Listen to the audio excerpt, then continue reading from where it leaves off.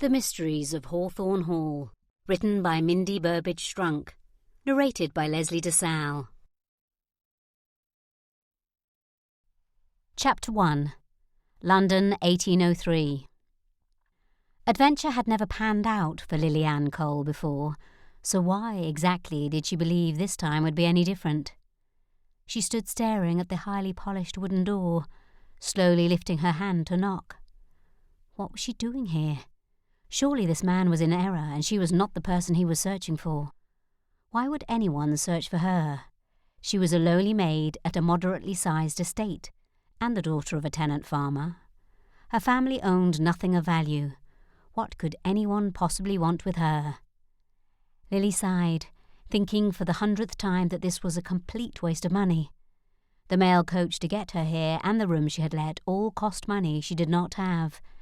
She should have listened to her father and continued to ignore the letters from the solicitor, though they had been coming for nearly 6 months.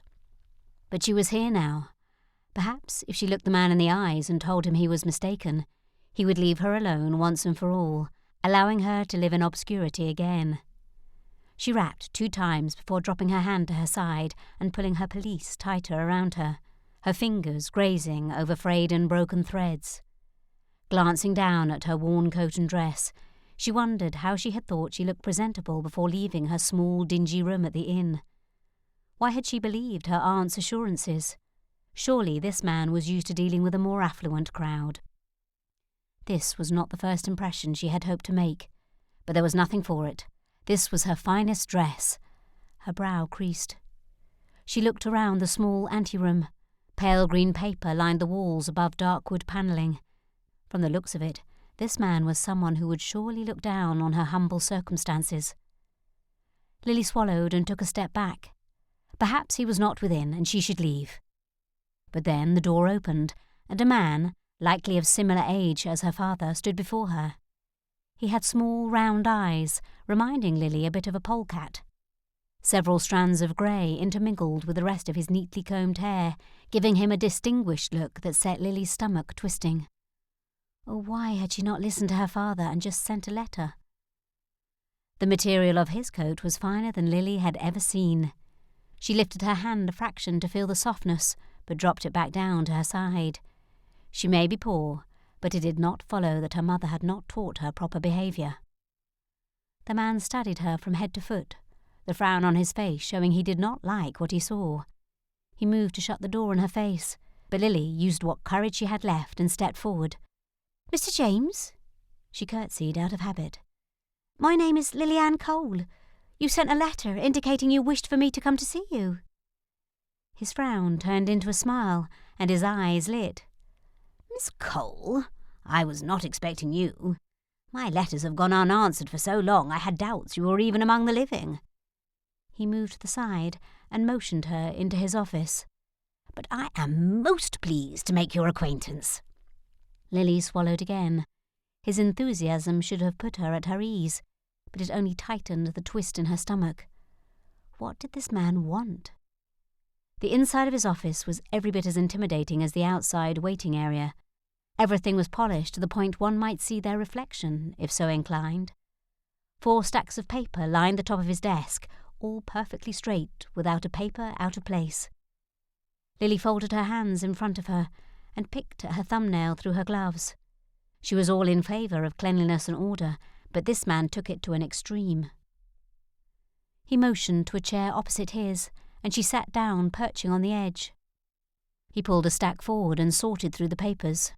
"I am uncertain where I put those papers," he mumbled. "So often I had to set them aside when my letters went unanswered." His brow creased. "Although I believe I put them back in this stack after dispatching my last letter to you." He then started reciting the alphabet, as if that would help him locate what he was looking for. "Carter, Canfield, Clay, Colbeck." The crease in his brow smoothed, and he smiled as he looked up. "Ah, yes, here it is, Cole." Lily wished she felt the same relief he did. "Are you certain I'm the Miss Cole you were looking for? I confess I am at a loss to know what you could have to discuss with me." He pulled several papers from the stack and placed them on the desktop in front of him. Yes, I suppose you would not. She stared at him. What did that mean? I was your late aunt's solicitor. Lily's brow creased even more. Her late aunt? Her father's sisters were still living. Indeed, Aunt Parker had accompanied Lily to London. The only one he could be referring to was her mother's sister, Jeanne de la Motte. Lily had never actually met her mother's sister, at least not to her knowledge, and she knew very few details about her, only those that had been in the stories her mother had told her at bedtime. Mr. James had said late aunt. Did that mean she had died? A sadness Lily could not account for settled over her. But why should she be sad?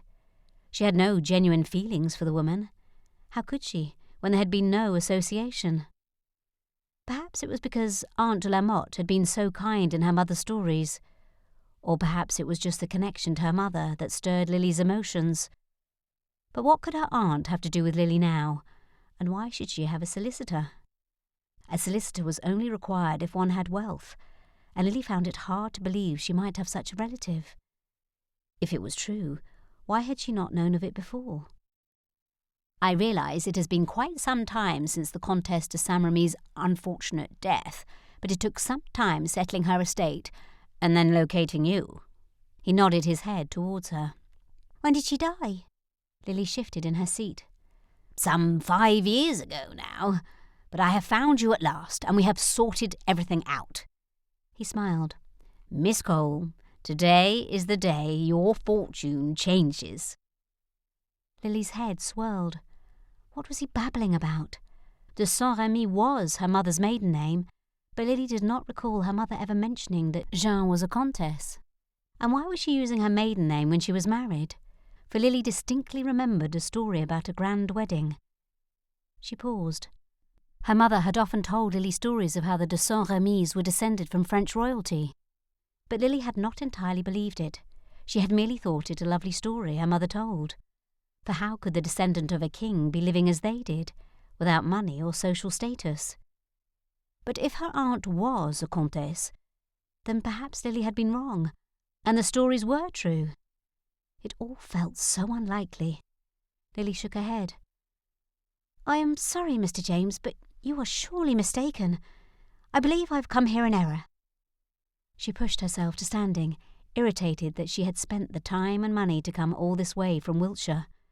Her father would now be behind on the spring planting, and that would undoubtedly affect their summer harvest and even their late summer planting. Why had she not just sent the She pushed that thought away. What was done, and it did no good to dwell on it. She would just make her way back to the inn and catch the next mail coach back to Wiltshire. She blew a breath out through her lips, lifting a few stray hairs from her forehead. Adventure. Drat her insatiable need for it. She had learned her lesson and would not be giving it heed again. She turned towards the door. Wait, Miss Cole. Mr. James held up a hand, partially standing up behind the desk. Was your mother Mrs. Marianne Cole, the daughter of Jacques de Valois Saint-Remy of Bar-sur-Aubenne, France? Lily slowly sat back in the chair. She swallowed. Yes, that was my mother. Mr. James smiled again. Then there is no mistake. You are the Miss Cole I have been looking for. He looked down at the paper. Upon your aunt's death, her estate reverted to your mother, who, I was informed, died not long after Lady Saint-Remy. He at least had the decency to quit grinning through that part of the conversation. Lily nodded. Yes, she died just over 4 years ago. Her chest tightened at the memory of her mother. She had thought it would get easier as the years went on, but it had not. But I still do not see what you could need me for. My aunt could not have been a woman of means.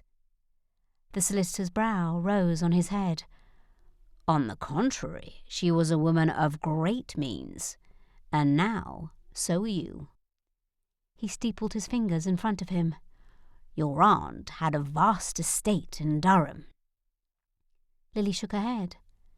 How can this be? How could I have not known such details about my own relations? Mr. James shook his head. Though I do not know all the particulars surrounding your aunt's wealth, I do know that she kept this estate hidden. She was afraid her estranged husband would come and try to take control of it if he learned of its existence. Perhaps that is why you did not know?" He leaned back in his chair and ran a hand over his perfectly combed hair. In the light of the nearby window, Lily could see the faint glow of purple. It reminded her of the ravens she had seen at the tower yesterday. "For that reason," Mr. James continued, "she purchased the estate under the name of Lady Jane Canfield." Lady Jane Canfield? That name did not sound remotely familiar. Lily's brow creased. "Is such a thing even legal?" The solicitor lifted a shoulder and offered a slight grimace. "Perhaps not entirely, but under the circumstances I thought it a prudent decision, and I knew her true identity, so I could vouch for her." Lily nearly snorted. Her aunt's real name was de la Motte, so she had to wonder how much the solicitor really knew. Why would her aunt be using not one but two false names? "Hawthorn Hall is located just outside the village of Ryhope on the coast of Durham." He stood. Moving out from behind the desk, he shuffled over to a safe tucked into the corner of the room. "Your aunt was very specific when purchasing this estate. Indeed, I believe I provided her with nearly 8 options along with detailed plans of the houses." He lifted a key hanging from a chain and inserted it into the lock. He twisted until the door clicked and swung open. Hawthorn Hall was the only one that seemed to have what she was looking for. Lily tilted her head to the side. What was she looking for? He shrugged. "I have no notion. She did not share with me what specifically she found on those plans." "Wait." Lily scooted to the back of the chair and tilted her head to the side. "How do you know I am really Lily Cole? How do you know I am not an imposter?"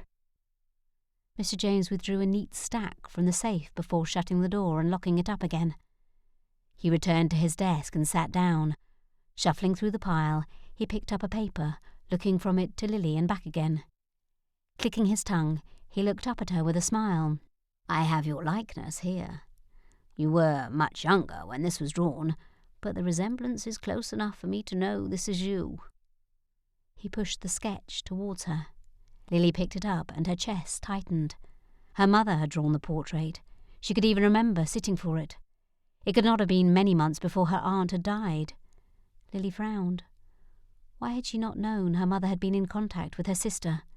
She grudgingly handed the portrait back to Mr. James, wishing she could keep this memento of her mother. He shook his head. "You may keep it, Miss Cole. I have no more need of it." Lily's eyes blurred for a moment, and she blinked rapidly to clear the tears. Now was not the time to become a watering pot over her mother. She could do that when she returned to her room. "If my aunt kept the estate hidden, where did she live?"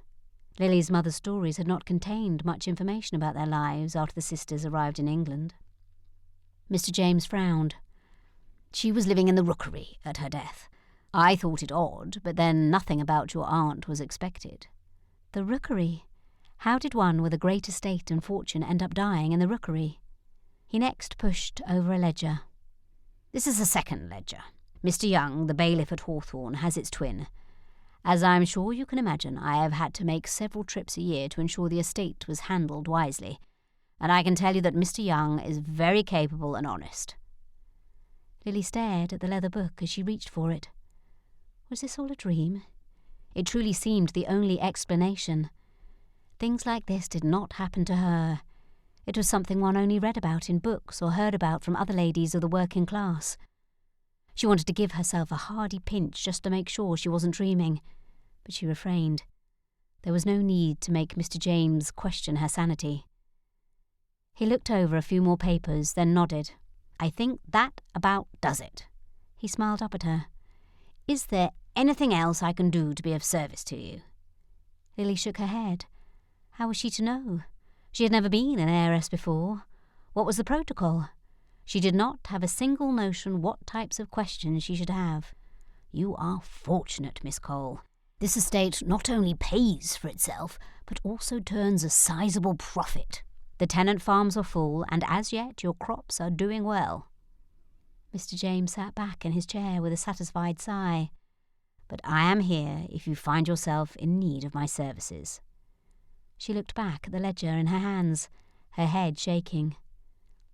"Thank you, Mr. James." The meeting was over, it seemed. She stood up and dipped her head. What was she to do in this circumstance? Shake the man's hand? Curtsy? While her mother had trained her how to behave in society, not an education Lily had ever thought to use, her mother had not taught her the proper response for this type of situation. One last thing, Miss Cole." He picked up another paper from the stack. "I took the liberty of writing a letter of credit for you. All this is in the ledger." He nodded to the book in her hands. "But I was uncertain if you would know what you were looking at in those pages." He handed her the paper, and she looked down, nearly choking on her own saliva as she swallowed. "Your earnings equate to nearly £7,000 a year, miss." He stood and clasped his hands behind his back. "I will send a missive on to Hawthorn, making them aware of your impending arrival." "It has been my pleasure, Miss Cole." He eyed the hole in the collar of her pelisse. "One last word of advice? Perhaps while you're in town you could visit a modiste and secure a new wardrobe. You are a woman of means now. You may wish to dress the part." She flinched at his less than subtle slight. He picked up the rest of the small stack of papers and moved around his desk, handing them over to her as he walked her out of the office. "Until we meet again, miss." Lily moved out into the anteroom, pausing just on the other side of the door, glad when it shut behind her. She leaned back against it and dropped her head onto the wood. How did she even begin to know what to think of all this? What would Papa have to say? Would he consent to come with her to Durham? She looked down at the note vouching for her credit. A smile crept up her throat and finally turned up the corners of her mouth. Perhaps all adventures did not lead to trouble. Chapter 2. Lily walked out of Mr. James's office, barely noticing those on the street around her. £7,000 per annum. She did not even know how to think about such a sum. Her father could quit farming and come and live with her in Durham. Aunt Parker would come along surely. Since her husband died several years earlier, she had lived with Lily and her father. Why should that change now? She would continue to serve as a companion to Lily, certainly. Lily's chest tightened and her nerves sizzled with excitement. Not even Lady Mary, the daughter of Lord and Lady Musgrove, had such an income. Lady Mary's dowry was only £4,000, something she made mention of to anyone who would listen. But that was not the same as £7,000 per annum. Lily's step faltered, and she chided herself for thinking of Lady Mary in such an unflattering way. Lord and Lady Musgrove had treated Lily with nothing but fairness, one might even say kindness, allowing her time off to help her father during harvest time. They were good people, and did not deserve her thinking ill of them or elevating herself above them. She shook her head. She had not been an heiress even an hour, and already was allowing it to change her character. Lily lifted her chin. It would not happen again. She had received this money for a reason, and she did not believe it was to make herself feel overly important. "Spare a coin for some bread, miss?" A young lady, likely not much older than Lily, lifted a hand from where she sat on the cold ground. Lily looked down at her. She had seen this girl numerous times since arriving in London, always begging for money. From the hollowness of her cheeks and the desperation so obvious in her eyes, Lily did not doubt she was in need. Lily smiled and reached into her reticule. "Here you are. I hope it is enough to fill your belly at least for tonight." It was the last of the money Lily had brought with her from Wiltshire. She clutched at her bag and the note of credit inside, but she need not worry over giving away a few coins now, especially to one in such need as this poor girl. "Thank you, miss." The young lady stared longingly at the coins. Lily had heard that in the larger cities there were men who put girls like her to work, begging for money. Only the girls were not allowed to keep what they received. The men would take the money, giving the women only a meagre part of it. Was that where this money would go? Lily paused and looked back over her shoulder at the woman. Her brows dipped low on her head as an idea formed. It was risky. She did not know this young lady nor her character. Lily shook her head.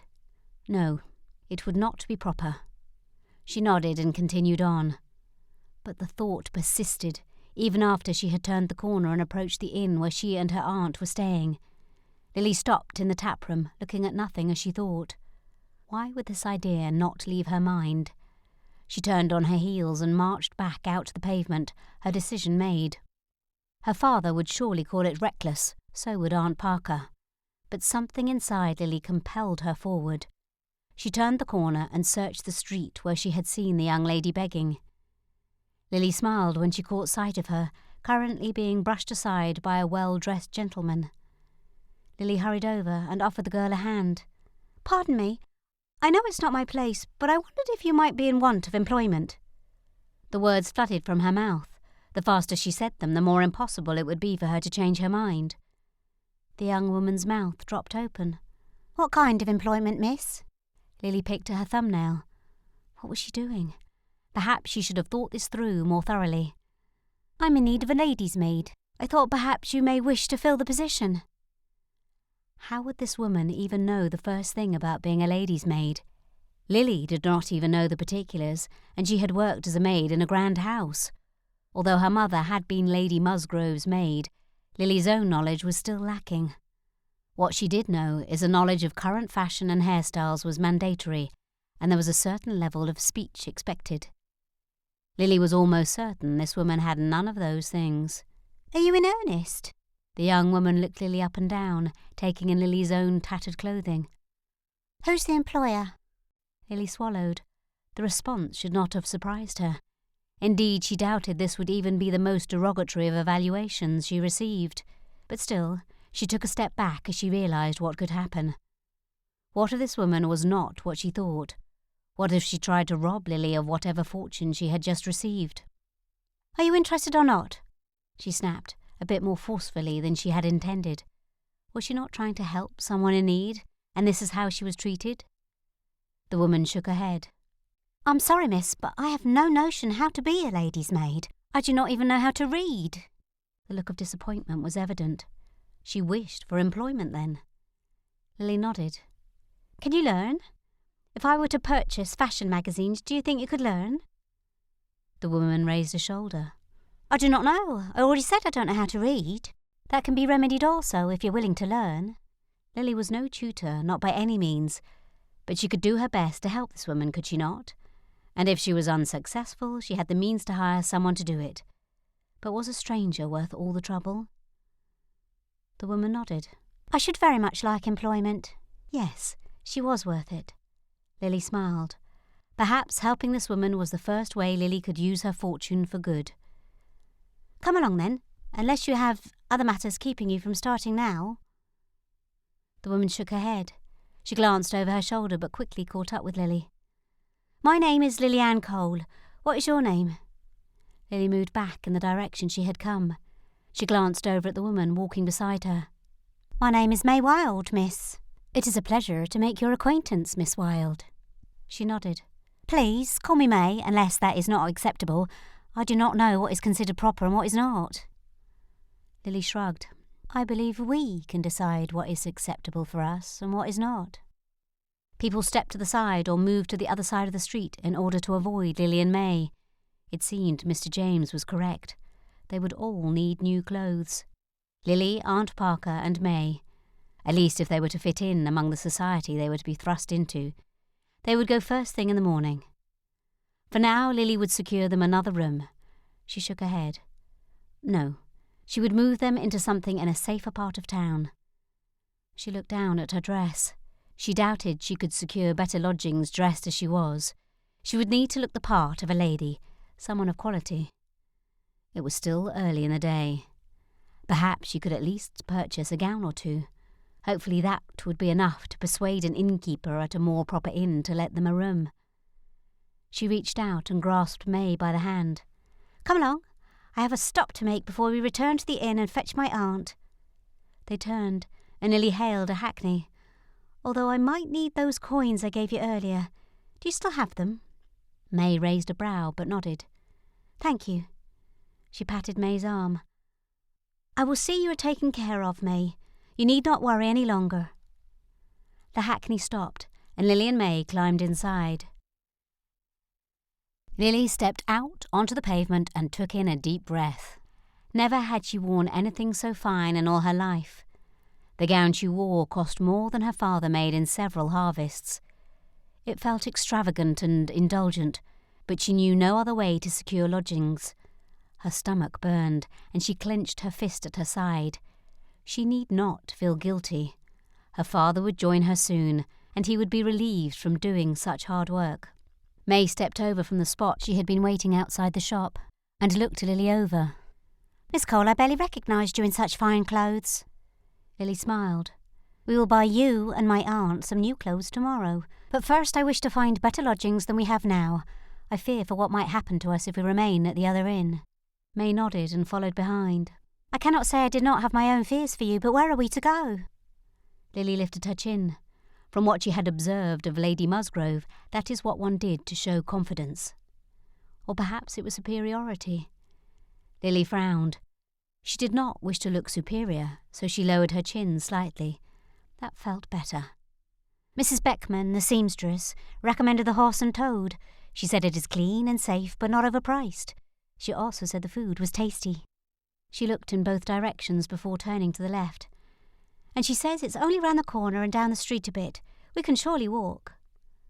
May quickened her step to keep up, but she kept quiet. After a brisk walk, Lily stopped in front of a building. A sign hung out over the pavement, swinging slowly in the breeze. "This is it. I shall go in and see if I can secure us some rooms." May wrapped her arms around her middle. "Should I wait out here for you, miss?" Lily shook her head. "No, come in with me." May raised an eyebrow. "Are you certain? Most innkeepers wouldn't let a room to my sort."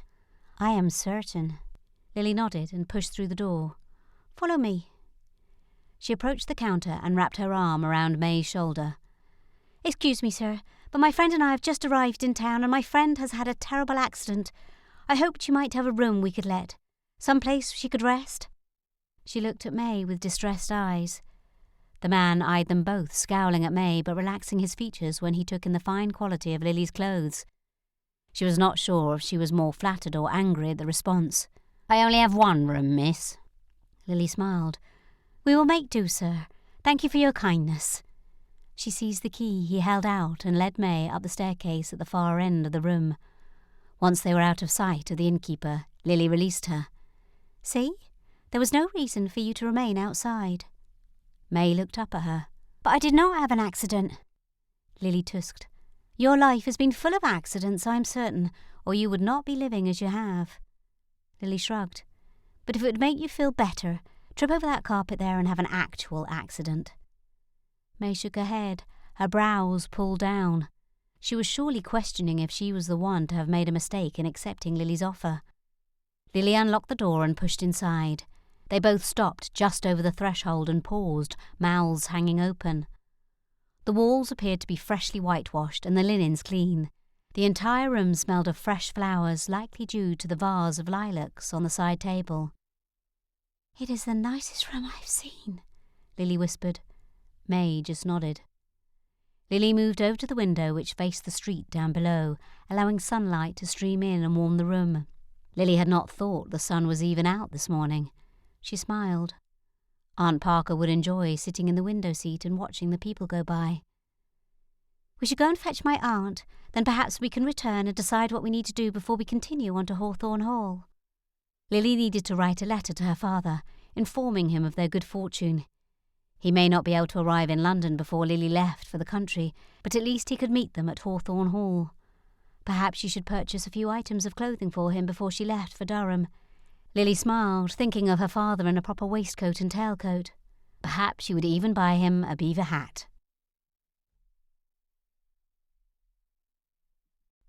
Chapter 3. Timothy Hastings crawled forward and dropped down behind the hedgerow next to his business associate.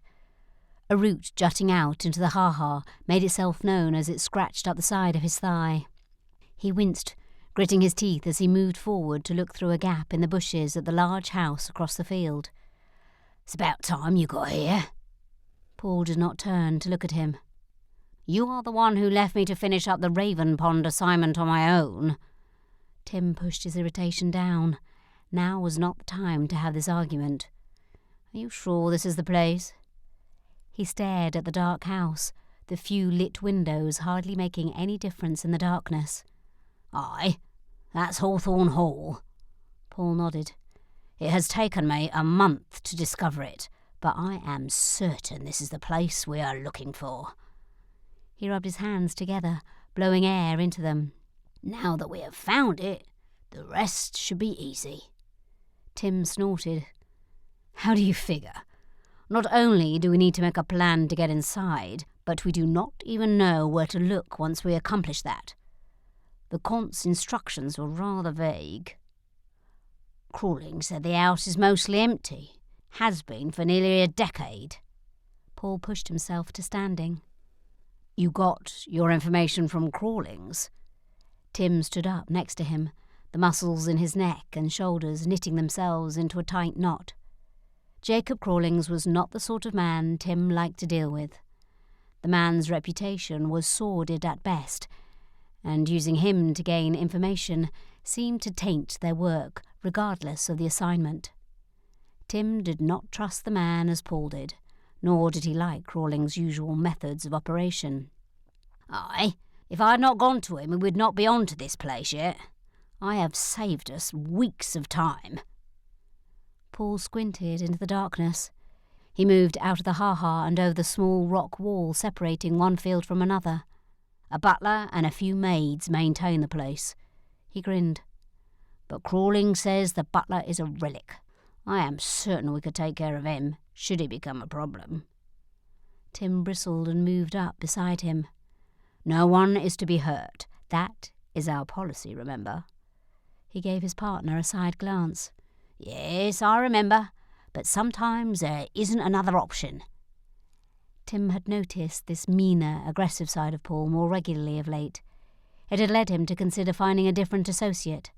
If he did not distance himself soon, it would surely affect his business. Although finding someone with Paul's skills, but a higher moral code, would not be easy.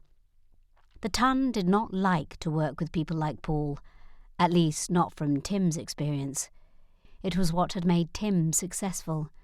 He could straddle the line between proper society and the lower classes.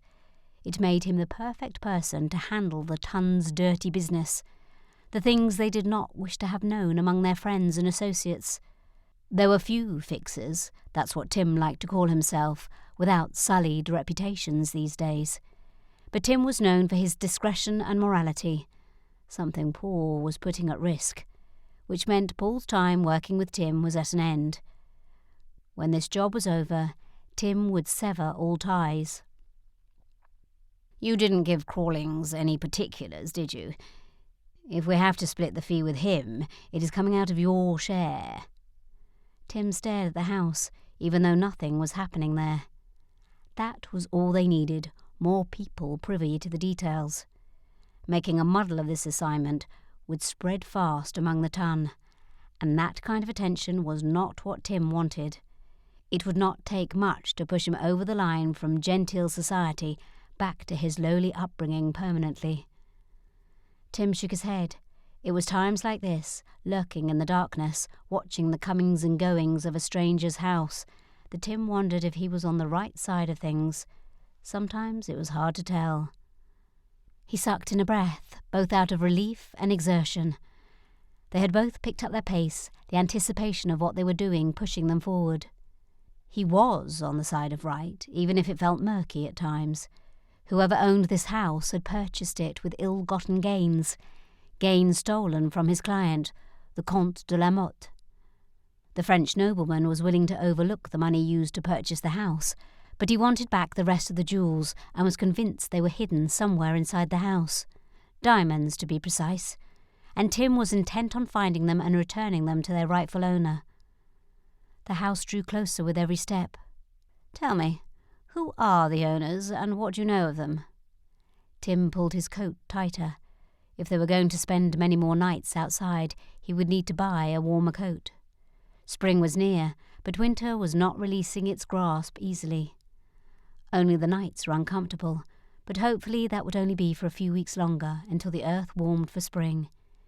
He frowned. Lud, he hoped this job wouldn't take longer than a fortnight. He was exhausted. They'd had no time between their last few jobs, and Tim needed a rest. Paul shrugged. I don't know. Which part? Paul shrugged again. Neither. Tim gaped at him. You didn't even research the owner. Why should I have? Crawling said no one lived here.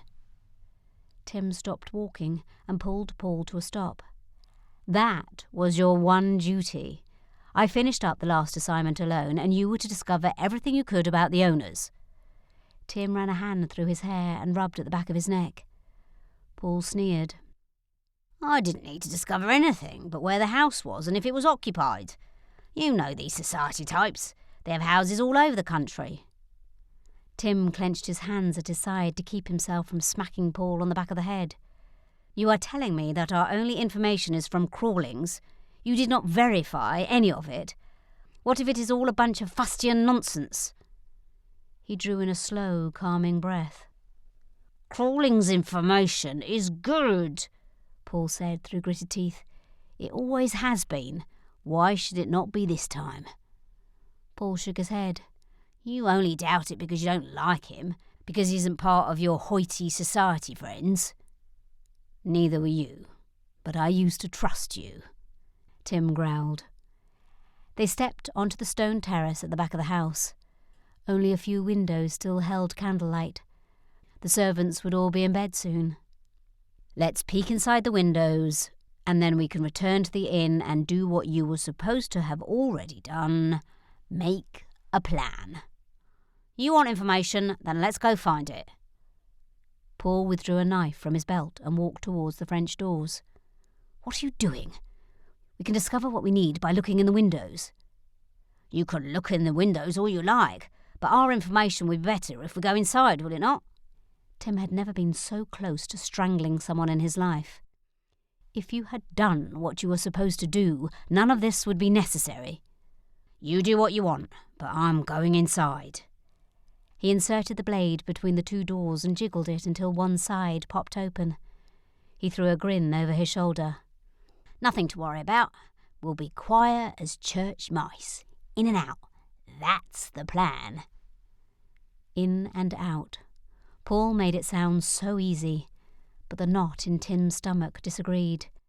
He followed along behind Paul, not certain if he was doing so to protect Paul or the people within the house. He sighed. It was definitely for the people inside. Paul moved through the doors and walked soundlessly across the parquet wood floor. If they got caught, no one could save Paul from Tim's wrath. But they were inside now, and he may as well use the time wisely. Tim's gaze bounced around the room, his senses on high alert. This was undoubtedly the ballroom. He peered into the darkness, trying to make out as much detail of the room as possible.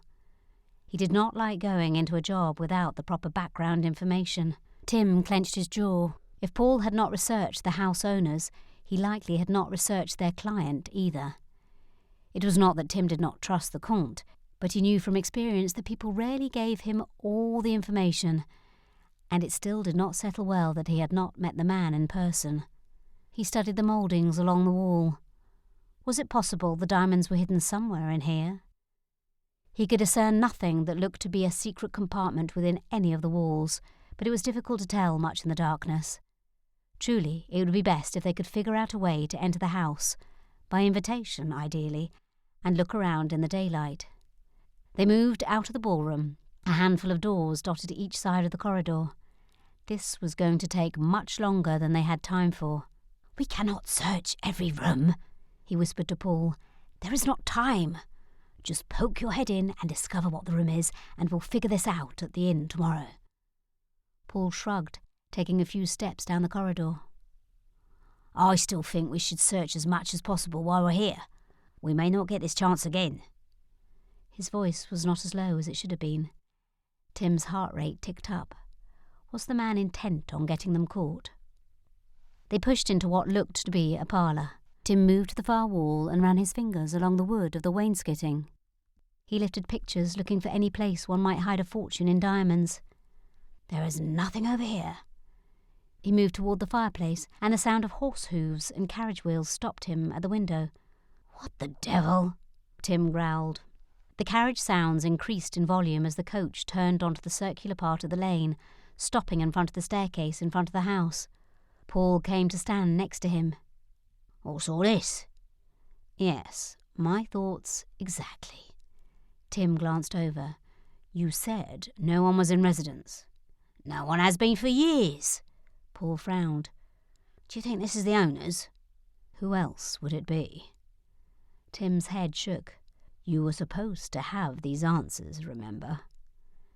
He returned his gaze out of the window. "It seems unlikely guests would stay without the owners in residence." A footman jumped from the perch on the back of the carriage, standing at the bottom of the curved, double-sided staircase leading to the front entrance. He hastened to open the carriage door and extended his hand. A woman poked her head out of the carriage before stepping down onto the ground. A woman. Gah! He hated it when women were involved. Hopefully the gentleman with her would not be of the burly sort. Tim was no pugilist, but he could handle himself if it came to that, which he hoped it did not. A second woman stepped out, and then a third. Tim's stomach twisted. 3 women. Just how many people were coming to Hawthorn, and how long did they intend to stay? Tim ran a hand down his face. This would surely affect their plans. The footman closed the carriage doors. It's not so bad. It appears there's only the 3 chits, and that second one looks to be older. They should be easy enough to handle." Paul's shoulders relaxed, and he gave a little chuckle. Tim rotated his shoulders as his muscles became tauter. "I disagree. Women only complicate matters. We will have to proceed with greater caution." He tugged on Paul's arm. "Come, let's leave while the servants are busy seeing to the new arrivals. We can go back to the inn in Ryhope and come up with a proper plan." Paul jerked his arm away. "You're too cautious. If we rattle a few windows, I'm certain we can send the chits running back to wherever they came from." Tim folded his arms across his chest and stared out the window. The ladies stood, looking at the house for what seemed several minutes. If Crawling's— Tim hated even thinking on the information the man had provided— was correct. They had not seen the house in years, so perhaps their long gazes were natural. Irritating, but natural. He willed them mentally to move inside. Finally, they started up the steps, and the carriage rounded the fountain in the middle of the lane, heading towards the stable yard. Tim leaned back on his heels. They should leave. While Paul did not seem to think this new development a problem, Tim did. Lud, why did it have to be women? While he did not want anyone seriously harmed, it was not his way of doing things. He was not opposed to resorting to fisticuffs with a gentleman to accomplish his goals. After all, the sort of gentlemen he dealt with were usually scoundrels who deserved a bit of a thrashing. But ladies, Tim did not thrash ladies. "Come, let's go and figure out a better way to do this. We can take a few days and ask around the village. Surely the locals will know something about the family." Paul shook his head. "No, we have wasted enough time hunting this place down. I do not intend to back down." His brow furrowed. "What is your hurry? We have never been this careless on a job." Paul scowled at the floor. "I need the money.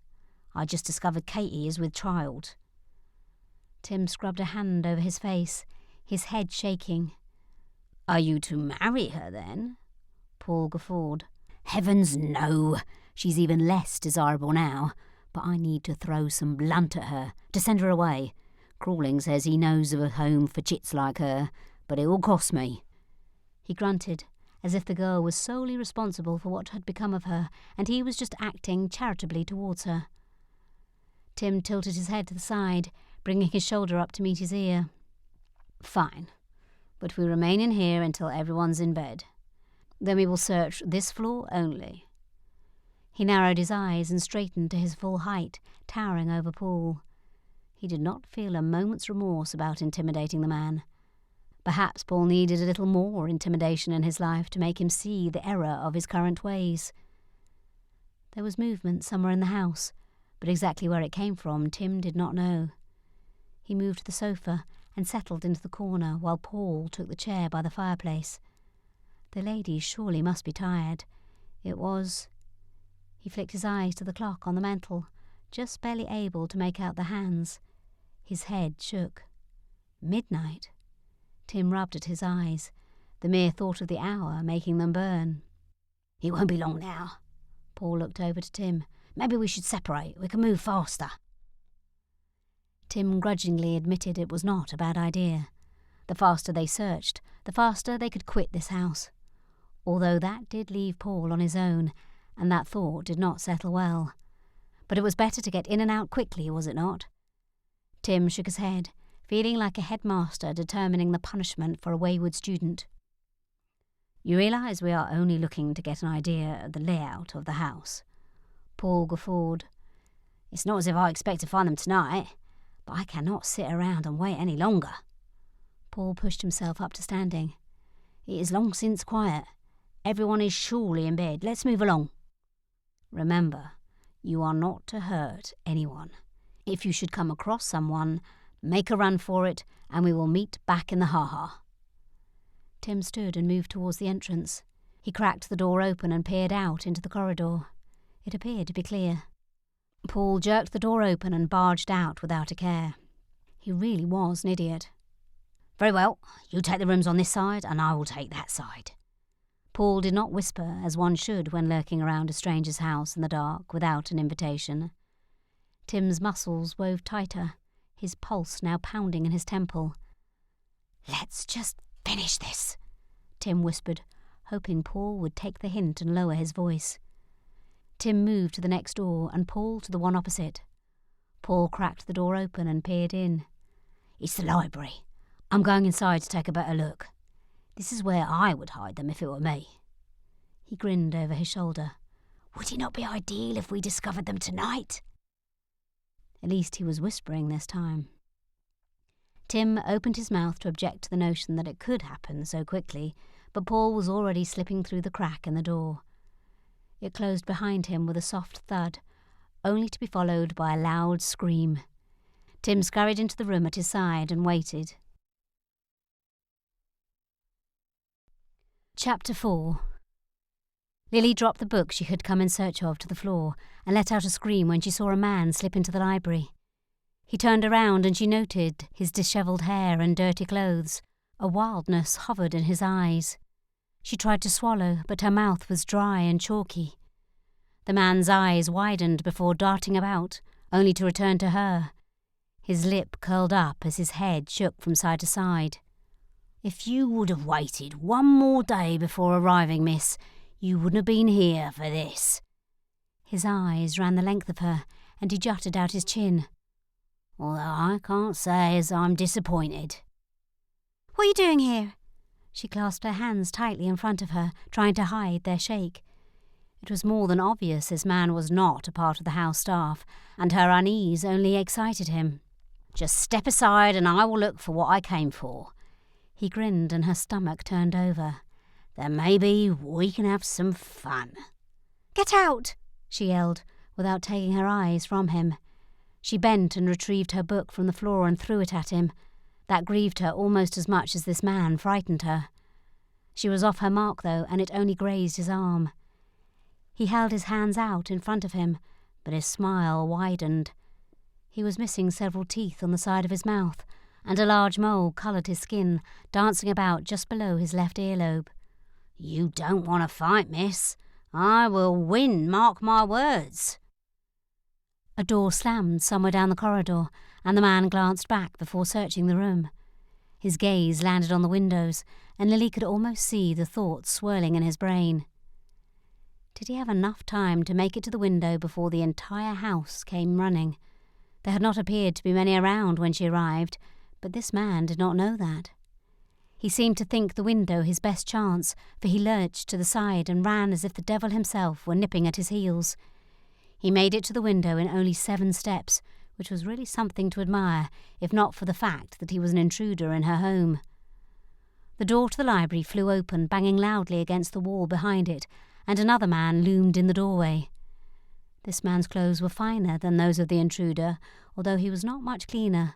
Dirt, leaves and grass clung to his pant legs and deep brown coat sleeves. Who was this? Was he part of the staff, or here with the intruder?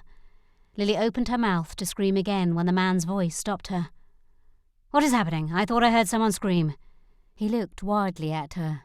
Lily took several steps back, placing the candle in front of her. It seemed a rather stupid weapon, but since throwing her book it was all she had. Perhaps she could, at the very least, throw hot wax at him. "Who are you?" He looked from her to the now open window. Drat it all. In her distraction with this newcomer, she had allowed the first man to escape. Not that she knew what she would have done with him had she caught him. She turned her attention back on the man still in the room. It seemed more likely than not that the two were together. Was he thinking of taking the same escape as his friend? But if so, why had he come in here in the first place? Why had he not just fled out another door? He held his hands up in front of him. "Easy there, miss," he whispered as if trying to soothe the skittish horse. "My name is Timothy Hastings. I'm a groom here at Hawthorn Hall. I was just fetching some apples for your horses from cook when I thought I heard a scream. Lily lowered the candle a fraction, but still stared at him. Just then Lockhart appeared in the doorway. "Miss, are you all right?" He cast a glance around the room, though his voice held little concern. Lockhart frowned when his gaze rested on the stranger. "And just who are you, sir?" Mr. Hastings glanced quickly at the window, but then returned his gaze to Lockhart. "I am the new groom. I heard a scream and came to investigate." His eyes squinted slightly, and one corner of his lip ticked up a few times. Lockhart grumbled. "I thought I had made it clear to Cummings to inform me when he hired new grooms." Mr. Hastings, Lily did not fully believe that was his name, grimaced. Please do not blame Mr. Cummings, sir. He only hired me today." Still Lockhart grumbled. "Just how many grooms do the stables need, anyhow? There are only 2 horses needing care." Mr. Hastings cleared his throat. "But you are not counting the 4 that came with the carriage, sir." He leaned slightly back, almost as if he were waiting for a facer or a scolding. When none came, he continued. "I believe Mr. Cummings took pity on me rather than needing additional help. He mentioned that with the new arrivals tonight," he glanced at Lily, "1 more groom would not go amiss. He also said I might split my time with the undergardeners." Lily eyed him. What was this man about? Was he truly a groom? He seemed to look at the window often, and as of yet he had offered no information regarding the estate that he had not gleaned from the conversation. Nothing had convinced her she could trust him. "Very well, I will speak with Cummings in the morning." Lockhart turned his gaze on Lily. "Now, what were you screaming about, miss?" Lily raised a brow. His tone implied that he thought her prone to hysterics, the type to scream over any little thing. Well, he was wrong about that. "A man, a very wild and dishevelled-looking man, came into the library just now. He said he was looking for something. I'm afraid when Mr. Hastings," she narrowed her eyes as she said his name, "came in, he distracted me enough that the man escaped out of the window." Lockhart looked over to Mr. Hastings as if seeking confirmation. Why would he do that? Was Lily not the mistress of this house? She huffed out a breath. When she had arrived, goodness, had it only been an hour ago? Lockhart had given her the impression that he did not approve of her. He had not disguised his clipped voice or his look of disdain in the least. What he had to disapprove of in such a brief acquaintance she did not know. His behaviour now seemed to indicate she had been accurate in her earlier assumptions. A sense of weariness settled over her. She would have a talk with Lockhart, but it was bad form to do so in front of another member of the staff. Mr. Hastings nodded. "I did not see his face, but he was climbing out of the window when I came in." Lockhart stared at Lily, his hands clenched at his side. "I hope you do not bring trouble with you, miss," We were getting along just fine before your arrival." Of all the impertinent things to say, Lily opened her mouth, but Mr. Hastings cut her off with a clearing of his throat. "Excuse me, do you not think it wise if one of us goes in search of the man before we completely lose him to the night?" Lockhart frowned. "Oh, indeed, I can go," he stuttered, but there was not a grain of confidence in his tone. "Not to be boastful, but I am rather spry. Perhaps I can catch up with him." Mr. Hastings looked innocently from Lily to Lockhart. Lockhart nodded. "Yes, that is a good plan, Hastings. Report to me or Mr. Young in the morning." Lily fisted her hands at her side. Who did Lockhart think he was? How was she to handle such a situation? How would Lady Musgrove handle it? Lily had witnessed the lady's displeasure on plenty of occasions. She never seemed to care about setting down a servant in front of another, but there were often times when Lady Musgrove did not need to utter a word. Her look, it seemed, was fierce enough. Perhaps it was time for Lily to assume such a look. Mr. Hastings turned to leave, but Lily stopped him mid-stride. "I believe, Mr. Hastings—" She flicked her gaze to Lockhart and narrowed her eyes even more. He returned her glare, and she took a step back. Raising her chin and a single brow, she mimicked the look she had seen Lady Musgrove give hundreds of times. It had always earned that lady respect, and Lily prayed it would do the same for her. She retook the step she had lost and began again. "I believe I am the mistress of this house. You will please come and report your findings to me in the morning. Is that clear?" She looked between the groom and the butler until Mr. Hastings nodded. "As you wish, Miss—" His voice faded. "Mr. Cummings never mentioned who the new mistress was." "Cole. Miss Lily-Ann Cole." She gave her chin a flick as she turned her glance to Lockhart. "And Lockhart, send a footman with Mr. Hastings just to make sure he is who he says he is." Lockhart pursed his lips but said nothing. The look she gave them felt odd and completely wrong, but she must have done something correctly because both men bowed slightly and left the room. As the door clicked close behind Lockhart, Lily dropped onto the nearby sofa. She unfisted her shaking hands and wrapped them around her middle, unsure if she was shaking more from fear or frustration. She glanced over to see a sheer curtain fluttering in the breeze. Lily pushed herself to standing and walked slowly to the window. Halfway across the floor, she realized she had forgotten her candle. It was not much of a weapon, but it was something. For all she knew, Mr. Moley, it made her less frightened to think of him in such terms, was still outside. Would he try to come back again another time? She gave one last longing look at the candle on the side table. If the man was still lurking about, would not Mr. Hastings discover him? Although she was still not convinced he was not working with the intruder. She dipped down to retrieve the book she had thrown at Mr. Moley earlier. Running her finger along the spine, she checked it over to assure herself the action had not damaged the book. That would make an already dreadful evening much worse.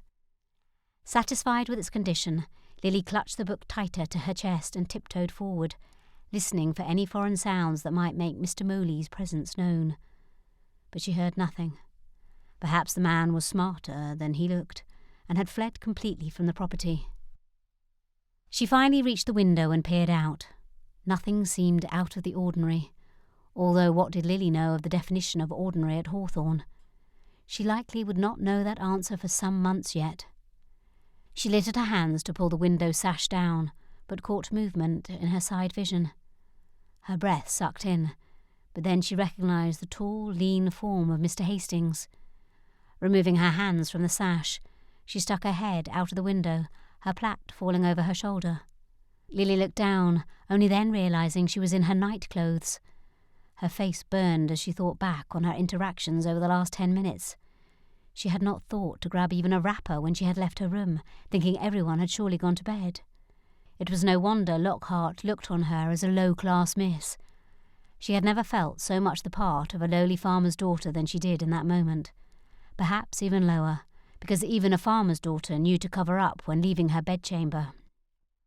Embarrassment burnt deeper as she thought back on the inferences uttered and the lust in Mr. Moley's eyes as his gaze had raked over her. There was no question what he had been thinking. Lily's throat burned, and her stomach churned as she thought about what could have happened if Mr. Hastings had not come when he had. Perhaps she owed him a little more gratitude. How had the desire for a book turned into such a disaster? Although, if she had not been here, what would the man have stolen? Mr. Hastings approached the window and looked around. "You should shut the window, Miss Cole," he said quietly. "I do not see the man about, but it does not follow that he has left the property. He may be lying low, waiting for things to calm down before making his move again." Lily crossed her arms and put her hands on her shoulders to cover up even a little. It was far too late to undo what Mr. Hastings had already seen, but she did not need to continue to give him unfettered views. "Yes, that is what I was intending to do," she swallowed. "There is no sight of him?" Mr. Hastings shook his head. "None so far. If it had rained recently, we may have been able to track footprints, but I am afraid that does not seem possible tonight." Lily shrugged. "Perhaps when it is light out you will pick up his trail." She smiled, even though in the darkness it was unlikely that Mr. Hastings could see it. "Where is the footman Lockhart sent with you?" Mr. Hastings moved from one foot to the other, gazing at the ground. "He did not call for one, miss. He said it was late and they were all abed. He said that he trusted me, and that was all that mattered." Lily's fingers curled around the window frame, her nails digging into the wood. "I see." It was not this man's fault that her butler thought her ill-suited to be mistress of this house. She did not need to take her frustrations out on Mr. Hastings. "I neglected to thank you earlier. I do not know what would have happened had you not come in when you did." A look passed over his face, but Lily had no notion what it meant. The moonlight peeked through a hole in the clouds, casting a light across Mr. Hastings' face. Now that she was not fearing for her life or being insulted by her staff, she could actually study him for a brief moment. He was quite a handsome man, in a rougher sort of way.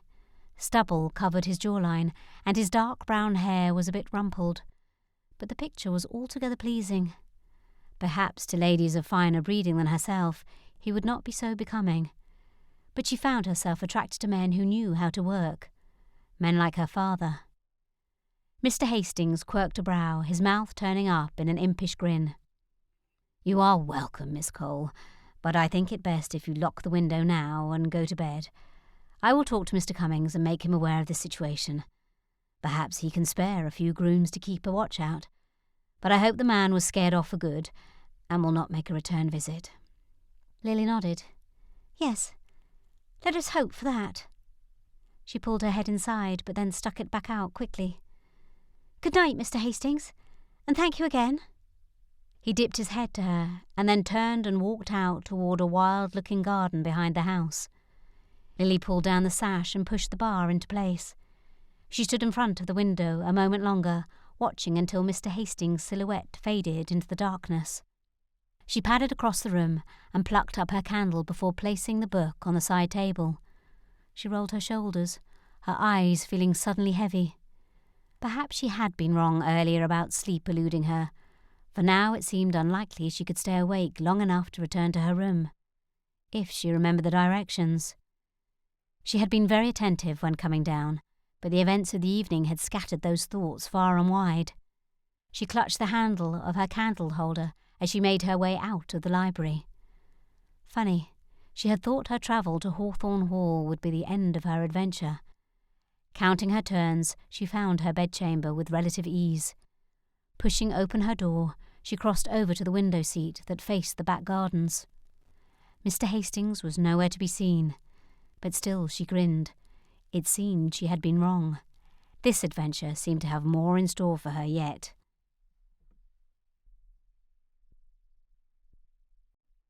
Chapter 5.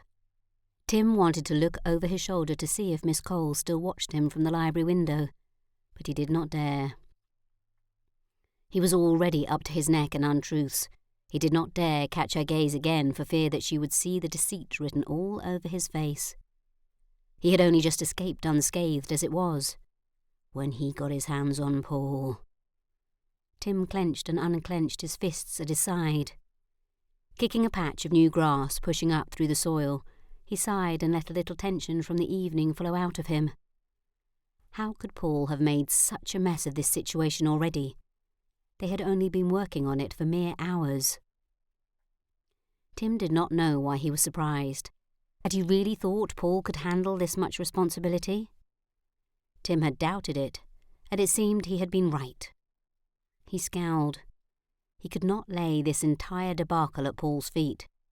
Tim had to take some responsibility.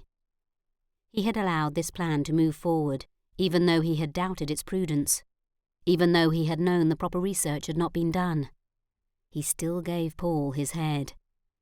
And this is what it had earned them. Tim grunted. He had learned his lesson, that was for certain. "There you are. I thought they might have nabbed you." Paul's voice carried out from behind the hedgerow where they had hidden earlier. "No thanks to you. What were you thinking, being so careless?" Tim wanted to swat the man upside the head. It was an impulse he was fighting more and more with Paul recently. Maybe it would knock some sense into him. Although Paul was thicker than Tim, he was shorter and rather clumsy. It was fortunate the old butler had not set out after Paul, because even that old man was almost certain to have caught Paul before he reached the ha-ha. Paul swore. "How was I to know the chit was not abed? All the lights were out." Tim sighed again. "Well, we will have to adjust our plans now. The whole estate will know what happened by morning, and you can bet they will be more vigilant at night from now on." Paul swore again. Tim looked heavenward. While he could understand the draw to cursing, it did not help their predicament. So what was the point? "What are we to do now? Doesn't seem likely she will invite us inside for tea." Paul dug at the ground with his finger. "Well, you certainly won't get an invitation, but I think there is a way we might salvage this situation yet." Tim crouched down beside Paul and looked out toward the house. "The lady of the house believes I am a groom, and that I was there to help her. I think I can use that to gain access to the house." "Because ladies are often inclined to invite the stable hands in for tea?" Paul scoffed. "You're daft." Tim shook his head. "No, but she believes I'm trying to track you. I am to report my findings to her in the morning. Perhaps if I can draw this investigation on long enough, she will come to trust and confide in me." He frowned as he recalled the way the butler treated her. "I believe she is quite alone, without many friends here. Even the butler does not seem taken with her." Although Tim was not sure why. From all he had seen, she was quite amiable and rather pleasant to look upon. While he was uncertain whether her eyes were blue or green, he could attest that they were bright and alert. Her skin was rather tan for a lady of status, but it was healthy-looking. Full lips and expressive brows, even if they had been used to show her distrust of him, completed the look rather nicely. He sat back on his heels. The more he thought on it, the more he believed he had rather undersold the lady before. She was more than pleasant to look on. One might call her lovely. He cleared his throat. "Perhaps her lack of friends could benefit us." "Did you see her in her nightclothes?" Paul elbowed Tim in the side and made a guttural noise. Again, the overwhelming urge to slap Paul caused him to sit on his hands. "Have you not already one woman with child? I do not believe you can afford another. Besides, we do not have time for such nonsense. Focus on the task at hand." Tim need not confess he had noticed her in her nightclothes. One would have been blind not to. Indeed, he had noticed the slight curve of her hip and the delicate arch of her neck. Neither thing seemed like something Paul admired in the same way Tim had. But Tim, unlike Paul, would not let such things cloud his judgment or deter him from his goals. The sight had obviously led the two men to different thoughts, another indication of Crawling's influence over Paul. Paul shrugged. "Don't mean I can't plan for later. Once this job is done, the chit will be fair game." "As I said before, you cannot afford another one. Tim growled out a slow, deep breath. "Can you not think about such things for longer than a minute? You have changed, Paul." He cast a sideways glance at the man. "And not for the better in my estimation." "Oh, move off your mighty throne, your highness," Paul spat. "I am no different from you or any other man that has breath in his body." "It is no matter. She is not our job. The jewels are. Until we have found them, the mistress of Hawthorn Hall is off limits. Is that understood?" Yes, no need to grumble. I am a professional." Tim let out a guffaw. That was debatable. But until they completed this job, Tim was stuck with Paul as a partner. "Let's get out of here.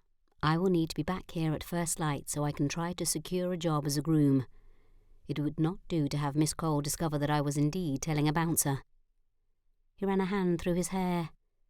"I cannot believe I am forced to work in the stables again. I have not done such labour for years." Paul snorted. "Just because you bought yourself a small estate does not make you a gentleman. You could just as easily lose it all tomorrow." His voice held a threatening note, and it sent a small shiver down Tim's back, but he shook it off. He could handle Paul. Crawlings may be another matter. That man was cutthroat, and Tim had no desire to be on the other end of his blade. But it was no matter. Tim would likely never have to deal with crawlings, especially once this job was completed, and Tim severed any ties with Paul. "That small estate has been providing you with a roof over your head these last months, so I suggest you alter your tone, my friend." It had only taken a matter of hours before Tim had regretted this offer to let Paul stay with him for a few days. That had been nearly 3 months ago. "Speaking of which, what have you found for lodgings?" Paul grunted and stood up, swatting the dirt and grass off his pants. Tim pulled him back down.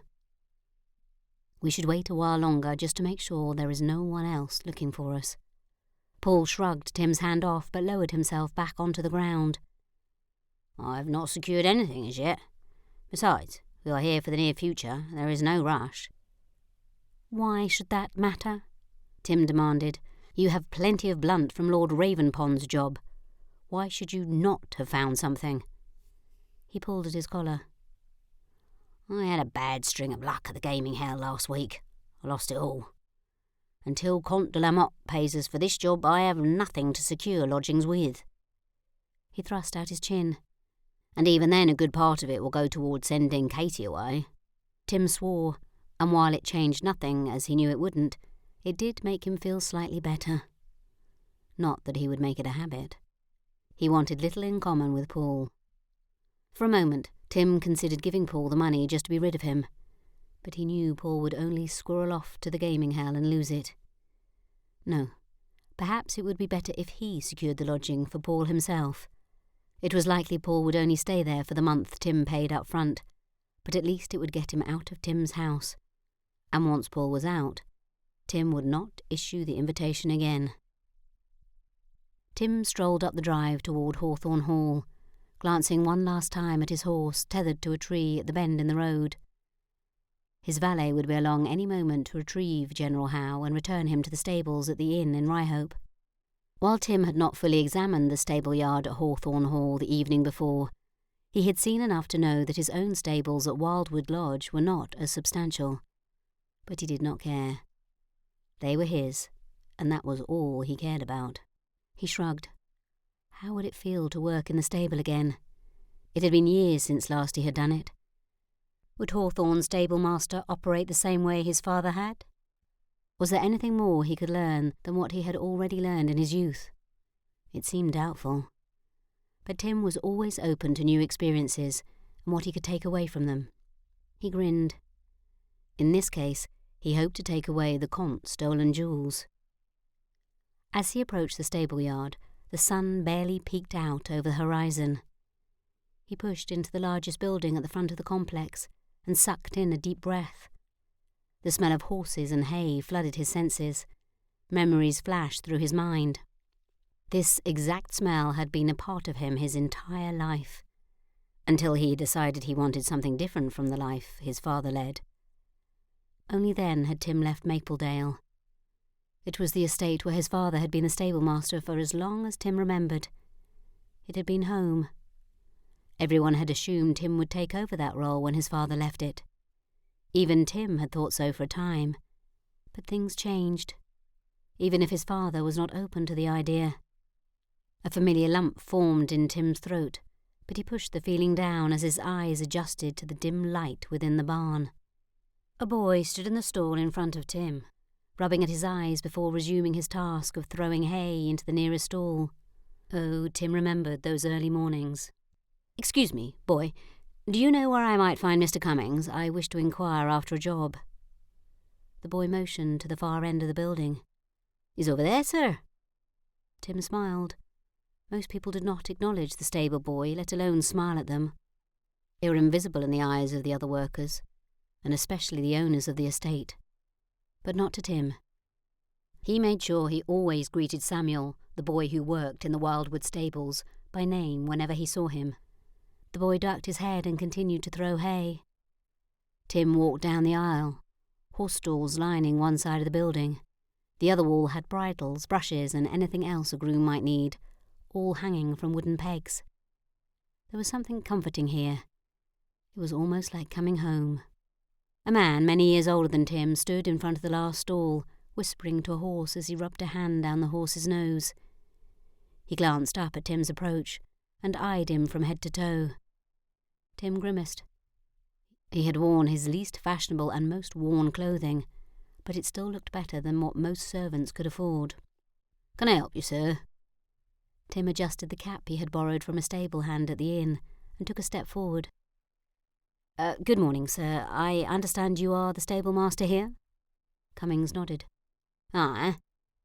Tim pulled the crumpled paper from his pocket, the one he had searched through his trunk for more than an hour to find. "I was hoping to secure a job here." He thrust the paper forward.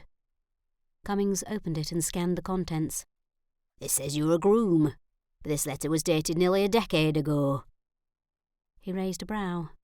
"What you been doing since?" Tim plucked the cap off his head and twisted it around in his hands. "I tried my hand at a few other endeavours. Thought I might make a go of it as a breeder, but things did not go as I had hoped." It was not a complete lie. He had chosen another path. It was just not as a breeder.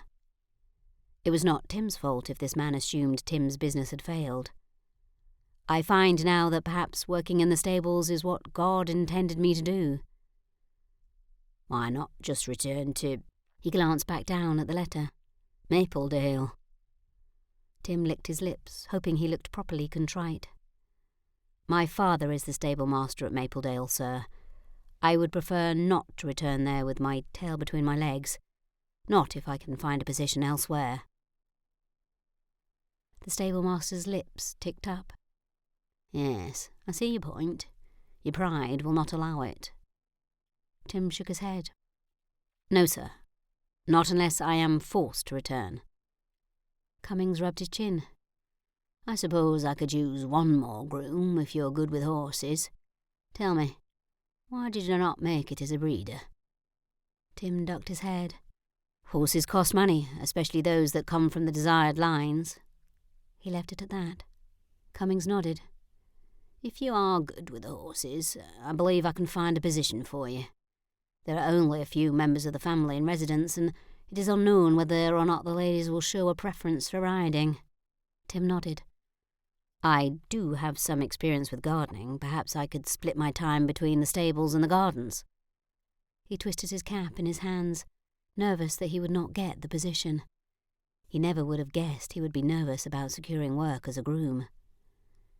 "Experience as an undergardener?" Cummings' brow rose. Tim shrugged, because that was a full-out lie. He had done little gardening in his life, but it could not be so difficult, could it? "Please, sir, I need the work." Cummings sighed and nodded as he handed back Tim's letter of reference. "I will speak with Todd, the head gardener, and see if we can come to an arrangement." He motioned to the horse he had just been with. "This horse needs a rub-down. I gave her quite a workout this morning. Then clean out a stall and put down fresh straw." "Yes, sir. Why had he not told Miss Cole he was a passing lord or gentleman, something that required less taxing work, although neither of those would have been believable? How often were gentlemen passing by estates of strangers in the late night hours? And given the dirty state of his clothes, the whole notion was absurd. Tim turned away but paused and looked back at Mr. Cummings. "Thank you, sir." Cummings nodded. "I understand a man wanting to make his own way in the world." He dipped his head again and moved away to check on the boy's progress at the other end. Tim sighed and pulled his hat back on his head. Perhaps it would feel good to do a hard day's work. He grabbed a brush from a nearby shelf and stepped into the stall. The horse took a step to the side and nickered. Tim ran a hand down the horse's neck. "You're a pretty girl, aren't you?" he murmured, as he dragged the brush over the horse's coat. "If you are a good girl, I may bring you some carrots tomorrow." "Do horses eat carrots?" The distinctly feminine voice jerked Tim's eyes away from the animal. Miss Cole stood at the railing watching him. "Indeed they do, almost as much as they like apples." She smiled at him, and 2 small creases formed at the side of her eyes. Her blue-green eyes. No wonder he had not realised their precise colour last night. It seemed they had equal amounts of each colour, and her brows were not the only thing that were thick and full. Her lashes were longer than he had ever seen before. She was more than lovely. She was beautiful. He cleared his throat and forced his attention back to the horse. "You do not know much about horses, Miss Cole?"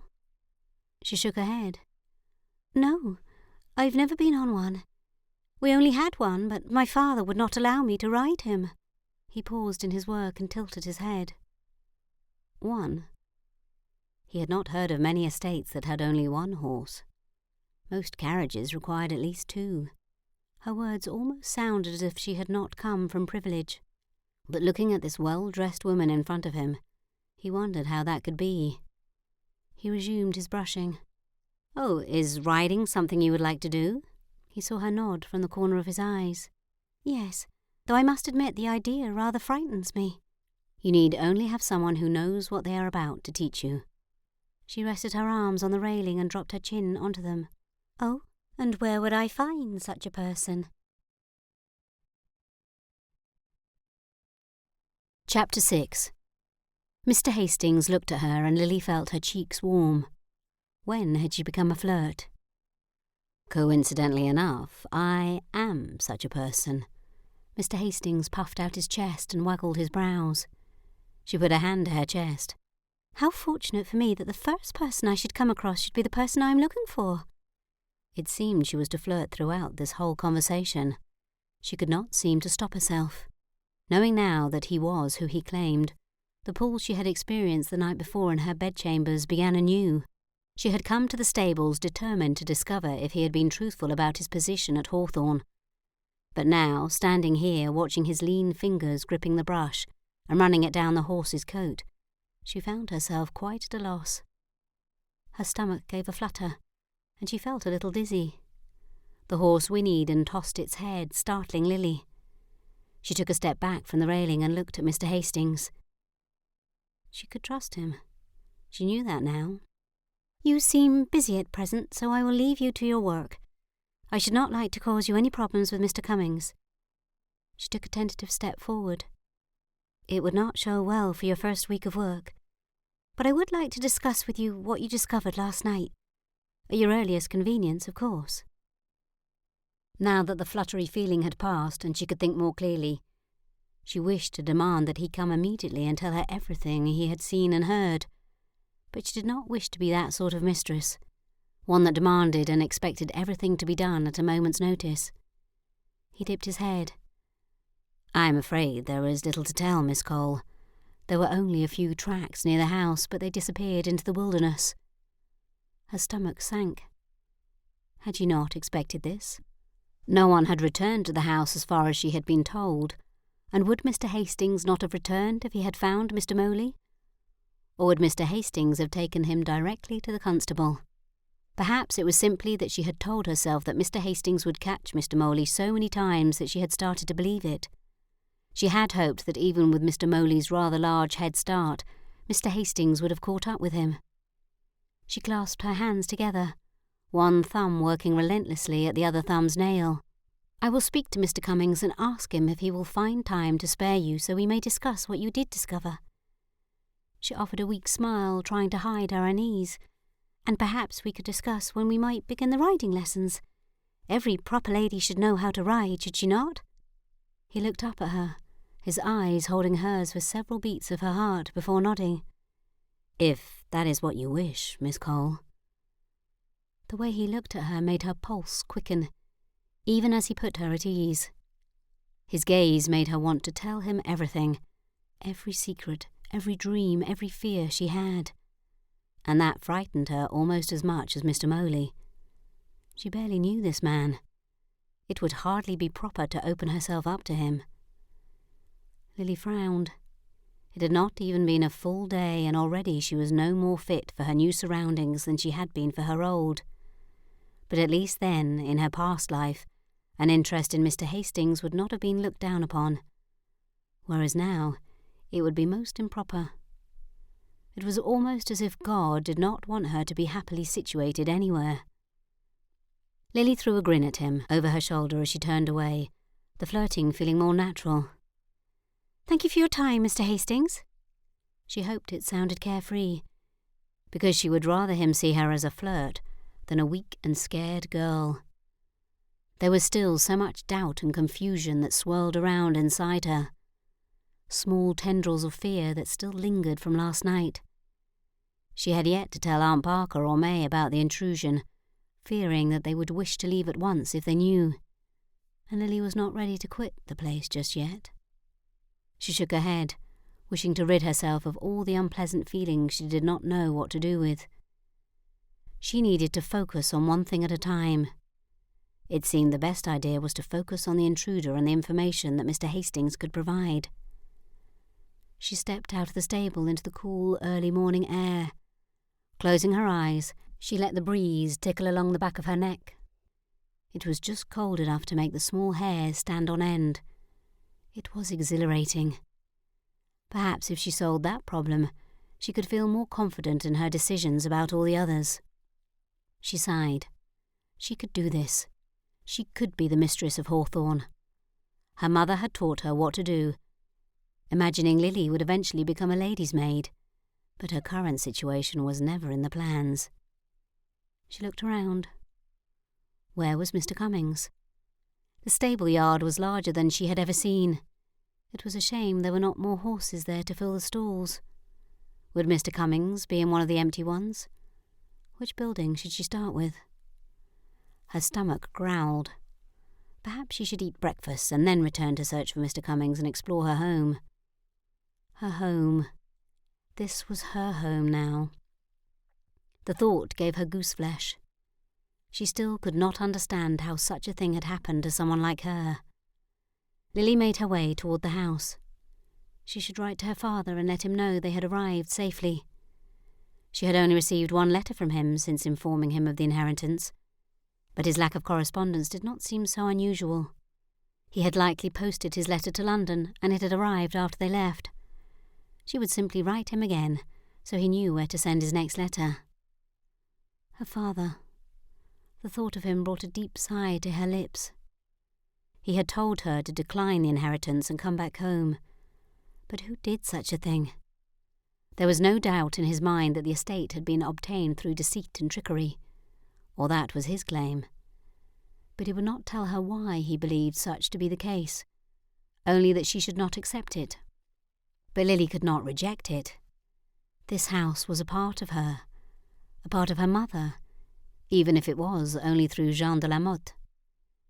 It had been years since her mother had died, and Lily feared that in time her once vivid memories would fade completely. The notion brought a lump to her throat.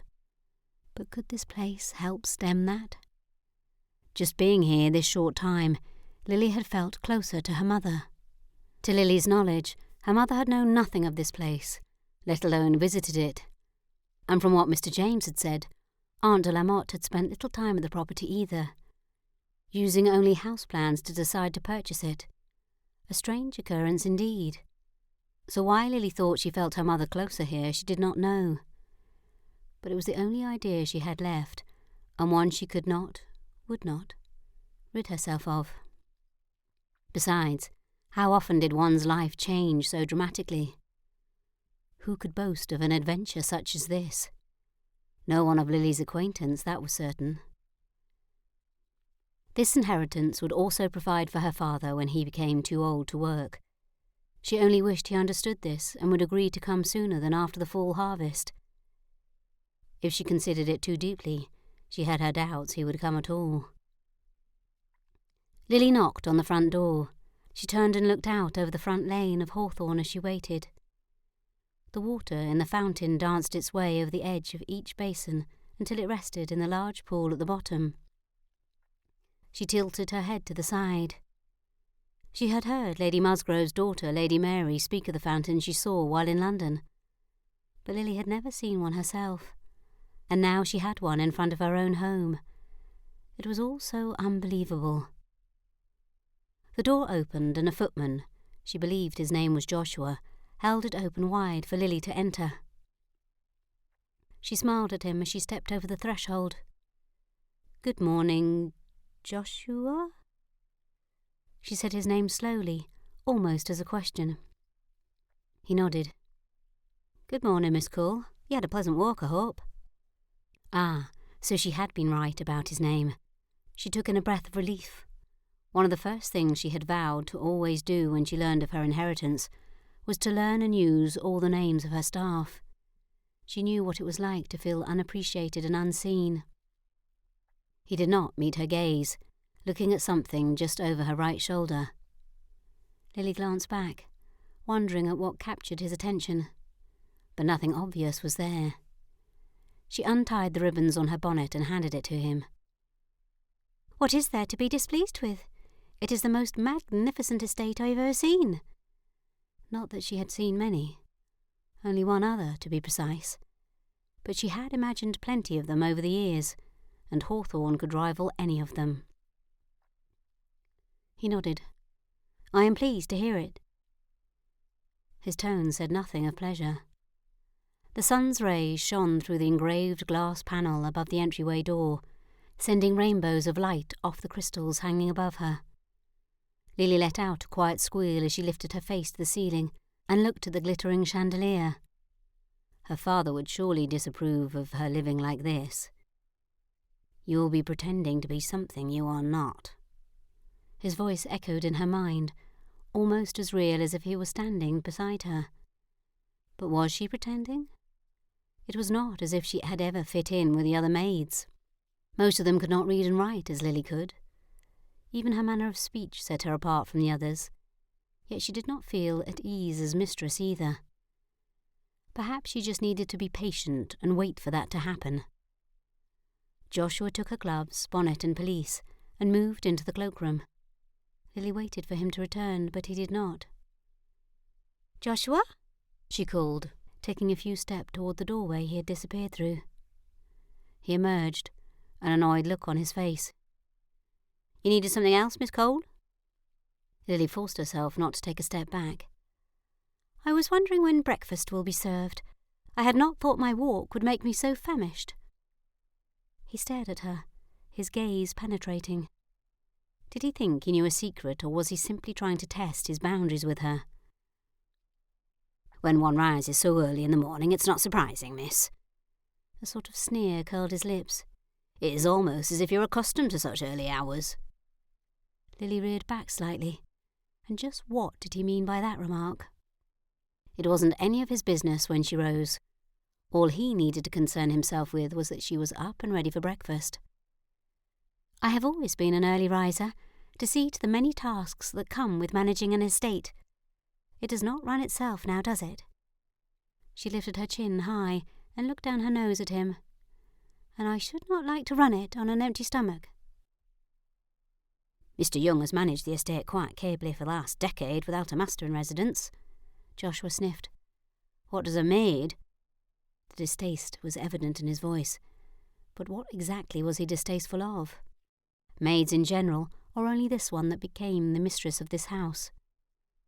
know of running an estate," he muttered as he turned back toward the cloakroom. Lily smiled at his back, but with difficulty. It was common knowledge, then, that she had been a maid prior to coming to Hawthorn Hall. She rubbed a hand over the tightly stretched muscles in her neck. Thankfully, Joshua had turned too quickly to see the waver in her confidence. If he had, it would do nothing but undermine her authority here. Lily pursed her lips tightly together. "Please inform the cook that I wish to have breakfast early from now on, and see that something is brought up immediately." She straightened her shoulders. "And now, if you will please show me the breakfast room, I shall wait for the food there." Joshua stopped mid-stride and turned back. He nodded curtly.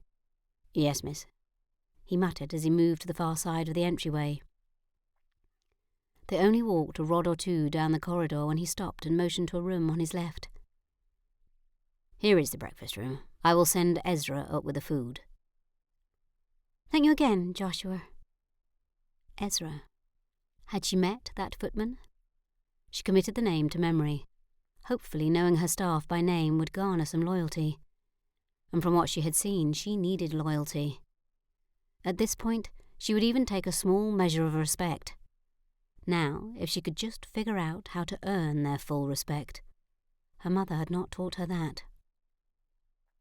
The breakfast room was just as fine as every other room she had seen in the house, which was only a handful. Her bedchambers, the library and entryway, that was not even a full handful. An investigation of the house was in order, too. She walked around the room, running her hand over the white paint of the wainscoting. She lifted her fingers, noting there was not a speck of dust on her fingertips. The servants may be surly, but it appeared they did their jobs well.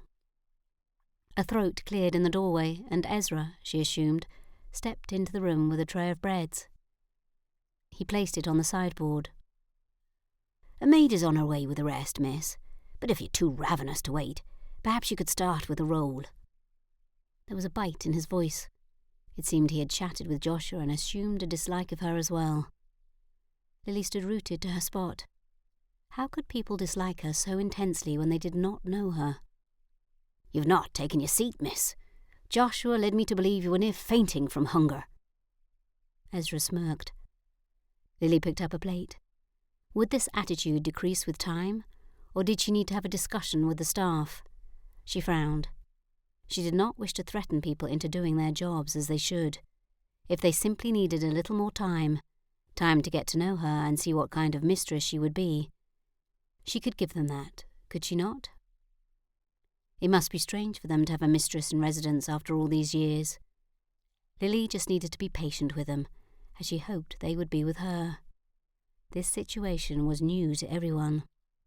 A maid entered the room with a tray heaped with steaming food. She dipped a silent curtsy as she deposited the tray and then hurried from the room, before Lily could say so much as a hello to her. Lily moved over and placed a slice of ham and 2 eggs on her plate. She then added a slice of toast and several rolls, along with a spoonful of preserves. Glancing over to Ezra to see if he was watching her, she added a second spoonful. She had not had preserves since her mother died, and she planned to savour every mouthful. Turning toward the table, Lily caught Ezra's raised brow.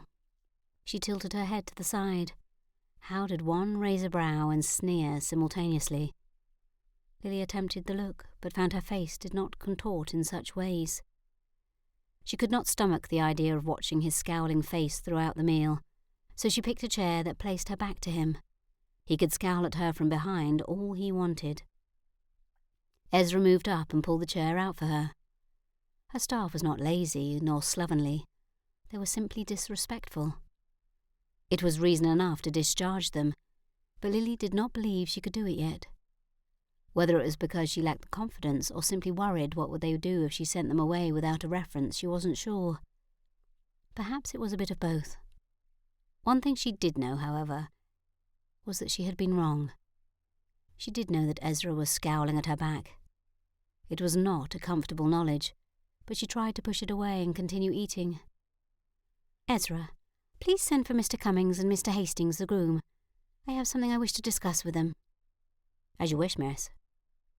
Her staff was very adept at saying one thing but meaning something else entirely. When she thought she heard Ezra leave the room, Lily slid the 2 rolls off her plate and into the napkin. She quickly folded the ends over and tucked them into her lap for later. But then she chided herself. She did not need to squirrel away food for later. She could go to the kitchens and eat whatever she desired at any time. Would she ever feel comfortable in doing such a thing?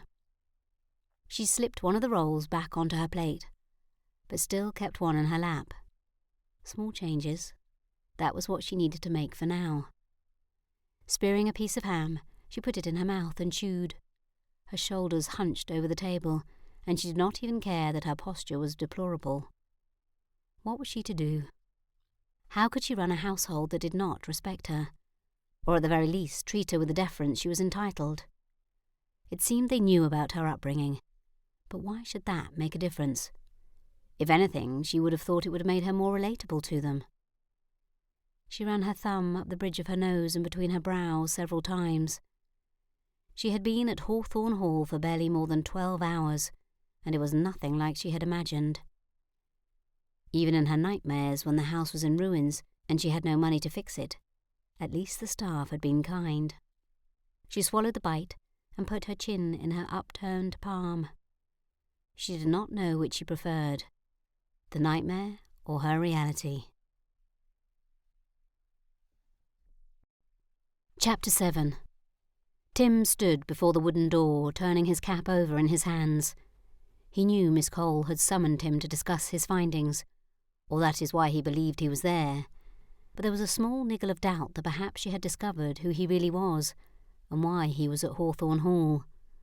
After all, he had already told her he had been unsuccessful in locating the intruder. There was not much else to tell. His lie had been complete the first time, had it not? Footsteps sounded, and Tim looked down the corridor to see Cummings walking in his direction. For a moment, Tim hoped the man was coming to demand he return to the stable yard, but he came to a stop beside Tim and looked at the door. "Is she inside?" Tim shrugged. "I suppose she is. This is where the maid told me to wait."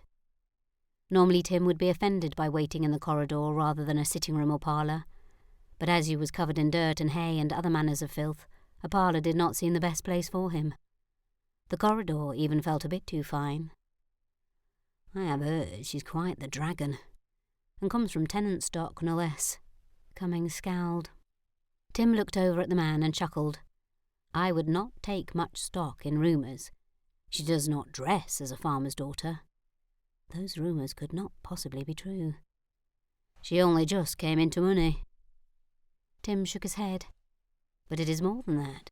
She does not speak or act like a servant. Her manner is much more refined. She speaks as a gentle-bred woman at the very least. But what difference does it make who her father is? She is the rightful mistress of the house, is she not?" Cummings' nose curled slightly. "She was no better than the rest of us a month ago, and now she comes here and orders us about as if we're beneath her," he grunted. Tim bit his lip to keep from lecturing the man. "I met her last evening and thought her to be perfectly amiable." Cummings grunted. "It is not what Lockhart and the footman have said." Just then the door opened in front of them, and an older man appeared in the doorway. He dipped his head at the men before stepping around them into the corridor. "Good morning, Cummings." He glanced over to Tim, his brows raised. "And this must be Mr. Hastings." Cummings nodded and glanced at Tim from the corner of his eye. "Morning, Mr. Young." Tim continued to rotate his cap in his hands. This whole situation was a mite too precarious. If Cummings mentioned when Tim was hired, his whole ruse would be up. Tim looked down the corridor in both directions. Perhaps he should just leave now and avoid the inevitable discovery. He returned his gaze to Mr. Young and dipped his head. "Mr. Young?" "Miss Coles tells me she owes you quite a hearty thank you. If it had not been for you, who knows what the ruffian might have done." Tim stared at the man. He was the only person Tim had run into on this estate who did not seem to have an ill opinion of Miss Cole. "Mr. Young is the estate's bailiff." Cummings leaned over and whispered none too quietly into Tim's ear. The bailiff. Very interesting. Could it be he did not dislike her because she was not meddling in the land affairs? Or was he simply a more amiable person generally? Although he had not seen her meddling in the stable business either, but that did not seem to stop Cummings from disliking her. "I only did what anyone else would have done upon hearing the screams of a woman." Tim caught Cummings' frown and furrowed brow from the corner of his eye. "Well, I'm much obliged to you, sir. I only wish I had known about the events before this morning. Perhaps when you are finished speaking with Miss Cole, you'd be so kind to come around to my office and update me on what you have found, both of you?" He looked over to Cummings. "I should need you and your boys to help keep watch in the evenings." Cummings nodded, but he did not look the least bit happy about it. "Whatever you need, Mr. Young." The man grinned and nodded. "Capital. I knew I could count on you, Cummings." Mr. Young stepped to the side and motioned into the room. "I should not keep you any longer. I know Miss Cole is eager to get a full report from you." He tipped a non-existent hat to them and moved down the corridor. Tim moved toward the door, but Cummings put a hand out to stop him. "What did he mean? If it were not for you, something may have happened to Miss Cole." Tim turned his hat a little faster in his hand. This was it. This was where his lies would come out, unless he thought quickly.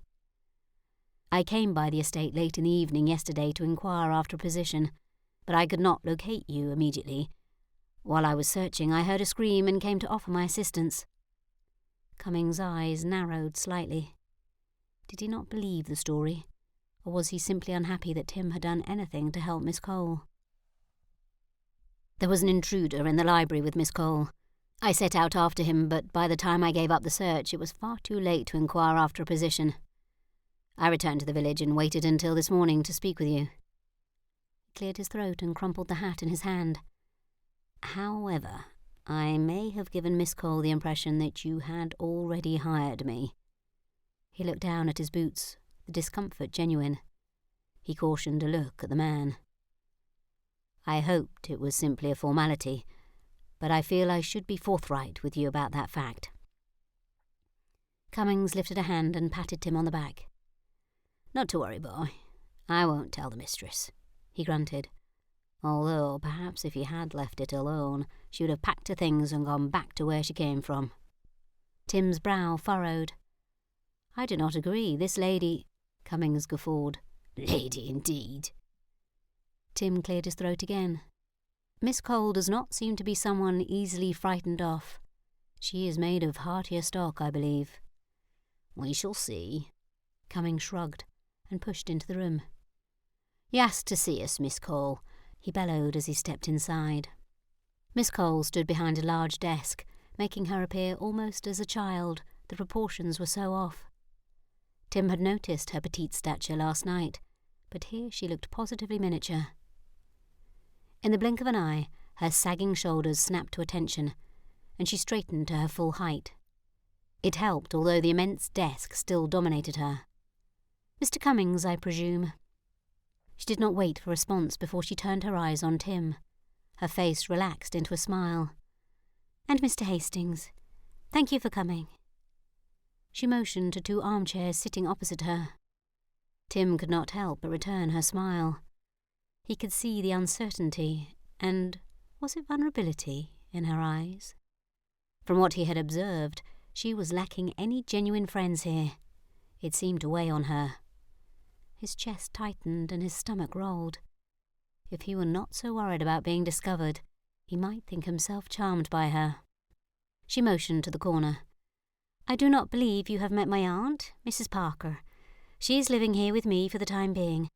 I hope you will show her the kindness befit for a member of my household." She flicked her gaze to Mr. Cummings, her lips pressed in a firm line. Tim lowered himself into the seat next to Cummings and placed his cap on his knee. Hopefully, with Cummings on his side, Tim's plan would not come unravelled. Miss Cole took her seat and one side of Tim's mouth quirked upward. He thought she looked small standing behind the desk before. Now it nearly swallowed her up. She scooted back into her chair, her spine ramrod straight, and folded her hands together on the desktop. "Mr. Cummings, Mr. Young tells me you are an excellent horseman." Cummings squinted at her, as though he expected her to follow up the compliment with a fault.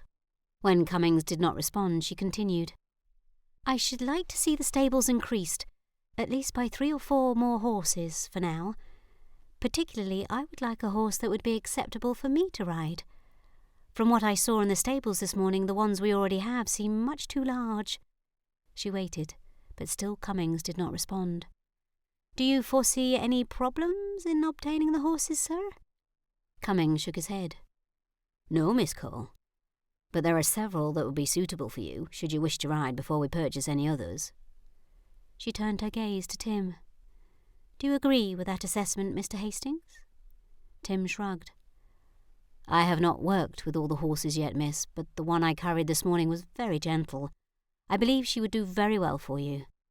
Size is not as important as temperament from my experience." Miss Cole nodded and turned her attention back to Cummings. "Very good. When you have some options, please come and speak to me." "What do you wish to use the horses for?" Mr. Cummings asked. "It will determine what I shall look for." Cummings seemed moderately interested in this proposal, and for a moment his scowl dropped. Miss Cole lifted a delicate shoulder. Tim could not help but follow the motion with his eyes. Once it settled, he followed the curve up her neck before resting his gaze on her face. A very handsome face. "I do not know, precisely. I only know we have a very large stable and very few horses." Cummings nodded. "There are a few that are getting on in years. Perhaps we could purchase a few replacements." She nodded. "I do not know much about the animals, so I rely on your expertise in selecting quality horses." She licked her lips and Tim's eyes dropped. "As for the older horses, could they be of use to any of the tenants? Perhaps they have enough in them for working smaller parcels or even hauling a small cart." Cummings' brow creased. "I suppose they could, but I doubt many of the tenants could afford them." Miss Cole sat back. "They may use them as part of their lease. You need not increase the rents, but the tenants could not sell them without their papers." Cummings looked at her as if finally seeing her for the first time. "I shall inquire of the tenants who do not already have a horse, then open it up to the others." Lily quirked up the corners of her mouth. "I am certain Mr. Young will have an idea who those tenants are. Perhaps you could stop by his office and inquire once you have purchased the new horses and they have arrived in the stables." She turned to Tim. "And perhaps while you are teaching me to ride, you could also instruct me, at least a small amount, in matters concerning the animal. I should like to be knowledgeable enough to carry on a simple conversation." Cummings sat back in his chair. He was not smiling at her, but he was not scowling either. He looked a bit uncertain. Tim looked back to Miss Cole and nodded. "I would be happy to teach you, miss." As a person and a mistress, he did not find her so intimidating. It was only the notion that she would find him out that had Tim leery. Perhaps Cummings was just disconcerted because this woman was not what he had expected. While she was doing her best to play the part of mistress, she was still kind and undemanding. Not a common occurrence for one in her position. "Very good." She turned her gaze to Tim for a moment before returning it to Cummings. "I assume they have made you aware of the incident last night?" Cummings nodded. "Yes, Miss Cole. Mr. Young briefly explained it in the corridor just now." She leaned her elbows onto the desk. "We will need to have a few of your staff on hand throughout the night to keep watch, at least for a week, perhaps 2, just to ensure there is not a repeat of last night's break-in." Miss Cole looked over toward her aunt, whose hands worked furiously at her knitting. Cummings stared at Miss Cole. "What did the intruder want, miss? It seems odd that it should happen the day you arrive." There was suspicion in his voice. Tim's brows rose on his forehead. Was Cummings accusing her of being the cause? Lockhart had insinuated the same thing last night. She pinched her lips into a tight line before answering. "I should have no notion of what they wanted. The man did not stay long enough for me to have a conversation with him." She narrowed her eyes slightly, and Tim admired her backbone. Mr. Cummings must surely be of a similar age to her father, but it did not stop her from staring the man down. Could such a look come from someone not raised among the gentry? In the brief words he spoke to me, he indicated he would have been there even if I had not arrived when I did. Besides, few people even knew of my coming here." She raised a single brow in challenge. "Or do you know something I do not?" Tim's lips formed a small, tight O. It seemed she was to turn the tables on Cummings. But did she truly believe he might have more intimate details of the incident? Tim obviously knew Cummings had no knowledge of the intrusion, but he was not about to make such things known. Besides, the man had gotten himself into this predicament with his insolent assertions. Instead, Tim sat quietly, watching the two stare, each willing the other to break contact first. Tim cleared his throat, and Miss Cole glanced over. "I beg your pardon, Mr. Hastings. I did not ask you in here to watch Mr. Cummings be impertinent." Cummings at least had the decency to colour slightly. She took in a deep breath and grasped the ledger sitting on the desk in front of her. Her knuckles whitened before she placed the book back on the desktop and focused on Tim. She smiled, and his stomach felt like leaves fluttering in the breeze. Not that he knew what that felt like, but he could imagine it. He must have eaten something at breakfast that did not sit well with him. "Mr. Hastings, I wish to thank you again for your service last night." He nodded. "You have already thanked me enough, Miss Cole. I am relieved nothing untoward took place before I arrived." He cringed. That did not sound as he had intended. Would she think him questioning her reputation? "What I meant to say is—" She held up her hand to cut him off. "You do not need to explain yourself, sir." There was a weariness in her voice. It had not even been a day, and she was already sounding defeated. Perhaps Paul had been right. She would quit the estate altogether. That thought disappointed him. He had thought he had seen more spunk in her than that. "Did you find any trail that could help track the man down?" Determination now filled the place of her earlier weariness. This woman was intriguing. Just when he thought he might know a facet of her, she changed and turned his assumption on its ear. "I'm afraid not. The tracks ended at the ha-ha. I believe the man may have walked along the wall so as not to leave any more tracks.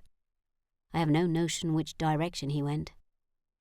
He knew this to be the case because it was precisely what he had made Paul do when they had finally left their cover and made their way back to their rooms at the inn. "That is not what I wish to hear, but I suppose it could be worse." She tilted her head from one side to the other, and Tim realised it was not weakness he had witnessed earlier. It was worry. She was concerned Paul would come back and try again. He guessed she might also have concerns over her staff. But worry and concern did not equate to weakness. Indeed, in Tim's experience, a proper amount of worry was helpful towards spurring him into action. Perhaps the same held true for her. "Mr. Cummings, please send 2 men to watch the house tonight. They may report to Mr. Young." Cummings grumbled. "But I do not have a large staff, miss. I only have 3 grooms, including Mr. Hastings. If they are up all night on watch duty, who will perform tasks in the stables come morning?" She intertwined her fingers on the desktop and leant slightly forward. "Then I suggest you hire some more men, sir." She flicked her eyes to the corner. "What if it had been my aunt in the library instead of myself? She might have fainted and injured herself. For the safety of her and the rest of the staff, I want trustworthy men hired. By the time this mess is over, there should be more horses in the stable to keep them busy." Cummings frowned. "Why do you need my men for that, miss? Could not the task fall to the under-gardeners, or what of the footmen? They could serve as protectors within the walls of the house, could they not?" Again her brow rose. "Perhaps we can spread the duty out. However, I am not convinced the footman would not actually aid the intruder in whatever his plans may be, especially if they thought it would rid them of me." Cummings' brows rose. "Surely you do not think—" he spluttered. "No, I do not believe they are responsible." She paused, and Tim could see the doubt in her expression.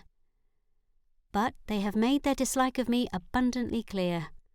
I am not certain they would work very hard to protect me." She glanced over at Tim. "Not like Mr. Hastings. I should like him to be one of the men assigned to the house. He has proven himself. Is there another I can trust?" "Well, I don't know." Cummings sputtered. "Mr. Cummings, I have heard the rumours regarding my upbringing, and while I might be the daughter of a farmer, I am also the granddaughter of a French comte and a direct descendant of Henry II of France. Please keep that in mind. I had hoped to be a kind and fair mistress, but many of the staff wish to make that difficult." She squinted ever so slightly. "Please do not be one of those members of my staff. Your life here at Hawthorn Hall can be of long or short duration, Mr. Cummings. The choice is yours." Cummings swallowed. Tim sat back in his chair. The rumours were correct. She did come from the service class. He nodded slowly. Again she surprised him. That was even more spunk than he had imagined her having. Cummings stared hard at her for a moment. He was obviously weighing his choices. He finally dipped his head to her. "Yes, miss. I understand you perfectly. I will speak to my men and have someone you can trust to the house before dark." He looked over at Tim. "And I doubt Mr. Hastings will voice any objections." Tim shook his head. Why should he object to staying in the house? Chapter 8. May pulled the habit over Lily's head and began the task of fastening the buttons up the back. Lily ran her hands down the front, straightening the habit so it hung on her frame correctly. She took in a deep breath. This had been a last-minute purchase before leaving the modiste's shop in London. The woman had insisted that no woman of means would be without a riding habit among her wardrobe. Lily had thought the woman was simply trying to squeeze a few more coins out of Lily, but looking back now, she was grateful for the suggestion. The deep green, much to Lily's surprise, brightened her eyes and even made her skin appear a little less tan. Another thing the modiste had been quick to point out. Apparently Lily was far too tan for a proper lady, although she had no notion how she would change that, at least not soon. May finished with the last button and retrieved the clothes brush, swiping along Lily's shoulders and the skirt of the habit. "There you go, miss. I believe you are ready for your lesson." Lily's stomach clenched. "Have you ever been on a horse, May?" The maid shook her head. "No, miss. I've lived on the street as long as I can remember." Lily caught her maid's eye in the mirror. They looked glassy and moist. Lily smiled before looking back at her habit. She ran her hands down the front. "Perhaps once I've learned I can teach you." Her stomach flipped. She did not even know what to expect for herself. Why should she think she could teach someone else? It had been several days since Mr. Hastings had offered to teach her to ride, but now that the time had come, she still wondered if she might postpone it a few more days. What if the horse took a disliking to her? Nearly everyone else at Hawthorn Hall had done so. Why would the horses be any different? Would the horse know, as everyone else seemed to, that Lily did not belong here? She ran her tongue over her lips. Why was there not a place in this world for someone like her? She gave her foot a little stomp and squared her shoulders. Her mother would never stand for this kind of naysaying. But then, her mother had made herself fit in wherever she was. She had an air about her that demanded respect. Lady Musgrove had treated her mother with a certain amount of deference, even though she was only a lady's maid. Lily just needed to take the same stance. She need only demand respect. Her shoulders dropped a fraction. If only she knew how to do such a thing. She would never learn to ride if she kept putting it off. Uncertainty rumbled around in her stomach, a feeling she both loved and hated. There was a sense of adventure in this new thing she was about to learn, but there was also a great trepidation. Images of her being thrown from a horse and suffering great injury had filled her dreams these past few nights. In one such dream, the horse had even come over to stomp on her a few times for good measure. Now that she was in the proper attire, she had a hard time ridding her mind of those images. Would she end up a heap on the ground? What would Mr. Hastings think? Her stomach gave an indisputable lurch. Perhaps it was not only the horse that worried Lily. She drew in a deep breath, exhaling slowly. Squaring her shoulders and raising her chin, she turned from the mirror and moved toward the door of her chambers. "I will return before tea, May." "Yes, miss. Do you wish to take it here or in one of the sitting rooms?" Lily pursed her lips. Perhaps we will use the lilac parlour today. I've yet to visit that room." "Very well, miss." May bent and retrieved the wrapper off the floor. Lily looked around the room for something else to delay her, but found the room lacking any such thing. May was proving quite capable of her duties. Ah, what she would give for an inefficient maid just now. She gave herself a mental shake. Stop being such a goose. It seemed unlikely that Mr. Hastings had saved her from an intruder just to allow her to perish at the hands, or rather hooves, of a horse. She grinned at her silly joke. Her shoulders relaxed, and the tension in her neck eased. Perhaps she needed more silly jokes in her life. "Come along, Aunt Parker. We do not wish to keep Mr. Hastings waiting." Her aunt rose from the chair and dropped her mending into the basket on the floor and followed Lily out into the corridor. They made their way down the staircase, waiting at the bottom for Lockhart or a footman to greet them and bring them their bonnets and gloves. But no one arrived to greet them. Lily stood there for what seemed an eternity, her foot tapping out a rhythm on the tiles. "Lockhart?" Lily moved to the small cloakroom off the entryway and peeked inside. If he would not come to her, then she would go to him. But the room was empty. That was odd. There was almost always someone within. Perhaps they were working on polishing the silver in the room on the opposite side of the entryway. Lily moved to check, but that room was empty as well. She let out a frustrated sigh as the clock struck noontime. Now she would be late meeting Mr. Hastings in the stable yard. A quiet growl sounded from her lips. She hated being late. Her father said lateness was a sign of disrespect for people and their time. She did not wish to disrespect Mr. Hastings, especially not after all he had done for her. Apart from saving her that first night, he had taken a shift patrolling the perimeter of the house these last 2 days. "What shall we do?" her aunt whispered behind her. Aunt Parker was not taking to her new role as quickly as May had. "Stay put, Aunt. I'll be back shortly." Lily stomped across the tile floors to the cloakroom. She could retrieve her own bonnet and kid gloves. She was not so above such a task. But why the devil did she employ a butler and a footman if they were not even around to do their duties? The notion was beyond her. She grumbled. She had about reached the end of her patience with her staff. She would have a chat with them soon, make no mistake about that. She tied the ribbons with a hard yank and walked out the front doors of the house, mumbling her displeasure under her breath about inept servants. She supposed her aunt followed her, but she was in no mood to make certain. Her aunt could catch up if she so desired. "I beg your pardon?" Lily jerked her eyes to see Mr. Hastings walking beside her. She had not even heard his approach. Her face heated slightly at being caught talking to herself. "It was nothing," she sighed. "I was just muttering to myself." Mr. Hastings smiled. "Ah, I am glad to know you were not directing your mutterings at me." Your face looked positively fierce. A half smile turned her lips, even as she tried to continue looking displeased. "Perhaps if the rest of my staff thought the same thing, I may not have to fetch our bonnets and gloves."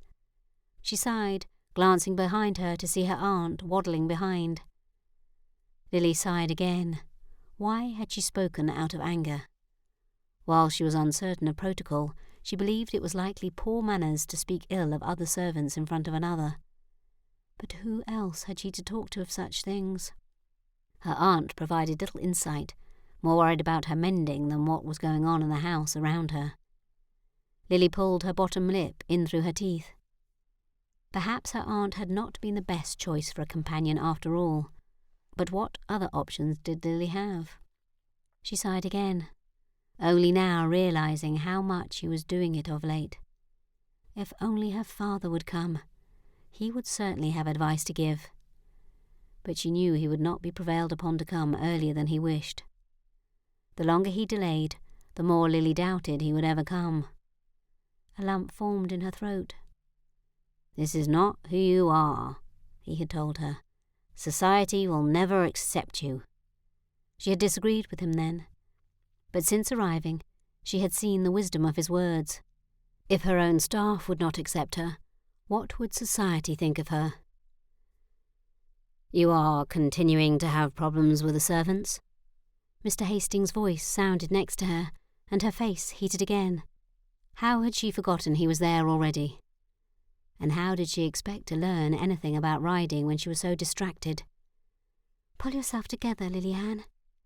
She smiled up at Mr. Hastings. "I am sure there was something urgent they were tending to, and it is not as if I'm unaccustomed to fetching my own bonnet." He nodded.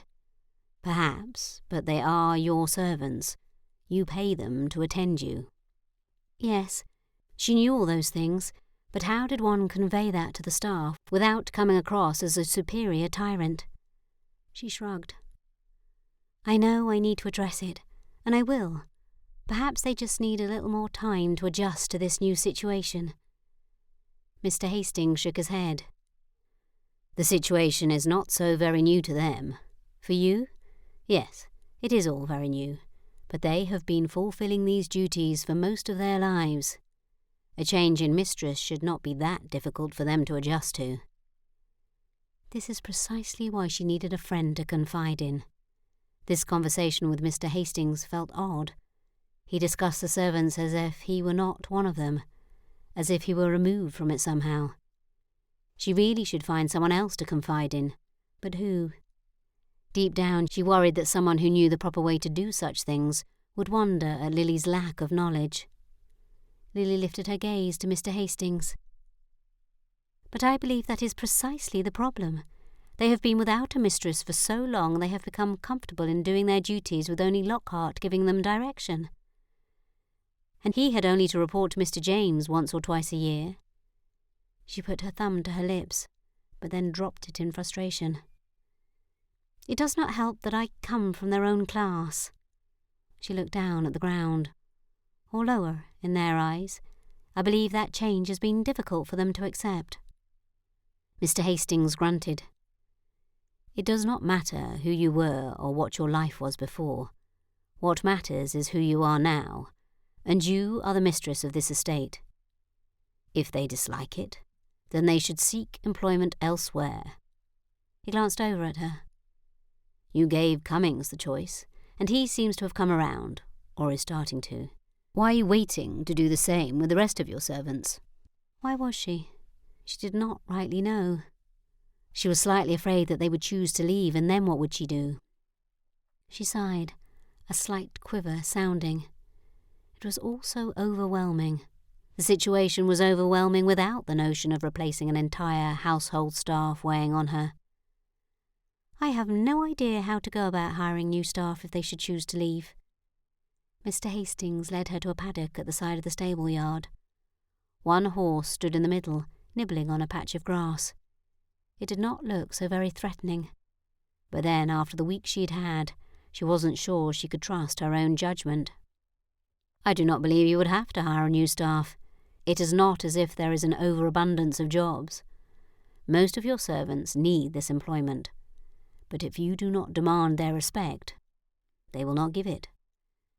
And if you wait too long, it will be too late to earn it." Lily put her arms on the railings and looked over at Mr. Hastings. He was very knowledgeable about estate staffing. How did a groom gain such insight? Was it because he was a man, or was it something else? It seemed his gender could not be the only reason. The grooms at Barton Cove had not seemed to possess such great wisdom. But it was not as if Mr. Hastings had his own staff to give him such knowledge. Her brow creased. This groom was like no other she had ever met. "Are you prepared for this?" She glanced over at him, grinning when she saw his raised brow. Her stomach fluttered, and she was not sure if it was because of his look or the prospect of riding a horse. She swallowed. Surely it was the horse. "No, I do not believe that I am." He gave her a blink, but it looked rather pained. Perhaps it was due to the nerves or some other malady. "Have you ever been on a horse before, Miss Cole?" Lily shook her head. "No." Why did she feel embarrassed to admit as such? He nodded. Is that a problem?" Lily ran her hands down the front of her habit. Perhaps she had spent the money on it for no reason. If she was not even suitable to ride, Then why should she need a habit? No, it is not a problem. I will simply need to change my approach. He pushed off the paddock fence. Come, let's get you on a horse. Lily lingered longer at the rail. What was she doing? Why had she thought this was a good idea? The horses had seemed so harmless, beautiful even, when she had presented the idea to Mr. Hastings that first day in the stables. If she was being honest, she had only mentioned it in flirting. She had not really considered that he would embrace the notion so completely. When he had thought it such a grand idea, it made her believe it too. But now she was questioning if it really was the best use of her time and energy. Perhaps she should put Mr. Hastings off and instead go deal with her staff problem. Come along, Miss Cole. His voice was kind, even if there was a touch of humour in his tone. Lily closed her eyes tightly and fisted her hands at her side. Perhaps with him teaching her, she could do this. Besides, if she did not, she would surely lose not only Mr. Hastings' respect, but that of Cummings as well. Drat it all, she spat out.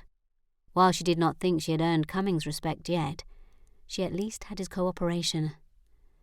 Perhaps continuing this course would give them something to speak about, and he would see her as someone worthy of his respect. She puffed out her cheeks as she breathed in and then out. I can do this. She trailed along behind Mr. Hastings, but he did not turn toward the stable yard. Instead, he moved back toward the house. He knocked on the door to the kitchens and waited, blinking awkwardly at her when she looked up at him in question. Chapter 9. The door cracked and then opened fully. Cook stood in the doorway, her face breaking into a smile when she looked on Mr. Hastings. It dimmed somewhat when her gaze travelled over to Lily. Cook was in the lot with the others then. That saddened Tim. He thought the woman better than petty grievances. It was not as if he had known Cook for long, but they'd shared more conversations than one would expect in Tim's temporary employment. He thought her kinder than this. Good day, Mrs. Potter. He grinned widely before bowing exaggeratedly. How are you this fine day? She smirked, even as her cheeks pinked ever so slightly. I am well, Hastings, and you? Very well indeed, he straightened. I had hopes of talking you out of an apple or two. And perhaps some carrots? We are attempting to give Miss Cole her first riding lesson, and you know how much whiskey likes apples and carrots. The cook's eyes narrowed slightly, but then she relented and smiled, shaking her head. Boy, you are too charming for your own good. If it hasn't already, I am certain it will get you into trouble one day. Tim chuckled. Who's to say it has not saved me from trouble? He waggled his brows at the older lady. She sighed. Those horses are eating me out of apples. I am certain I shall run out before the new crop is on the trees. He shook his head. Come now, you know as well as I that those wrinkled things are only good for the horses now anyhow. She disappeared into the kitchen and returned a moment later with 2 apples and a handful of carrots. You are lucky Mr. Todd nearly has carrots ready in the greenhouse, else I should refuse you those. She handed over the fruits and vegetables. I shall offer Todd my thanks. Tim bowed again. Miss Cole sucked in a breath next to him. Thank you for the carrots, Mrs. Cook? It came out as a question, as if she did not know what was proper to call the woman. But she smiled at least, which in Tim's mind atoned for any sin Lily might commit. I will not complain if we are lacking carrots at dinner for a time. An eagerness for acceptance was wholly evident in her gaze. Could Mrs. Potter see it? Is that why the servants were treating her so poorly? They knew how much Miss Cole craved their acceptance. Cook frowned. I will not give away all the carrots, miss. Your dinner will not lack for anything. Her tone held little warmth. Miss Cole visibly sagged.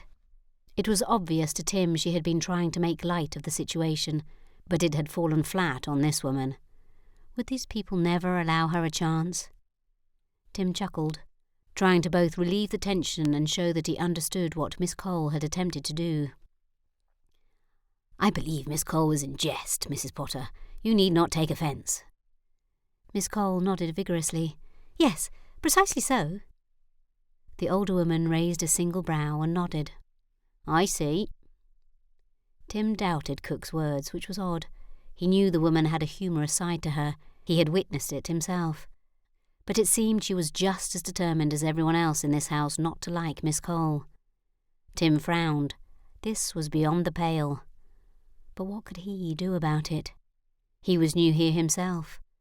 Perhaps if he said good things about Miss Cole, some servants might change their course. An awkward silence settled over them as he stood beside Miss Cole outside the kitchen door. Cook sized up Miss Cole while Miss Cole looked everywhere but at Cook. "We should," Tim started, wanting to be away from this situation as much as Miss Cole surely did. "We will leave you to your cooking, Mrs. Potter. But thank you for these, madam." He held up his hand with the apples as he turned and walked back to the stable yard. Miss Cole jogged to catch up with him. "Thank you." He slowed and looked down at her. "For what?" "For attempting to help that woman to see me as something other than the enemy." She let out a deep, heavy sigh, one that said more than any words could. She looked back up at him. "How is it you have only been here a few days longer than I, and yet Cook adores you? She can hardly stand the sight of me." Lily clutched her hands at her side, and he thought he detected a small warble in her voice. Was she going to cry? What did one do with a crying woman? It was times like these that Tim wished his mother had lived longer. Perhaps if she had, he would know what to do in such situations. "What makes you so different?" I smiled and even tried to joke with the woman, and it only earned her ire. Lily rubbed her gloved finger between her brow, as if the action might push the answer into her brain. Tim shrugged. He did not know why the servants behaved as they did. It was not as if he had earned their trust much more than Miss Cole had, but they saw him as one of their own, so they treated him better from the beginning. "I suppose it is because we are in very different positions. You are the mistress of the house. I am just a lowly groom." He looked at her through side eyes, his mouth ticking up. "Well, that, and I am undeniably charming." A smile slid across her face. His chest tingled. "Oh, are you now?" She put a finger to her lip and made as if to be thinking very hard. "I had not noticed." "Surely you are in jest." He put his hand to his heart, feigning hurt. "Miss Cole, how could that be so? I work very hard to charm everyone I see." He sighed theatrically. "But I suppose some are not so easily swayed. I shall just work harder to convince you of what everyone else already knows." She raised a single brow. "I believe you will recover, sir, and if I am right about you, it will be rather quickly." He shrugged and opened the stable door, motioning her through first, then pulling the door closed behind him. "You are right, I grudgingly admit." He moved over to a rail with several saddles perched atop. Dropping the carrot and apples into Lily's hand, he reached for the saddle in the middle. With a grunt, he hefted it off the rail, linking his hands together beneath it as he carried it out the door and into the paddock. Miss Cole hurried after him. Tim strode over to the dark brown horse which stood chewing on a clump of newly emerged spring grass. He had already fastened a side saddle to the beast's back, but it was for naught. For this was not the saddle to use today. It may be an unorthodox approach to take, but he felt confident it was the right course to take with Miss Cole. Or perhaps he just wanted to be near her. He shook that thought off. Surely not. He did not know her well enough for such emotions. "This is whiskey." He set the saddle in his arms down on the ground and ran a hand down the horse's nose, talking in quiet, dulcet tones.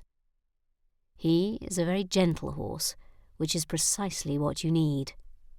He leaned forward and fumbled at the horse's belly before standing and removing the side saddle. "What are you doing? Is that not the saddle I'm to use?" Her voice rose in pitch. Tim carried the saddle over to the railing they had stood beside earlier and flung it up onto the top. "You will use it eventually, but I think for your first time we will ride together." Her head jerked around to stare at him.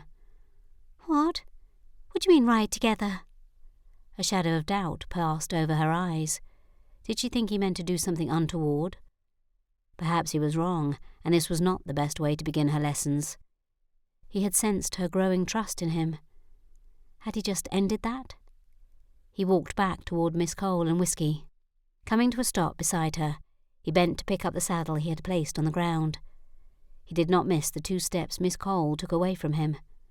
Lud, he had ruined the trust he had earned. Tim shook his head. Paul's leering face flashed into his mind, and Tim twisted his head to the side, willing the thought away. Was this plan something Paul would have come up with? Tim did not want a single thing in common with that man, especially in Miss Cole's mind. Should he change his course? He glanced back at the side saddle resting on the paddock fence. No. In his heart, and more importantly in his head, he believed this was the best plan. Swinging the saddle up, Tim situated it on the horse's back, and then buckled it under its belly. He straightened. I mean you no harm, Miss Cole. Quite the contrary, actually. He glanced over at Aunt Parker standing in the shade of the stable, but her eyes following his every move. The woman was like a hawk stalking its prey. He swallowed and looked back to Miss Cole. You have never been on a horse. I think it best that the first time that happens, I am there with you. He rubbed his hands together nervously. Perhaps it would not be his lies that sent him away from the estate. If we ride together the first time, you can feel the movements of the horse beneath you. There will be no surprises when you first go it alone. She still did not look convinced. He folded his arms across his chest. Horses are very intuitive. They can sense fear and trepidation. If the first step he takes makes you flinch, he will react accordingly. Lily's brow furrowed. How would he react? Tim lifted a shoulder. Each horse is different. It's hard to say exactly. He pointed to a ruddy brown horse in another paddock. Athena over there? She would take off as if the devil himself were chasing you. But that is because she is a chestnut mare.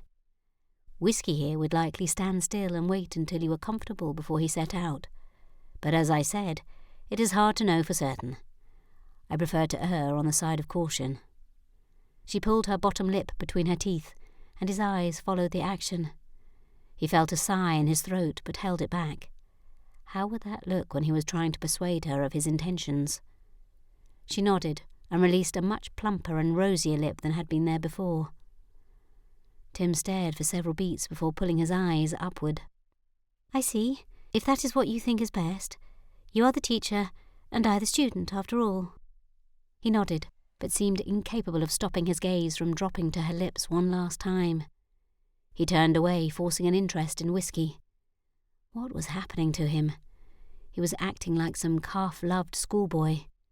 Tim breathed in deeply, clearing his head at last. He turned back and looked at her right earlobe, purposely avoiding her face, and his eyes moved towards her lips, but he pulled them back. Lud, they needed this lesson to begin. He swept his hand in front of him, motioning toward the horse. If you are ready, Miss Cole, I will get you on the horse first and then swing up behind you. She looked up at Whisky's back and swallowed before nodding. A determined look passed over her face. Yes, I believe I am. She stepped over next to the horse, and Tim wrapped his hands around her waist. She gasped and looked over her shoulder, her eyes wide. What are you doing? He yanked his hands away, surprised by the tingling sensation that went from his fingertips all the way up his arms. It was like the crackle one felt in the air after lightning struck. He grinned to cover his confusion. The last thing he wished was to make her concerned about this ride. She was already leery of the situation. I'm sorry, I assumed having never been on a horse you would not be comfortable mounting yourself. I should have asked. Please, accept my apology. Miss Cole again looked at the horse in front of her. Thunder and turf, why must she keep pulling that lip between her teeth? He had only just been able to keep himself from looking at it. She lifted her foot, but was at least 2 hands shy of being able to place it in the stirrup. Dropping her leg back down, she pushed her lips out in thought. Tim frowned. That was no better than the biting. Gah! What was his new obsession with her lips? She nodded. "Yes, I see your point." She raised her arm slightly to her side, allowing a place for his hands on her waist. He stepped forward and slowly wrapped his hands around her, but this time he expected the tingling and did not allow it to distract him, at least not very much. It danced over his fingers and up his arms, leaving a trail of warmth in its wake. While it had surprised him earlier, he now found the effect rather pleasing. He situated her in the saddle, disappointment settling in his stomach when his hands released her. He lifted his foot, placing it in the stirrup. Swinging up behind the saddle, he settled in, his chest brushing against her back. The warming in his chest was even more pleasing than that in his arms had been. Perhaps releasing her waist was not so bad when replaced with this. Was there any chance she would believe him if he told her they should ride this way at least a few more times? Miss Cole's breath hitched. Was she nervous about the horse or their closeness? Tim hoped, more than he had hoped for something in a great while, that it was the latter. Whiskey nickered and danced a few steps, bringing Tim to his senses, at least partially. He reached forward and grabbed the reins, his arms coming around her once more. She was close. So close it was difficult to decipher where his body heat ended and hers began. He felt every breath she took, every muscle that twitched. For a moment, he was at a loss over what to do next. Thankfully, Whiskey knew what to do. He took several steps before picking up his pace slightly. It was not even a canter, but still Tim felt Miss Cole stiffen. "How are you feeling so far?" His words came out as a whisper. Hopefully she would think it was because he did not wish to spook the horse, or would she sense she was the reason he could barely think? Huh? That was it? What did that mean? Was he making her uncomfortable? Could she feel his heart pounded against her back? Lud, he had not considered that. He shifted, not that there was much room, leaning back to put some distance between their bodies. It was what he should have done in the first place if he had been thinking clearly, which he certainly was not. Miss Cole sucked in a breath. "I am well. What is next?"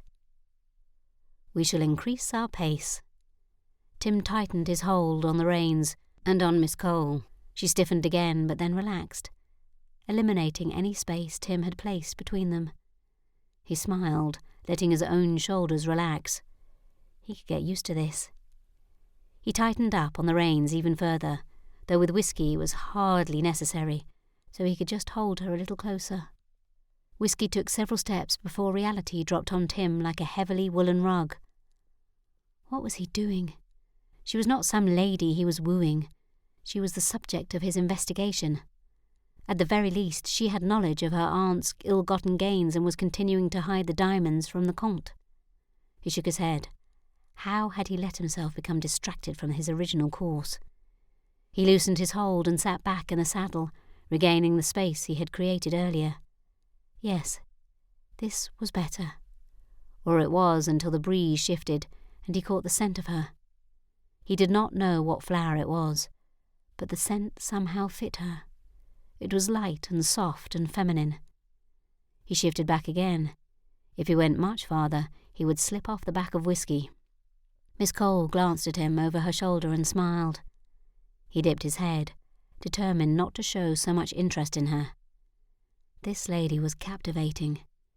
She had charmed him so thoroughly he had almost forgotten his true purpose in being here, and he had claimed to be the charming one. Chapter 10. Lily stepped out into the sunshine feeling strangely energized. Riding Whiskey, even if it was not by herself, had made her feel different, almost as if she had not a care in the world for that short time. It was delightful, and she wished she could stay on Whiskey forever. Mr. Hastings' muscular arms did not diminish the sensation either, only adding to the pleasure. She blushed at the thought. "What are you smiling about, Lily-Anne?"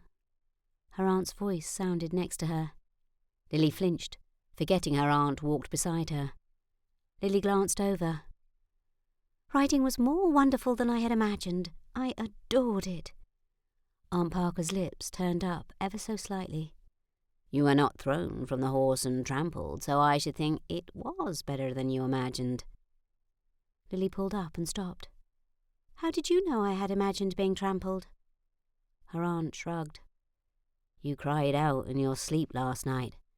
When I came to check on you, you were muttering about being trampled." "You came to check on me?" This was the first Lily had heard of it. She thought her aunt had taken her father's view on this inheritance and left Lily to navigate her way on her own. But could the small gesture show something else entirely? "Thank you, Aunt. You do not know what that means to me. To know you care." Her aunt tilted her head to one side and frowned. "How could you ever think I do not care?" Lily shrugged. "I suppose since coming here I have questioned many things I thought I knew." She left it at that, content with the new knowledge she had gained. She smiled and glanced up at the house. Perhaps she could do this, all of this, after all. She came to a stop again, her brow furrowing. "Aunt, why are all those people lined up at the kitchen door?" Her aunt's gaze moved to where Lily's focused. "I have no notion, my dear. The staff treats me with as much contempt as they do you. Perhaps even more, because I cannot turn them out without a reference as you can," she tisked. "I've heard nothing about that." They moved forward, stopping at the back of the line. "Excuse me, but what is this line for?" The woman at the end eyed them suspiciously. "It's for Mrs. Potter's pastries and bread. She only opens once a week now. It makes the line dreadfully long." Lily raised a brow. "She sells her goods here, out of the estate kitchen, only one time a week?" The woman squinted. "Aye." She drew the word out long, then clamped her mouth shut, pursing it into a thin line. But at last she answered, with a tentative note in her tone. "News has spread that Hawthorn has a new mistress. Come to take up residence, she has." She paused, looking Lily up and down before pursing her lips again. Either she had guessed Lily's identity, or she was simply wary of giving information to a stranger. Lily nodded. "We are new to the area. Thank you for the information. I had thought we might not be at the right place." The woman gave a brief nod and turned her back to them. "Come, Aunt, let's inquire within." Lily moved out of line, her space filling in quickly. Lily moved toward the front of the line. "Why, pet, what do you think you're doing? The back of the line is over there." A portly woman with more grey hair than not hooked her finger over her shoulder. "Don't be thinking you can skirt the line, miss. We have waited longer and will not be put off." Lily dipped her head. "Begging your pardon, madam." Aunt Parker leaned forward. "Why are you not telling them who you are? You need not wait at your own kitchens," she whispered into Lily's shoulder. Lily moved away from the line, moving around to the front of the house. It will do no good to argue with these people. They are simply coming to get their bakery items, as they have probably done for months, perhaps even years. She knocked on the door and waited for Lockhart or Joshua to open it. She tapped her foot on the balcony steps. Never had she seen anyone wait so long, not even at Barton Cove. But when the door finally opened, she handed off her bonnet and gloves to Joshua with a slight huff. She had thought her servants efficient, if not respectful, but even that notion was now in question. "Aunt, I will meet you for tea in the lilac parlour. Give me a moment to change out of my riding habit." Aunt Parker nodded and moved up the staircase. She stopped after a handful of steps, when Lily did not follow behind. "Are you not coming up to change, my dear?" Lily smiled up. "I am, but I need to make a stop first. I will be along shortly." Her aunt shrugged and continued up the steps. Lily proceeded to the kitchens. She stepped inside and stopped, watching the flutter of several kitchen maids scurrying around, gathering up breads and pastries from different counters and shelves. Lily folded her arms and watched. If she did not know better, she would think it was a bakery, not an estate kitchen. Even before a grand dinner, she had not seen the kitchen at Barton Cove so full of goods. A maid caught sight of Lily and froze in her tracks. "Anne, why are you so—" Mrs. Potter froze also, her arms full of loaves. "Oh, Miss Cole, "I did not see you there. We thought you were out for the day." Lily smiled. "I suppose you did." "I can explain." She twisted her apron. Lily tilted her head to the side, studying the woman. Was this her chance? The way she handled this situation could be a turning point with Mrs. Potter if she handled it correctly. The problem was, Lily was not entirely certain what was correct. "You have customers to attend. Please come and see me when you have finished with them." Mrs. Potter dropped her gaze to the loaves in her arms. "Yes, Miss Cole." The woman dipped a curtsy and returned to her work. Lily nodded to no one and turned on her heel, but stopped and turned back. "And please send up some tea to the lilac parlour for my aunt and me." Lily did not wait for a response before heading up the back staircase.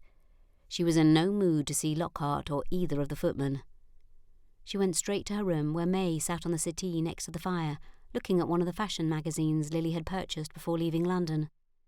May looked up when Lily entered. She placed the issue of Ackerman's Repository still open to the side and stood. Lily noted an issue of La Belle Assemblée sitting on the table next to the chair. "How was your lesson, miss?" Lily smiled. "It was wonderful." May immediately set to work on the riding habit buttons. "I've been studying a new hairstyle, miss, and I believe I know how to do it correctly. I thought I might try it on you for dinner tonight." "That would be lovely, May, thank you." Lily grinned as May lifted the habit over her head. She'd only had brief moments of doubt about hiring May, but those doubts were quickly vanishing. May wanted to be the best lady's maid she could be, and it thrilled Lily to know that this woman's life had changed just as much as Lily's. Lily stepped into the lilac parlour to see her aunt already sitting on the couch waiting. "Good afternoon, Aunt. I hope I did not keep you waiting." Lily moved over and sat on the couch opposite her aunt. A tea tray already sat on the table between them. "Was the tray delivered long ago? I did not intend to take so long." Lily raised her brow at the delicate cakes and small rolls next to a cup of clotted cream. This was undoubtedly the best tea service Lily'd had since arriving. She removed the key to the tea chest that she kept on a chain around her neck. It sat next to the small fleur-de-lis her mother had given her before she died. It felt fitting that the key to the tea chest, something only the mistress of the house would have, should be next to the symbol of her mother's royal heritage, as though they went together. Moisture clouded her vision, but Lily blinked it back. Yes, all of this would please her mother. She leaned forward and unlocked the small chest that sat on the tray and spooned out the tea leaves. "Dear, that is too much. You are being wasteful." Aunt Parker harumphed.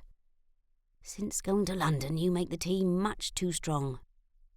Lily's laugh hovered just inside her throat. "It is likely because it is unadulterated tea, Aunt, not because I use too much." Aunt Parker shifted in her seat and pursed her lips together. She clearly did not believe Lily's assertion, but she would not argue the point. "Why do you not have a roll or cake while you wait for the tea to steep?" Lily picked up a plate and handed it across the table to her aunt. Placing a roll and cake on it, Aunt Parker leaned back and rested the plate on her lap. "Do you suppose this is Cook's attempt to keep you from sending her off?" Lily took a roll and broke it open with her fingers, placing a small amount of clotted cream inside. "Perhaps, but she need not fear." Her aunt set the cake she had halfway to her mouth back on the plate. "But why should you keep her? You are paying her to cook for this house, not for the entire neighbourhood and village. I suppose she is using kitchen monies to pay for the ingredients, and I don't suppose she is putting the money she earns back into the kitchen fund." Lily placed her plate back on the tray. "We do not know any of the particulars. I do not think we should convict her of a crime before we know she has committed it." "But if what I said is the case, then you will turn her out?" Lily shrugged. "I have not yet decided. I am reserving my judgment until I speak with her." She took a small bite from the cake. "I am reluctant to dismiss a woman with her skills." She raised the cake in a sort of toast to her aunt. "I have never tasted anything their equal." Her aunt sat back in her chair, obviously unsatisfied with Lily's answer. A knock sounded on the parlour door and opened quickly. Mrs. Potter stepped just inside the room and stood still as a statue. "You wish to see me, miss?" Lily nodded. "Yes, Mrs. Potter. Please, come in." The woman flicked her eyes over to Aunt Parker, but quickly returned them to Lily. She came and stood at Lily's arm. Lily craned her neck to look up at the woman. This would not do. By the time they finished their conversation, Lily's neck would have a mighty crick in it. She stood up where she could look the woman in the eye. "Thank you for the refreshments." Mrs. Potter simply dipped her head. She did not seem inclined to offer anything to this meeting, so Lily decided she might as well just say what she wished to say. "How long have you been selling goods out of the estate kitchen?" "About 3 years, miss." "And are you using kitchen moneys?" Mrs. Potter looked at her intertwined fingers hanging down in front of her. "Yes, miss, I was. But once you took up residence, I ceased it immediately." She glanced up. "And today is my last day selling." Lily clasped her hands in front of her. "Is there another baker in the village?" "No, miss. He died. That's why I started selling my baked goods. There was a need, and I was not doing much cooking here. It was only me and a handful of other servants." Lily nodded. "I understand." Mrs. Potter looked up. Her brow crinkled. "You do?" "Yes. Your talents were not being used. It's a shame, really." Lily sighed. "You may continue doing as you have, although I think it would be best to offer a second day at the very least, so the line need not be so long." The woman's eyes widened. "My only stipulation is that it not affect your cooking for the estate. If there were to be a dinner party, I should not like my guests to go without, simply because you were too busy baking for the neighbourhood." "Oh, certainly not, miss." Mrs. Potter's head bobbed. "And I should think you have stored enough money away that the use of the kitchen funds is no longer necessary." Mrs. Potter nodded. "Yes, of course." She glanced toward the door, as if she wished to escape the room. "However, you may hire a few more kitchen maids if you need, to keep up." "Thank you, miss." Her eyes bounced up to Lily and then back to her hands. "Thank you very much." Lily smiled and nodded. "Very good, Mrs. Potter. You may go." Cook turned quickly away and moved toward the door, almost as if she were afraid Lily might change her mind. "Oh, Mrs. Potter." The woman stopped and slowly turned around, a look of defeat on her face. Lily held up her cake. "These are delightful. I understand why people line up at my kitchen door, but please do not sell out of them. That will make me most displeased." A smile turned the corners of Mrs. Potter's face. "I will set aside a tray for you each day myself, miss." Lily gave one small nod and then waved the woman out. She sat down and lifted the teapot, pouring out a cup for both herself and her aunt. She lifted the cup and handed it across the table, but was met with wide eyes. "Why did you not turn her out?" Her aunt grabbed the cup with a bit too much force, and tea spilled over the edge and onto the saucer. "I thought you wanted to earn their respect, not show them they could do as they please and spend your money for their own gain. It is no wonder they take advantage." Lily sighed. "I hope my actions do earn her respect. I do not want my staff to fear me, Aunt. I want them to stay on at Hawthorn because it is a pleasant place to work, not because there is no other option." Aunt Parker opened her mouth to argue, but Lily continued. "I will watch the kitchen money, just to make sure she stays honest. If she does not, then I will turn her out without a reference. But otherwise, I see no need to take such measures." Her brow furrowed. "I'm surprised at you, Aunt. I would have thought you were more understanding." She scowled into her teacup. "I was never shown understanding. Why should they receive it, especially when they have been quite awful to us?" Lily frowned sadly. "For that exact reason. You know what it is to be treated poorly. I should have thought you would wish to show them the courtesy you never received." Her aunt did not reply. She scooted back into her chair and concentrated fully on her refreshments. But Lily could see her mind churning, turning Lily's words over and over. Perhaps she was coming round. Now, if only her father could be convinced this was not such a bad idea. Chapter 11. Lily pulled her wrapper tighter around her, holding the candle out in front of her. "You're not going exploring again, are you, miss?" Her maid wrung her hands in front of her. While May did not seem eager to lose her position and return to her former life, she was also not eager to remain at Hawthorn, and she surely did not appreciate Lily's desire to traipse about the house at such late hours of the night. But none of it was May's decision to make, so Lily would continue to do as she pleased in her house. "I will return shortly, May, but you need not stay up and wait for me." Her maid shook her head. "And risk having someone attack you again? I cannot allow it." She put her own wrapper on and moved up beside Lily. "What if the man comes back again?" There was trepidation in her voice. Next time, Lily vowed to herself, I will wait until May is in bed to go exploring. "I think it highly unlikely. Now, if you are to come with me, make haste." Lily moved quietly out of her chambers with May close on her heels. "And be quiet. I do not wish to wake up Aunt Parker." Lily was not one to give up on Hawthorn as easily as May. She still had her doubts that the incident had not been a ruse perpetrated by the staff to make her leave. She sighed as she peeked around the corner of the corridor. After dealing with the staff for nearly a week, it would not surprise her to learn of Lockhart and the footman's culpability. But not all the staff disliked Lily. Mrs. Potter was so grateful to still have a position and keep up her baking for the village that she baked Lily something special nearly every day, in addition to the plate of cake she set aside. With Mrs. Potter's amiability came that of her kitchen staff as well. It gave Lily hope that the other staff members would come around. Mr. Cummings seemed to have come around to her, after some not-so-subtle threatenings of his job. But like Mrs. Potter, once Cummings showed the proper respect, his grooms followed suit. It seemed only those Lockhart oversaw were still at odds with her. She needed to do something about that, and soon. Lily put a finger to her lips. Perhaps it was time to have a similar conversation with Lockhart as she'd had with Cummings. She pushed into a room and lifted her candle high. Pale yellow walls danced in the candlelight. Even in this low light the room made Lily happy. After all, who could not be happy in a yellow room? It was like frowning at the sunshine.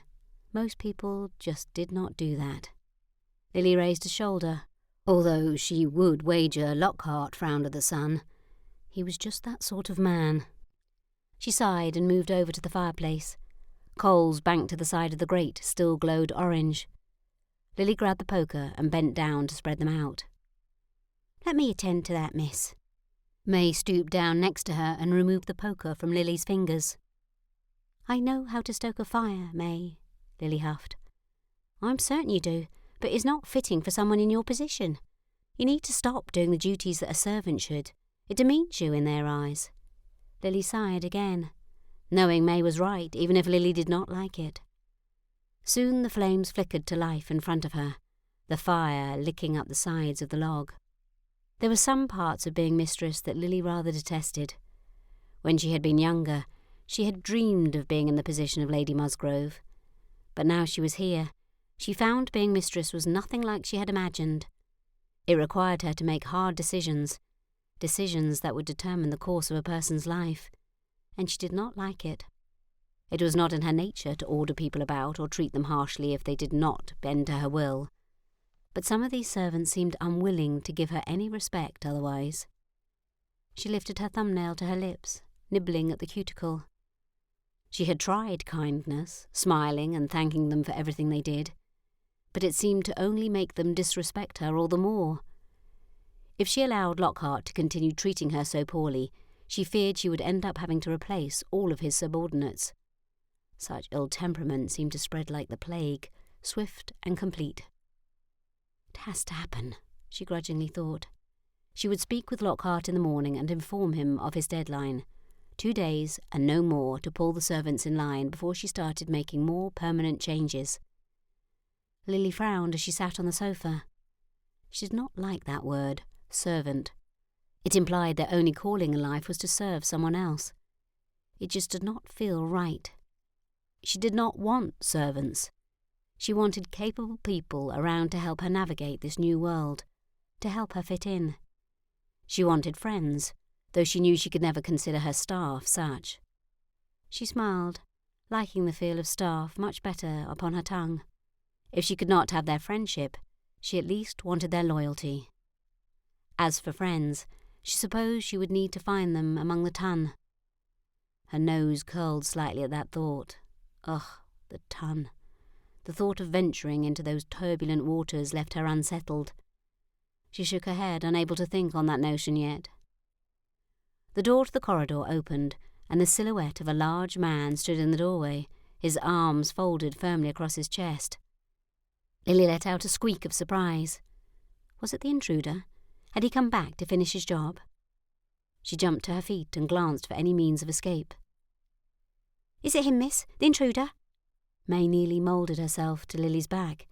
If Lily had not been so scared herself, she might have found the humour in it. It seemed May was not such a great protector after all. Holding her tallow candle high in front of her, she saw the man take several steps into the room. Lily's heart continued to pound in her chest, but no longer out of fear.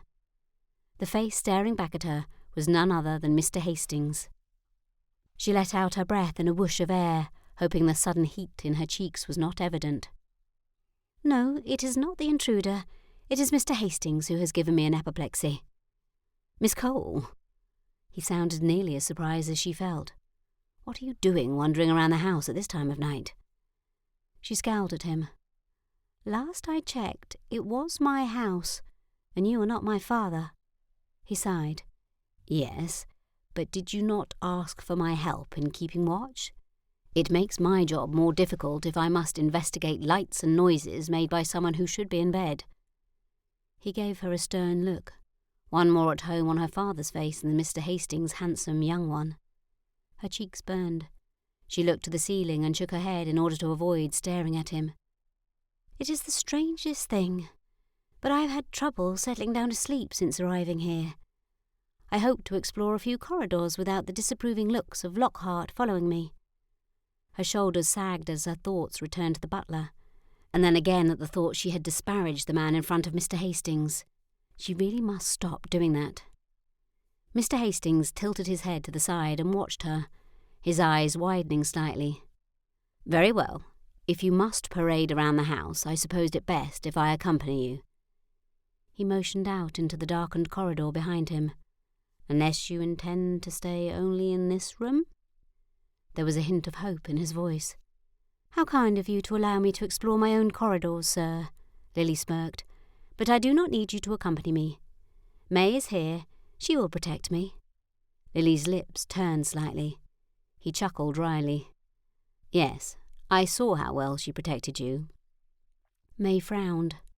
Lily took a few more steps toward him, a brow raised. "Why are you not outside? I thought the footmen were to patrol the inside of the house." Mr. Hastings looked around. "Do you see any footmen? When I saw movement in this room through the window, I waited, but saw no other movement in the house. I thought to investigate myself."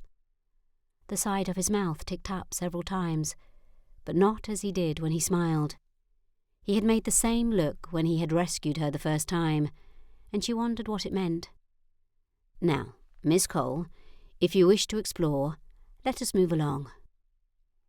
"Where do you suggest we go?" He shrugged. "Wherever you wish."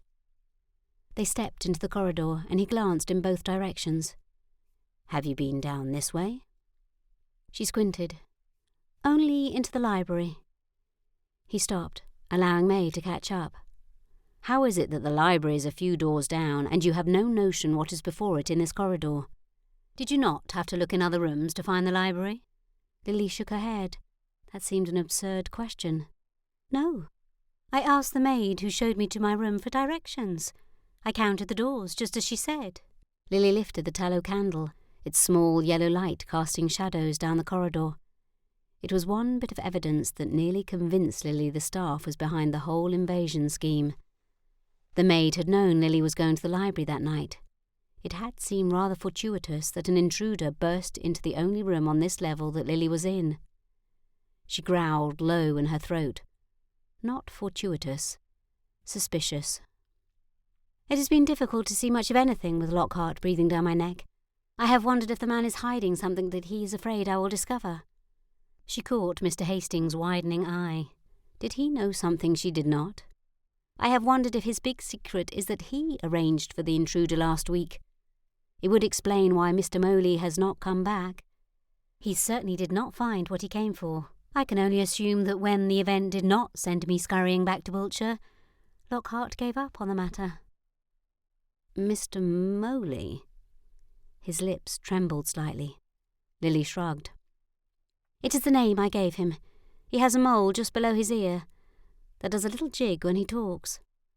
"I see." Mr. Hastings ran his thumb and forefinger along his strong jaw.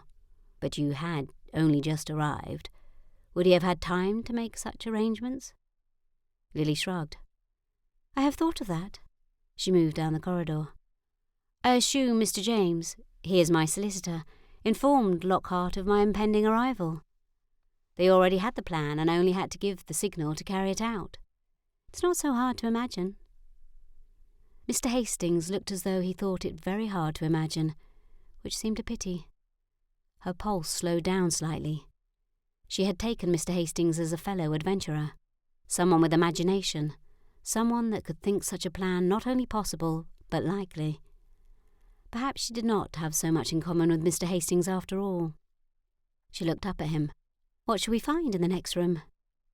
Something flashed in his eyes, but perhaps it was just the candlelight. He shook his head. "Now, what is the fun of exploring if I tell you beforehand what you will discover?" Lily tilted her head and her pulse quickened again.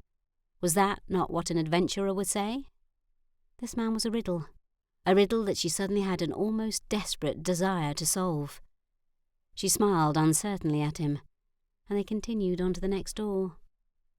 She glanced at him in the candlelight from the side of her eye. If he had been a stable hand at Barton Cove in Wiltshire, Lily would surely have had a girlish tendre for him. What girl would not, with his slightly curly hair and boyish grin? He was altogether too handsome for the stables. She could imagine him in a fine tailcoat and a beaver. Perhaps it was not that Mr. Hastings had no imagination, but rather Lily's was overactive. She had a moment of regret that she could no longer entertain the notion of an attachment with him. She would have difficulty enough overcoming her own upbringing in the eyes of the ton. She did not need to add the upbringing of a husband to the mix. Her ears tingled at the thought of marriage, and to this man no less. What was she thinking? They had only met a week ago. She shook her head, tossing the absurd thoughts from her mind. They entered a parlour painted in a pale blue. Mr. Hastings walked round the perimeter of the room, running his hand along the walls. He was very thorough in his search of the room. But what was he looking for? It seemed unlikely an intruder could hide behind the moulding. Perhaps he was looking for a secret passageway or room. Lily smiled at the ridiculousness of it until she imagined what such a find could hold. Her heart thumped harder in her chest. Could it be possible? She had thought such things only existed in fairy tales. Perhaps there was a greater adventure here than even she had suspected, or maybe it was just her imagination that was rather grand. But either way, the search for a room could be just the diversion she needed. She held the candle higher, trying to give him more light. He spun around and looked at her, as if he had forgotten for a moment that he was not alone. "What are you doing?" She walked a few steps toward him, May following along like a puppy, nipping at her heels. "I thought perhaps you could use a little more light." He blinked twice in quick succession. "Oh, yes, that would be helpful, thank you." He turned back, but seemed less thorough now. Was he concerned she would be more fearful if he told her his suspicions? "What are you searching for? Do you believe there is a hidden passageway?" She mentioned it mostly in jest as she moved in behind him. Maybe if she told him such things intrigued her also, he would let her search with him. He shrugged. "In these old houses it is difficult to know for certain. Besides, I was wondering how Mr. Moley," he quirked his brow, "got inside with no one hearing him. A passageway seems the most likely scenario." Lily looked over and caught Mr. Hastings' gaze. "I had assumed he came in through one of the terrace doors. I counted at least 3 such doors when I walked outside this afternoon." Mr. Hastings nodded. "Yes, I suppose that could be the case. However, there are no markings on any of those doors. Unless someone left the door unlocked, I do not see how he could have come through that way." His jaw twitched again, but Lily hardly noticed it. She was too intent on what he had said. Unless someone had purposely left the door unlocked. It seemed clearer all the time that Lockhart was responsible. Unlockhart would seem a better name for her butler. She clenched her teeth together before taking a cleansing breath. It would not surprise me to learn the door had been unlocked. It would make things much clearer if that were the case. Mr. Hastings finished searching the walls and came to the middle of the room. I do not believe there is anywhere in here, besides the windows, which were all locked, where Mr. Moley could have gained entry to the house. Shall we move to the next room? Lily put her hand up to stifle a yawn. Mr. Hastings grinned. Perhaps we should continue this little tour another time. You seem to be ready for sleep now. She shook her head, unwilling to leave until they found the secret passage. No, I am wide awake. He placed a hand on her arm, and warmth travelled up to her chest and belly. If I promise not to search the passageway, should I find one, until you are with me, will you return to bed? She gave him a half-hearted glare. Yes, but only if you promise. He tipped an imaginary hat to her. You have my word. Lily smiled. Thank you. She was uncertain why she trusted Mr. Hastings so completely, but she did. Add to that the feeling of safety and protectiveness she felt when near him, and the regret over his occupation became even greater. Chapter 12. Tim yawned as he pitched a fork full of hay into the stall of Brownbeard, a dark brown horse. He yawned, feeling as if he were sleeping on his feet. The long hours keeping watch, or rather searching the house in the dark night and then working in the stables for a good part of the day, were catching up to him. His mind felt muddled and foggy. To make matters worse, when he did sleep, all he could think about were the lies he had told Miss Cole. For every day brought a new batch. They continued to grow with every conversation they had, and it was wearing on him. He had always thought himself an honest man, at least when it counted. He had told a lie or two in each of his other assignments, but this assignment required more deception than normal, more than he was comfortable with. Tim ran his hand along the back of his neck and twisted his head from side to side. Careful there, you almost pitched the horse. Her soft voice floated to his ears as if it were a dream. Tim looked up, knowing what he saw was surely a hallucination. She looked even lovelier than he remembered in her pale blue gown and green spencer. Tim put the tines of the pitchfork on the floor and rested his chin on top of the handle. He frowned, slightly worried he was having visions, although if this was what a hallucination was, he would not mind indulging in it a moment longer. It was the best dream he'd had in months. Lud, you look a fright. She reached out and touched him. He almost thought he could feel the warmth of her hand. Yes, one does when they've had very little sleep. It was interesting, really. He did not feel his normal hesitation at speaking to her in his dreams as he did when he was awake. Perhaps it was because he did not feel the need to lie to her. It felt almost as if they were friends. Why are you not sleeping? Does Cummings not give you a chance to rest when you return from the house each morning? The vision's voice held concern. Tim shook his head. I am relieved of my protection duties at 3, but my duties as groom begin at 5. Cummings does allow me another hour or 2 to sleep once I have finished my work for the day. 3 or 4 hours? That is all the sleep you are receiving? Her lips pursed and he smiled. He'd forgotten how handsome she was when she was angry. But his favourite look of hers was when she grinned. There was an obvious mischief in her eyes, and she had 2 dimples, one on each side of her mouth. Tim sighed again. He knew he must wake up from this dream and get back to work, but he found himself unable to do so. Just another moment or 2 would not hurt, would it? Miss Cole reached out, taking the pitchfork from his hands and laying it aside. She grabbed hold of his arm, and this time the warmth permeated his coat and shirt sleeves, travelling slowly, deliciously up his arm. He shook his head. Now was not the time to wake up. Come, Mr. Hastings, I will see that you receive some rest. She tugged him lightly through the stable until she spotted Cummings. Then her pace quickened. Tim stumbled as his feet did not move as fast as hers. Mr. Cummings. Her voice held that same disapproving note it had when she threatened Cummings's job. Tim smiled. This Miss Cole of his dreams was every bit as fiery as she was in person. Look at this man. He can barely stand for want of sleep. Why have you not allowed him to receive proper rest? Cummings cleared his throat and straightened his back. I hired him to work in the stables, not be a watchguard, Miss Cole. His chores do not go away just because you need him elsewhere. He raised his chin a fraction. I have been allowing him sleep once he's completed his duties. Miss Cole narrowed her eyes at him. 3 or 4 hours is not acceptable. I pay his salary, I might remind you, yours as well. I need him elsewhere for the time. If you must hire someone else to replace him in the stable, then do so. Cummings squinted at her for a moment before he added, Aye, Miss Cole. Tim's head lolled to the side. What a strange dream. It felt so very real and yet not at the same time. You heard the miss. Move along up to bed. Cummings' voice growled. Tim did not like the Cummings of his dreams. Not that he was so very different from the real one. There is far too much noise for him to rest in here.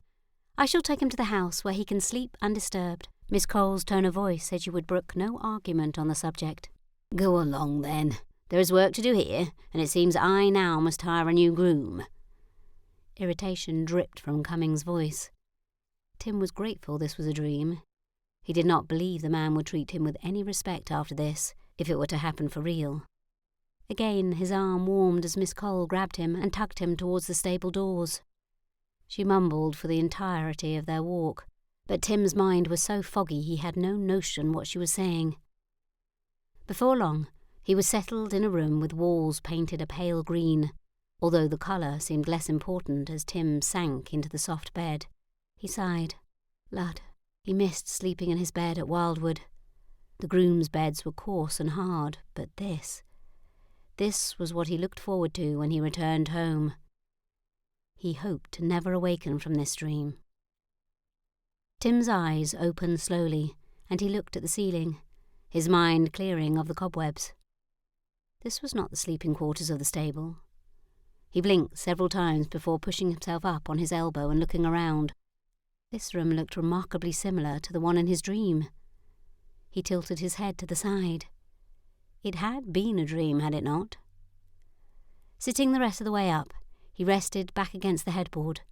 He folded his arms across his chest, crossing his legs at the ankles, and grunted. What if it had not been a dream? He frowned as he tried to recall the specifics of it. If it had all been real, well, then he was certainly in the briars with Cummings. The man had been a simmering tea kettle when Miss Cole had spoken to him, and as Tim had witnessed for days, the man could not take his irritations out on Miss Cole, which left only one other person to receive his ill temper. It seemed very possible Tim was no longer a groom. Not that he would lament the loss. He looked at his calloused hands. He was looking more like a groom every day, and he could discover no benefit to that. But if Cummings dismissed him, what would that mean for this job? The job de la Motte had hired Tim for. What would be his excuse for staying at the estate? How would he discover the diamonds if he were not staying at the estate? At least as a watchman he'd had permission to prowl around the estate at night. Even inside the estate, he had always found an excuse for his presence. He had been rather productive in discovering where the diamonds were not, but he was no closer to knowing their whereabouts. If only he could look around the house in the daylight. He sighed and flung his hands down onto the mattress next to him, then rotated his neck and shoulders. He had no notion of the time, but he was becoming more certain by the minute that nothing from earlier had been a dream. He frowned, recalling the tenderness he had felt from Miss Cole. Searching the fragments of his memory, he tried to remember if he had said or done anything that he would regret upon seeing her again. While her part in the dream was vivid and easy to recall, his own part was less so. He could hardly remember a thing he said to her. Why was that? Or was he just refusing to remember because it would prove too humiliating? He raked a hand over his stubbled face. Perhaps if he hurried, he could find Cummings and try to dissuade the man from relieving Tim of his duties in the stable. As much as he did not want the work, he still needed the access the ruse of his employment provided. He shook his head. The things he did to complete a job. He certainly did not see Paul mucking out the horse stalls. Indeed, Paul was likely at the tavern spending money he did not have on drink and other things Tim chose not to think on. He swung around to the side of the bed and dropped his feet to the floor. As he wandered the halls of Hawthorn each night, Tim had concluded that Paul's break-in had not been so ill-planned as he first thought. He grunted. In the light of day, however, he was back to thinking it had been a bacon-brained idea. Tim pulled on his boots and moved toward the door, but he stopped as he passed the mirror above the sideboard. Lud, he needed a good shave. He lifted his limp, wrinkled cravat. Blakely would be near apoplexy to see Tim's current state. A heavy breath sounded. Oh, how Tim missed his fussing valet. He gave one last look and squared his shoulders. There was nothing for it. He was playing a role, and that role did not include being dressed by a valet. Tim may as well quit lamenting and get on with his duties of finding the diamonds. The sooner he found them, the sooner he could return to Wildwood. He moved out of the room, purpose in his stride. He stopped mid-step in the corridor. Where was he to go first? Seek out Cummings and beg for mercy, or find Miss Cole? Ultimately, she was the one to decide his fate on this estate. Perhaps it would be best if he found her first. He took the stairs 2 at a time to the lower landing and looked both directions down the corridor. Would she be in a room on this floor, or was it more likely she was below? The library was still 1 floor down, and so were the sitting rooms.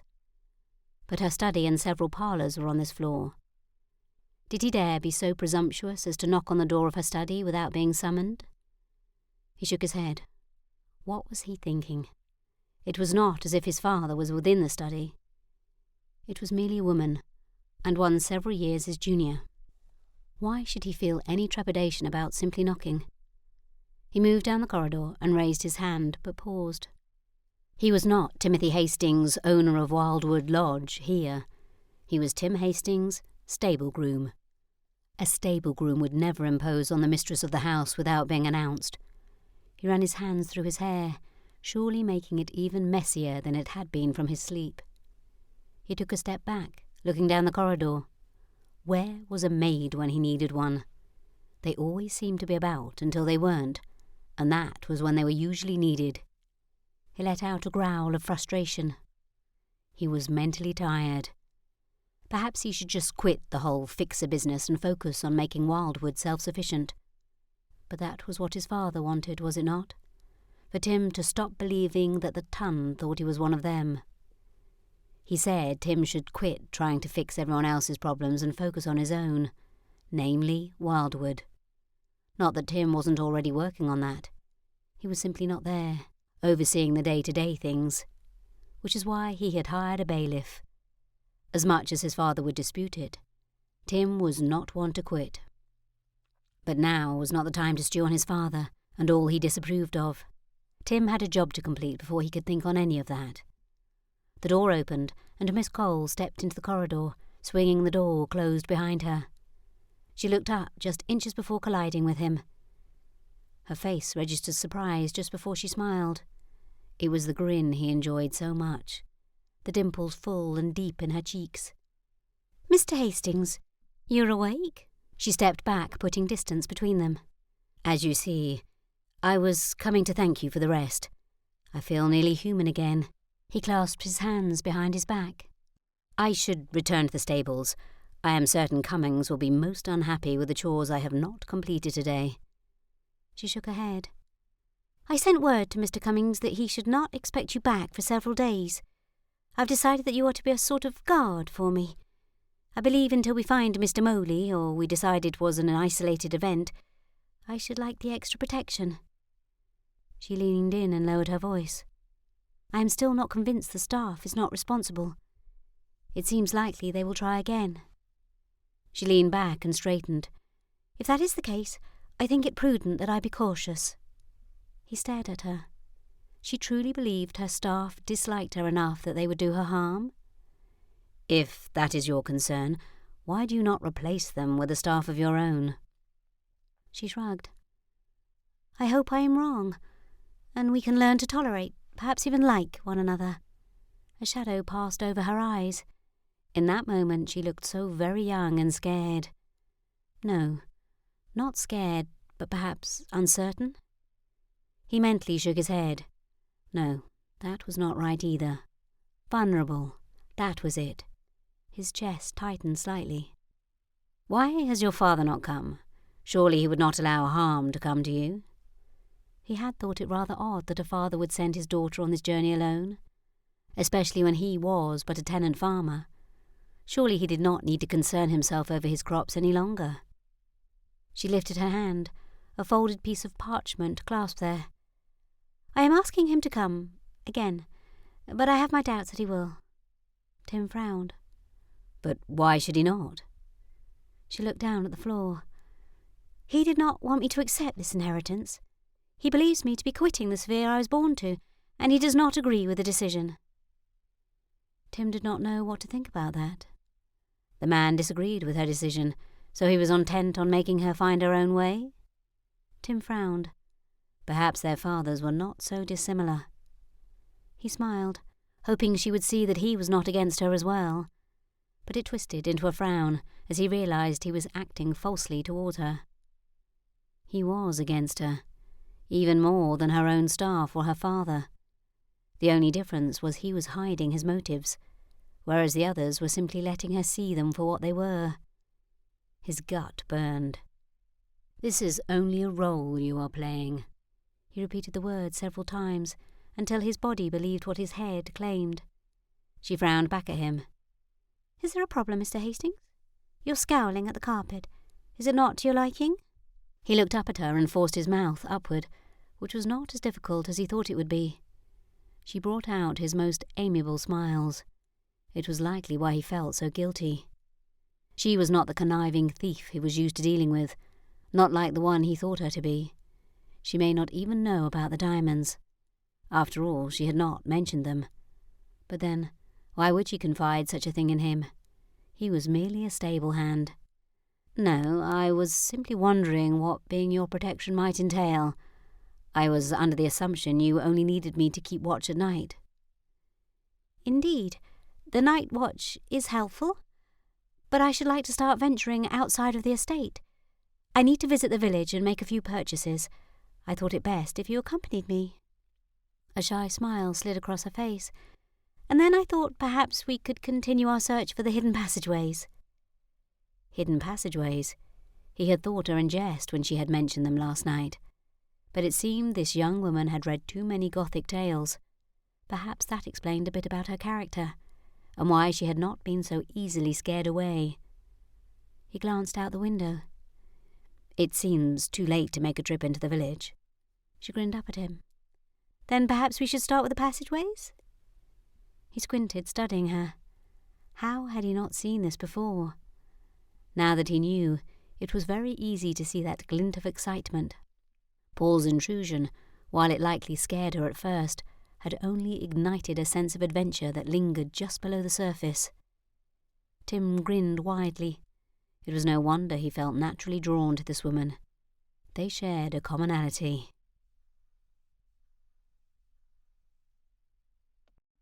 Chapter 13. Where shall we look first? Mr. Hastings lowered his voice as he looked both ways down the corridor. Lily grinned at him. It was easy to like this man with his quick smile and amiable disposition. From her experience, it was a rare quality, and one she had observed little in the upper classes that visited Lady Musgrove. She chided herself. It was quite possible there were members of the upper class who had amiable personalities, just as it was possible there were less amiable members of the lower class. Had she not encountered plenty of those types right here on her estate? Besides, she was part of the upper class now, and she should think of them in a kinder way. A sigh slipped out as she heard her father's voice in her mind.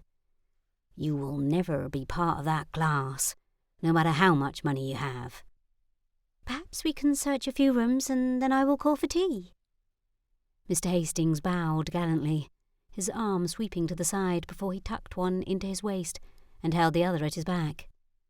I am at your service, Miss Cole. Lily chuckled. You're too kind, sir. She tapped him on the shoulder, as if she were a queen knighting him. Please rise, Mr. Hastings, and let us begin our search in the ballroom. I believe it is downstairs. She gave her head a little shake. She really should make a map of this place and study it in her chambers before she went to bed. It was ridiculous that she did not even know which rooms were which in her own house. It is a large house, Miss Cole. It will take time to learn all the rooms. They moved down the stairs, and Mr. Hastings reached for the door latch. The ballroom is a fine choice, I admit. I have never seen it in the daylight. She glanced up at him, her brows dipping low. When have you been in the ballroom at night? He swallowed, and his cheek ticked up several times. After your assertion about Mr. Moley coming in through one of the terrace doors, I checked their locks before I returned to my patrol of the yard last night. He took a step back as if waiting for something. She pursed her lips in thought. After Lockhart left the door open the first time, it did not seem so far-fetched that he would do it again. Thank you, Mr. Hastings. That is precisely why I chose you to watch out for me. You are shrewd. He looked away from her. She had embarrassed him by giving him praise. He must not receive it often. Mr. Hastings continued down the corridor. How long has it been since last you were here? Lily quirked a brow. I've never been here. I only just inherited the estate from my aunt.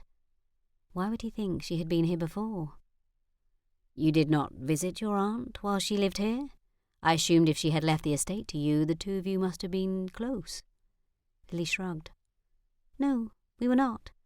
My aunt left the estate to my mother, but she died soon after my aunt, so the estate passed on to me. Mr. Hastings nodded, as if it all made perfect sense, which Lily doubted it did. It hardly made sense to her.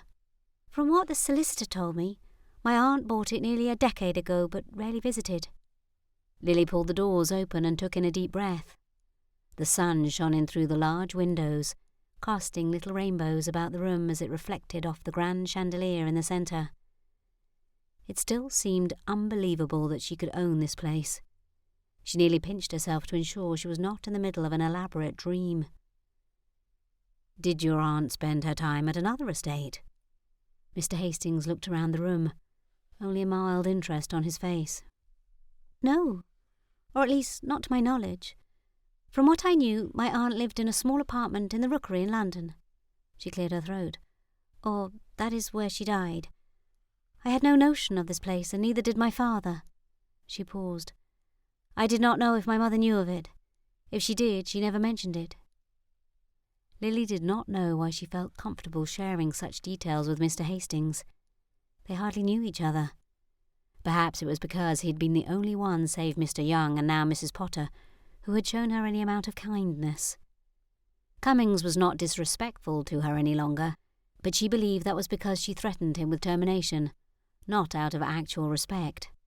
Your aunt was your mother's sister, then? He strolled around the room, not looking at anything overly long. Lily nodded, moving toward the far wall. She ran her fingers up and down the moulding along the wall. It seemed reasonable that if there were to be a secret passageway, such a feature would disguise it. Yes, she was my mother's older sister. They came from France together. Your mother was French? He stopped and turned around to face her. Lily glanced over her shoulder and nodded. Yes. She kneeled on the floor and looked up under the mouldings, trying to see if there was an opening visible from beneath. She let out a sigh when she found none. Perhaps this undertaking was a waste of time. She had not heard or seen anything to indicate this house held hidden rooms or corridors. But was discovering all there was to find out about one's home a waste of time? Some might say yes, but Lily felt it was time well spent for her. This had been her aunt's house. Perhaps in her search she would discover some information about Jean de la Motte, something her mother had not told her, or even more desirable, something about her mother. Mr. Hastings extended a hand to help her up off the floor. "What you said to Cummings about being descended from royalty, that was just to put him in his place, was it not?" Lily tilted her head. "According to my mother, it was true. She used to tell me stories about her family." She lifted the chain from out of her bodice. "Only those of royal blood could use the fleur-de-lis." She tucked it back inside her dress. "My grandfather gave one to my mother and one to my aunt before his death. He told them to always keep it, as it would prove their heritage." Why was Lily defending this story so adamantly when only a few months ago she had not wholly believed it herself? She smiled at Mr. Hastings to hide her sudden lack of confidence. "I would like to earn respect, Mr. Hastings, which does not come from a lie. What good would it do to tell a falsehood? Once discovered, as all lies are eventually, it would only make matters worse." He looked paler than normal, and his gaze dropped to the floor. "I am confused. If the story was true, why was your aunt living in an apartment in the Rookery? That is a dangerous part of town." Lily smirked. "And what was I doing living as a farmer's daughter?" The tips of his ears pinked slightly. "Well, yes." Lily looked one more time around the room, allowing a moment to daydream about dancing around the room in a gentleman's arms. Her own face heated when she recognised the face of her imaginary dance partner as Mr. Hastings. "My mother's father descended from Henry II. Her lips pursed. Should she admit the claim was illegitimate and somewhat tenuous? She decided it was not information he needed to know. "My grandfather was the Comte de Saint-Remy. His estate was near Bar-sur-Aubaine." Lily paused. Reciting the stories she had heard throughout her childhood made Lily feel closer to her mother, closer than she had felt in years. Her mother had never regretted marrying Lily's father. Lily was certain of that. But it did not stop her mother from using a wistful tone while telling of the grandeur of her family relations. "Unfortunately, my grandfather's estate did not come with a fortune, and was not productive enough to support itself. It forced my aunt and mother to make their own way in the world." "Much like you are," Mr. Hastings said. Lily thought she heard a touch of admiration in his voice. "I suppose. Only I'm not alone. I have Aunt Parker and May. My mother had her sister with her for a time, but she came to England completely alone." They moved out into the corridor and to the room across the hall. It was a sitting room painted in a shade of blue that was neither dark nor light. It reminded Lily of the midday sky at the height of summer. Lily smiled and lifted her face to the bright yellow ceiling. It felt as if the sun were shining down on her. Mr. Hastings moved up beside her, and she dropped her chin. Did he think her silly for doing such a thing? After the long winter, she would welcome the summer sun. "How did your mother end up in England?" Lily's brow creased. That part of her mother's stories had always been more vague than the rest. "There was a misunderstanding of sorts." She glanced up at him. "My mother was not very clear on those details, but from what she said, someone falsely accused my Aunt Jeanne of thievery. She was even branded with a V and sent to a woman's prison. But before they took her away, Jeanne gave my mother money and told her to go to England, where she was to find a house for them." "A V? Why would they use a V?" His eyes widened. Lily lifted the pictures on the wall, looking behind them for something she was believing more and more did not exist. "It is short for voleuse, thief." Lily glanced over her shoulder. What must this man think of her family, of her? He had ceased looking about the room and instead stood staring at Lily, a look of disbelief on his face. His stare clearly said what he thought of her, but what did it matter? It was not as if she was seeking his approval. The fates had not paired them for marriage or any such nonsense. He was a groom in her stable. "Why are you looking at me so? It is not I who received the brand."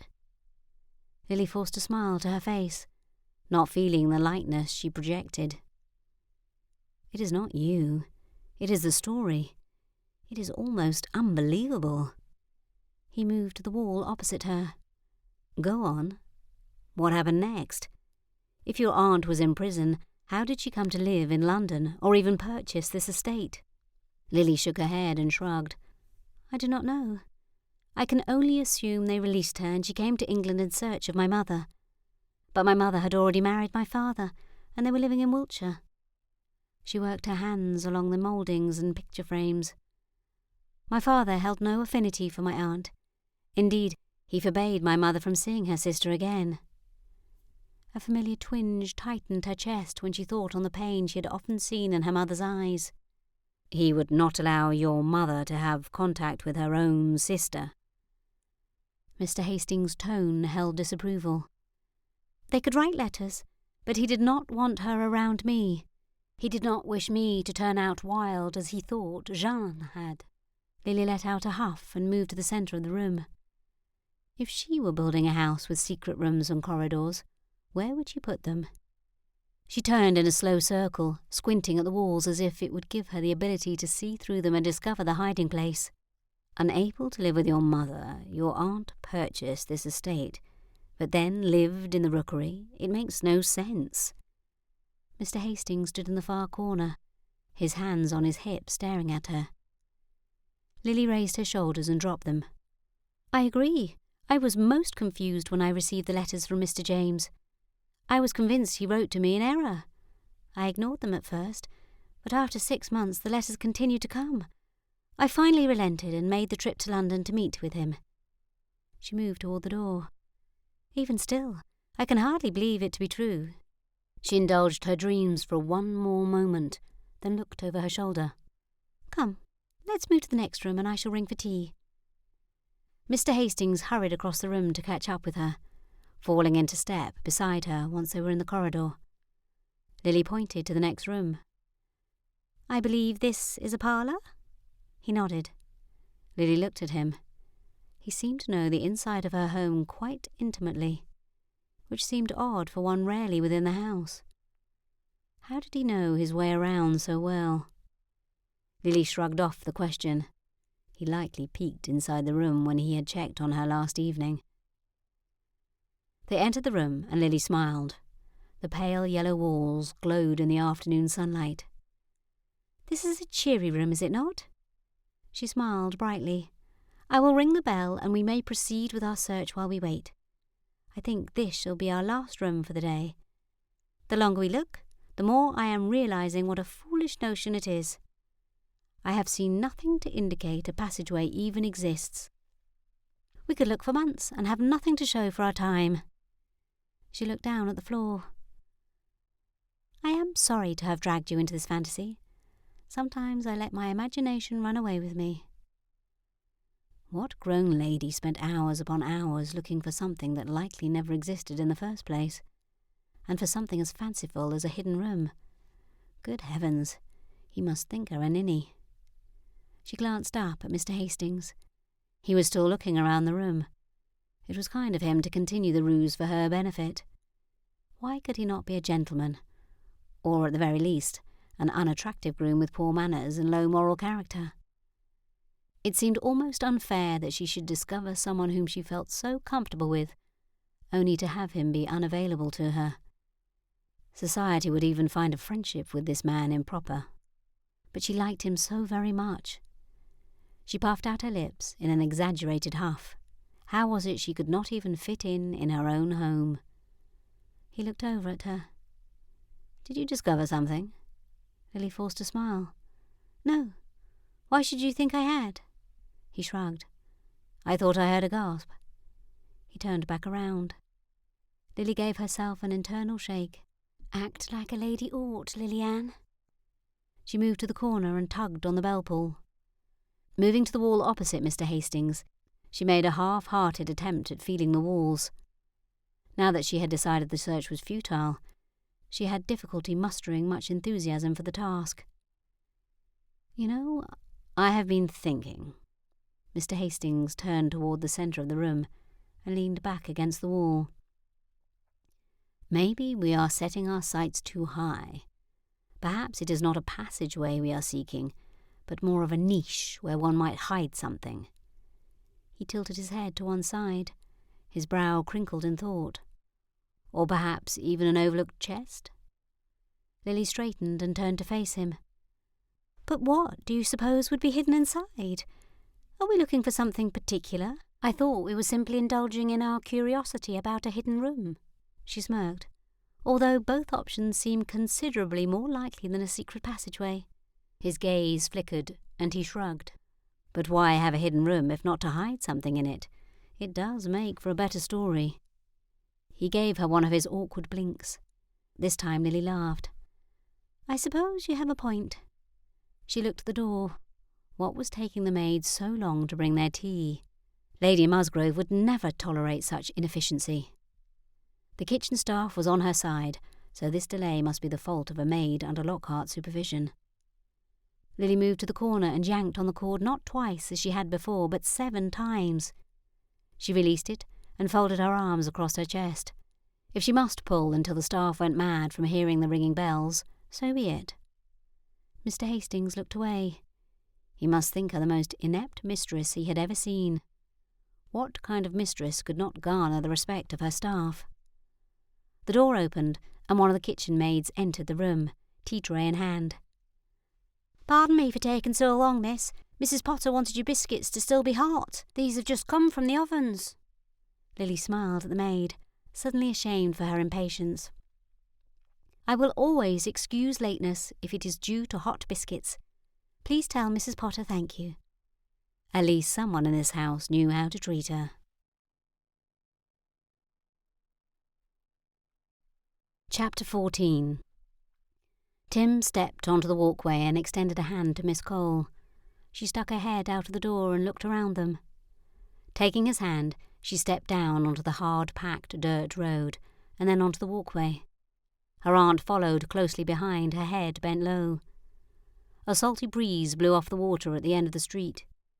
He had tried to convince Miss Cole that Ryhope would not have what she needed, but she would not be deterred.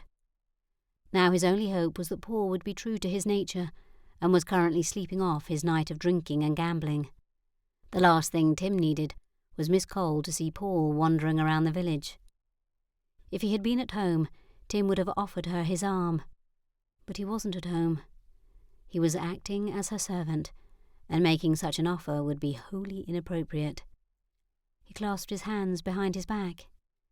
He had to admit this was a much better duty than his previous one. It entailed much less dirt than the stables, although he did miss spending time with the horses. Or perhaps it was just General Howe he missed. There was also the matter of Miss Cole's riding lessons. Would Cummings take over that task, or assign it to someone else? As her protector, Tim should be the one to accompany her, should he not? A lazy grin spread over his face. He would see that she invited him along, as a matter of safety, of course. If only he could bring the General over for their rides. But there would be no way to explain how a groom could afford such a well-bred horse. General Howe had cost him a pretty penny at Tattersall's, and while Miss Cole likely would not realise it, the other stable workers would take notice. Tim did not have full confidence that Cummings was on his side any more, and would not reveal Tim's secret. He sighed. If only they had found that secret panel yesterday, or even if he had found it on one of his nightly patrols. Discovering the diamonds while he was with Miss Cole was not the desired outcome. But if he could find the location without her knowing, he could come back later and retrieve the diamonds when she was not with him. Unless, of course, she already knew exactly where the diamonds were. Perhaps he had been looking in the wrong place. Perhaps they were in Miss Cole's chambers. He growled quietly. How the devil was he to check in there? This is a lovely village, is it not? She paused. Listen, you can hear the waves crashing from here. Yes, the water is just at the end of this street. Ryhope was not so different from most coastal villages he had visited. The air was moist and smelled of salt and fish. She moved to stare at a display in a window. He folded his arms across his chest and moved in beside her, staring through the glass. What shops do you wish to visit today? She looked down the street. I wish to visit the bookshop and the butcher. I told cook I would retrieve her order while I was here. She pulled a letter from her reticule. And I wish to post this letter to my father. He quirked a brow. She was fetching things for her servants? That was unexpected. You are fetching something from the butcher? Today is the day she sells to the villagers, and I knew she would be short on time. Miss Cole shrugged. As I was already coming into... She trailed off. You believe I made a mistake? That I'm giving them more cause to disrespect me? Indeed, he did think it most improper, but he was not about to say as much to her. It is not as if I'm so knowledgeable. They do not teach us such things in the stable, miss. But do you believe she will take advantage of your kind offer and make a habit of asking you? Miss Cole frowned but shook her head. She did not ask. I made the offer. She let out a deep sigh. But that was improper. I see that now. She could have sent a maid if she could not go herself. Her shoulders drooped. Why can I not seem to decipher between behaving politely and being improper? I will never do this right. Give yourself time. It has not even been a fortnight yet. I cannot imagine you learn such things overnight. She had indicated this trip was rather of an urgent nature, but her stops, aside from the butcher, did not seem so time-sensitive. He motioned with his head to the shop a few doors up. There is the bookshop. Perhaps we should stop there first. She looked back at her aunt. Aunt Parker, did you not say you wished to visit the milliner's shop? Why do you not take Ezra with you, and Mr. Hastings can accompany me? Then we can meet at the butcher's when we finish. Her aunt nodded. I will not be long. I will check at the bookshop before I continue on to the butcher. Miss Cole patted her aunt's arm. Very well. If you see any ribbon that I must have, please purchase it for me. Oh, and perhaps it would save time if you posted this for me as well. She reached back into her reticule for the letter. Of course, dear. I have one to send also. Her aunt took Miss Cole's letter and placed it in her reticule. Thank you, Aunt. Miss Cole turned her attention back to Tim. Shall we continue to the bookshop, Mr. Hastings? They walked the short distance to the little bookshop, but instead of pushing inside, Miss Cole stood staring through the window. Why was she not going inside? She stood rooted for what seemed at least a minute or two before she took a deep breath. Look at all those books. Have you ever seen so many in one place? Tim looked inside. He had, actually. There were many shops in London that were much larger than this one. But a groom would not have such knowledge. He shook his head. She put a hand up to the window and nodded. I suppose we should go in. Once inside, she paused again, causing Tim to bump into her back. She breathed deeply, releasing a long sigh. This was the oddest behaviour he had ever seen. Finally, she moved out of the doorway and toward the shelves of books, her head to the side as she read the spines and strolled the length of the wall. She turned and repeated, looking at the same books again, but never reaching to take one from its spot. Tim moved up beside her. Are you having difficulty finding the book you're looking for? Perhaps I can help you search. She shook her head. I have no notion what I am looking for. He squinted at her. Then why were they there? She swallowed and looked around, as if making sure they were alone. I have never owned a book. I can read quite well. My mother saw to that. But I've never actually had one of my very own. Only borrowed a few from the library in Barton Cove. He stared at her. Ah, now it made sense. Your mother taught you to read? She nodded.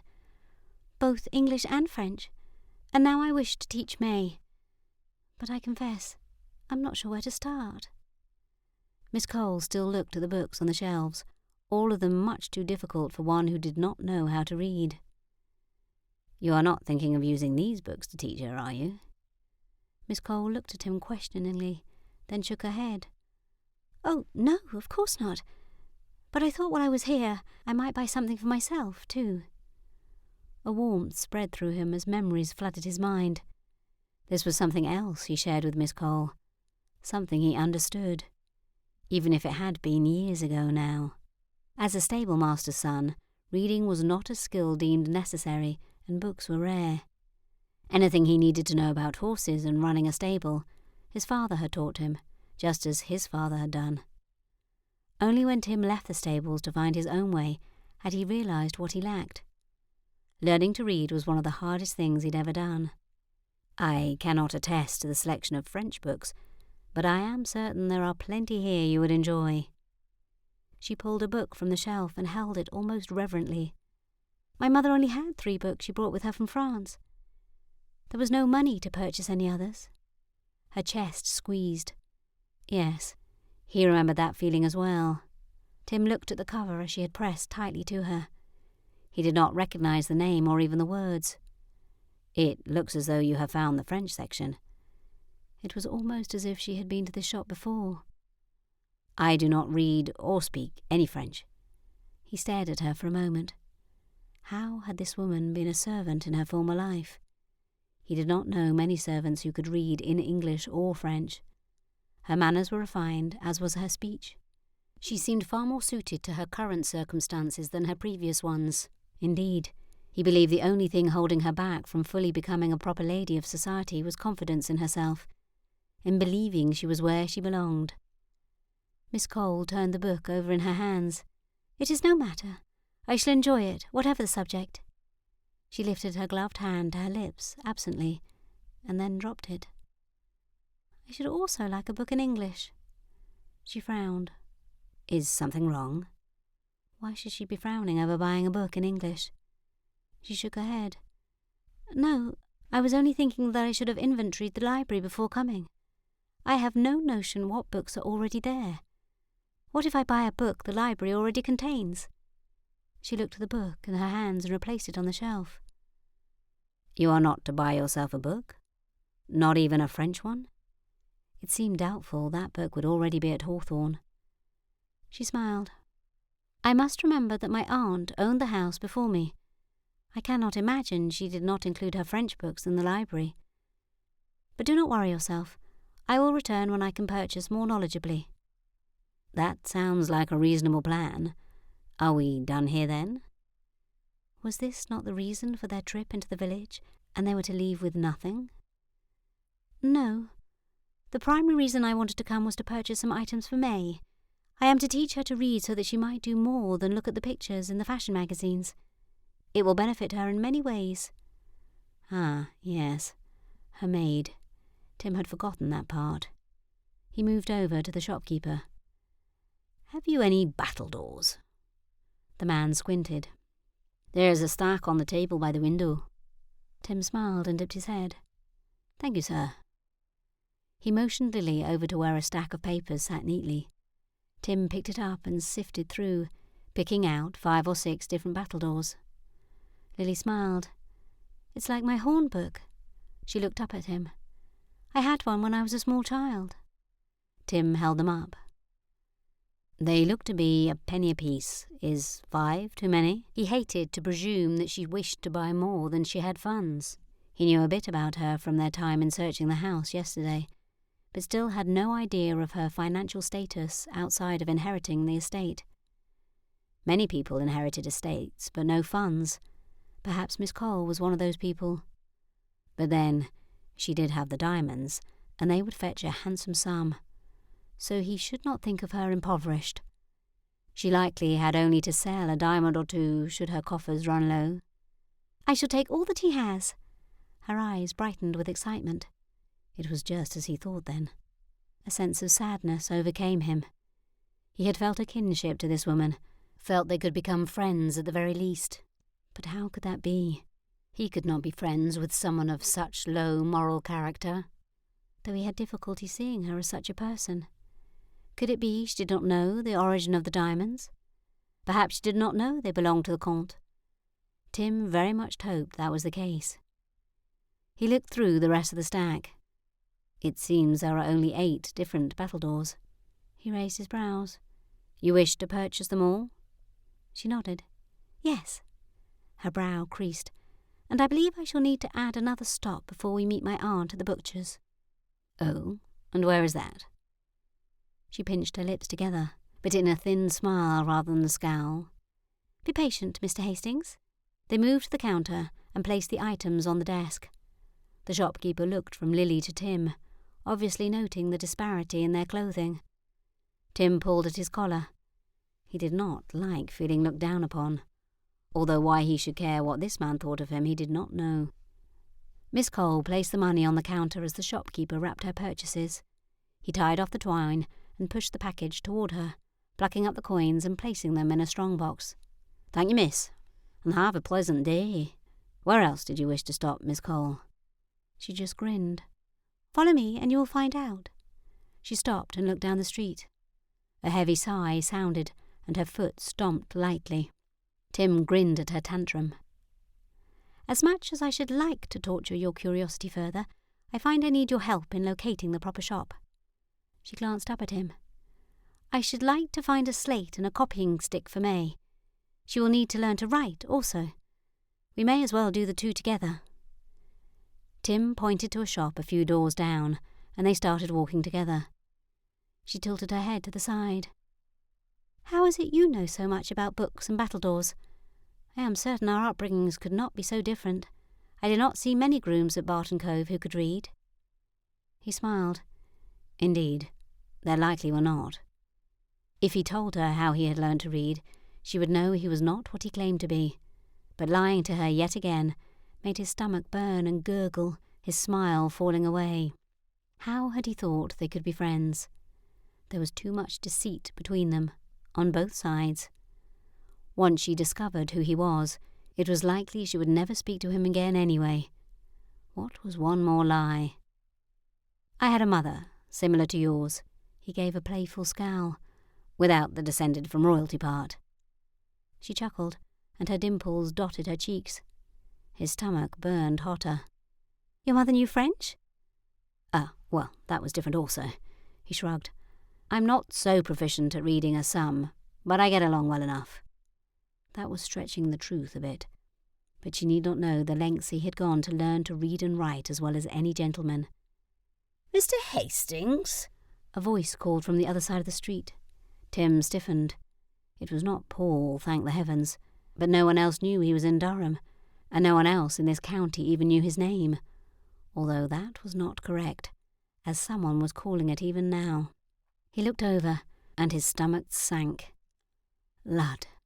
Did it have to be Lord Brandymere? Chapter 15. A stout little man dressed in a finely fitted tailcoat lifted a hand and waved as he bounded across the street. When he neared Mr. Hastings and Lily, he smiled broadly. "Mr. Hastings, sir, what are you doing here in my hope? Is not your estate in Cheshire?" Lily laughed but covered her mouth with her hand. She looked at the man and then at Mr. Hastings, waiting for him to refute the assertion. But why did Mr. Hastings not? "How long has it been, Mr. Hastings? 6 months?" He shifted his gaze to Lily and raised a brow. "I do not believe we have been introduced." Mr. Hastings shifted his weight but smiled. "Indeed, my lord." He looked at Lily. "Lord Everett Brandymere, may I introduce Miss Lilian Cole?" Lily looked from Mr. Hastings to Lord Brandymere. She dipped a curtsy out of habit. "It is a pleasure to make your acquaintance, my lord." Why did this man think Mr. Hastings lived in Cheshire? Or was he simply referring to the estate of Mr. Hastings' previous employer? That must be it, because the notion of him owning an estate seemed highly improbable, laughable even. She turned her stare back to Mr. Hastings. He had yet to refute Lord Brandymere's assertion. Her breathing slowed as she wondered if perhaps she was not the one mistaken. Was it possible? She dismissed the thought almost as quickly as it came. But why? Why would a man who owned an estate descend the ranks of a groom? "And how do you know Mr. Hastings?" It seemed an impertinent question, but Lily could not care for propriety just now. Lord Brandymere looked uncomfortable for a moment, but then straightened.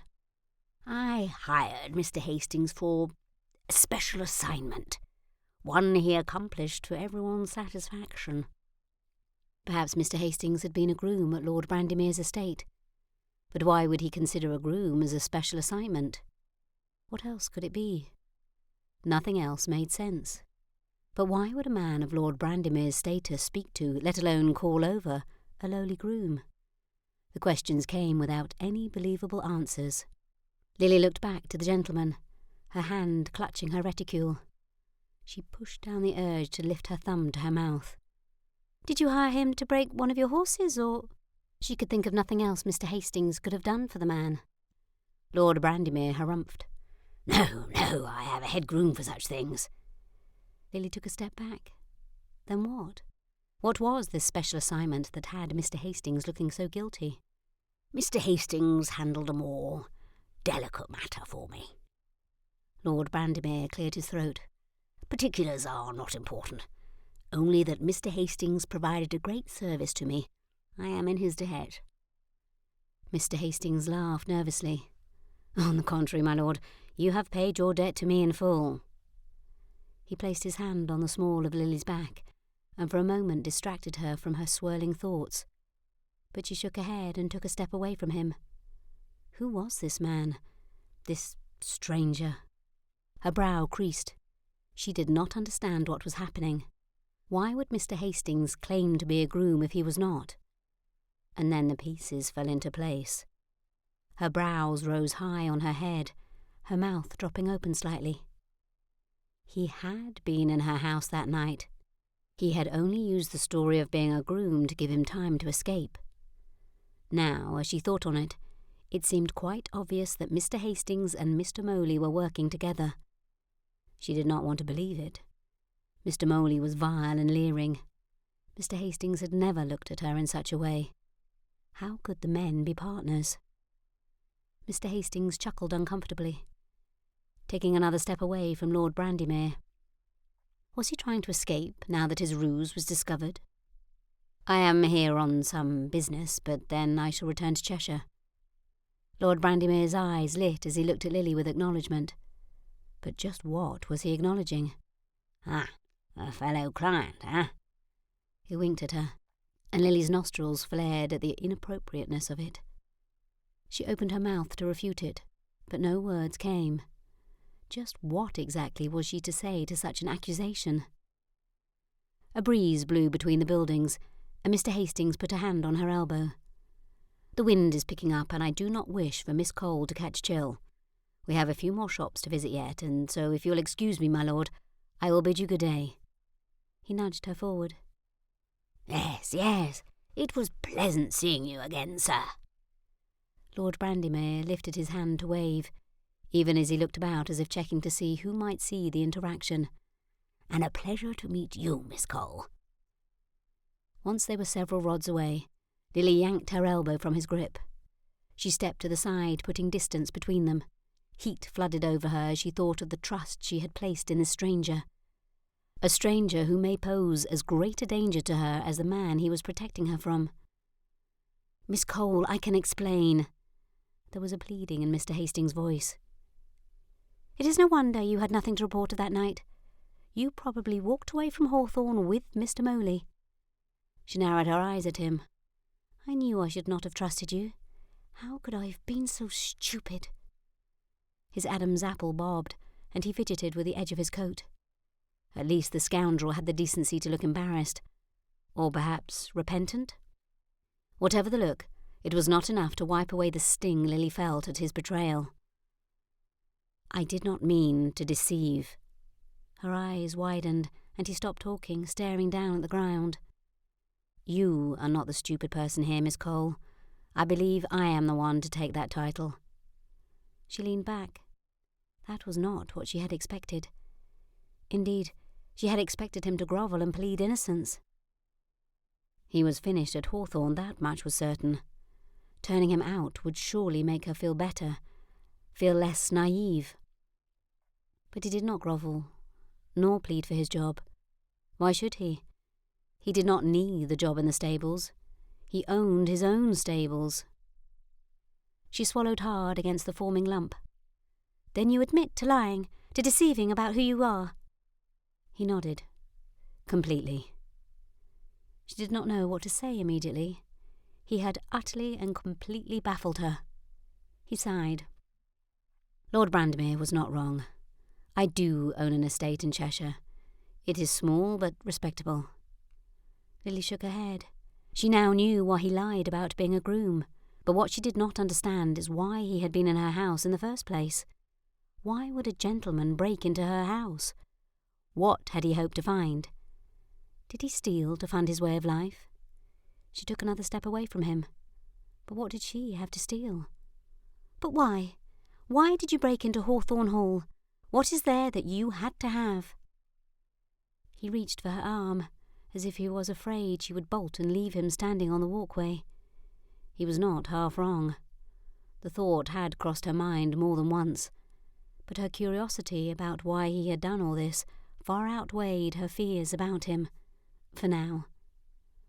His hand closed around her elbow, but she jerked it away, narrowing her eyes at him. He pulled his hand back and clasped it with his other hand behind his back. "I will tell you everything, but—" He looked around. "I would prefer to do it in private, rather than the middle of this walkway." She crossed her arms over her chest. He didn't deserve her patience or even her cooperation. She had half a mind to demand a full explanation immediately. But something in the way he looked at her made her soften toward him.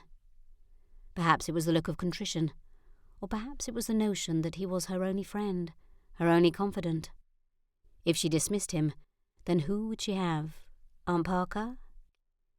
She was, even now, certainly mailing a letter to Lily's father, detailing all the ways Lily was failing as mistress. She relaxed her stance and nodded. It seemed staving off loneliness was to win out over good sense today, because everything in her brain was telling her she should not trust this man any longer. Yet she could not seem to push him aside. Not yet, anyhow. Perhaps once he explained she would find the strength to dismiss him. "Let me finish my shopping, and then we can return to Hawthorn."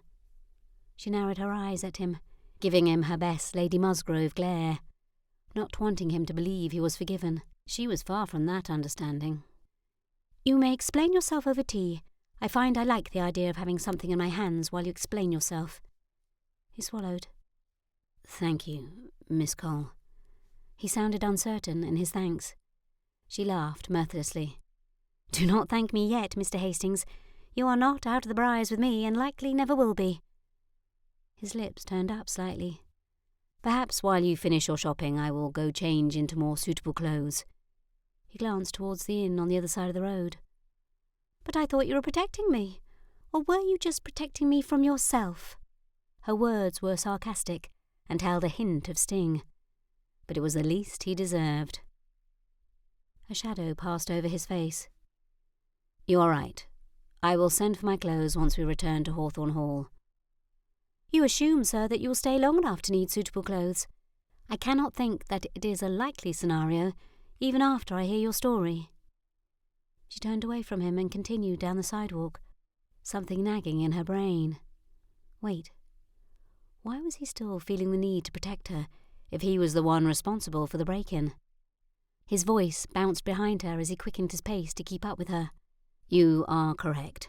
I am assuming too much, but I hope once I explain you will see the need for me to protect you still. For now, let us finish here and return to Hawthorn." A chill ran up her spine, but whether it was from Mr. Hastings' words or the wind she did not know. Either way, he was correct. They should finish their tasks and return home to the safety of Hawthorn. Lily settled into the corner of the settee with a cup of tea in her hands. Mr. Hastings sat in the wing chair across from her. His hands remained empty, his teacup sitting on the tray with the rest of the service. He looked nervously from the cup in her hands to her face. She did not believe she would throw it at him, but then she had been wrong about many things of late. Running his palms up and down his thighs, he looked quite nervous for a man so wholly convinced that she would keep him as her protection. She sipped her tea and looked at him over the rim of her cup.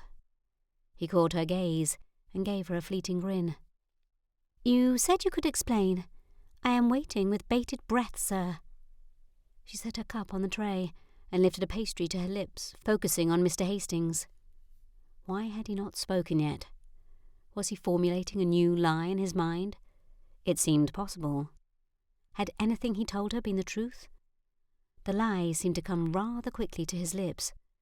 Obviously it was common practice for him. She raised her brows. "Well?" "Pardon. You seem to have other thoughts on your mind. I was simply waiting until you were ready." How did he know that? I can assure you, your duplicity is all that is occupying my mind, she snapped out, her patience reaching its limit. He cleared his throat. Yes, I should have considered as much. He paused. I have rehearsed this in my mind, but still I find I'm not sure where to start. He glanced away from her. Why do you not start with your name? At that he grinned and seemed to relax, which Lily did not think appropriate considering their conversation. She wished to keep him on edge, if only to discourage him from telling any more lies. No, I was not lying about that. My name is Timothy Hastings, as you heard from Lord Brandymere. Now, was that so hard? Lily looked condescendingly at him, but it only made him grin wider. Why was she not making him more nervous? She really needed to work on her fiercer looks. Perhaps this was why the staff did not show her more respect. They thought her a joke. She frowned, and was satisfied to see him sober considerably. I told you I was a groom because the man, Mr. Moley, that escaped out your window is my business partner. Yes, I had already concluded that. She gave him a bland look. He bit his upper lip. He entered the house against my wishes. I only followed him inside to protect anyone he may happen upon. He raised his brows. He has, of late, become rather unpredictable. She stared at him. What kind of business required breaking into someone's house in the dark of night? No reputable business that she had ever heard of. And why her house?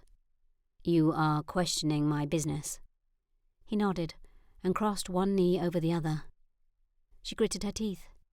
Why must he keep reading her mind? It unnerved her to think that he knew her so well. I am in the business of fixing things, as Lord Brandymere indicated. Sometimes that entails cleaning up messes notable people wish to keep hidden, but sometimes it entails recovering things that were lost or stolen. Lily's brow creased. What could he be looking for at Hawthorn? She did not seem to fit into either of those categories. A man, the Comte de la Motte, hired me to discover the whereabouts and then secure a large fortune in diamonds. Diamonds which were stolen from him, and he now believes are hidden here. Lily stared for a moment before dropping her head back and laughing. Diamonds, sir? And you thought to find them here? Are you daft? I think your client has misled you, for I can assure you there are no diamonds here. The thought was absurd. It was hard enough to imagine her aunt had had enough money to purchase this place, but to think that there were diamonds hidden within Hawthorn Hall. Mr. Hastings was a gullible man. She fixed her gaze on him. His face did not hold a smile. He was completely serious. I thought the same as you when I first came, but I believe they may be here. You cannot be serious. This was all preposterous.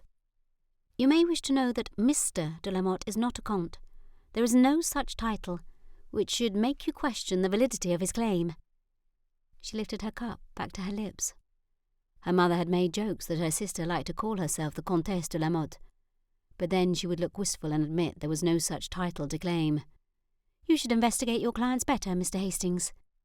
His face darkened, but quickly returned to a blank stare. His readiness to accept the job of protecting her made perfect sense now.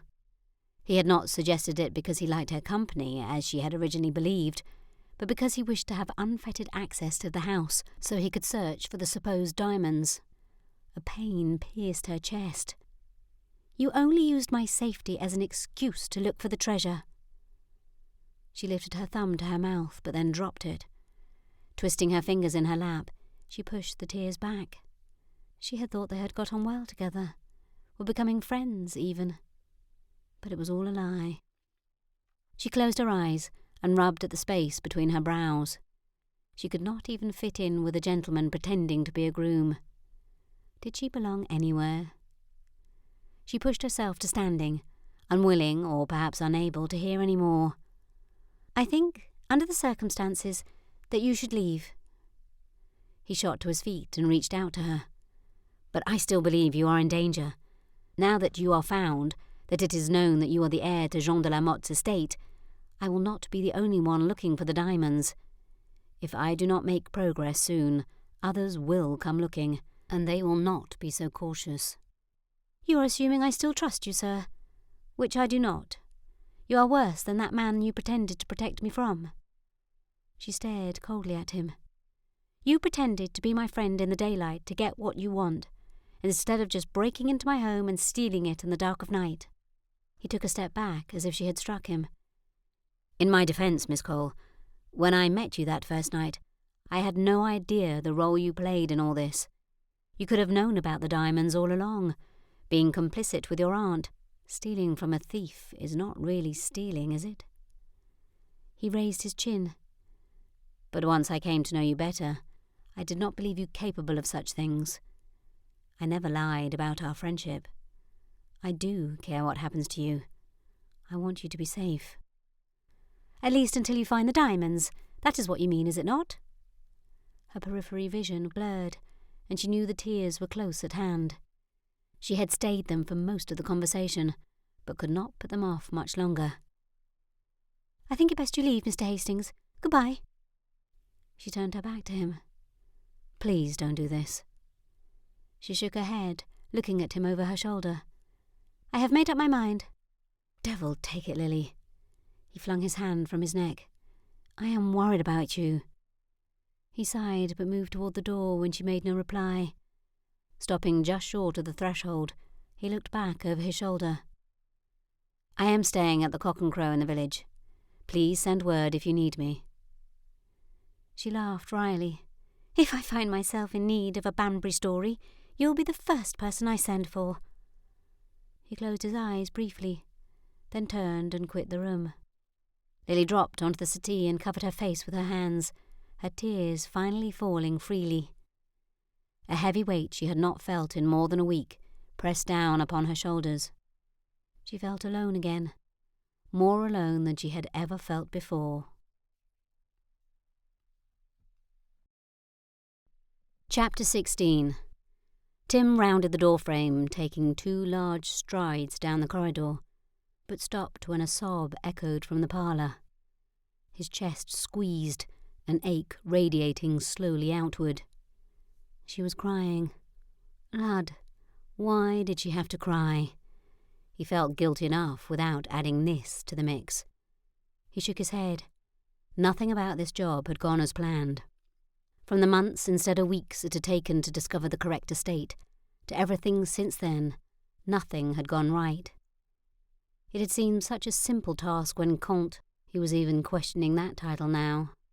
De la Motte had written to him, but when he had accepted the job, he had not anticipated setting eyes on the prey, let alone developing a friendship with her. She was right. He had not investigated his client well enough. The prize at the end had blinded him too much. He grunted and continued down the corridor. All this was Paul's fault. Tim shook his head. Paul's rash decision to enter the house may have caused the first problem, but it had nothing to do with what followed. That was all on Tim. And perhaps Lily, if only she had not been so blasted amiable. He closed his eyes and shook his head. When had he taken to thinking on her as Lily rather than Miss Cole? He glanced back over his shoulder. Perhaps when the tears had started. One could not hear crying and not feel some sort of connection, especially when he had been the cause.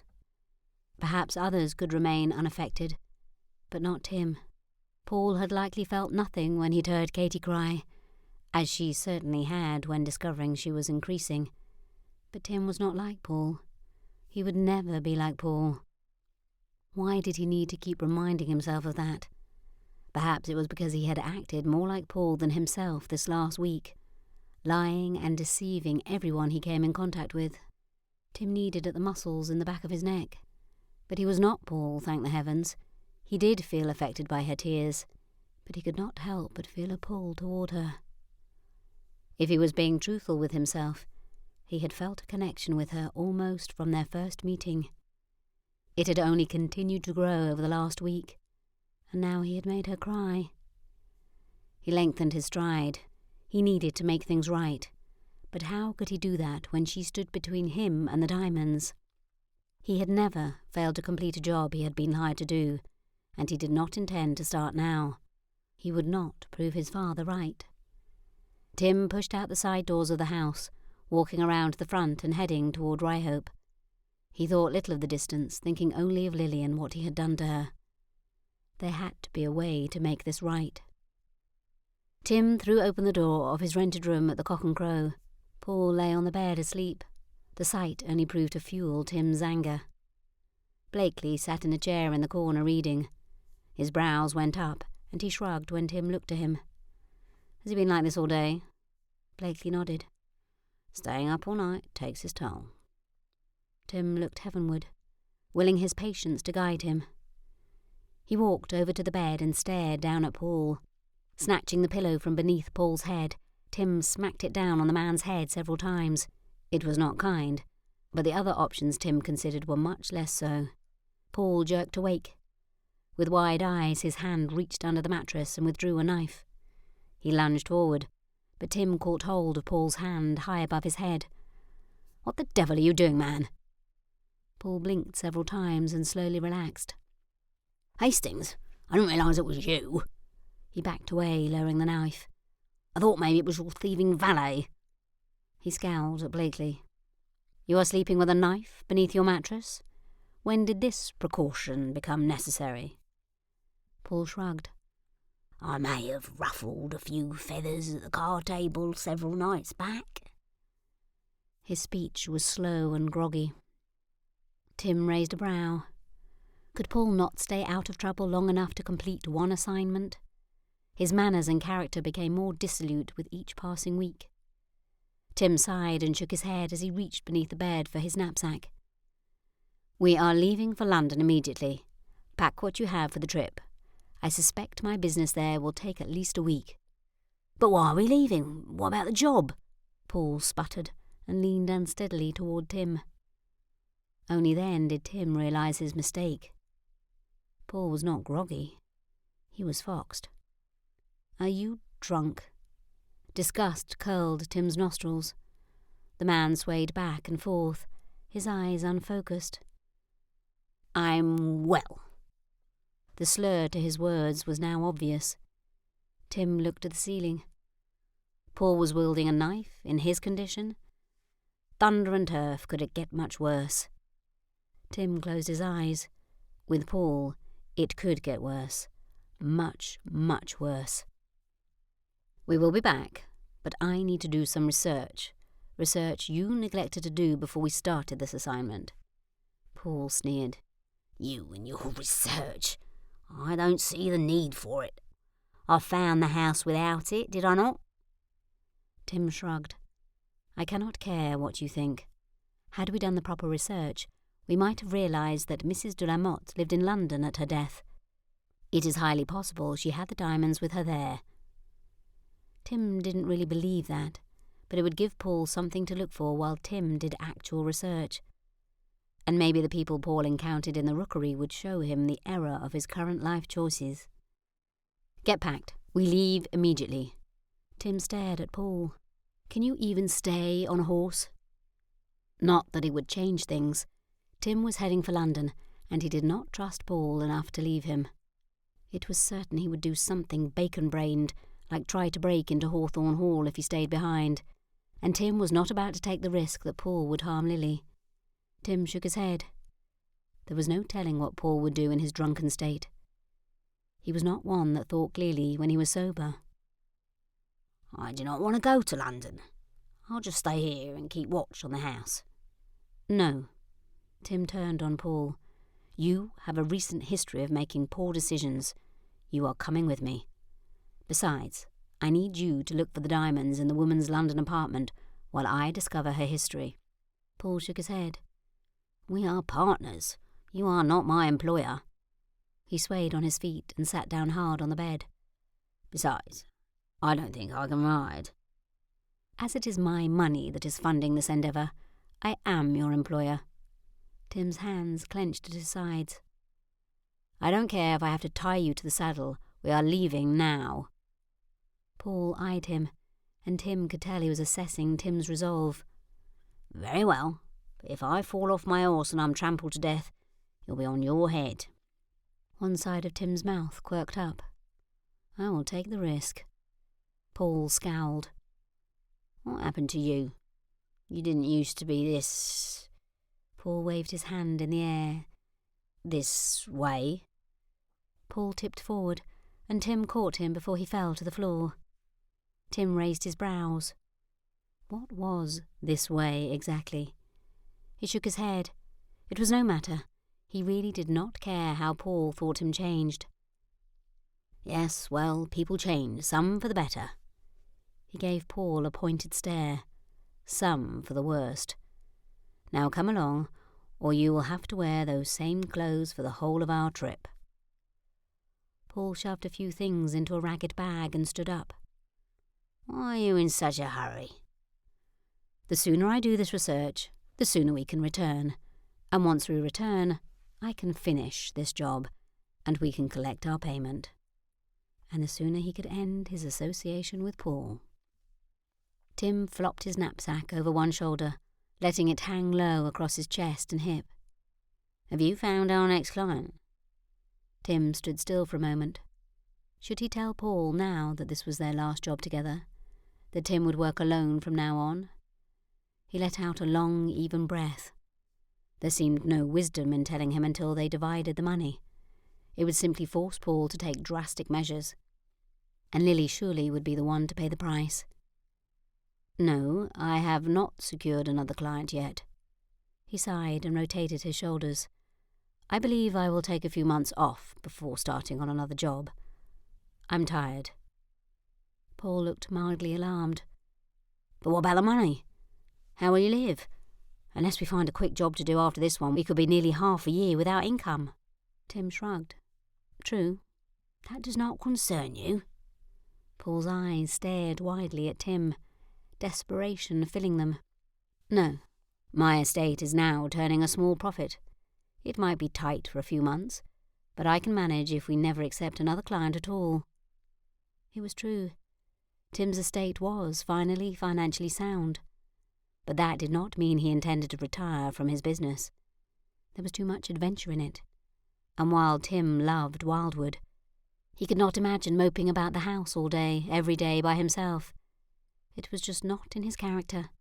Nor was he about to admit that his father may have been right. It was not the job that left him weary. It was Paul. Paul was the problem. He patted Paul on the shoulder.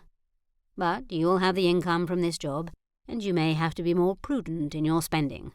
But it should carry you until we find another client." Perhaps he should tell Paul now about their ending partnership. Then he could find his own clients. Not that Tim believed he would be very successful and leave Tim alone. Would Paul give up on this job and find another job that would pay out sooner? It was doubtful. The Comte.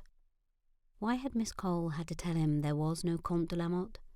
Had promised them a large reward if they found the diamonds. Tim looked around their room. His trunk still sat in the corner, and Blakely stood by the window. "I will follow behind?" Tim shook his head. "No. Please stay here in case Miss Cole sends word that there is a problem." Blakely dipped his head. At least Tim had someone he could count on. He stepped out of the room and made his way down the corridor, Paul stumbling along behind him. What would Paul do after their partnership ended? Their clients had hired them because of Tim and his position as a gentleman of sorts. The ton was an interesting lot. They did not want those in their own set to know the seedy parts of their lives, but they would not entrust such knowledge to the lower classes either. Tim walked the line right in the middle. He came from the working class, but had improved his position. For that reason, he appealed to the upper classes. He did not expect them to invite him to their grand balls and card parties, but he did not care about such things. He was content simply to take their money. "Now, come, we are already getting a very late start. If we ride hard, we can make it as far as Lincolnshire before we find lodgings." "Lincolnshire? Must we go all that way today?" Paul whined like a child. A drunken, lazy child. "We do not have time for a leisurely trip. I wish to be in London no later than the day after next." "Very well," Paul grunted and shouldered his bag.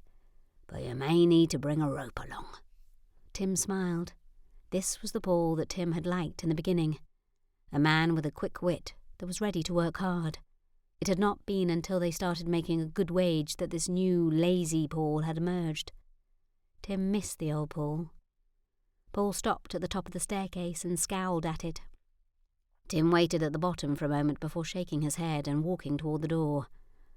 Once on his horse, Tim was free to think about Lily, the job, and everything else that currently swirled about in his brain. Hopefully, if nothing else came of this trip, he would at least figure out how to fix things with Lily. After all, that is what Tim did, was it not?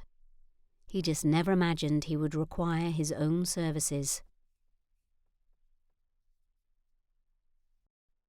Chapter 17. Lily gathered herself enough to make it to her rooms. She could eat there as well as she could in the dining room, and she'd be just as alone. Her aunt said barely a word at the dinner table. At least Lily's room was not so cavernous as the dining room, nor would there be any smirking footman to revel in her unhappiness. It seemed likely the tales of Mr. Hastings had already made it to the staff's ears. She climbed the stairs slowly, her energy sucked dry. How had she been so wrong about Mr. Hastings? It made her feel so daft, flat, naive. He had fooled her completely. She had even thought she might have developed affection for him. But now? Fiend! Seize it! She was a fool. Her father had been right all along. She did not belong here. If she could not even spot Mr. Hastings as the swindler he was, how did she think to run an estate? There would be plenty of people trying to take advantage of a young woman who knew nothing about such things. She would be one of those members of society who inherited great coffers only to squander them away on poor decisions. Mr. Hastings was likely even now spreading word among the undesirables of England, telling them of the gullible young mistress in Durham and how they could take turns fleecing her. Her head pulsed painfully. Perhaps if she took a nap she could think more clearly and decide what to do next. While she did not believe Mr. Hastings would harm her, even if he was a lying scoundrel, she was not so sure about the morality of Mr. Moley. The wild look in that man's eyes from that first night still haunted her dreams, and that had been when she thought Mr. Hastings was protecting her. What would her dreams become now that he had gone? She needed to speak with her staff. If they would not help protect her in Hawthorn Hall, she needed to hire people who would. But how did one broach the subject? She pushed into her room, not bothering to pull the cord to summon May. She flopped onto her bed, pulling the counterpane up beneath her chin. If she was lucky, her sleep would be dark and dreamless. She could contemplate the staff later. Much to Lily's disappointment, her dreams were vivid and active, and sometimes terrible. She still felt sluggish, but her eyes no longer burned from crying, so perhaps a nap had been the right decision. She had decided she could wait no longer to speak with her staff. This house was broken at best, and that would not do, especially not if there was still a threat lingering. However, the longer she thought on it, the more she discounted that notion. Mr. Hastings had been within the house for nearly a fortnight, and was no closer to discovering the diamonds, if there really were any, than he had been that first day. Perhaps he and his partner had given up and moved on to the next job, perhaps one that was more of a certainty. She straightened her gown and ran a hand down the front, which did nothing to remove the wrinkles left from her nap. She sighed. Perhaps now she should ring for May. It would certainly do her no good to speak to the staff looking like a wrinkled mess. May came through the dressing-room door before Lily could take a step toward the bell. "I thought I heard you, miss. How was your rest? From the moans and groans coming from in here, I'm surprised you're not more exhausted than before you took to the bed." Lily yawned and stretched. "It was fine, May, but I seem to have made a mess of this gown. Would you mind helping me change into another?" She had no intention of telling her maid of the fitful sleep she had awakened from.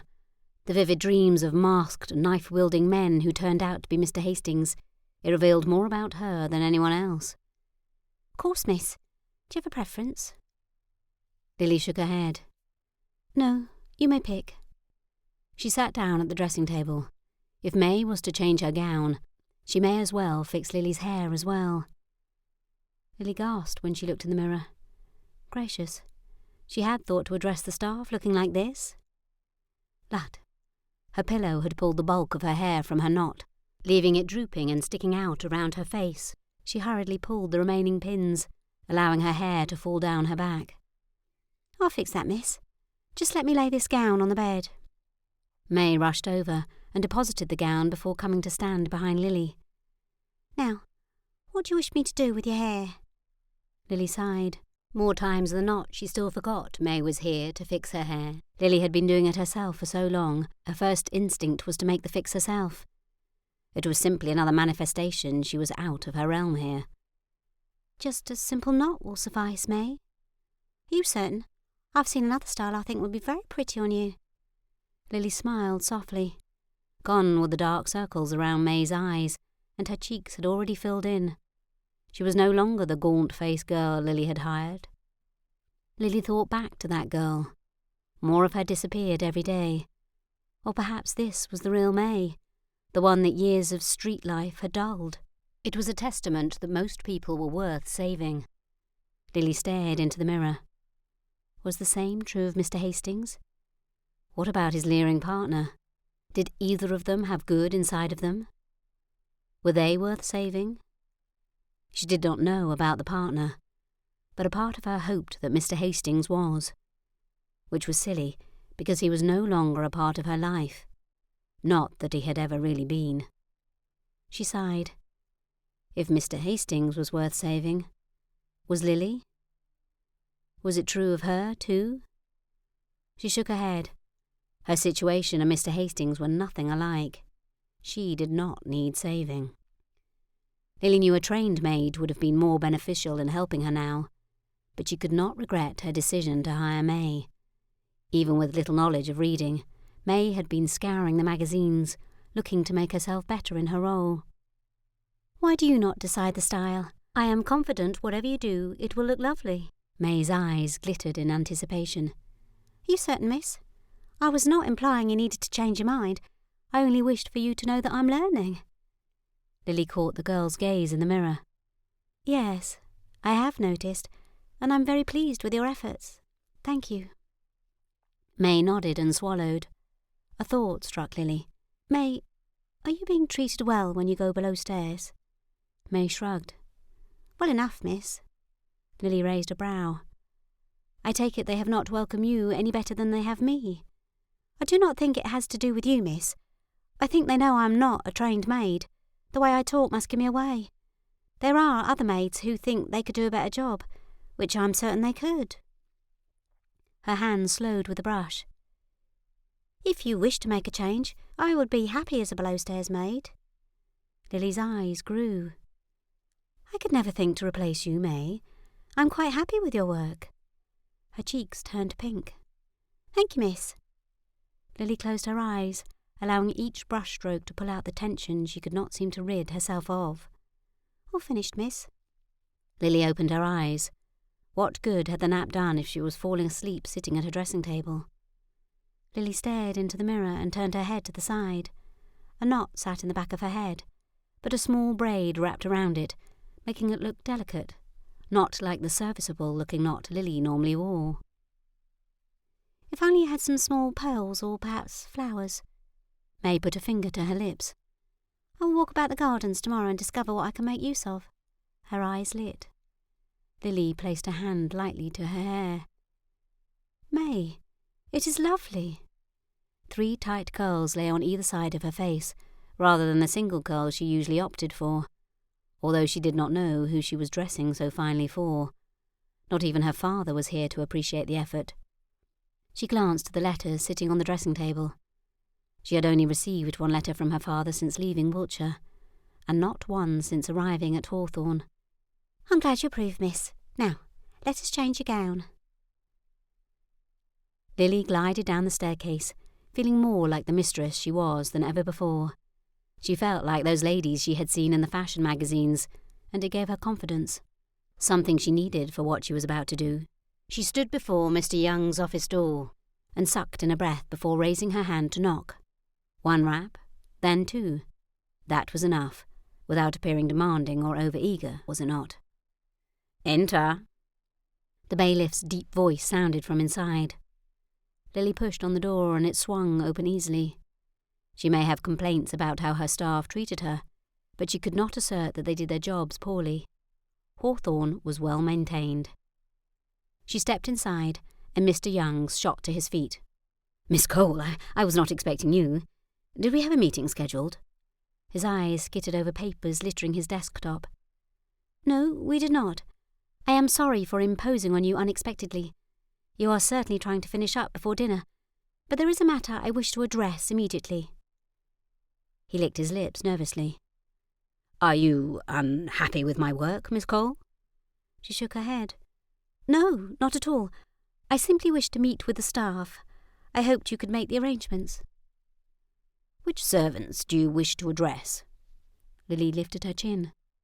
"All of them." His brows rose, and she realised this must not be a normal request. It had not been so unusual at Barton Cove, but there had been little here that resembled Barton. "If there is a problem, I am certain Lockhart and I can address it." "Not if Lockhart is part of the problem, sir." She raised a single brow. It was a look she had seen Lady Musgrove give servants often, and it had always yielded immediate action. "Of course, Miss Cole. If you wish to speak to the staff, I will see to it. When would you like to address them?" "First thing in the morning, Mr. Young. I had hoped the problems would resolve themselves, but they have not, and I cannot let it go on any longer." He swallowed again. "Very good, miss." He picked up a paper off his desk and studied it, then glanced back up at her, as if wondering why she was still standing there. "Was there something else?" "I want both inside and outside staff in attendance." "Everyone, miss?" He looked at her as if she was being unreasonable. She stared back at him. "Yes, Mr. Young, everyone, and I will see them in the pink salon." "But there is so much to be done. I do not recommend shutting down the entire estate all at once."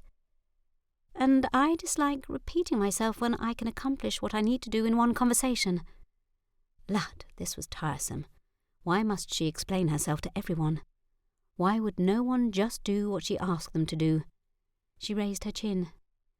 "You will see it done, or I will find someone who will, Mr. Young." Perhaps he would understand her when she put it in those terms. She wanted to scream and yell, perhaps even hit something. But she did not. Instead, she turned an icy gaze on her bailiff. "Do I make myself clear, sir?" He nodded. "Very clear, miss. I will have Lockhart and Cummings gather all the servants in the pink salon at 9 in the morning. Lily dipped her head and turned to leave. "Thank you for your assistance, Mr. Young." She tossed over her shoulder. She stepped through the doorway and moved several steps down the corridor before releasing her breath. She had done it. She had stood her ground. Now, if she could just maintain her feigned confidence until after she met with the staff in the morning. Chapter 18. Lily stood in front of a room full of people. She had never spoken to a group so large, nor to one who was so decidedly against her. Looks of disinterest and irritation greeted her, which was nothing compared to how Lockhart looked at her. If it were possible to truly look daggers at someone, Lockhart was doing it now. Perhaps this was not such a great idea. Perhaps she should just have spoken with Lockhart and have him disseminate the information. But he was in charge of this rebellious group, and she had no confidence that he would do as she wished. He had not in the past. Why should she think he would this time? She would simply keep her gaze off him for the whole of the discussion. She pursed her lips together and fisted her hands in the gathers of her skirt. No, this was not a mistake. She could do this, and each member of the staff needed to know where they stood with her. Not hear filtered words through Lockhart or Mr. Young. She clapped her hands together to bring an end to the chatter and direct everyone's attention to her.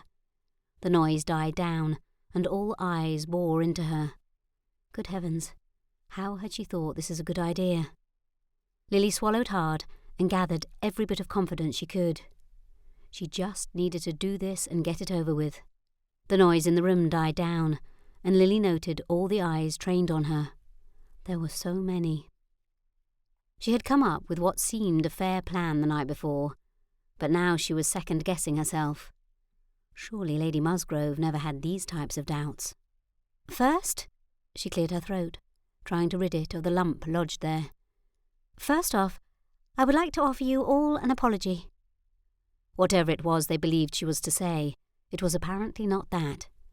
Brows creased, and gazes shifted from one face to another. It gave her a small boost of confidence. I had convinced myself that one, if not all of you, were party to the break-in that occurred the night I arrived. The confusion turned to disbelief on the faces of most, and utter outrage on Lockhart. Lily pushed on before she lost control. I thought it was an elaborate scheme to get me to leave Hawthorn, but I have since discovered that it was Mr. Hastings and his partner who perpetrated the crime. I apologise for thinking any of you had a hand in it. She raised an eyebrow lest they think her finished. Yes, she wanted to apologise, but it was as much a means of softening the upcoming blow as it was an apology. I likely would have not even considered such a thing had you all not made it so very easy to believe. Your actions, or in many cases your inactions, your words and looks of disdain, led me to this conclusion. And while I was not raised in my current circumstances, I do know how a proper staff should function and act, especially toward the mistress of the house. She put on her Lady Musgrove expression. And as such, I have decided to relieve you all of your duties. She paused. That had not been her plan. She had thought to just threaten to turn them all out, not actually do it. But it was too late to turn back now. Save the kitchen staff and Mr. Young. She shot Mr. Young a warning glance, just so he knew he was not completely safe.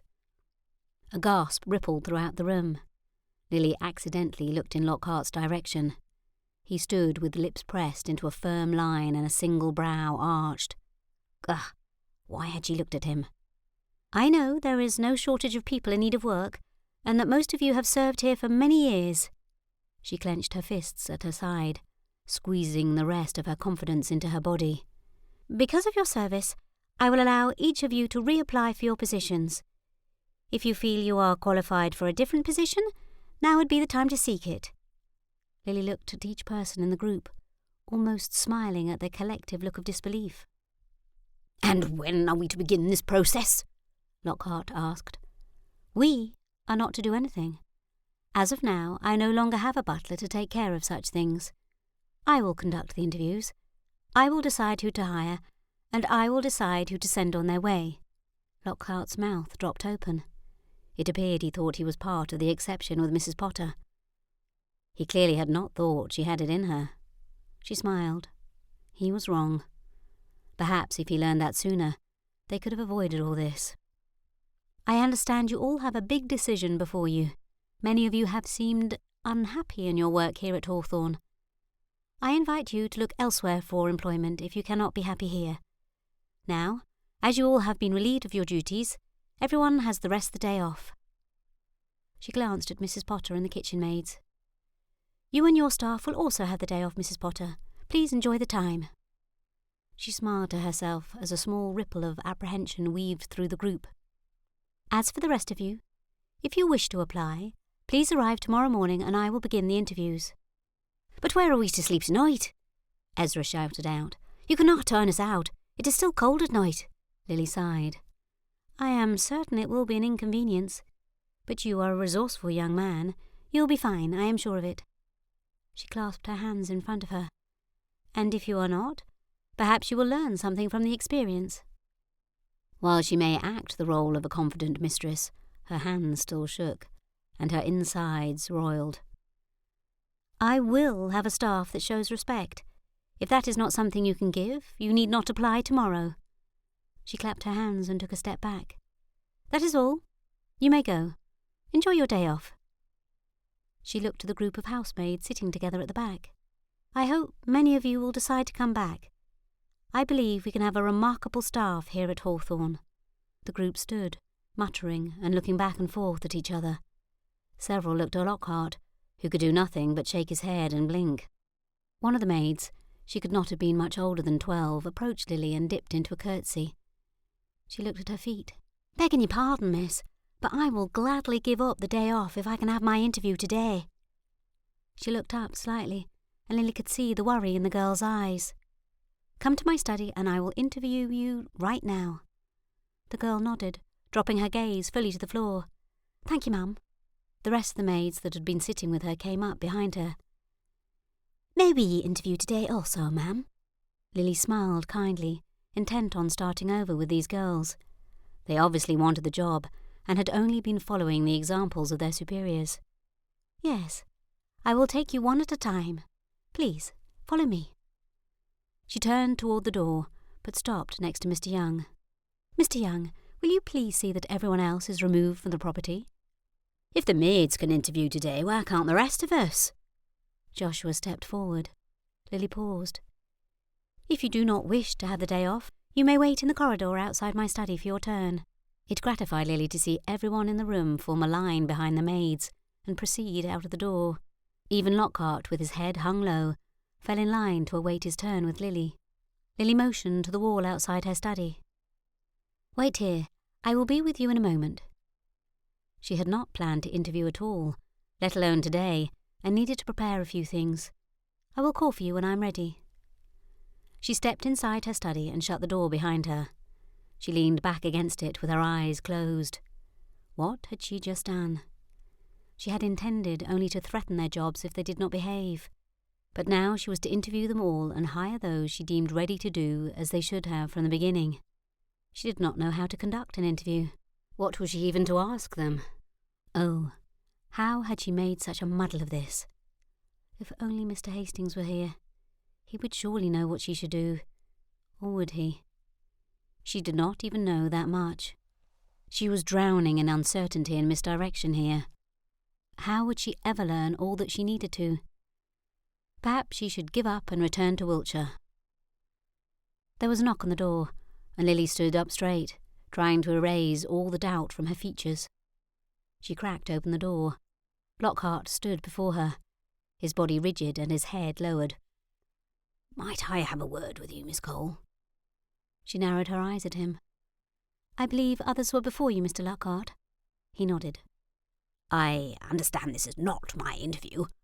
I only wish to speak with you for a moment. Then I will await my turn." Lily opened the door wider and motioned him inside. He stepped over the threshold and stood, waiting for her to move behind her desk. Once she settled into her seat, he clasped his hands together. "I do not mean to be presumptuous, but I thought perhaps you may need some direction on the interviews." Lily eyed him. Was this a game? Was he trying to undermine her again? She shrugged. He took a breath. "You need not ask how they will do in their duties or if they will follow the rules set out for them. You need not even ask if they are loyal to Hawthorn Hall. I believe you already know all the answers to those questions." Lily placed her elbows on the desk. "Then what questions should I ask, Mr. Lockhart?" "I believe you only really need the answer to one question, miss." He looked up at her. "You need only know if they will be loyal to you." Lily sat back. He was right. She knew the quality of their work, and she knew they were loyal to Hawthorn, else they would have left when she arrived. Would they follow the butler or housekeeper, or would they follow her? She sighed. "And what if I asked you that question, Mr. Lockhart? What would be your answer?" He looked just over her shoulder. "Did you not tell me this was not my interview?" Lily shrugged. "I wish to know your answer now." She expected him to sneer or look on her with derision, but he didn't. He looked her in the eye and nodded. "Yes, I believe I can say I am loyal to you." She tilted her head. "I know that has not always been the case. What changed your mind?" He lifted his chin. "You finally acted the part of mistress. I did not believe you could do it. But turning out the entire staff save the kitchen, that was a bold move. A move that a mistress would make. Respect at all costs. I know of people born to this class who could not have done what you have done in the salon. Acting as a tyrant? That earns your respect? Lily did not understand it. How was that what had changed his mind? You did not act as a tyrant. You said you expected your staff to respect you, and those that did not could find a position elsewhere. That is precisely what an estate owner should do. You're not here to be their friends. You are here to provide them with a living. That is what you are offering them, if they will accept you. You proved you have what it takes to be mistress of this estate. She smiled at him and nodded. Thank you for your suggestion, Mr. Lockhart. I will consider your advice. That's right. Do not take any advice without thoroughly thinking it through. Lockhart's lips turned up ever so much. I will await my turn in the corridor. He took several steps back, then turned on his heels and quit the room. Lily sat in silence. Was he right? Was that all it had taken? Swift, decisive action? No kind smiles or politely phrased requests? She would not stop doing those things, even though they were not what Lockhart had wanted from her. She shook it off. There was no time to think on it now. People waited on her in the corridor. No chores were being accomplished until they were all hired back. But then, she was mistress, and was that not her right? To make people wait? That is what Lockhart was meaning, was it not? She sighed. Perhaps she need not assume all the traits of a mistress in one day. She stood up and moved out from behind her desk. Smoothing the wrinkles from her dress as she walked, she took a deep breath and pulled open the door. Nellie, I believe you were first. Lily smiled at Joshua as she motioned him out the door. Please resume your current duties. I hope to have a butler hired very soon, at which time you will report to him. She flicked her gaze to Lockhart standing in the corridor. Joshua nodded. He did not smile at her, which would not have been wholly proper anyhow, but he did not scowl or smirk. It was a relief she had not anticipated. Lockhart, you are next. He dipped his head. Yes, Miss Cole. She motioned to the chair across from her desk. Please, have a seat. He shook his head. If you do not mind, miss, I prefer to stand. Lily shrugged. Very well. She sat in her chair and placed her elbows on the arms. I have already decided you may resume your duties, Lockhart. He dipped his head. Thank you, ma'am. She steepled her fingers as she had seen Mr. James do in their one brief encounter. There is something else I wish to discuss with you. He clasped his hands in front of him, a look of apprehension clouding his features. As I mentioned earlier, I discovered Mr. Hastings and his partner were responsible for the intrusion. I relieved him of his duties both in the stables and as my protection. She sighed. And while I do not expect trouble from him, I cannot say that his partner or others like them will not try to finish what they started. Please, be on the lookout for anything out of the ordinary and report it to me. I have asked the same of the others. I should not like to see harm come to any of the staff, or to see damage done to Hawthorn. I share your concern. I will set up a rotation of men to keep watch, especially at night. Lily stood up, smiling genuinely at the man for the first time since meeting him. Thank you, Lockhart. I'm glad you're to stay. As am I, miss. As am I. He dipped his head and turned toward the door, but stopped and turned back. What were they looking for? What do they mean to steal? Lily leaned forward, dropping her elbows onto the desktop. He said he was hired to find some diamonds that are supposedly hidden somewhere in the house. She lifted a shoulder. I find it hard to believe. Lockhart scrunched up his face. I have never heard such a rumour. When do they believe they were hidden? Mr. Hastings believes it was my aunt who hid the diamonds. Lockhart relaxed. Then I know the rumour to be false. Your aunt never visited the estate. He turned and quit the room. Lily dropped her head back on the chair and sighed. If she could handle this, it was quite possible she could handle anything. Chapter 19. Tim rotated his shoulders and slumped forward slightly on the general. They had made good time to London without having to switch out horses and leave General Howe behind. Although the darkening skies told him he should find lodging soon, London's undesirables would be prowling the dark streets before too long. He looked over his shoulder at Paul, who was still several rods behind him, his old chestnut mare giving him as much trouble as always.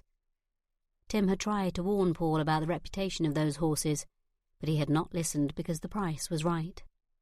Tim smiled. Susie behaved just as Tim had predicted, and the little lady was generally the one in command. It seemed right for a lady to hand Paul his hat. "Let's seek a room in the inn up ahead," he yelled over his shoulder. He had stayed at the Iron Bell on several of his visits to London. Mr. Alvey was a reputable man, and Tim trusted him. Paul gave a barely discernible nod. He was likely to be quite saddle-sore in the morning, as he was unaccustomed to riding so far or for so long. But having Paul remain abed for a few days only worked to Tim's advantage. Tim would be able to get much accomplished without Paul hovering over his shoulder, without having to drag him from the tavern every evening. He reined in General Howe and dismounted, handing him off to a stable boy along with a coin. "See he gets a treat, please." The boy nodded. "Yes, sir."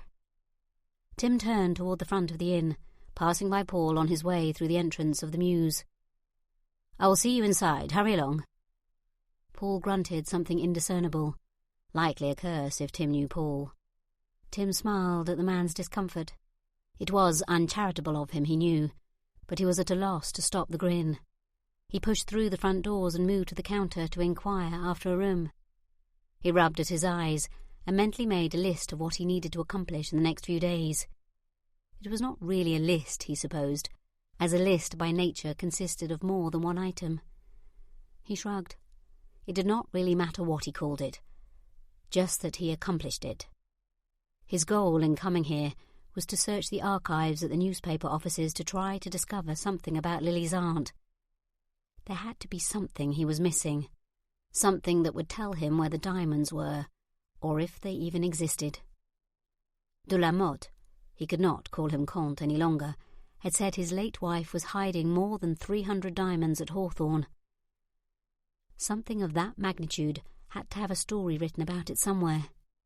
Tim intended to find that somewhere and discover what he should have before he even began this job. It was the only way he knew to begin to fix things with Lily. Thankfully, Mr. Alvey had Tim's usual room available.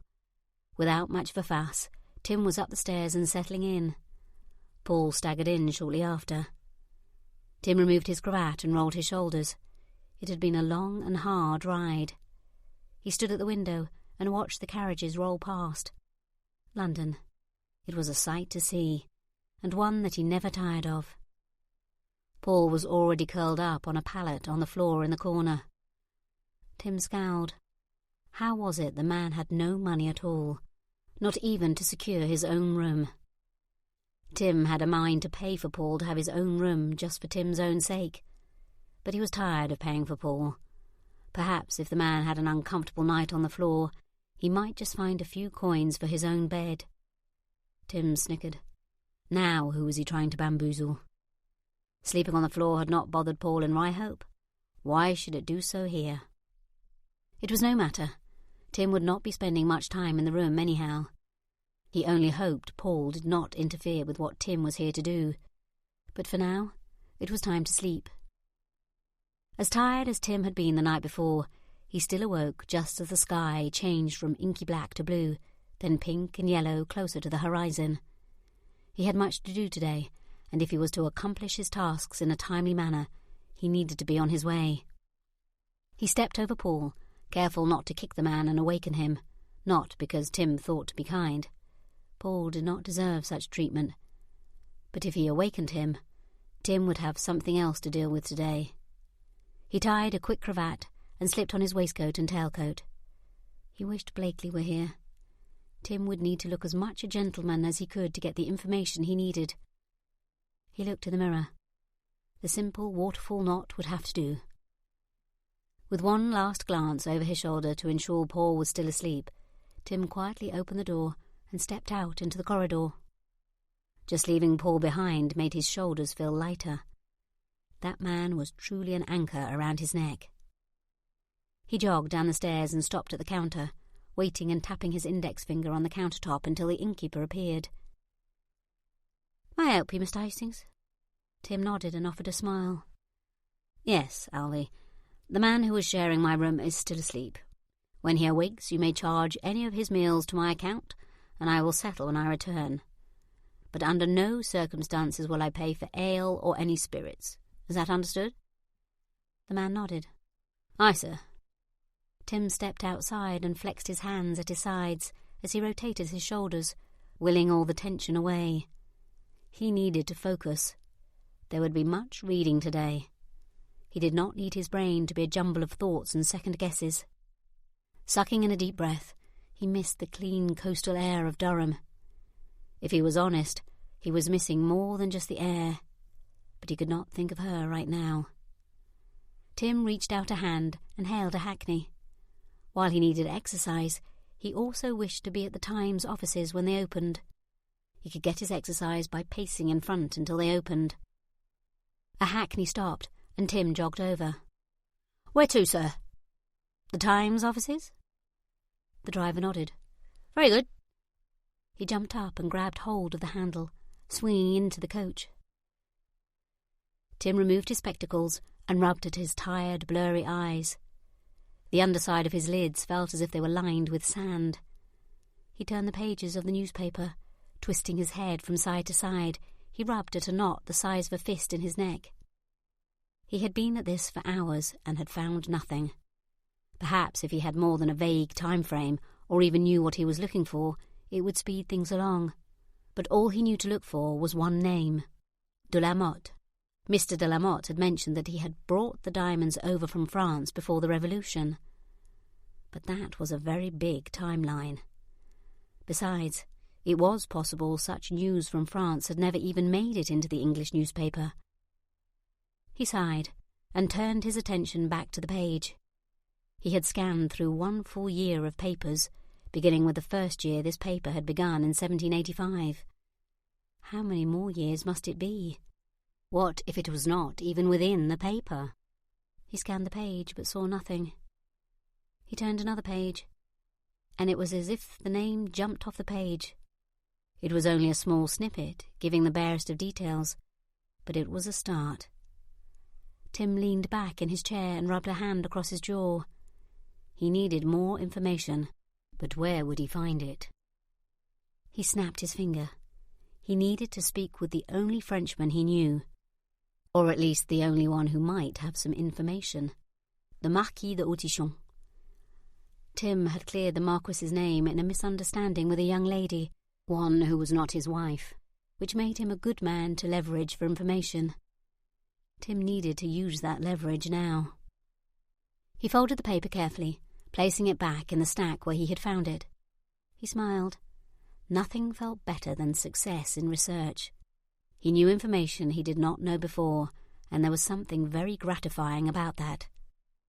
Now to discover the other details. Tim thanked Mr. Walter, the owner and publisher of the paper, on his way out the door. "Did you find what you were looking for, son?" Mr. Walter looked up from the papers on his desk. Tim tipped his hat. "I found enough. Thank you for your assistance." The man smiled and returned to studying his papers. Tim stepped outside, lifting his face to the sky. He grunted. If he were in Durham, there would surely be sunshine warming his face. He leaned forward and hailed a hackney. The streets were full of carriages now, hackneys more abundant than they had been this morning. One stopped, asking where Tim was going. "Portman Square, please." The driver nodded, and Tim climbed into the empty coach. He leaned back against the worn fabric seats and crossed his legs at the ankles. The solitude was welcome. It would give Tim time to think. Would he be able to see the Marquis today, or would he have to wait? Tim did not even know if the man was in town, though it seemed likely as it was the height of the season. One thing he had learned from the newspaper was that Lily had been right. The article did not refer to the de la Mottes being nobility, and would not such information be of import? Mr. de la Motte did not seem to be the reputable man he had presented himself to be. What the article did mention was that someone had stolen a diamond necklace from the royal jewellers in France. While the article did not list any suspects, Tim felt it was significant that the de la Mottes were singled out in the article. He scratched his chin. All of this happened nearly 20 years before. How had no one found the diamonds before now? It seemed extraordinary that such a thing could be possible. He frowned. Perhaps that was because it was just that. Too extraordinary. It was entirely possible the diamonds no longer existed at Hawthorn Hall, if they had ever been there in the first place, and de la Motte had sent Tim on a fool's errand. Tim had a mind to quit the job entirely. He sucked in a deep breath. Would they have even taken this job if Paul had done the proper research beforehand? Tim wasn't certain. Perhaps they would have. If he was being honest, he had been nearly as blinded by the thoughts of the prize at the end as Paul had, although the need to prove himself was an even stronger force. For now, he would reserve his decision about pressing forward until he had more information. The hackney stopped outside of a presentable townhouse. It had been the height of elegance 40 or 50 years before, but now it was showing signs of its age. Perhaps the Marquis was not so flush in the pockets as he had so let on. Tim alighted from the carriage and bounded up the front steps. He knocked on the door and withdrew a calling card. While he waited, Tim turned and looked out over the square. It was not Berkeley or Grosvenor, but it was a nice place, quite presentable. Would he ever be successful enough to afford such a place? He shifted onto his other foot, resenting the notion that it was not likely. He lifted his chin, but he associated with those who could. For now, that would have to be enough. "May I help you?" A footman in gold and green livery stood in the doorway, his gaze taking in Tim's clothing and stature. He must not have found Tim completely lacking, because the door remained open. Tim handed over his card. "I have come to speak with Monsieur le Marquis de Hautichon." The footman looked down at the card and opened the door wider. "Please follow me. I will inquire if the monsieur is at home." Tim followed the servant down a corridor and into a pale blue room. He sat down on the sofa until the door was closed and he was alone. Standing up, he moved to the windows looking out over the street. Clasping his hands behind his back, he chided himself. He should have sent a letter ahead. It was not proper simply to stop by. But the nagging urgency tingling in his fingers and stomach made him think a little irrationally, and he could not account for it. Why did he feel like this couldn't wait even a day? The door opened and the Marquis entered. "Mr. Hastings, this is a surprise." A hint of distress coloured the man's words. The man obviously feared it was to be an unpleasant surprise. Tim strode over, dipping his head to the man. "I am sorry to impose on you without sending a note first, but I have a most urgent matter I wish to speak with you." The Marquis's eyes flitted nervously about. "Oh? It would have nothing to do with the opera, would it?" Tim pushed down his smile. The opera was a code name they had given the woman Tim had fixed for the Marquis. He shook his head. No, the opera is quite agreeable this season." The Marquis's shoulders dropped and he let out a breath. "Oh, very good." Even after living in England for over a decade, the man's accent was very strong, especially when he was nervous. "How may I help you?" He motioned to the seats in front of the fire, taking a high-backed armchair for himself. Tim moved to the sofa so he could face the Marquis as they talked. "I need some information, and I hoped you might be the one to give it to me." The Marquis crossed one knee over the other and clasped his fingers around it. "If I have the information, I shall gladly give it to you." "What do you know about Monsieur de la Motte and his wife, Jeanne?" The Marquis sat back, settling in for what looked to be a lengthy conversation. "Ah, Nicolas de la Motte. I have not heard that name in years. I had thought both he and his wife were dead." Tim shook his head. "She is, but he is very much alive, and he has hired me to find some diamonds." The Marquis's eyes widened. "Zut, then they are still out there." He clucked in a deep breath. "Settle in, Mr. Hastings. I have quite the story to tell you."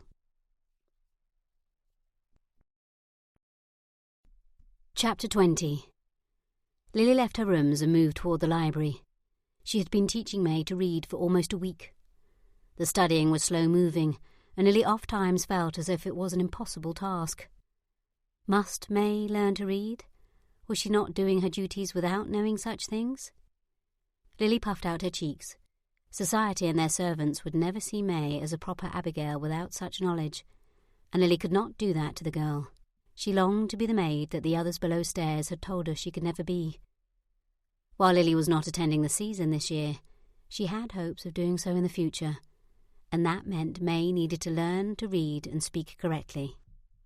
When the Musgroves had had a house party, Lily had heard the different ladies' maids speak to each other, trading secrets about where to find the best soaps or which bush produced the right buds for adorning hair. She wanted that for May, and that would require the skills of reading and proper speech. Lily went to the table in the centre of the room where her teaching materials fanned out. A slate, still filled with letters, sat next to the battledore. She had worried May would feel silly, needing a child's reading aid, but how else was one to learn if they did not do it as a child would, one step at a time? Lily sat in the chair and picked up the slate, looking down at May's work from yesterday. The lines were wobbly and uncertain. At some point she would get this, would she not? Lily just needed to be patient. After all, she had not learned it all in a few days' time. The door opened quietly, and Lily looked up. May was early. Only it wasn't May that entered, but Lockhart. He bowed. "Miss Cole, you have visitors. I told them you were at home. I hope you do not mind. I have placed them in the pink salon." Lily stood up. "I have visitors." Who would come to see her? Who even knew she was here except her father? And she would not consider him a visitor. Lockhart had said visitors with an S, meaning more than one. More than one person wished to see her? A small smile turned his lips, and she reciprocated. "What is it, Lockhart?" She could not be happier with the change in the staff. She would never have guessed dismissing them all would have had this effect. Had she known, she would have done it much sooner. "Yes, miss, visitors.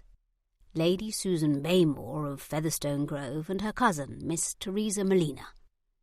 He took another step inside. "Lady Susan is the daughter of the Earl of Pomeroy. They have an estate some 5 miles away." Lady Susan. Lily twisted her hands in her lap. How was she to act around a lady? She had only ever curtsied to Lady Mary and Lady Musgrove, and the only words she had spoken to them were, "Yes, my lady." How was Lily to act? What was she to speak of? She took in a breath. "Perhaps it would be best if you told them I am not at home today." Lockhart pursed his lips, but it was not the sour look from before, but a pensive one, as if he were debating whether to say something.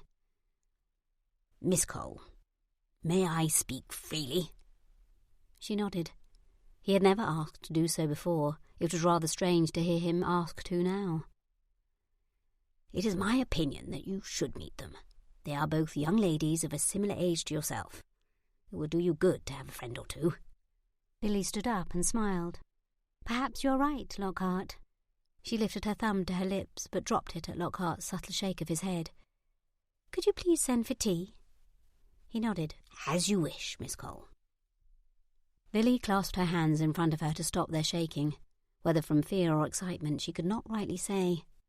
She started for the door, but stopped and glanced down at her gown. Several wrinkles lined the skirt. "Shall I go and change?" Lockhart shook his head. "This is not London, miss.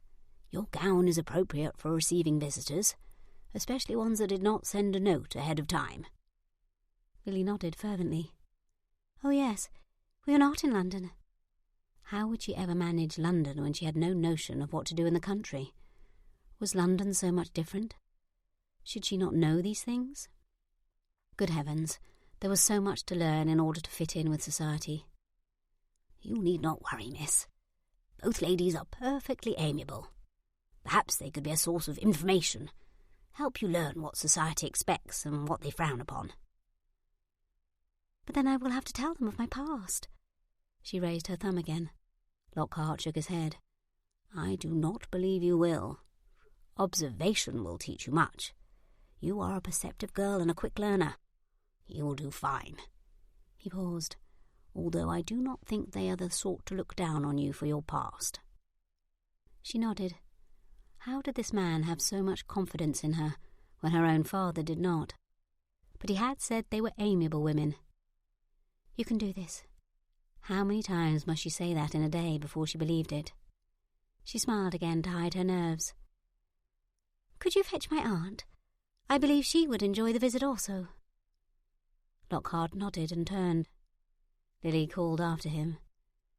"Thank you, Lockhart." She turned in the direction of the pink salon. Why was it she must face all her insecurities and doubts in the pink salon? Had Lockhart put the ladies there on purpose, allowing Lily to face her fears in a room where she had shown strength before? It was entirely possible. Lockhart had much more depth to him than she had originally believed. Perhaps she should rename the salon. The battlefield salon had a certain ring to it. Or maybe the salon of fears. She shook her head and chuckled softly.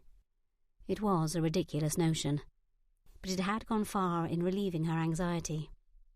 She waited in the corridor until her aunt arrived, her sewing basket on her arm. Lily looked down at the basket. She was about to object to it, but then changed her mind. It was a better tension reliever than chewing on a thumbnail. She pushed open the door, and her eyes immediately sought the two ladies. Both looked kind enough, although would they have looked otherwise, even if they felt it? A proper upbringing would have taught them to hide their ill feelings for now. All of Lily's nervousness returned tenfold. She was nothing like these two. Just looking at them, she could tell they were poised and graceful.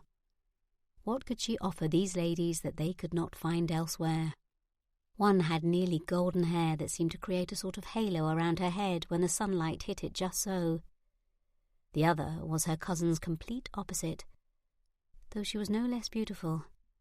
Her hair was as dark as the other's was light, and her skin had a slightly tanned colour to it, although there was not a freckle present.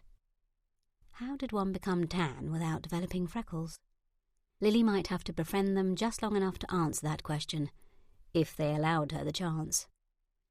They had just the right amount of haughtiness in their looks, without being overly arrogant. And their gowns?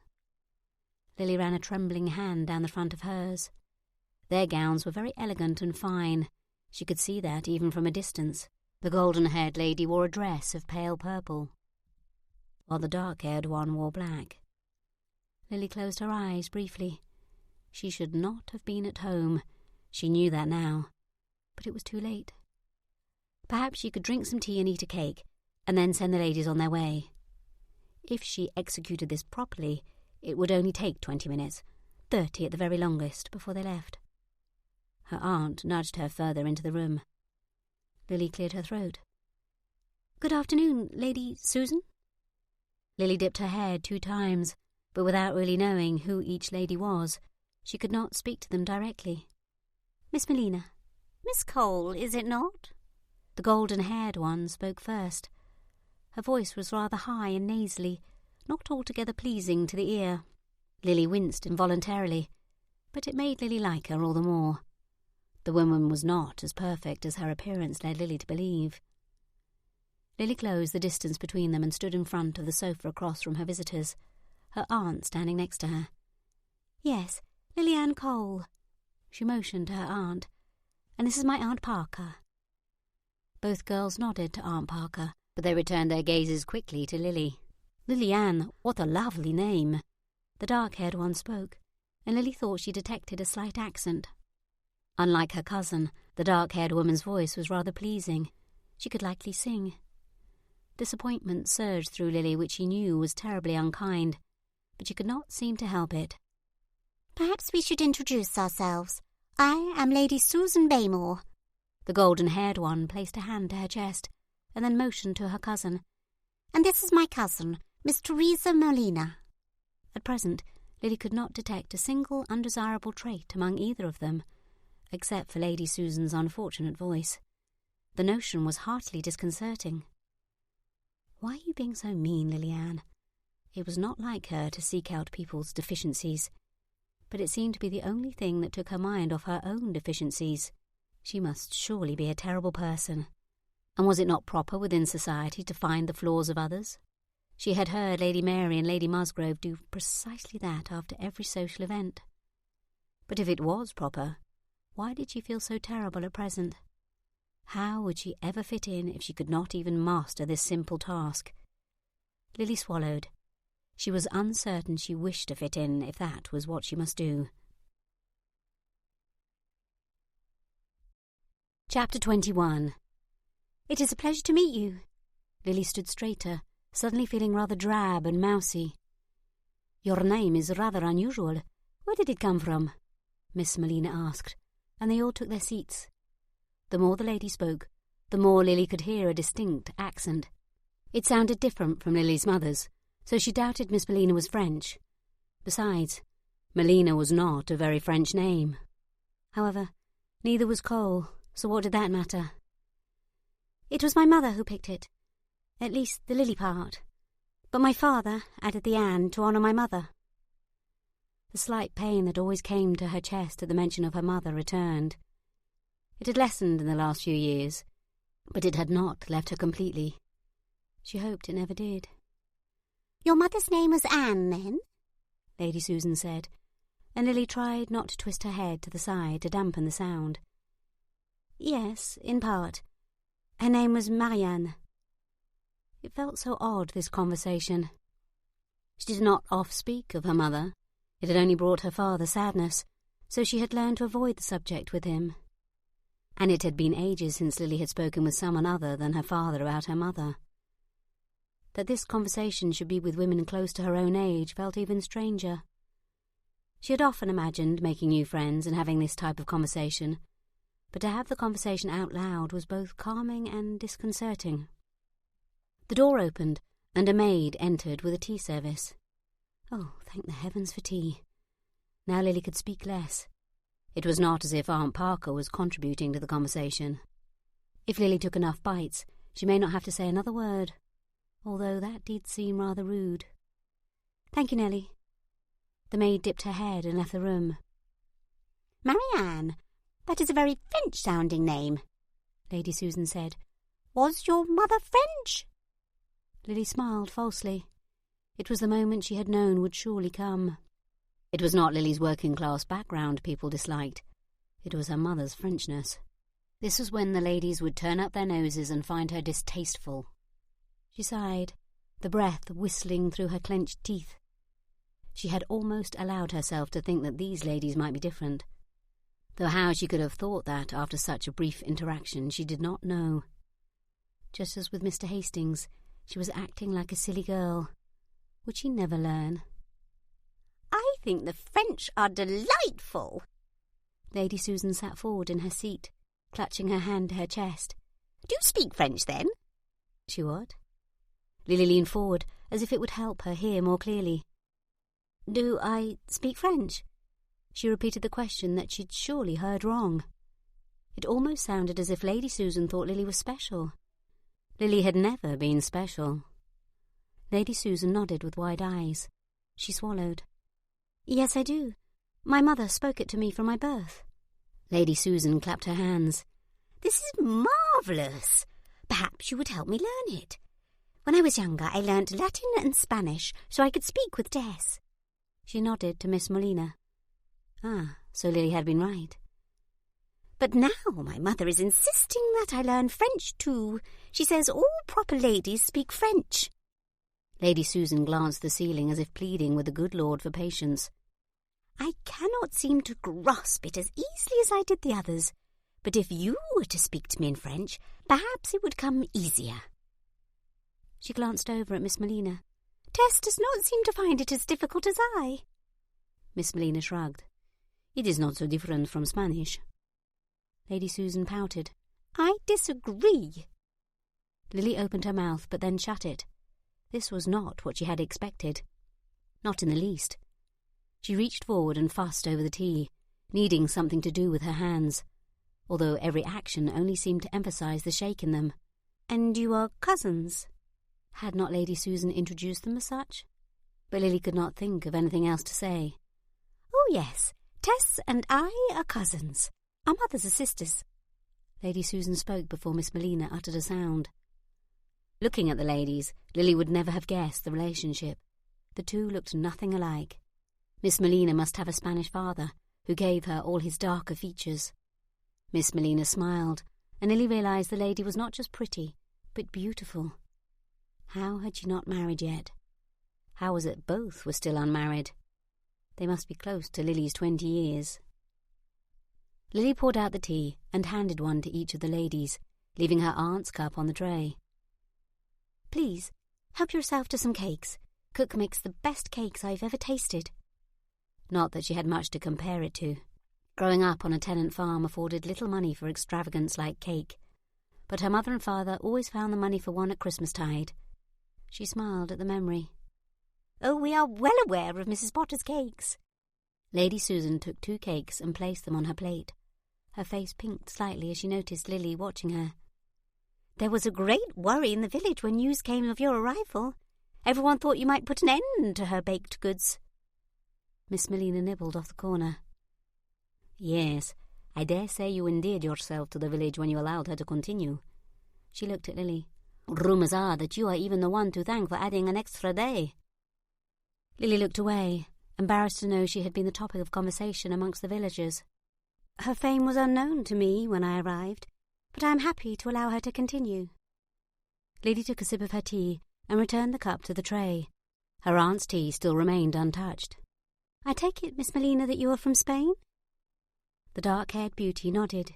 Si, although we moved to England several years ago. Papa retired from the Spanish Navy and wished for Mamma to be closer to her family. She took a small bite of her cake, so small that Lily wondered why she had even needed to chew it. Do you live nearby as well? It would be delightful to have 2 friends close by. Perhaps they could have tea together regularly. Miss Melina shook her head. No, our estate is in Northumberland. Papa died not 6 months ago. We came to stay at Featherstone so Mamma could be near her sister for a time. Lily nodded. That explained the black dress. Miss Melina was in mourning. It is why none of us went to London for the season. She lifted her skirt and dropped it back down, as if it told the story for her. I am sorry to hear such things. Is there anything I can do to help? Lily clasped her hands in her lap. She knew what it was like to lose a parent. It must have disappointed you to miss out on the season. Miss Melina shrugged. Indeed, I was disappointed. Lady Susan tilted her head to the side. But Mamma was most relieved. If I did not know better, I should think she had a hand in Uncle's untimely death. Miss Melina's eyes went wide. Susan, you should not say such things. She whispered fiercely in her cousin's ear, but not so low as to keep it from Lily. Lily furrowed her brow to stifle her grin at the cousins' interactions. She had no cousins. Your mother does not wish to go to London for the season? Susan shook her head emphatically. Oh, no! Mamma hates London and everything to do with the season. I believe she fears if we go I shall become betrothed and then she will be all alone. There was a tone of regret in Lady Susan's voice. Lily stared. She had never heard of such a thing, a mother not wishing her daughter to marry. From what she had seen with Lady Musgrove, the woman could not wait to have her daughters married and out of her house. Even among the tenant farmers, parents had wished for their daughters to marry as quickly as possible. It meant fewer mouths to feed. Is not your father still living? Lady Susan sputtered out a laugh. Oh, she does not desire his company. Then, as if realising how harsh her words had sounded, she added, Theirs was not a love match. Lily smiled. She had assumed as much. She would rather her daughter end a spinster than live with my uncle alone at Featherstone. Miss Melina shook her head, her mouth set in a straight line. Sometimes I wonder at my aunt. She looked to Lily, her mouth drawn. Please, pardon us. We should not have bothered you with our family problems. It was most improper. Lady Susan raised a shoulder. How did she look graceful doing even that? I only hope that I may meet someone here in the country, but that seems most unlikely. Her mouth turned down into a pout. How did a pout look so lovely? Lily must practice such a look for when she met the right man to use it on. Her mind drifted to Mr. Hastings, but she immediately put an end to that notion. She smiled softly. "I am happy at least that you remained in Durham, so I might have the pleasure of your company. Although I am sorry for you, Miss Melina. It is difficult when a parent dies." Lady Susan waved the condolences away. "It is only a father. It would be much worse were it her mother. And besides, Owl's Roosts, that is Tess's estate, was not entailed away, so Tess and her mother were able to inherit. All worked out for the best."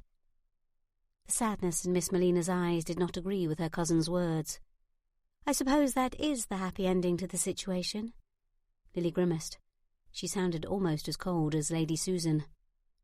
She leaned forward and patted Miss Melina's arm. Hopefully the lady could sense Lily's grief on her behalf. Miss Melina smiled, even if there was a sadness to it. "Please, call me Tess. Susan and I are much less formal than our parents. Isn't that right, cousin?" "Very true, and I find I must concur." She glanced at Tess and then back to Lily. "I believe we shall all be dear friends." Susan popped the last of her cakes into her mouth and chewed quietly. When she had finished, she drank the last of her tea. "Would you care for more tea?" Lily leaned toward the pot. Tess held up a hand. "We shall be going. We have imposed on you long enough." She motioned for Susan to finish her tea. "Next time we promise to send a card around first."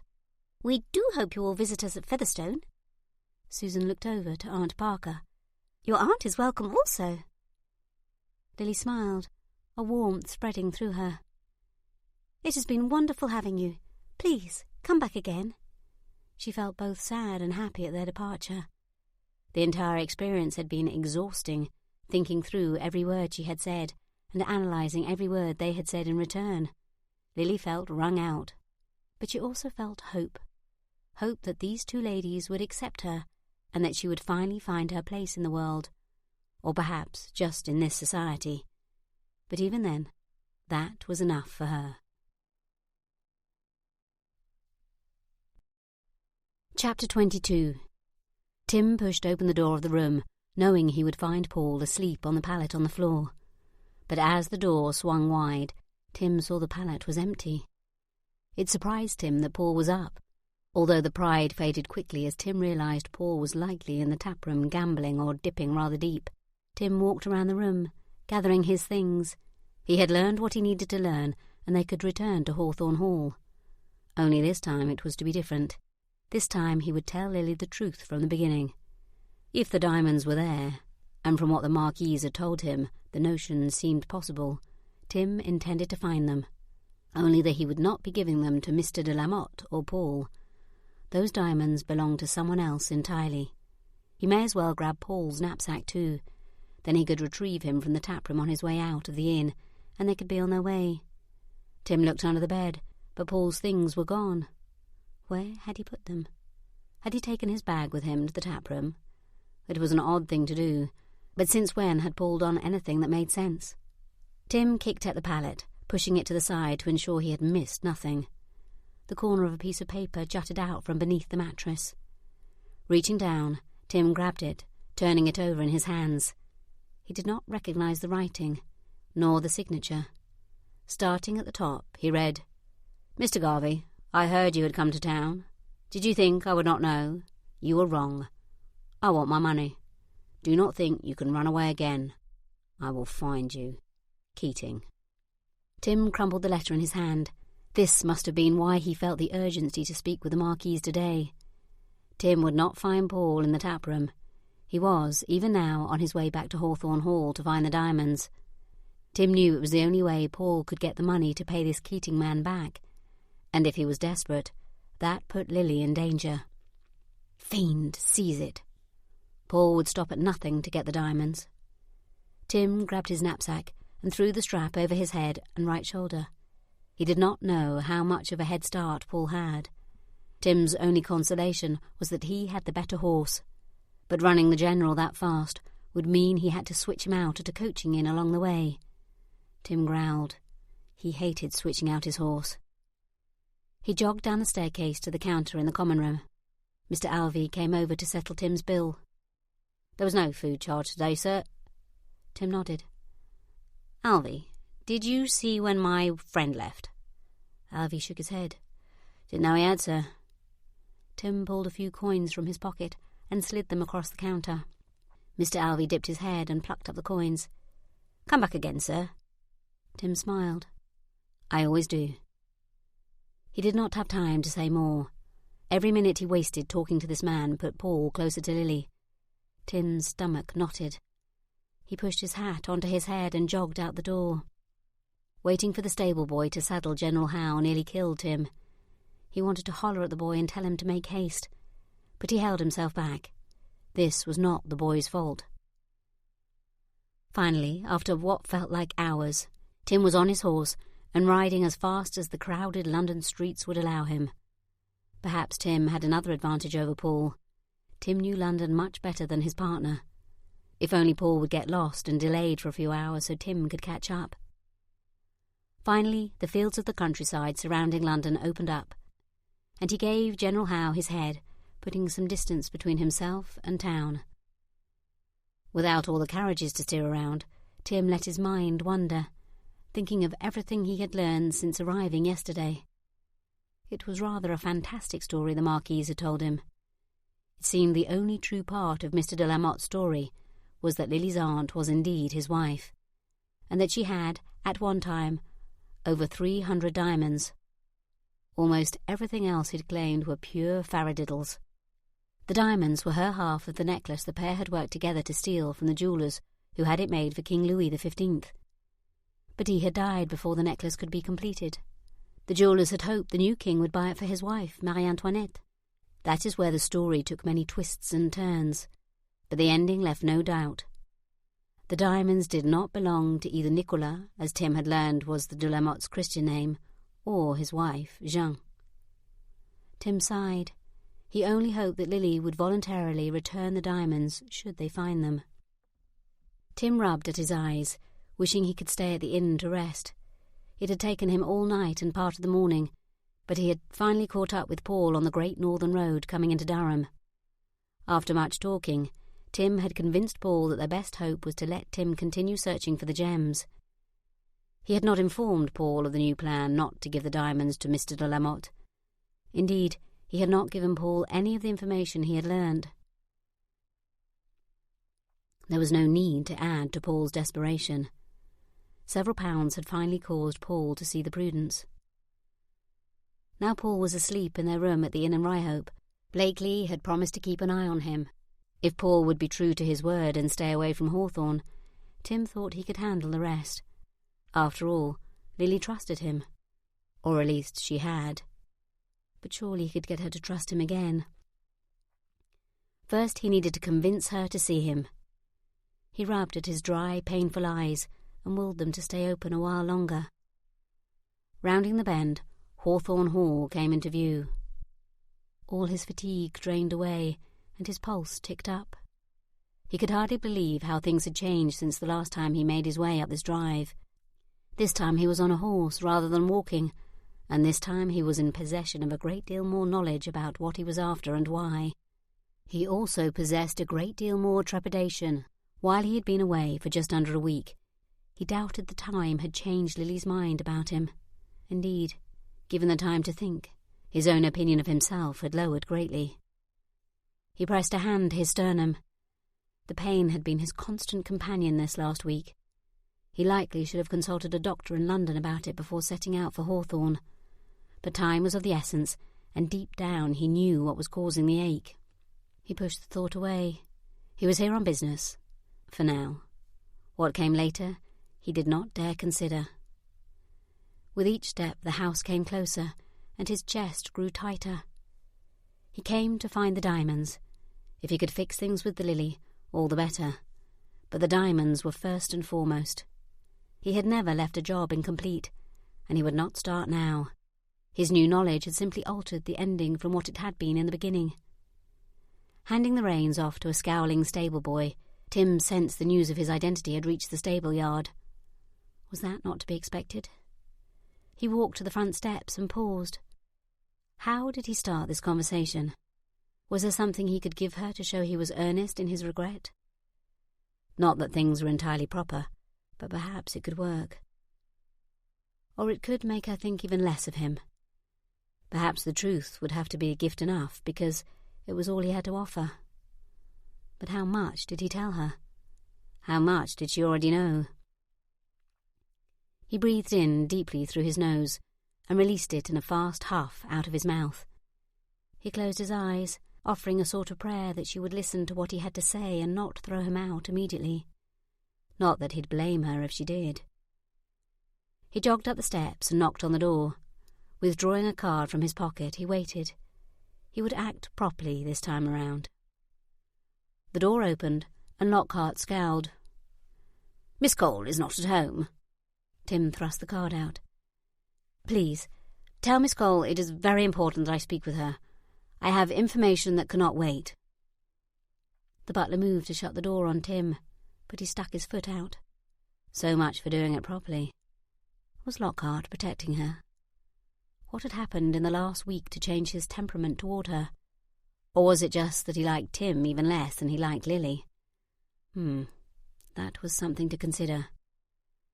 "It is your duty to relay my message, Lockhart," he shouted at the butler through the crack his foot provided. "I already know her response, sir. She is not at home." Lockhart delivered the last sentence slowly and with great enunciation. "Please, just give me 5 minutes, and then you may turn me out with great prejudice." The door cracked. "You will not resist?" Tim nodded. "Not if you give me the full 5 minutes." Lockhart opened the door just wide enough for Tim to slip through sideways. "I look forward to tossing you out, sir." He turned his back to Tim. "You may wait in the pink salon, but I do not offer any guarantees she will see you." "I understand." Tim followed the butler down the corridor. "Wait here." Lockhart motioned him into the pink room and looked at him with disdain. "Try not to steal anything." Tim's brows rose. He had never encountered such an impertinent servant before. It confirmed that Lily had told the servants about him. But why wouldn't she? In her mind she must think of him as bad as Paul. Tim's stomach roiled. Such an opinion was not to be tolerated. He would see that she understood he was different. Perhaps then she would forgive him, and allow him to look for the diamonds. The door opened, and Lily floated into the room. Tim rubbed at his eyes. Lud, he must be more tired than he thought. He opened his eyes wider. So she wasn't actually floating. But she did look angelic, save her pale pink gown. He had forgotten how handsome she was. Not forgotten. Indeed, he saw her most every night in his dreams.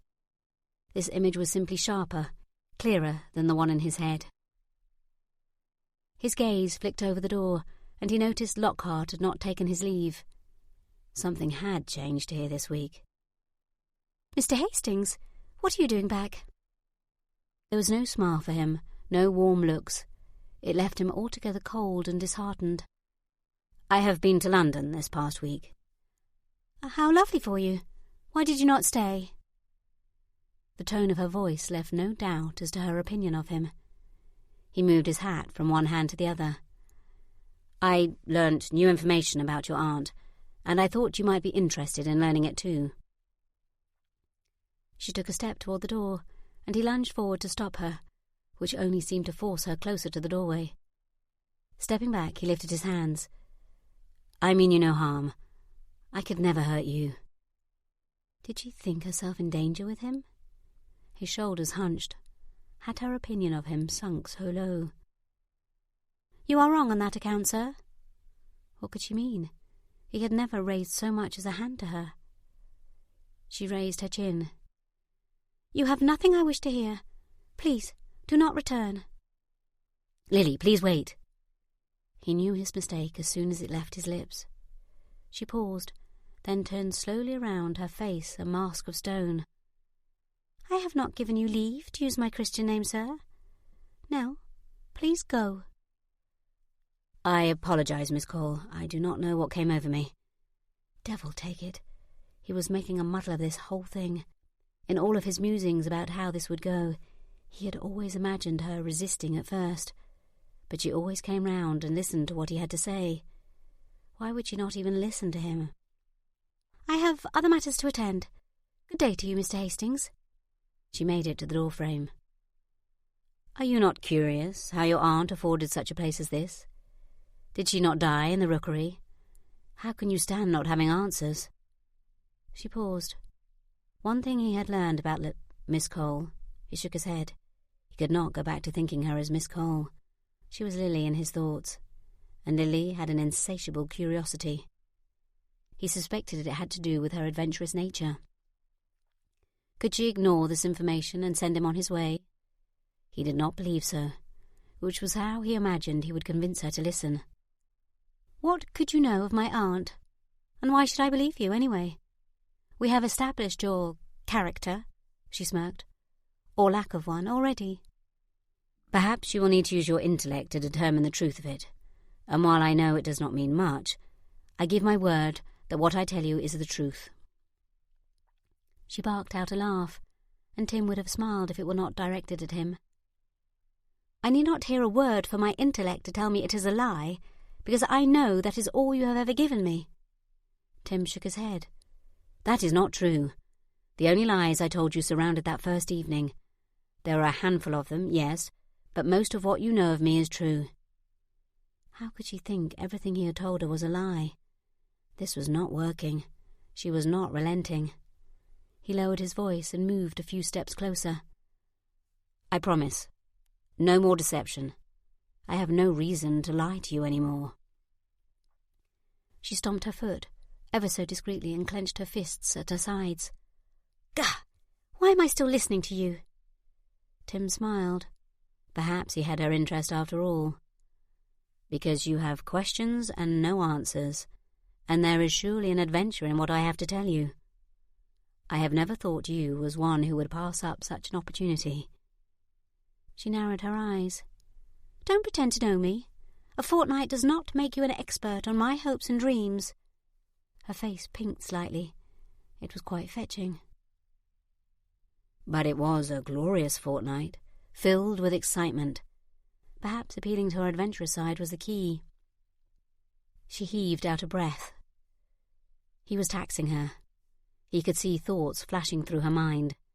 She narrowed her eyes and then squinted at him. Finally, she folded her arms across her chest. Well, what is this fascinating information you have learned? Tim licked his lips. It was now or never. The key was to give her enough information to pique her curiosity and ask him to stay, but not enough that she believed she could find the diamonds on her own.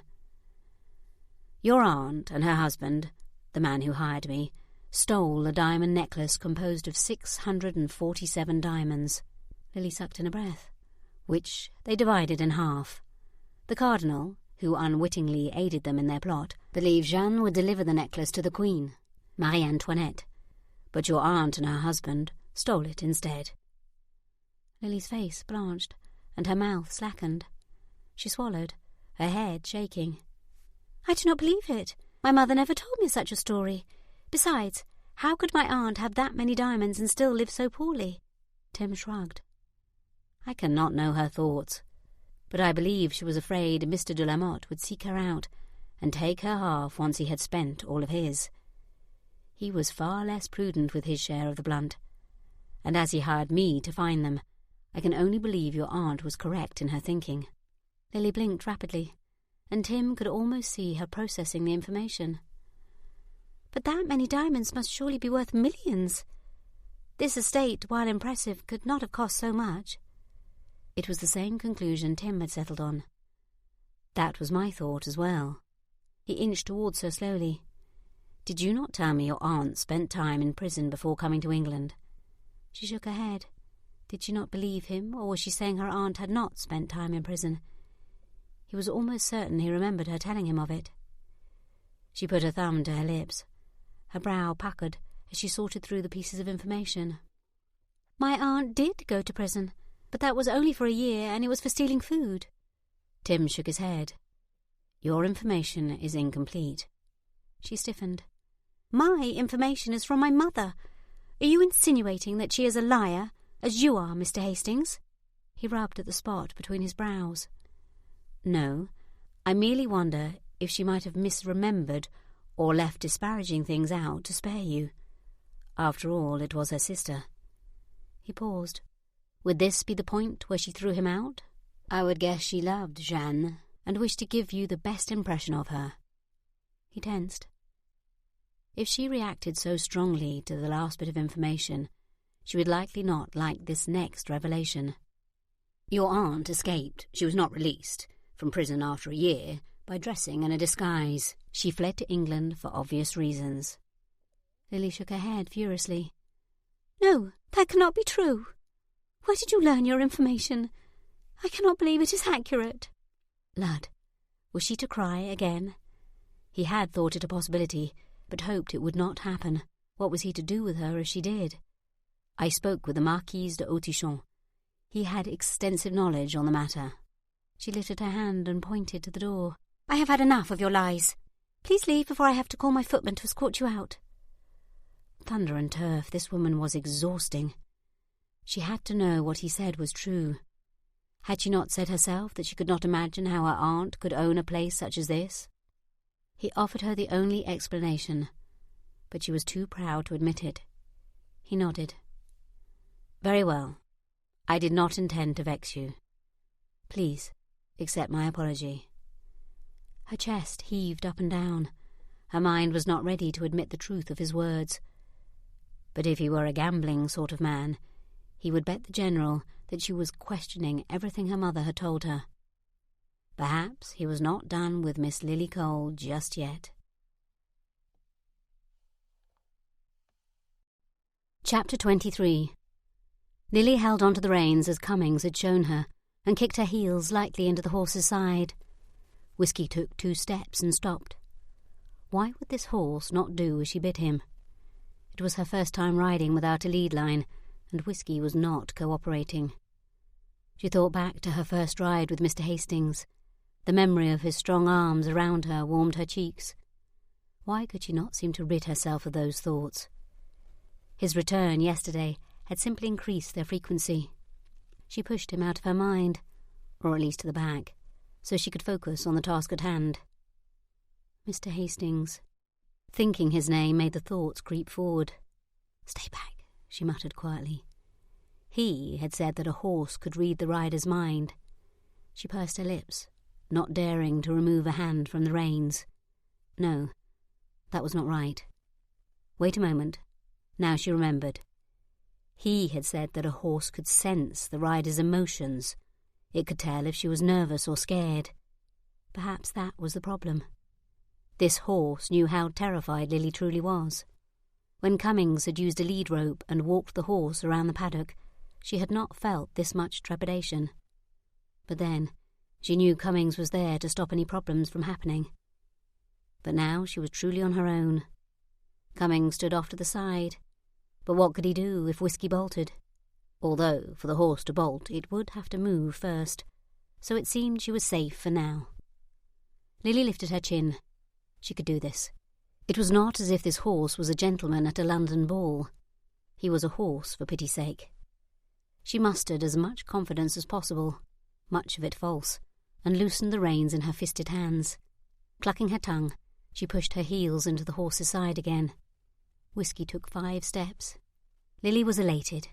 That was 3 more steps than the last time. It did not seem like much, but after what seemed like an hour of standing in this one position, she would consider 5 steps a success. She leaned forward and ran her hand down the horse's neck. There's a good boy. Now, do you think you can carry me to the other side of the paddock? She crooned in the animal's ear. His ears twitched, and he moved forward. Lily grabbed onto the edge of the saddle to regain her balance. She quickly righted herself, hoping the horse would not stop again because of her unsteadiness. She straightened her back and allowed herself to move with the animal. The horse strolled the perimeter of the fenced field. Lily grinned from ear to ear. She was doing it. She was riding a horse. If only her father could see her now. The smile dropped from her face. He would surely not approve of such frivolity when there was work to be done. He would not approve of much here, she was afraid. She looked around the estate. He would appreciate the tenant farms. She had visited them only a few days previous, and while they were small, they were in good repair. Her father would be pleased with that. But there was little else about this place to impress her father, at least not where it concerned her. He would likely approve of the entire estate. Who could not? It was well maintained and lovely. He just wouldn't approve that she was the owner and mistress of it. Her spine curled inward, and her shoulders hunched. Whiskey came to a stop. Why had she thought of her father right now, when she had been enjoying herself so? And why had he yet to return her letters? Movement in the trees just beyond the edge of the Hawthorn property caught her eye. Lily leaned forward, even as her heart gave a little lurch. It was likely an animal, but her mind would not let go of the notion that it might be Mr. Hastings, or worse, his partner. She had thought they had given up their quest at Hawthorn until Mr. Hastings had returned yesterday. Now all the foolish thoughts were back, both the fear of wild-eyed men and the more tender thoughts of Mr. Hastings. It had not helped that he had looked rather dashing in his well-fitted tailcoat. Whiskey's ears twitched, pulling to the back of his head. They were not yet lying flat as Mr. Cummings had warned her about, but they were getting close. Lily forced her hands to slacken on the reins and patted the horse on the neck, whispering soothing words. She did not know if she intended the words more for her or the horse. Whiskey's ears finally perked up, and Lily pulled the reins to the side, leading him away from the far side of the paddock. She'd had enough riding for one day. It was unlikely she could hide the uneasiness in her stomach for long. Still, she and Whiskey had made great strides today. She ought to speak to Cummings and Lockhart about what she saw in the tree line. She did not think she would feel at ease until they had searched the area. Lily glanced over her shoulder, but there was nothing there. Perhaps she had just imagined it. The more she thought on it, the sillier she felt for thinking it needed investigating. How much time would she waste on a fox or a deer? When she arrived at the stable yard, a groom jogged out of the nearest building and grabbed hold of the reins. "How was your ride, miss?" Lily smiled down at him, and he helped her down from the horse. "It was lovely, thank you, Michael." She patted the horse and withdrew a slightly shriveled apple from her pocket, her mind briefly going to the man who had taught her about earning a horse's affection. If only gentlemen could be won over so easily. "He actually walked around the paddock, so I'm calling it a success." She glanced over to Cummings, who still watched her. He had moved out of the shadows and was now leaning against the stable wall. Michael dipped his head. "I'm happy he didn't give you any trouble." She rubbed the horse's nose and fed him the apple she'd saved for him. "Oh, I know a troublemaker when I see one, and Whiskey is nothing of the sort." The horse flicked his head, rubbing his nose against Lily's cheek. She laughed. How had she ever been afraid of this creature? "I can take it from here, Miss Cole." Michael took hold of the reins and led the horse away. "Thank you, Michael. Please give Whiskey an extra handful of oats. He deserves them." "Yes, miss." Lily strolled over to Cummings and he straightened. "How did you think I did?" The stable master nodded. "You did well. Handled yourself and remembered what I taught you." Lily looked down at her feet. Had he seen Whiskey flatten his ears? He would think her silly indeed, if she should tell him the cause. "You don't need to ask," Cummings said gently. "I will send a few men out to search the trees." Lily looked up, her mouth ajar. "Why should you think I would ask you that?" His brow drew down. "Did you not see the movement?" She swallowed and nodded. "I worried at first, but thinking about it, it was likely only an animal." Cummings grunted. "Perhaps, but I will send some men out to make certain." Lily looked into his grey eyes and her chest squeezed. He was concerned. The thought nearly brought her to tears. It had been a long time since she had felt someone's genuine concern for her. "Thank you, Cummings." "You're welcome, miss." She turned and left him to his work, but she had not gone 5 steps when his voice stopped her. "Miss Cole?" She looked over her shoulder. "Yes?" "Please, keep inside until we know it is safe." She nodded until he turned and moved into the stable. Lily leaned back in her chair and stretched out her neck and shoulders. "That was very good, May. You are coming along wonderfully." Her maid blushed and dropped her head closer to the battledore she was reading. Lily patted her hand. Continue your reading. I'll be over there with my book, should you need any help. She moved over to the couch and picked up her book, opening it to where the silk ribbon rested on the pages. She let out a sigh and settled into the corner with her feet tucked up beneath her. A knock sounded on the door, and Lockhart entered. "I am sorry to disturb you, miss, but Cummings is here to speak with you. He said you would know what it concerned." Lily's pulse ticked up as she put her book to the side. She stood, wringing her hands together. "Yes, please have him come in." Cummings entered, his cap in his hand. "Mr. Cummings, what did you discover?" She tried to hide her fear. Having finally received the respect of these people, she did not wish to undermine it in a single moment. "Michael discovered what you saw moving in the trees." He paused. "It was Mr. Hastings, miss.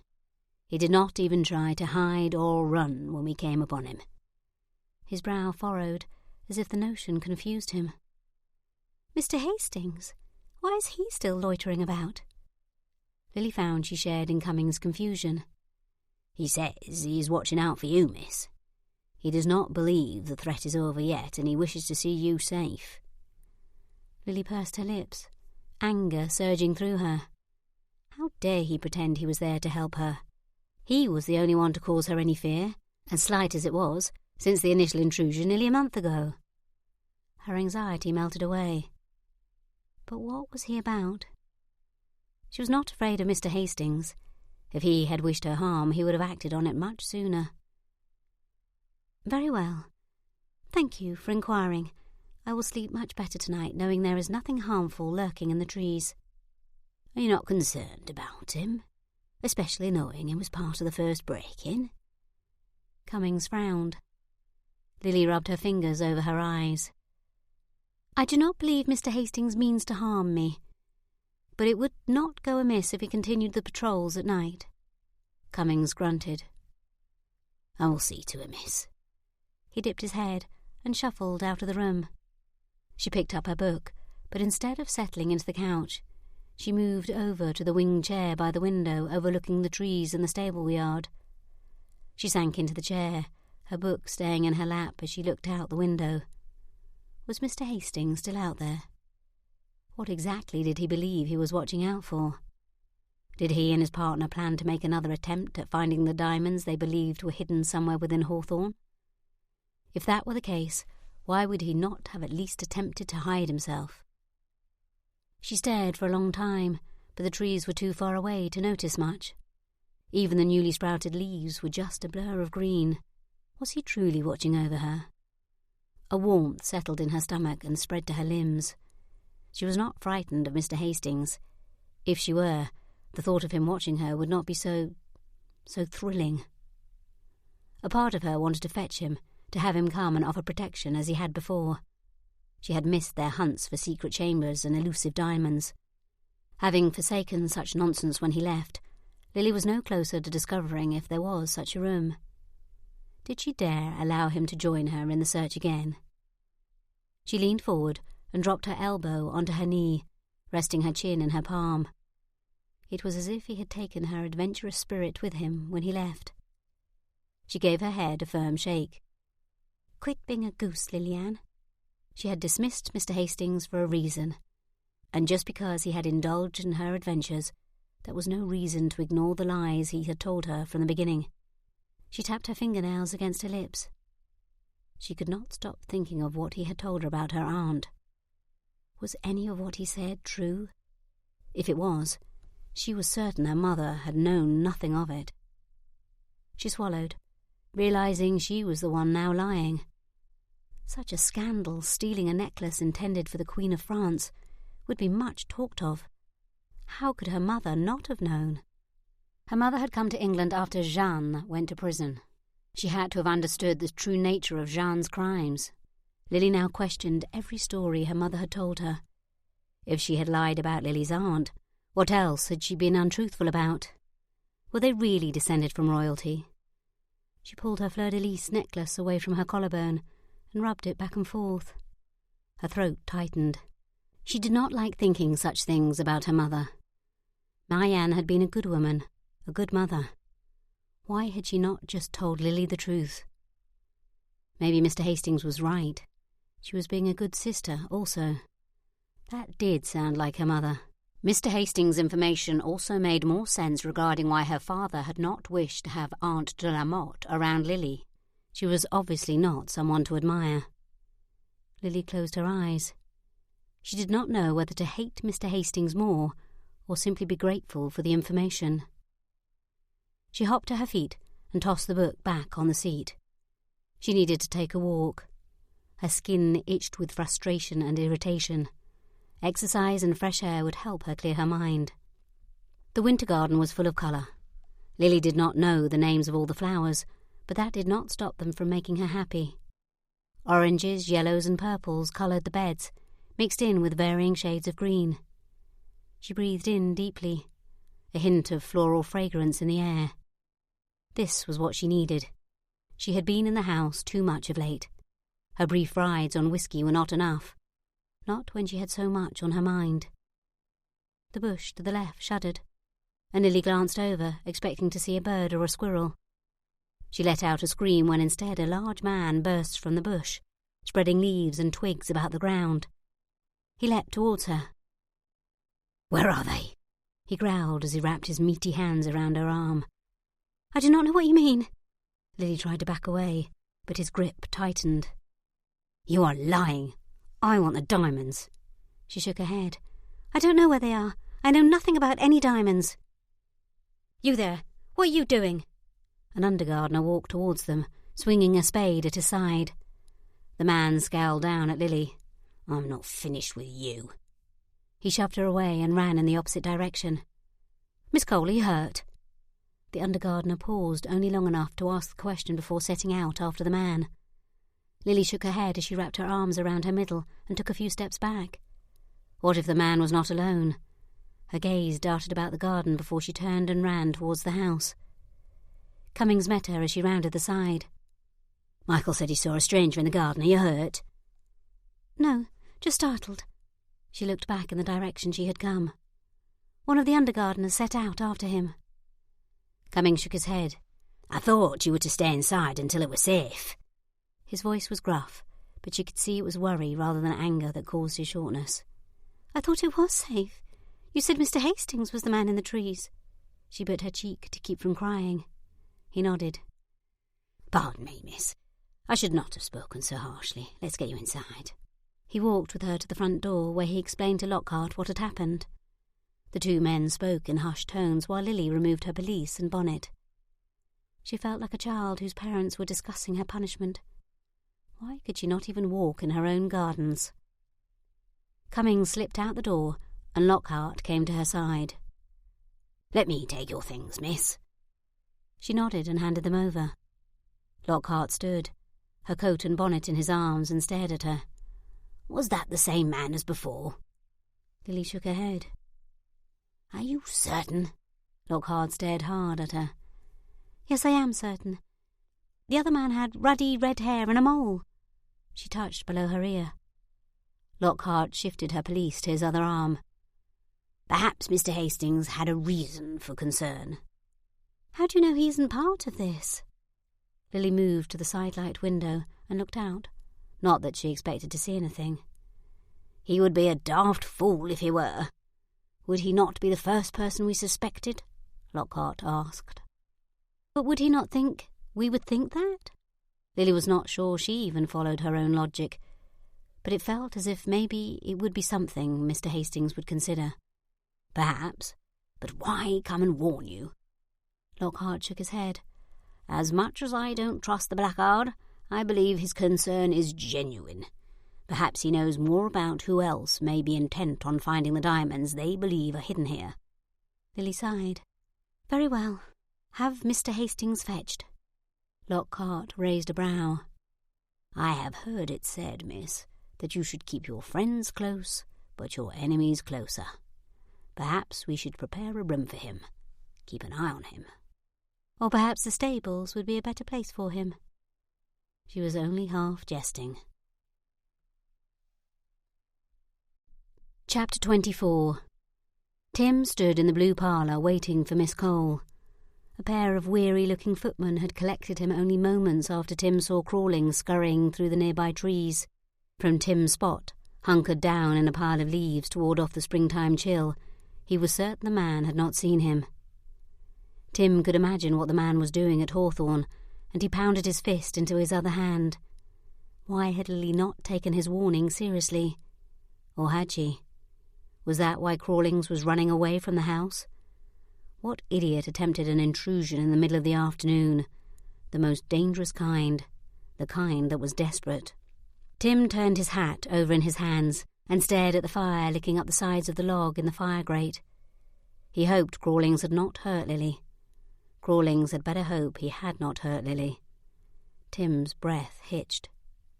He felt her enter the room even before he heard her and turned to look.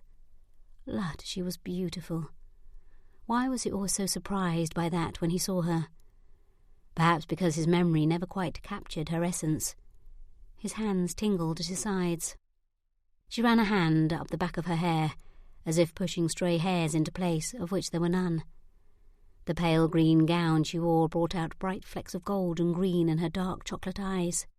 "Good afternoon, Mr. Hastings. I am sorry to have dragged you," she stuttered him, "out of the leaves, but it seems you may have been correct to worry that someone would try to come for the diamonds." It was as he suspected then. She did not look harmed, but then her sleeves were long, and she had her arms wrapped around herself. "I hope no harm came to you." A smile turned the corners of her lips. His stomach flopped. He had missed seeing her smile. "I was fortunate to have an undergardener come to my rescue." Her smile widened. "Were you not in the trees to ensure such a thing did not occur? I am questioning your abilities after today."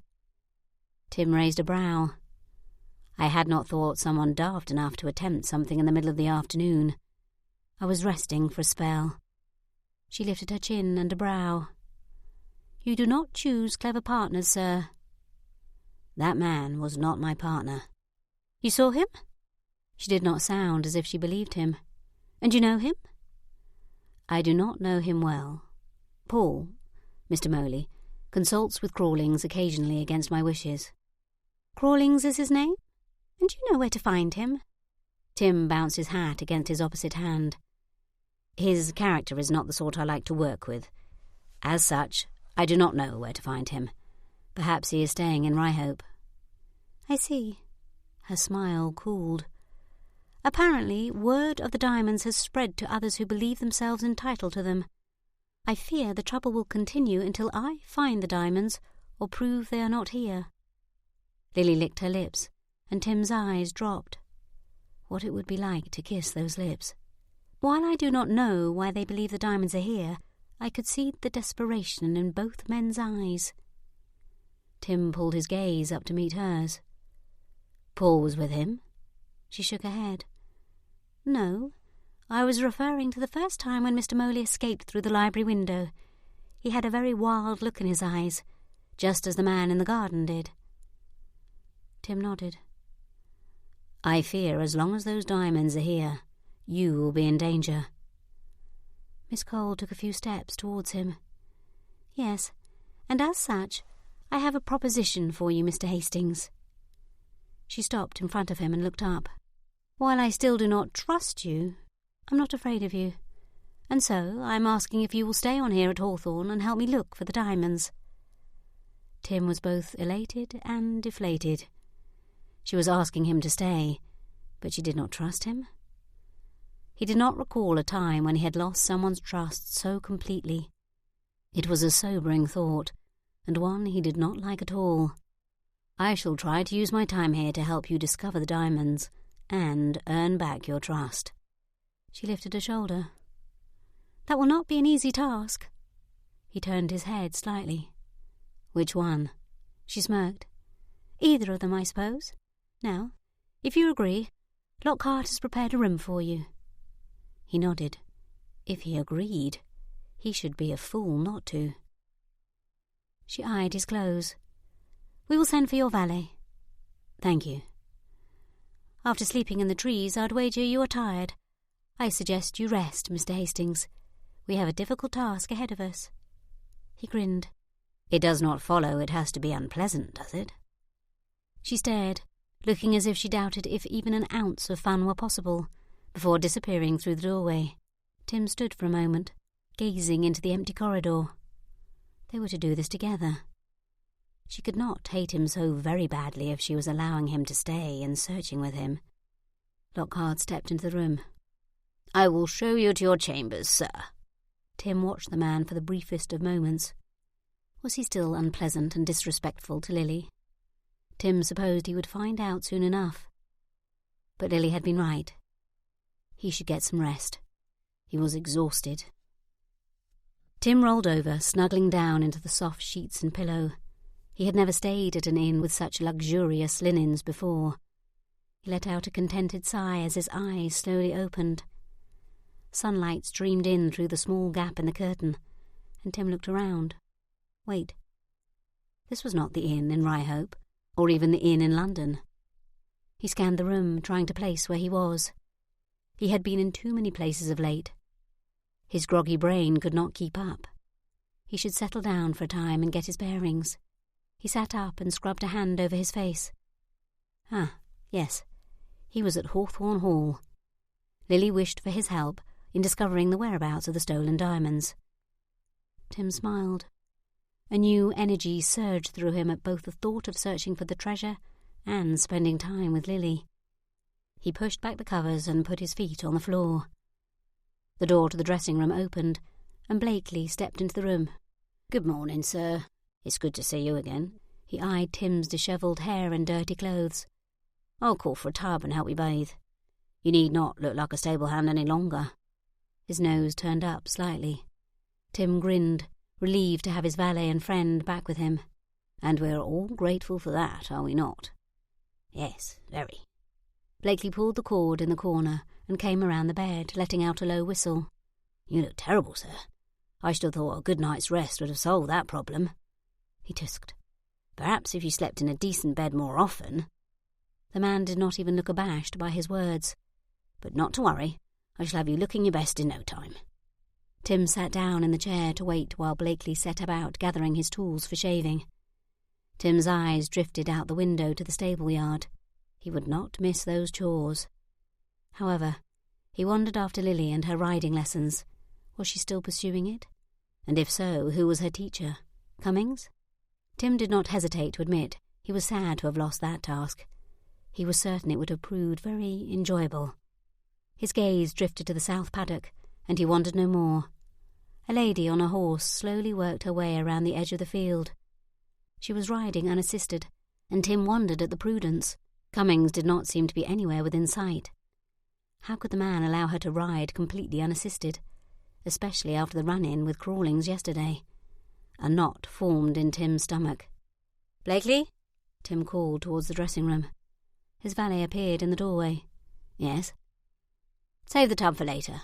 Please help me dress immediately." An urgency pressed down on him.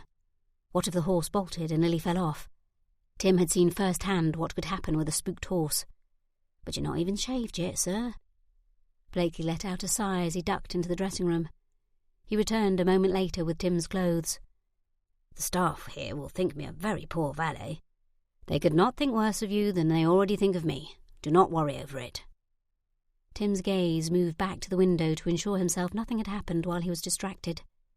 Lily still sat atop the horse, walking at a slow pace, following the railing of the paddock. She seemed to be fine, yet Tim could still not slow his pulse to a normal rhythm. What was wrong with him? He frowned. He was here for the diamonds first, but he would not lie to himself and say that he did not care what happened to her. If that were the case, he would not have slept in Leeds since returning from London. He did not want any harm to come to Lily. He lifted his arms as Blakely pulled his dirty clothes off and pulled a clean shirt on. Tim breathed deeply. He knew the savageness of Paul and Crawlings. That alone caused his concern, nothing more. It was ridiculous to think that he could have feelings beyond simple concern for her well-being. His eyes moved back to the window. Still his pulse beat quicker than it should. If he could just go down there, he would see she was fine, and all would be well. Blakely tugged hard on the cravat, bringing tears to Tim's eyes. He let out a little cough. Perhaps he had romanticised Blakely and his knots over the past month. Or maybe Blakely was compensating for the stubble along Tim's jaw. Blakely did not meet Tim's eyes. He did, however, look to have a smile playing at the corner of his lips as he finished tying the knot. Tim stood, and the valet pulled the tailcoat up over his shoulders. He grabbed the brush, swiping away any small specks of lint and dust. After only a handful of passes, Tim raised his hand. "That will do, thank you." His valet shrugged. Tim smiled. He had missed Blakely. This man was more than just a valet. He was a sort of friend, too. Something Tim knew society frowned upon. But it could not be helped. Blakely was simply a likeable man. He had been a footman at the neighbouring estate to Wildwood. When Tim had sought him out to become his valet, the man had instantly agreed. He watched and studied others until Tim had taught him to read better. Then he read everything he could to help him be better at his job. Tim would challenge any gentleman to put his valet up against Blakely. One would never guess he had not trained at the job for years. Tim shrugged and wiggled until his clothes settled on his frame. Their personal servants were another thing he and Lily had in common. He glanced to the window to see Lily start another turn about the paddock. "Thank you, Blakely. You did a fine job." Blakely gathered up Tim's nightclothes and disappeared into the dressing room. Glancing one last time out the window to make sure all was well with Lily, Tim hurried from the room, taking the stairs 2 at a time. He strode out the front doors and around to the paddock where Lily was riding. Tim leaned against the railing and watched her as she came to a stop just outside the stable doors. Cummings sauntered out of the stable and lifted his hands to help her off the horse. Tim's stomach burned as he watched. Did that mean Cummings had been watching her? It seemed unlikely the man would know precisely when she finished if he was not paying attention. Perhaps he had only been pretending not to pay her any mind. As Lily's feet planted firmly on the ground, she ran her hands down the front of her habit and straightened. "Thank you, Cummings." "You're welcome, Miss Cole." The older man nodded. "You are much improved even since yesterday." She grinned. "Do you really think so?" The older man nodded. He looked at her almost as a father would a daughter. Tim's brows rose. Just how long had he been gone from Hawthorn? Things had certainly changed since he left. "Are you through with whiskey for the day?" Lily moved in front of the horse and grabbed a handful of carrots off the mounting block. She held her hand out and the horse took the offered treat. Lily ran her hand down the side of Whiskey's neck. "Yes, I'm afraid that is all for today." She took a step to the side and Cummings tugged on the reins. "Very good, miss." He led the horse away and Lily stood, watching them until they disappeared into the stable. She turned towards the house, only then noticing Tim. "Good morning, Mr. Hastings. What brings you out so early?" She walked toward him. He pulled his arms off the railings and fell into step beside her. "I saw you riding from my window and had to come and watch. You have learned much since I left. It surprised me to see you riding completely unsupervised." There was censure in his voice, but he did not think she would notice. "It may have appeared that way, sir, but even though he does not think I see him, I know Cummings watches me for the entirety of my ride. He stays in the shadows, but his gaze never leaves me." She raised a brow as her gaze dropped to his cheeks and jaw. "You may remove the accusation from your voice. You have not earned the right to speak about my staff in such a way." Tim looked away, even as the weight on his shoulders lifted. She was being looked after then. Why did that make him both relieved and annoyed? He had been concerned that Cummings was neglecting her, so why was he irritated to discover that was not the case? It was likely just his own personal feelings for the stable-master. They walked in silence for several rods. "Have you eaten your breakfast yet, Miss Cole?" She shook her head. "No, I have taken to riding first, and then breaking my fast when my aunt awakens." Tim nodded. "Would you care to join me? Perhaps we can make our plans for how we intend to find those elusive diamonds." "I must change out of my habit, but then I shall meet you in the breakfast room if my aunt is up." Tim nodded. "I shall wait for you there." Never had he anticipated breakfast so much. Chapter 25. Lily stepped into the breakfast room. Tim sat alone at the table, drumming his thumbs on the wooden top. He was playing a song, but Lily had no notion what it was. There was no plate in front of him, and he had not noticed her yet. She leaned against the door frame, her aunt standing close behind her. Mr. Hastings' thumb picked up the tempo of the song. It was a lively piece of music, whatever it was. She smiled. He looked very much like a child trying to wait patiently for his turn to eat. He had obviously combed his hair, although wavy curls made it look slightly unkempt. But it was the stubble along his jaw that Lily could not seem to look away from. She had the strangest urge to run her fingers along it. Would it prickle and poke as her father's did at the end of a long day, or was it as soft as it looked? She shook her head. She should not think of such things about him. After all, he had tried to rob her, had he not? And he was only back to find the diamonds so he could line his own pockets. If she allowed him to keep them, which she would not. But it was sweet that he had waited to dish up his food until she arrived. Perhaps, even with all his faults, he had at least one good trait. Her aunt gave her a slight push into the room, and Lily stumbled forward. Mr. Hastings stopped thumbing on the table and looked up, his face pinking slightly. Was he embarrassed she had caught him? But then he smiled, and it was Lily who pinked. Why did his mere grin cause her to blush? He pushed out his chair and stood, dipping his head to her. "Good morning, Miss Cole." His eyes stayed locked with hers. "You look lovely this morning. As do you, Mrs. Parker." Lily wondered if he even knew what colour her aunt's gown was, or if he was simply offering niceties. Either way, it served its purpose as her aunt gave a breathy thank you and moved around Lily. Lily looked away from Mr. Hastings, suddenly realising she was uncertain how she should interact with him. He was a sort of gentleman, a suitable man in the eyes of society, at least more suitable than the groom she had believed him to be when they last were together. He motioned to the sideboard, and she scooted past him to retrieve a plate. Mr. Hastings the groom was much more preferable to Mr. Hastings the gentleman. She had felt comfortable with him before, felt she did not need to put on pretences. It had been easy to speak with him. It had been easy to believe he was her friend. She swallowed down the hurt she still felt. Was there a protocol? She had no notion. She had never spent any time with a gentleman before now. He walked around the table. "I hope you slept well, ladies."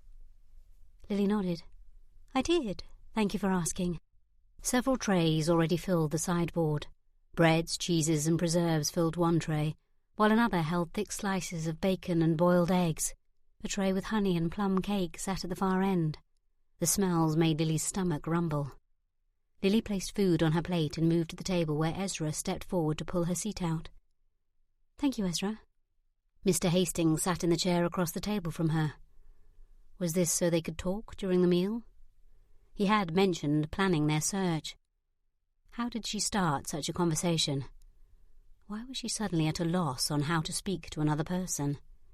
She looked at him from beneath her lashes, because this man was a stranger, someone she knew nothing about. It was curious. She had little qualms about speaking to him when he was a groom. She had even relied on him to tell her the proper way to do things. But then, had she not wondered at his knowledge? Discovering he was a gentleman had answered many questions. "You seem to sleep rather well, sir. You did not even awaken for dinner." She sighed at how improper she sounded. "I apologise, but I find I am not sure what to do here. I have never eaten with a gentleman or anyone of status. I do not know what is proper and what is not." She frowned at her plate. "I suppose I should ask you for lessons on that as well." He let out a sort of chuckle. Was he laughing at her? She pinched her mouth shut. "Never you mind. It was a silly idea." His smile dropped, and he looked contrite. "No, I hope you did not think I was laughing at you. I was simply chuckling at the memory of when I was in your exact situation." She stared at her plate. Was he truly not laughing at her? And what did he mean when he was in her same situation? Moving up in social rank is disconcerting, is it not? So many people are ready to let you know how you are lacking. At least, that was my experience. He looked at her in such a way that her face warmed, and she felt tiny sparks dance across her skin, causing the hairs on her arms to stand on end. She ducked her head, hoping he had not noticed her odd reaction. "I should be happy to give you pointers, although I must caution you, I am no expert. There are still facets that leave me bewildered." He took a bite of his toast and chewed thoughtfully, swallowing when he seemed to have alighted on an idea. "Have you met any of the local gentry? Perhaps some of those young ladies would also assist you." "I confess I know little of the ladies' perspective." Lily nodded. "I have met 2 young ladies that seemed very nice. Perhaps you are right, and I should ask them." She pushed the bacon around her plate. She would do no such thing. The last thing she desired was for Lady Susan and Miss Melina to know of her lowly upbringing. After her second visit with them, Lily thought she might yet call the ladies friends. She was not about to ruin it by asking them to teach her how to act. Her mother's training would need to be enough until Lily could observe for herself. "As for this type of occasion, I am more than happy to instruct you." He pulled a notebook from his pocket and sat it on the table beside his plate. Did he intend to make a plan with her now? They ate, mostly in silence. Lily did not know if it was because it was the proper thing to do, or if he just had nothing to say. Her aunt seemed content to eat and keep her eyes on her plate. She had always been a quiet woman, but since coming to Hawthorn she rarely spoke if someone else was in the room with them. Lily was not the only one feeling out of place. Unable to stand the silence any longer, Lily pushed her plate back and nodded to the notebook. "Is that for our planning?" He placed his fork on his empty plate. "I had thought if we came up with a plan for our search it might make it easier. Our last search was rather willy-nilly." She covered her mouth with her hand, hiding the snicker. "No, we cannot have a willy-nilly attitude about this. It's much too serious." She grinned. "What did you have in mind?" Mr. Hastings leaned back in his chair, but flipped the book open with his thumb. "I think we should make a preliminary search of each room, eliminating those we feel certain do not contain what we are looking for." He lowered his voice and glanced at Ezra. Lily's brow furrowed. Did he not want her staff to know about the diamonds? "But how will we know if it does not contain the diamonds?" She leaned forward and lowered her voice on the last word. "I do not know about you, but I do not even know what I am looking for." He shrugged. "Yes, I understand what you mean." He scratched out the first sentence in the notebook. He had already decided, it seemed. Would it be better if we went into each room and made notes about likely hiding places? He did not seem to even want to say the word diamonds. She shook her head. "But if we see some place that may work for a hiding place, why not just look while we are there? Otherwise it seems as if we are just duplicating our work and taking longer than needed." He tilted his head to the side and studied her. He did not like her objections. She should not have said anything. He waved his hand in the air. "Very well. If you prefer to use the willy-nilly way, I suppose I can do nothing to stop you." She smiled, and he sighed exaggeratedly. Was he truly irritated with her, or just playing along? Lily's brow furrowed. "I do not think willy-nilly means what you think it means, sir." She placed the last piece of bread in her mouth and set the utensils on her plate. Why did knowing he was a gentleman make her second-guess everything they said? Oh, how she missed their days of easy conversation. "But if you feel strongly about your way, I will not argue with you." "I do not feel strongly about my plan, but if we abandon my idea, it means I brought the notebook for nothing." He picked up the book with a sweeping notion and placed it back inside his pocket. "Very well. Willy-nilly it is." He had been playing with her. Perhaps they could reclaim some of the ease she felt before. His eyes twinkled mischievously. "Perhaps you may use your book to make an order of the rooms." That also seemed unnecessary. Once they picked a place to start, it seemed most logical that they would just take the rooms in order of their location. But he seemed so intent on using the notebook. He shook his head. "Now you are just trying to make me feel better about bringing the notebook along. But you need not worry. My notebook and I will overcome our disappointment in time." Was this the true Mr. Hastings, relaxed and comfortable, even possessing a note of humour? Now that he was not lying, did he feel free of his facade, or was he still playing a part? "I hope for you and your notebook's sake that we encounter something which will require note-taking." She shook her head slightly at the silly turn this conversation had taken. "Thank you. We appreciate it." He put his hands on his thighs and pushed away from the table. "Are you finished eating? What do you say we stop talking about the search and actually begin it?" Lily nodded. "Now, see there? Your plan is taking shape already." Just thinking about it increased her pulse. Were there really diamonds hidden in this house? Lily found she could not believe it to be true, but she could not help but feel excited about searching for them anyway. Mr. Hastings extended his hand to help her up as Ezra pulled her chair out. "Thank you, Ezra." She smiled up at the footman as he nodded, offering the barest hint of a smile. Society may never accept her, but her staff surely had. Perhaps she need only use the same approach with the ton that she had with her staff. She dismissed the bacon-brained idea almost as soon as it entered her mind. It was not as if she could let the entire ton go. "Aunt, we'll be exploring the rooms just down the corridor. Come find us when you have finished." Her aunt pushed out. "I'm done. I will come with you now." Lily noticed her aunt tucking a few rolls into the sewing basket she carried everywhere. Would they ever feel that was not necessary? Lily ran her hands down the front of her gown. "Now then, which room do you think we should start in?" He shrugged. "What rooms did you search while I was in London?" She looked to the floor, clasping her hands behind her back. "I did not search after you left."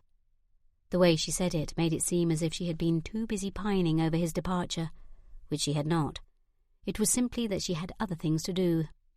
Interviewing and rehiring the staff had taken a great deal of time. There were ledgers to familiarise herself with, and she had also continued her riding lessons. "I realised the ridiculousness of the notion and decided not to waste another moment on it." She would not admit to him that much of her adventurous spirit had left when she discovered his true identity and motives. Some might call that pining, but Lily called it sensible. He pulled his lips into a tight line. "I see." He drew out the last word. Did he think she was calling him ridiculous for believing the diamonds were here? In truth, she had thought it more than once. "Then we have our work cut out for us. We have only searched 2 rooms. That leaves—" He glanced down the corridor where they stood. "Many more to go." He took in a deep breath, as if fortifying himself for the task at hand. "Let's make haste." She smiled as a tingle of excitement rushed to her stomach. She was not conceding that the diamonds were here, but how could one not get excited at the prospect? "Yes, let's." They stopped in the middle of the corridor, a door on each side.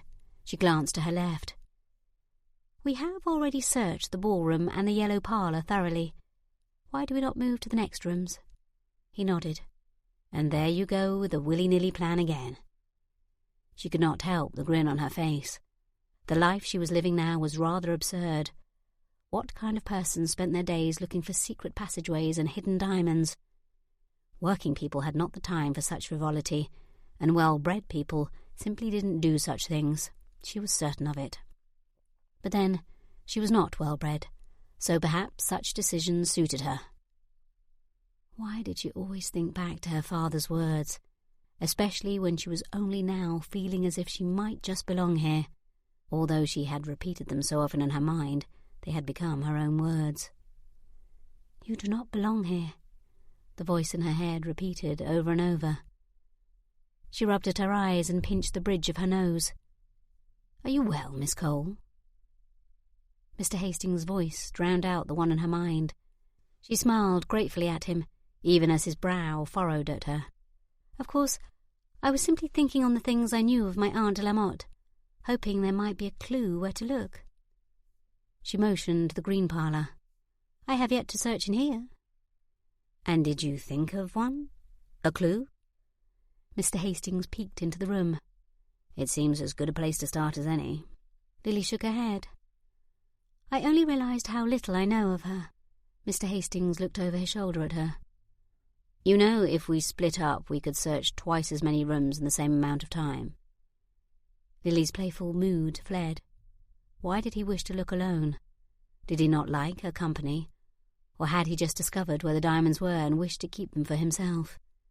She did not want to believe it of him, but a little voice in her head said she could not trust him. He had lied and deceived her before. Why would he not do it again? She lifted her thumb to her lips. The conversation over breakfast felt like those they'd had before, friendly and fun. Something shared between close friends, not between a man and the woman he was intent on robbing. But she could not push her doubts away. How should she respond? She didn't wish to appear dependent upon him and his company, but she also did not wish him to search alone. Perhaps it was best if she spoke the truth. Maybe he would learn how to do so himself. "I'm sorry, Mr. Hastings, but you have not earned my trust enough for me to allow you to search alone. What if you should discover the diamonds in one of your rooms?" He stared at her. "Then, of course, I would notify you." She grimaced. "I am not so certain of that. For the time being, I think we shall search together." One eye squinted slightly at her. "And if we find the diamonds, what is to stop me from overpowering you and taking them for myself?" Was that his plan? Had all the talk of planning it together just been a ruse? She flinched, and a coldness settled over her as if she'd been caught in a rainstorm. "You are correct. I shall call a footman. I should not like to put my aunt in harm's way." She moved to the corner and pulled the bell, giving herself a mental shake. How had she allowed her guard down after only one enjoyable breakfast conversation? Gracious, she really had not been prepared for all this. Chapter 26. Tim searched the green parlour, berating and chastising himself as he went. Any progress he had made with Lily at breakfast had fled as soon as he suggested they split up. He was completely daft. How had he not realised that this was how she would interpret the suggestion? The room turned up nothing, as did the drawing-room and the pink salon. Tim was about to suggest they stop for the day when they moved into the library. Lily moved directly to the settee by the fire and dropped onto it with a huff. Mrs. Parker, as she always did, moved to the most removed chair in the room. "What is wrong? Are you ill?" Tim asked. They had spoken in brief snippets throughout their search of the last 3 rooms, but their conversation had not returned to the easy, playful tone they'd enjoyed during breakfast. It was completely his fault. He was under no illusion about how she felt towards him, and while he did not like it, it was refreshing to know. Lily was not hiding or pretending to be something she wasn't. It was something Tim could not boast. "Nothing is wrong. I'm fine. I am simply questioning this endeavour, questioning if there is even anything to find." Lily flopped her hands to her sides.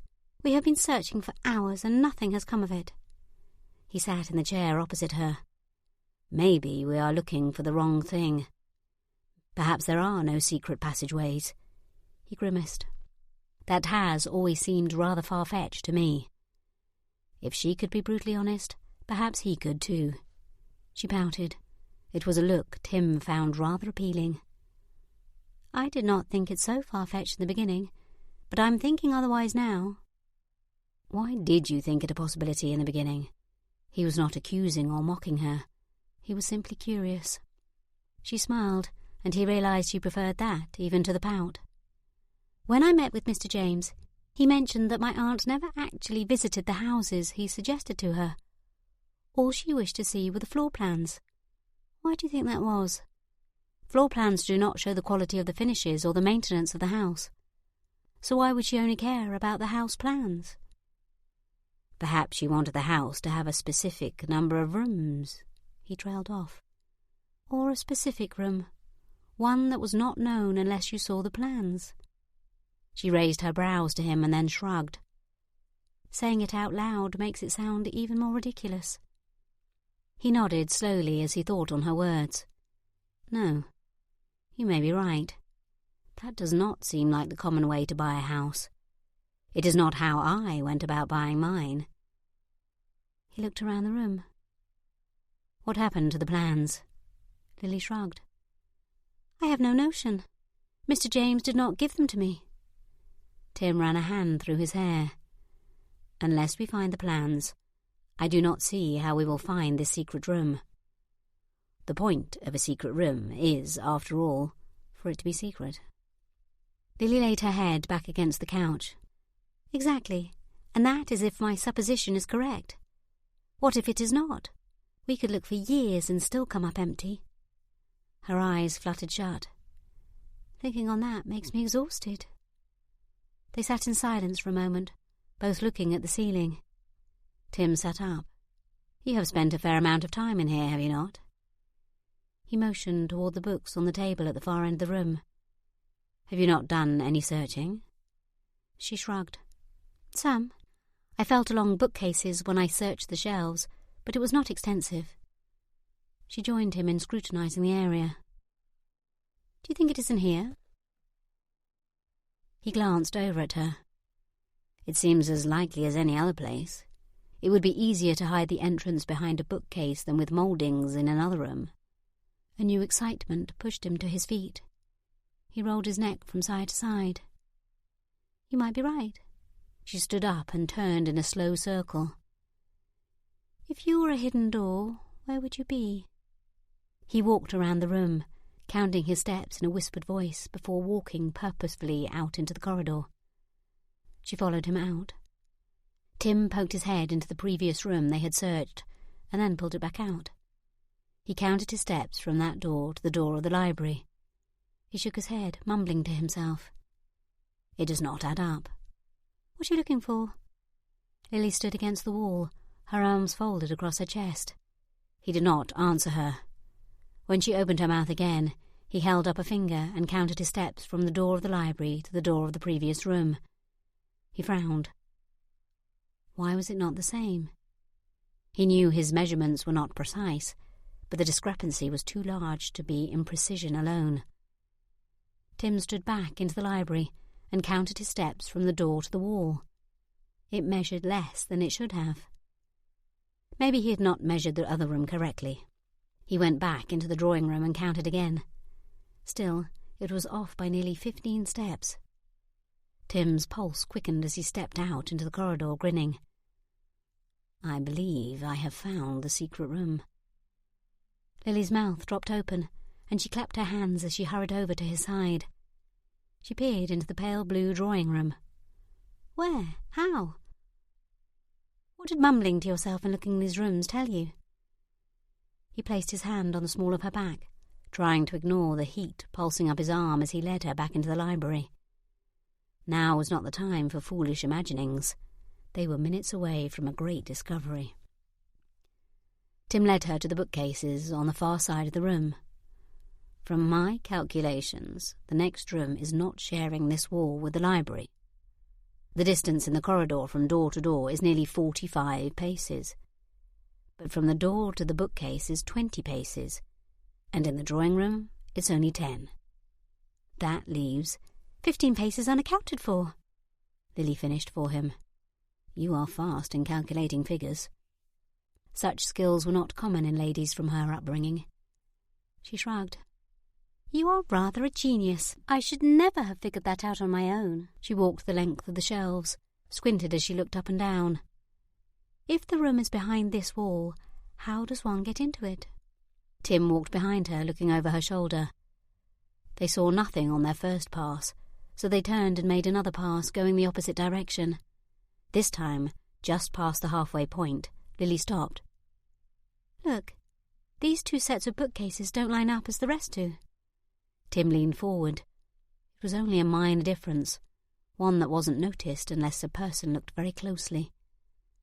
Most would surely attribute it to the shifting of the house, if they noticed it at all, which was unlikely. "I have been in this room dozens of times and never noticed it. It is no wonder no one else has." She ran her fingers down the seam. "This is it. It has to be. It is the only thing that is even slightly out of place." Tim moved up behind her, his chest pressed against her back as he ran his fingers over the misaligned cases. Lily sucked in a breath. He was so close he could feel the heat coming off her and smell the scent of lilacs. He had discovered the name of the flower while in London.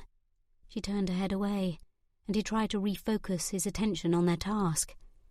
He could smell her later, once they figured out how to enter the room. She stepped aside, giving him a chance to feel around the bookcase by himself. "Well, what do you think?" He nodded. "I think you might be right. But how does it open? There is no way to get a fingerhold on this case to pull it open." He heaved out a frustrated breath and took a step back, folding his arms across his chest.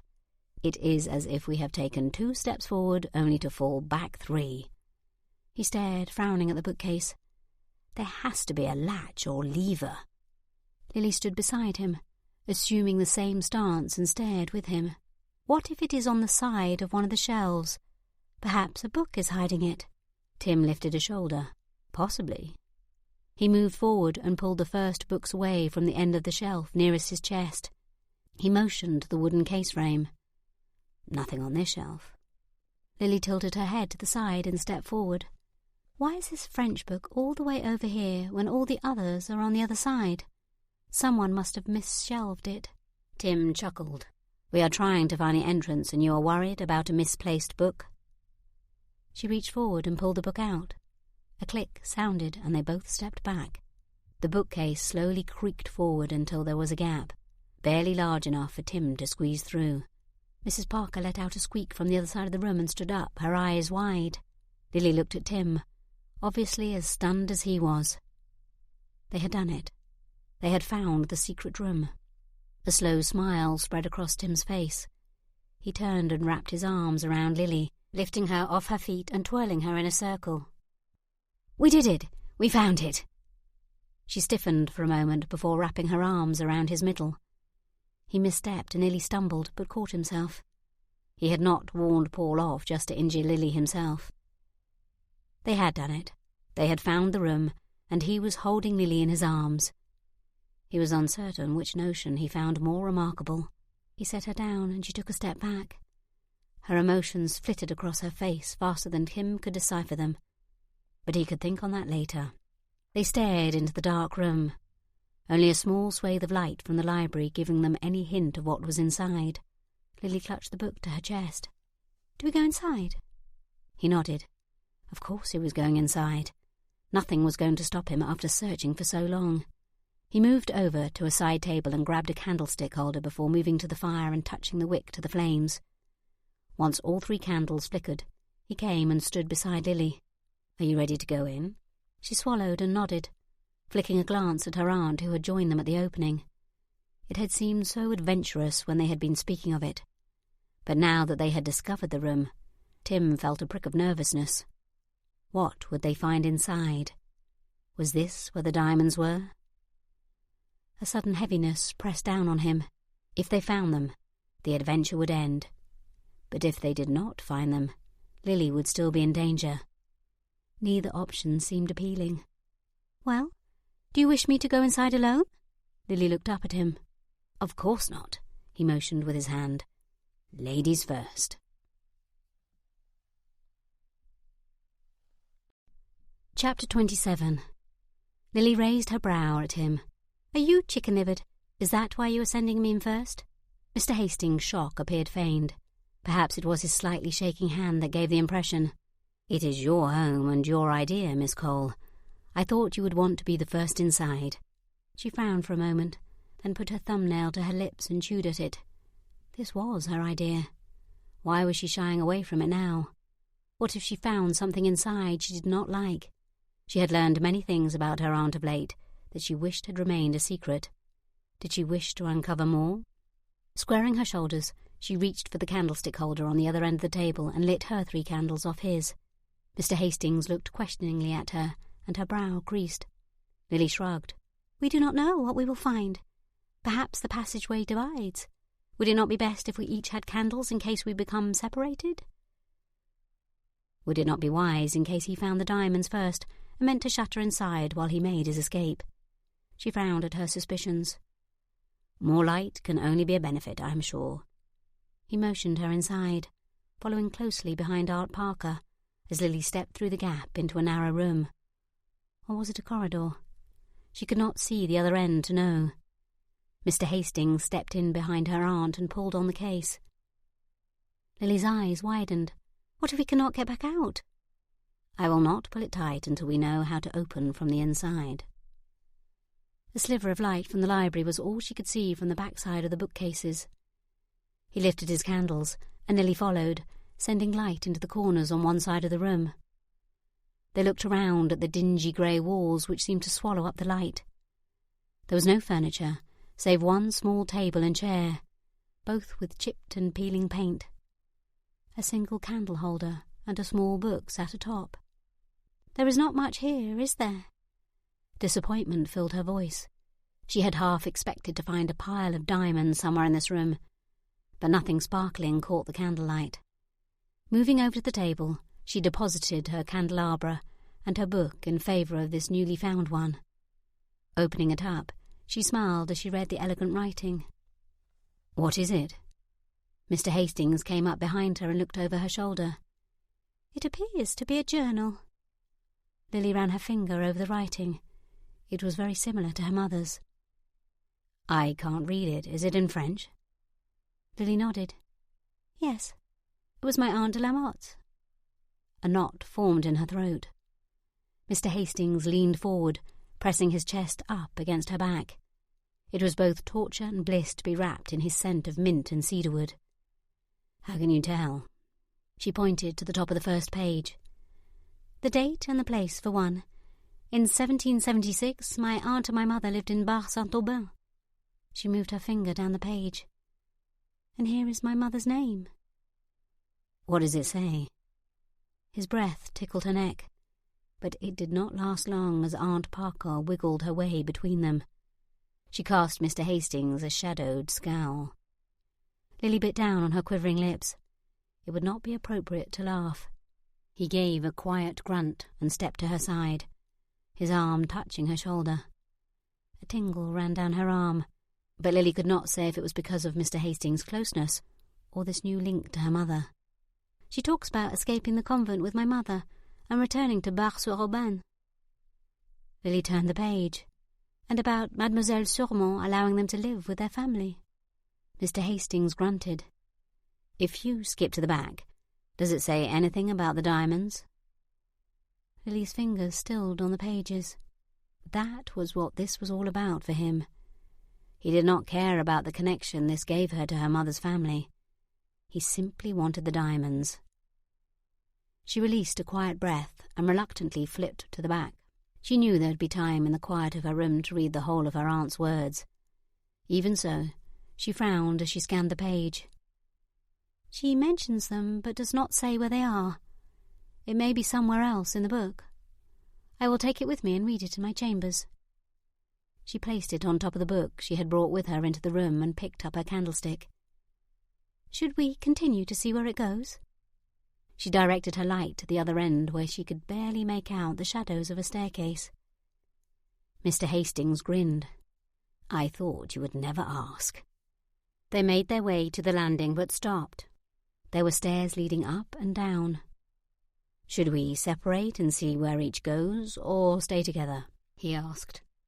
Lily wished to stay together, but she was uncertain if it was because she did not trust him to give her the diamonds if he found them, or because she enjoyed being with him. "What do you think?" "Let's go together." Lily's shoulders dropped a fraction. She was grateful he had suggested it, because she did not wish to insist they stayed together, not after she had so bluntly acknowledged her distrust of him earlier. "Shall we go down first?" Lily looked up at Mr. Hastings. He nodded. "Sounds like a good plan." He started down first. Why had he insisted she go first when they entered the room, but now he was taking the lead? Lily shook her head. Gah! If he had not lied to her in the beginning, she likely would not have to question everything he did. But now she could not seem to help herself. She followed him down the staircase to the landing at the bottom. A single door was their only option to proceed. Lily looked around. A single candle holder sat in the corner of the stone floor. Mr. Hastings pushed on the door, but it held firm.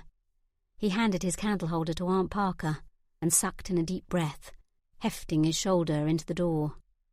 It let out a groan and cracked open. Sunlight streamed into the small space, and a breeze extinguished every candle flame. "It leads outside?" Lily's brow creased. That would mean someone could come into the house without the staff even knowing. She glanced at the book in her hands. That must be how my aunt entered. What do you mean? Mr. Hastings looked over one shoulder at her as he used the other to push the door open the rest of the way. Bits of grass and dirt covered the threshold. Lily handed him back both the candle holders and shimmied through the small crack. Placing the books on the side on a small flat rock, she grasped tightly to the edge of the door and tugged. It made little difference. Her mouth twisted to the side as she dropped to her haunches and used her fingertips to peel back the overgrown grass. There. Try it now. She stood and took a step away from the doorway.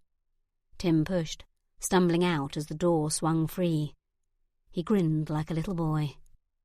Aunt Parker lifted a hand to block the bright light as she stepped over the threshold. Small tickles wormed around inside Lily's stomach. Mr. Hastings looked so handsome with the sunlight glistening off his hair.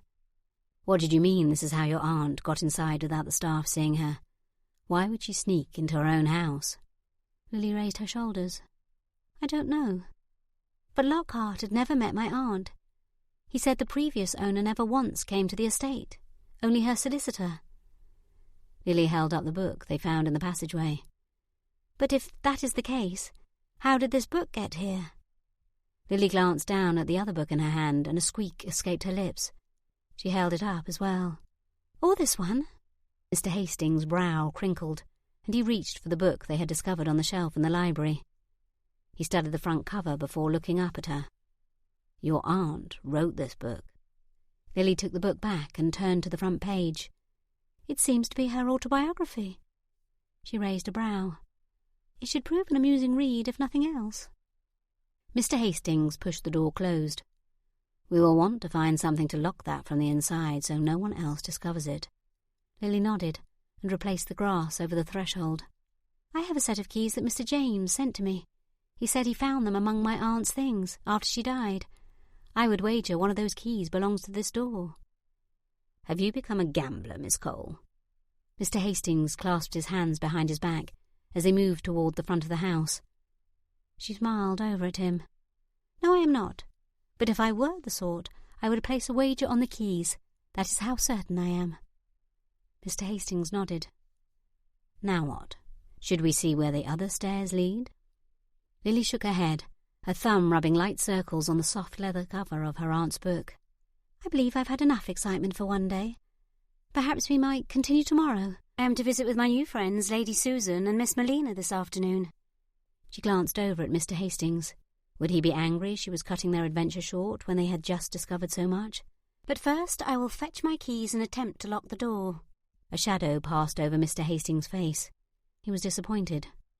Or was he thinking now was his chance to find the diamonds while Lily was away? Would he try to take the upper stairs without her? It tempted her to relent and send her regrets to Lady Susan. But if they discovered everything today, what would they do tomorrow? Mr. Hastings would leave and return to his own estate, would he not? While she still did not trust him, she did not want him to go either. At least, not yet. He was the only person who knew what she was experiencing, what she was feeling. With Mr. Hastings around, she felt safe, much like she had felt when he had ridden with her the first time on whiskey, his arms around her, protecting her. She was not ready to let that go. Lady Susan. His face relaxed, and looked almost as if he cared not that they were ending early. Was it all a ruse so she would not change her mind and stay behind? She clenched her fists, hating her new suspicious nature. She is the daughter of Earl of Pomeroy. They have visited several times this last week. I am to visit them today. Those are the ladies you mentioned at breakfast.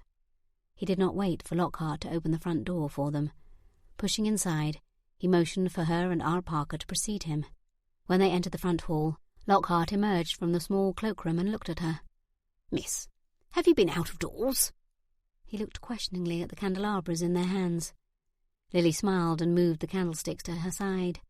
Yes, we opened the terrace doors to get some air, but it was too lovely not to take a turn about the grounds. She rubbed her free hand up her opposite arm. It looks much warmer than it really is. We had to content ourselves with just the grass around the house. Lockhart glanced out the sidelight windows. his brows raised. Yes, it does look pleasant outside. He turned his gaze back on her face and smiled ever so slightly. Lily felt a tinge of guilt about deceiving him. But from the pink in your cheeks and the goose flesh on your arms, I can see you should have taken your Spencer with you. He motioned toward the cloakroom. Shall I fetch it for you so you may finish your walk? She smiled. No, thank you, Lockhart. I really did not have the time for a long turn. I am to visit Lady Susan and Miss Melina shortly. Would you please send word to prepare the carriage? Very good, miss. Lockhart dipped his head and returned to the cloakroom. Mr. Hastings watched the interaction with interest. I am glad to see you have reached a peace with your staff. May I ask how you did it? She shoved the candelabra into his hand. Would you return this to the library while I fetch the keys? He nodded. She sighed. Actually, I believe I may have you to thank for bringing the staff around. At least, in part. He need not know the rest of the story. Mr. Hastings stared over her shoulder, his face contorting as he thought. And why should you thank me? It seemed when we had a common enemy, it united us. His face reddened, and he looked down at the floor. In that case, you need not thank me for my part in it. I allowed you back, did I not? She bumped her shoulder into his arm. I will meet you in the library. He stared at her a moment longer. He lacked his usual smile when he moved to join her, but he also no longer looked as if his favourite hound had just died. Perhaps she had not totally devastated him.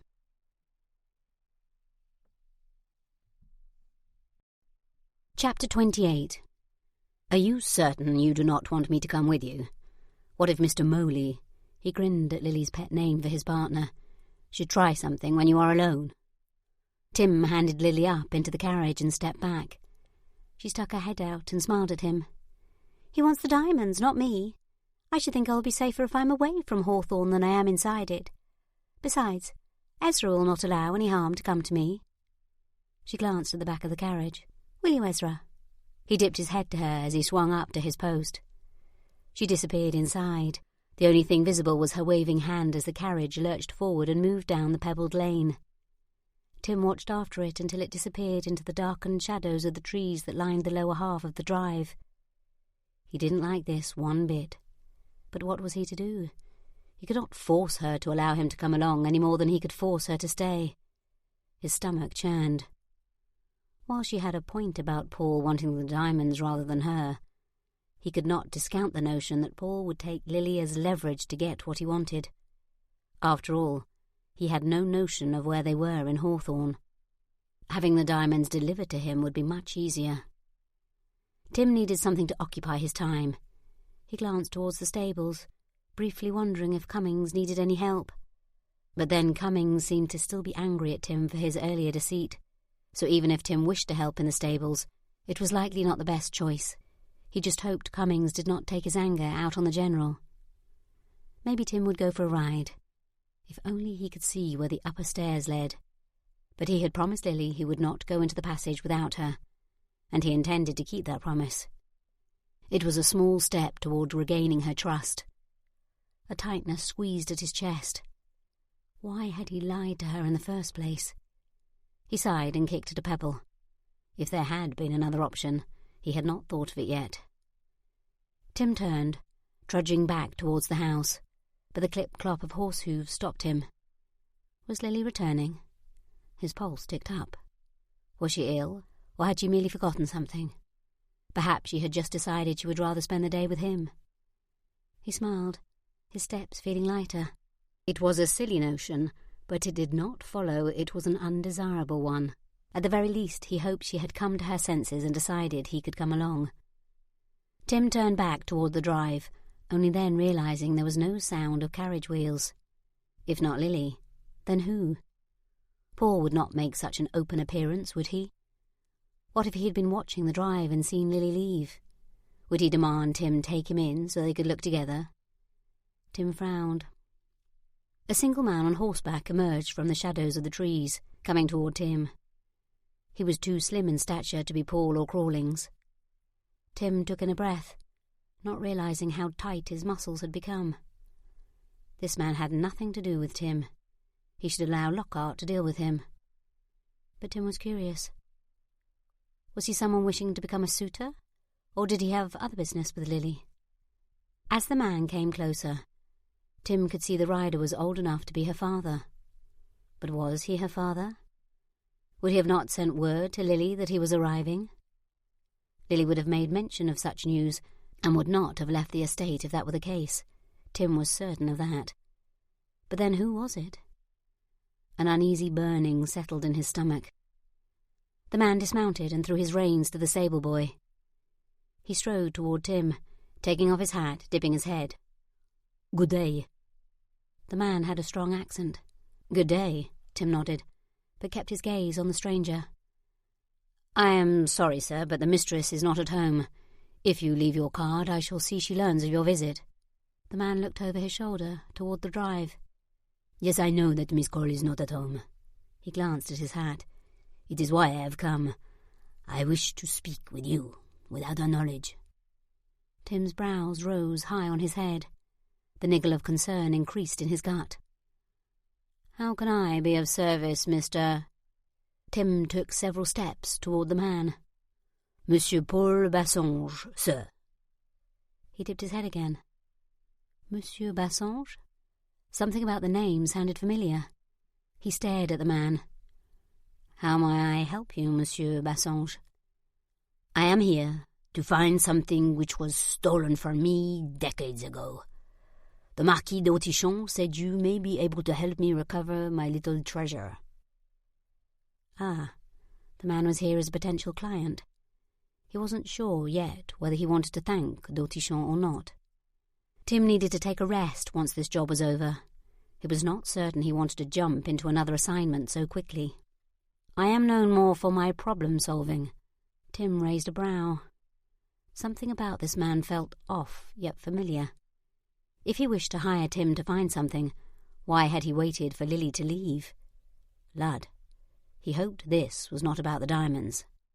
"Decades ago, my partner and I were commissioned to create a lovely necklace for the King of France. But the necklace was stolen, and it has taken me this long to learn what became of it. I had hopes you could help me recover it." He glanced up at the house. "Perhaps we could discuss this inside?" That was why the man's name had sounded familiar.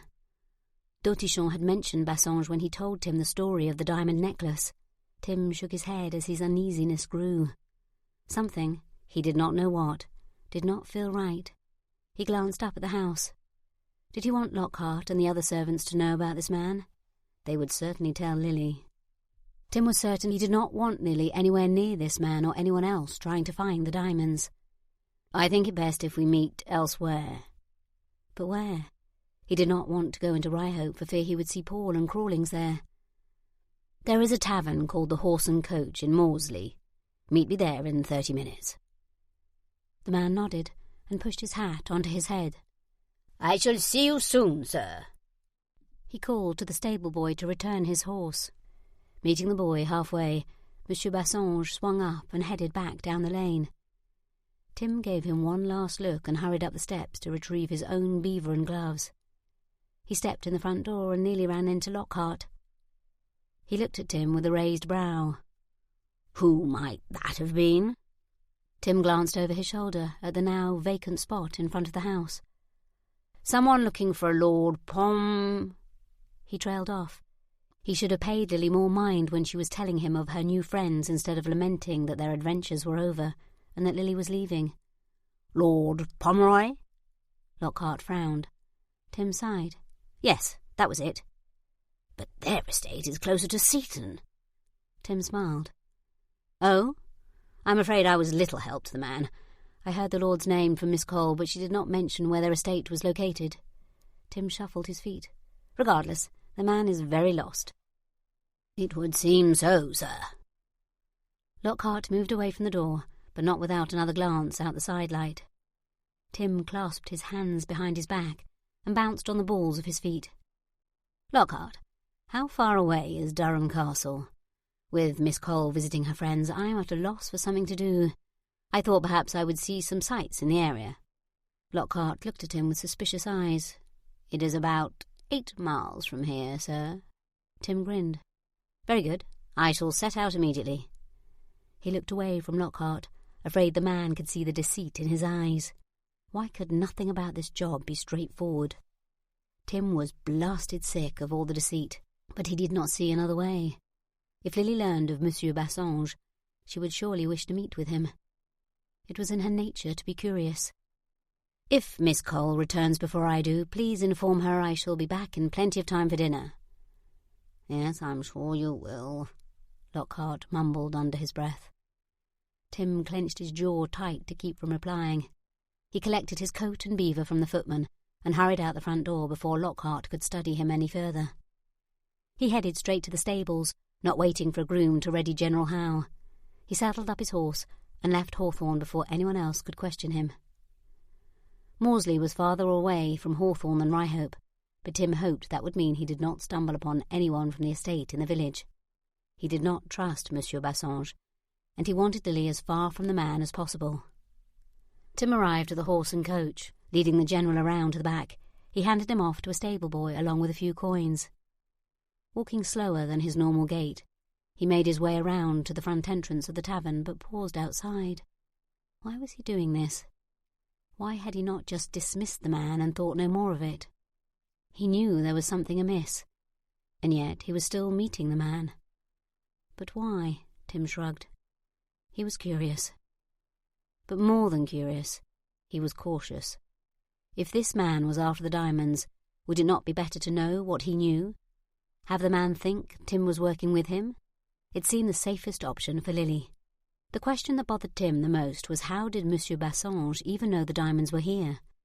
Had it become so well known? There was still no evidence the diamonds were, in fact, at Hawthorn Hall. It was possible that Mrs. de la Motte had sold them all before her death, or had them with her in London. If that was the case, there was no telling where they could be now. Tim shook his head. There was no evidence of that either. The estate had cost a fair amount, but it seemed probable that of the 323 diamonds that Mrs. de la Motte had, she still possessed many of them at her death. He clenched his hands at his sides and then straightened them. He was making assumptions. Monsieur Bassange would not answer his questions if Tim continued to stand outside the tavern. He may as well go in and see what this man knew. The interior was dark, especially when compared to the sunny skies outside. Tim squinted as he looked around for Monsieur Bassange, if that was the man's actual name. Tim sucked in a breath of stale air. A man in the far corner raised a hand in greeting, and Tim recognised him at once. He walked over, pulled out a chair, and sat at Monsieur Bassange's table. "Now, what was it you wished to speak to me about?" Monsieur Bassange smiled. "As I have said, I have been looking for my stolen diamonds for decades, and I believe them in Miss Cole's possession." Tim leaned forward and placed his elbows on the table. "We believe the de la Mottes, the couple who stole the necklace, broke it up and smuggled it here to England. As you can imagine, my partner and I would like the gems back." The Marquis had said the theft had nearly ruined the jewellers. It seemed reasonable they should like to recover what was left of the diamonds. Tim lifted his hands off the table and clasped them together, resting his chin in his palms. "And what makes you think Miss Cole has these diamonds?" Monsieur Bassange took a sip of his ale. "She is the niece of Mrs. de la Motte.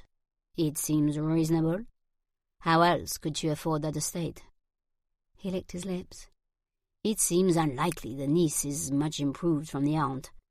I suspect she knows exactly where the diamonds are, but she does not wish to give them up."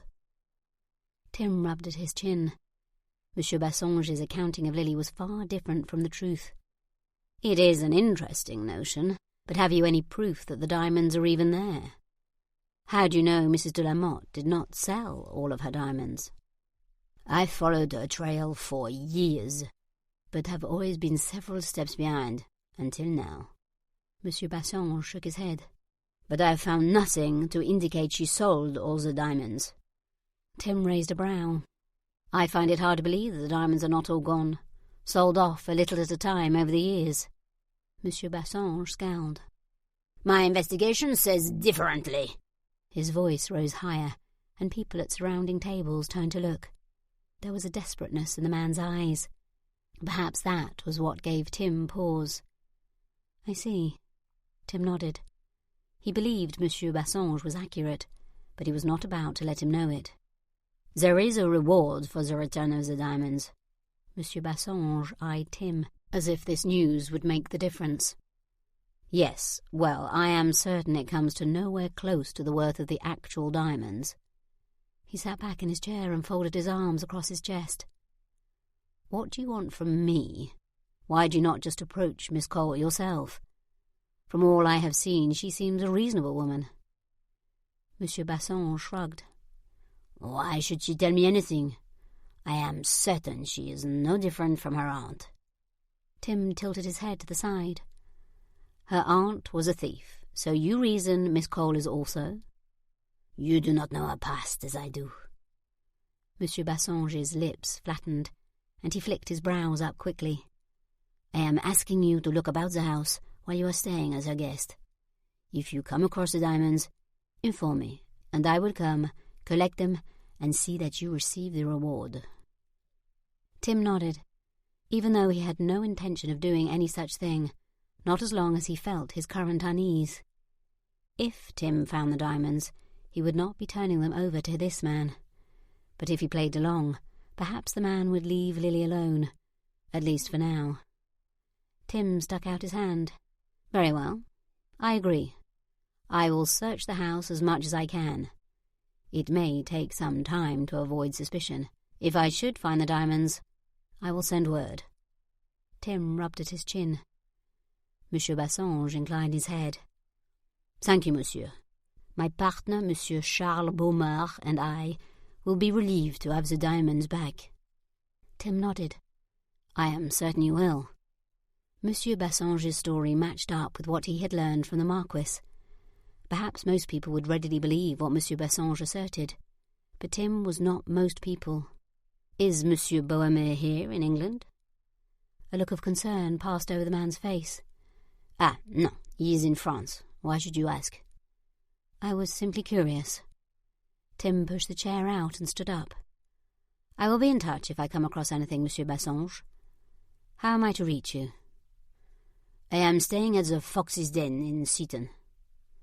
Tim smiled at the name of the inn. It seemed appropriate for this man. Monsieur Bassange stood. "Thank you, Mr. Hastings." Tim nodded. "Good day, sir." He turned, ready to leave this man behind. Bassange reached out a hand, pulling Tim to a stop.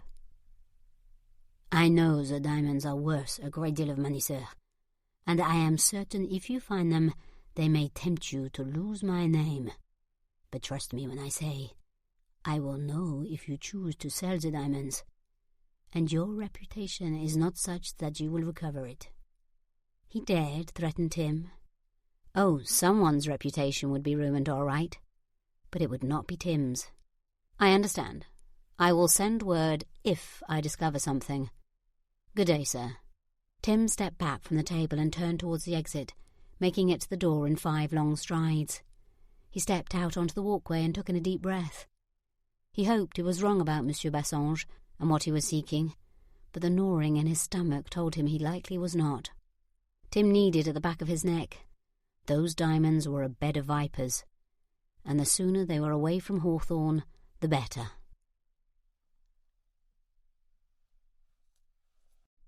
Chapter 29. Lily had to admit she was not looking forward to this visit with Lady Susan and Miss Melina today as much as she had when she accepted the invitation.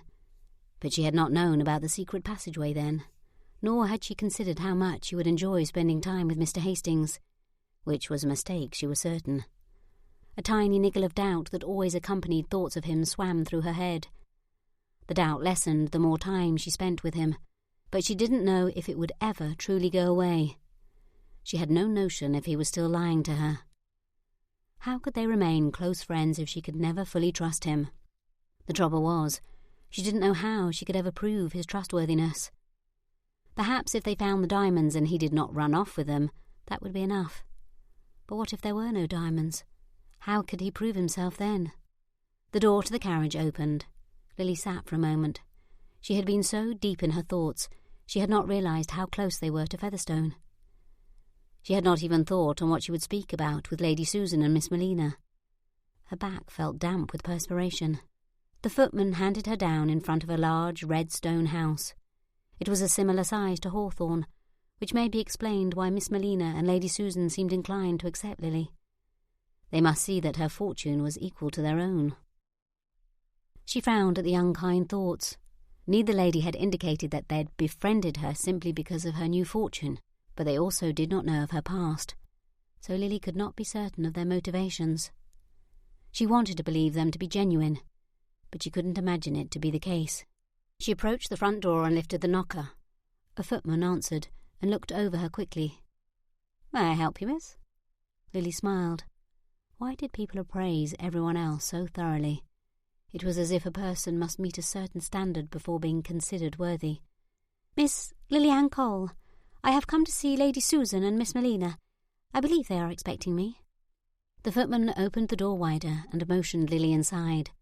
She took in a breath. For a moment she thought she might not measure up and be admitted. The footman took her pelisse and bonnet. It allowed Lily a chance to look at the house. Portraits of finely dressed men and women adorned the walls, not occupied by windows. Lily looked up to see a second-floor balcony encircling the entire entryway, a lovely chandelier hanging in the centre. Lily swallowed. It was all so grand, even compared to Hawthorn Hall. And Lady Susan had a heritage here, unlike Lily. "Please follow me, Miss Cole."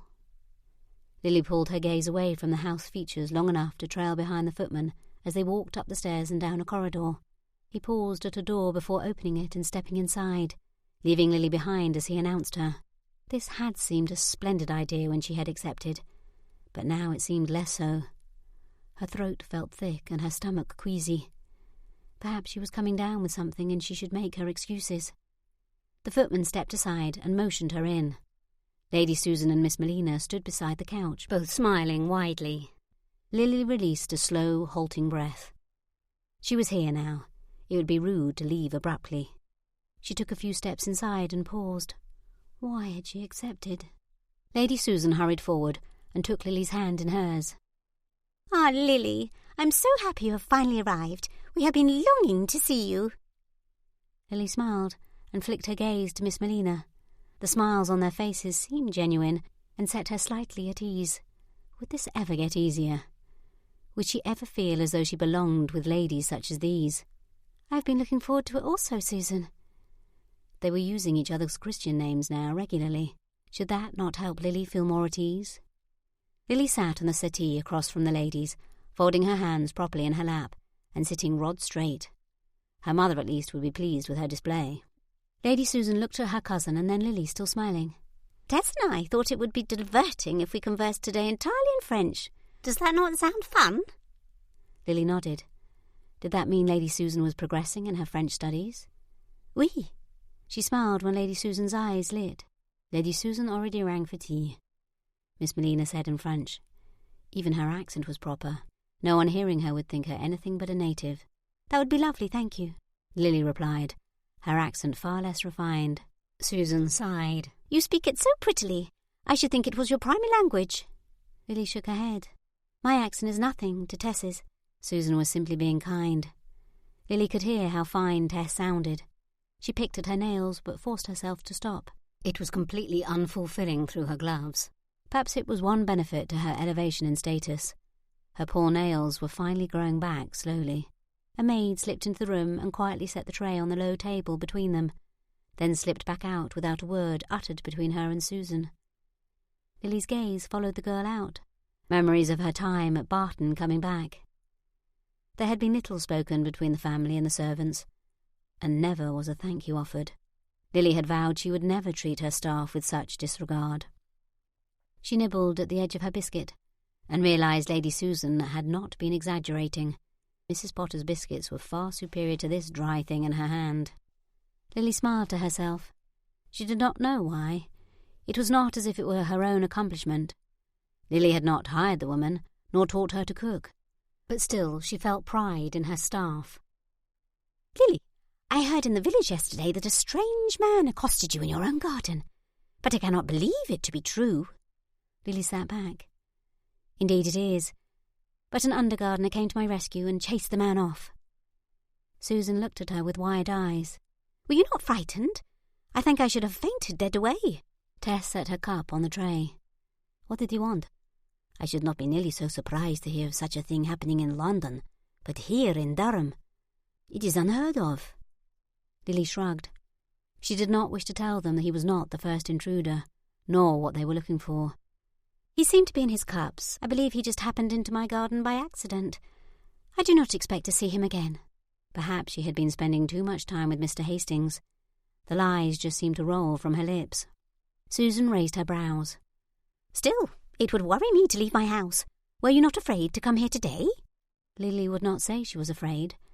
Apprehensive was a better word, and it was not for the same reasons Susan believed. No, not at all. As I said, I do not believe I shall see the man again. It was a hope, at least, no matter how unlikely. Susan, your dress is lovely. Did you purchase it here in the village or in London? Susan lifted the skirt, then dropped it back in place. This was made in the village. I am certain nothing so ordinary would be found in London. Lily sighed contentedly. She had changed the subject to something she should not have to tell Canterbury tales about. She listened as Susan rattled on about the local fashions compared to those of London. Indeed, Lily did not know one could speak so long on the topic. It did not escape Susan's notice that Lily's dress had come from London, which Lily happily acknowledged.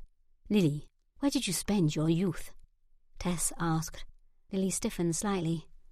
Why was she asking? Did she know about her father? Was this some sort of trap to show Lily she did not belong in their sitting room? She swallowed. In Wiltshire, Lily answered in French. Susan scrunched up her face. I do not know how to ask in French when your mother moved to England. Lily smiled despite the knot in her stomach. She moved to England several years before the Republic. Speaking it in French made it feel as if she was telling someone else's story. That was how her mother had told it to her. It was easier. Susan sat thinking for a moment, and Lily did not know if she was translating the words or considering Lily's account. Why did she leave? It was a natural question, but one Lily did not wish to answer. Why did someone ever leave their homeland and move elsewhere? Her family's estate was struggling, and there was little for her there. She came to England to seek a better future. None of the story was a lie, even if she had left a few details out. But was it necessary to tell them everything? Surely not. Not when they had only known each other for less than a fortnight. Was she sad to leave France? Tess's voice was quiet. Lily shrugged.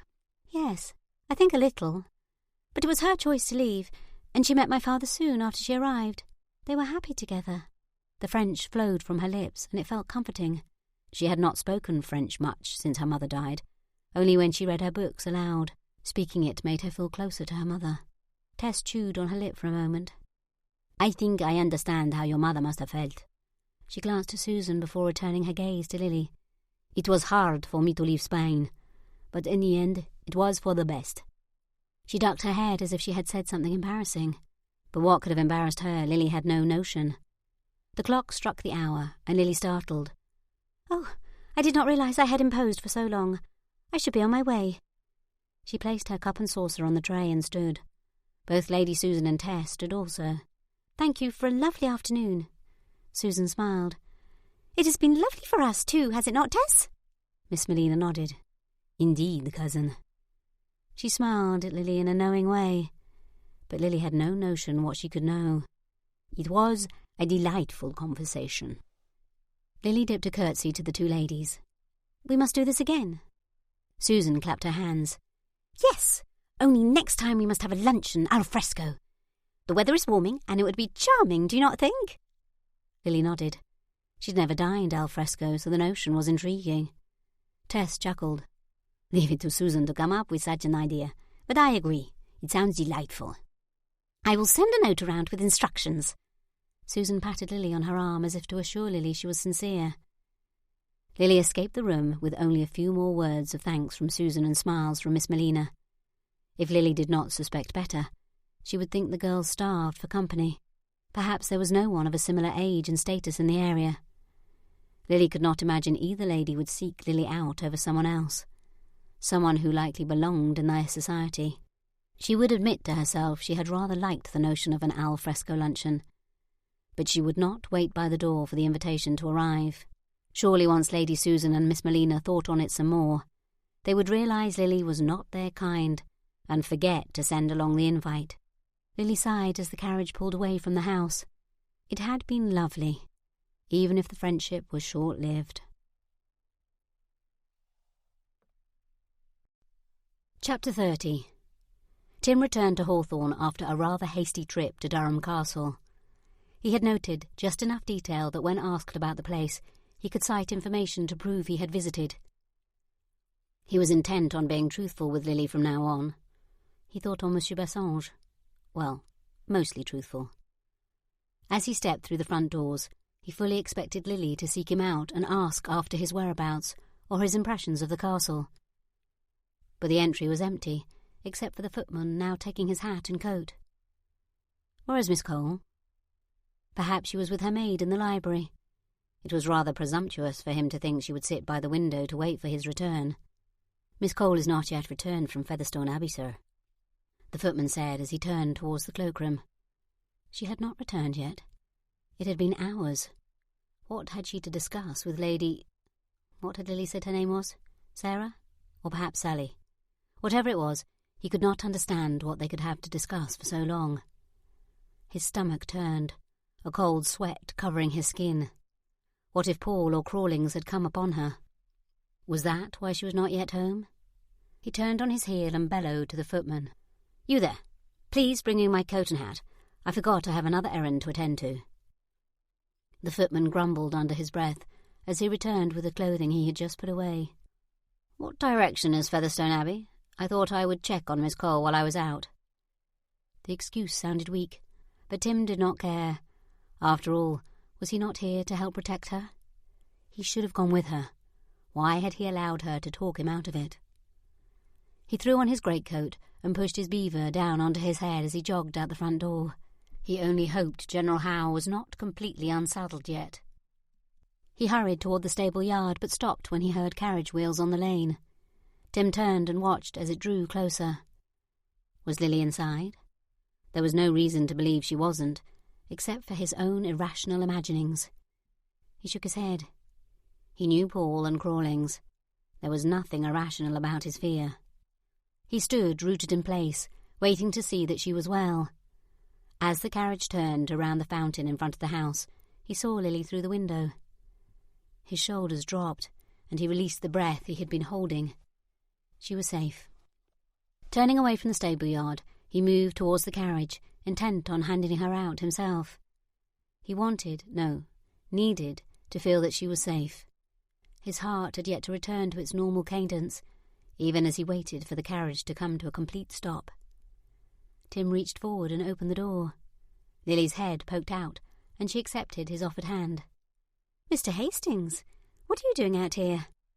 She turned her head slightly and looked at him from the side of her eye. "You were not waiting for my return, were you?" He grinned, trying to hide the fear that still lingered. "I was on my way to the stables when I heard the carriage." "Oh? Where are you off to?" He shrugged. Where was this imaginary errand to? He did not wish to tell her his fears, as there was no need for her to share them. "Just an errand in Ryhope, Miss Cole."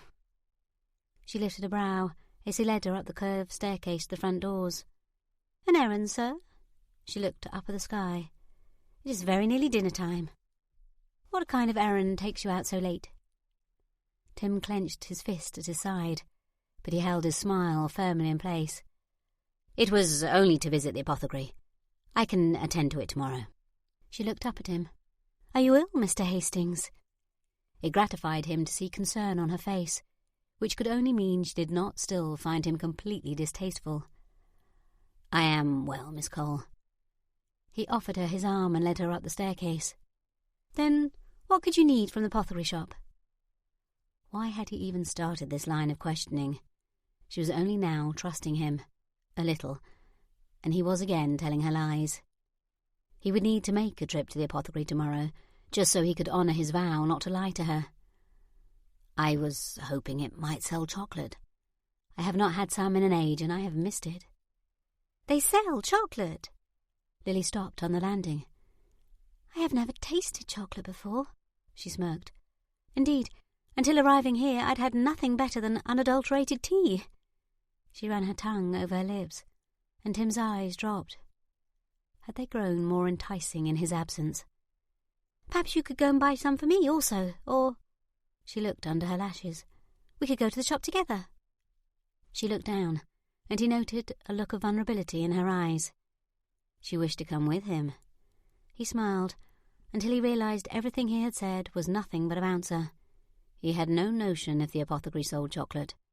He did not know if there was a chocolate purveyor anywhere nearby. Perhaps Durham would have such a thing, but Ryhope seemed unlikely. "I hate to drag you out when I do not even know if the shop sells it. I would feel terrible if we went all that way and it was for naught." Why did he not just keep his mouth shut? "Besides, I'm not comfortable with you going to the village. There is still a threat to you." She waved him aside. "We already discussed my opinion of that notion, sir." Tim stared down at her. She may have a point. If Crawlings and Paul wanted the diamonds, perhaps she was safer away from where they supposedly were. She stepped into the entryway, and she pulled at the tips of her gloves. "I know it is not entirely proper, but perhaps after dinner we could continue our search of the passageway." He grinned down at her, glad they had something else to discuss. "I have no other plans, Miss Cole." She smiled at him. "Then I will see you at dinner, Mr. Hastings." "Are you certain you do not wish to smoke or drink port?" Lily asked as she walked beside Tim toward the library.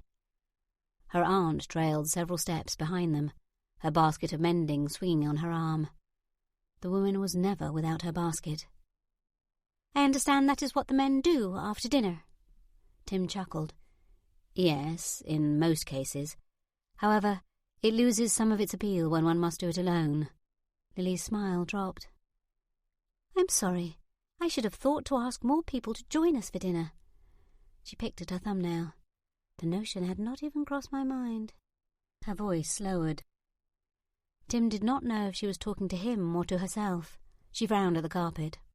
"Just when I think I am understanding this life, I make a significant blunder, and it makes me doubt myself all over again." She sighed.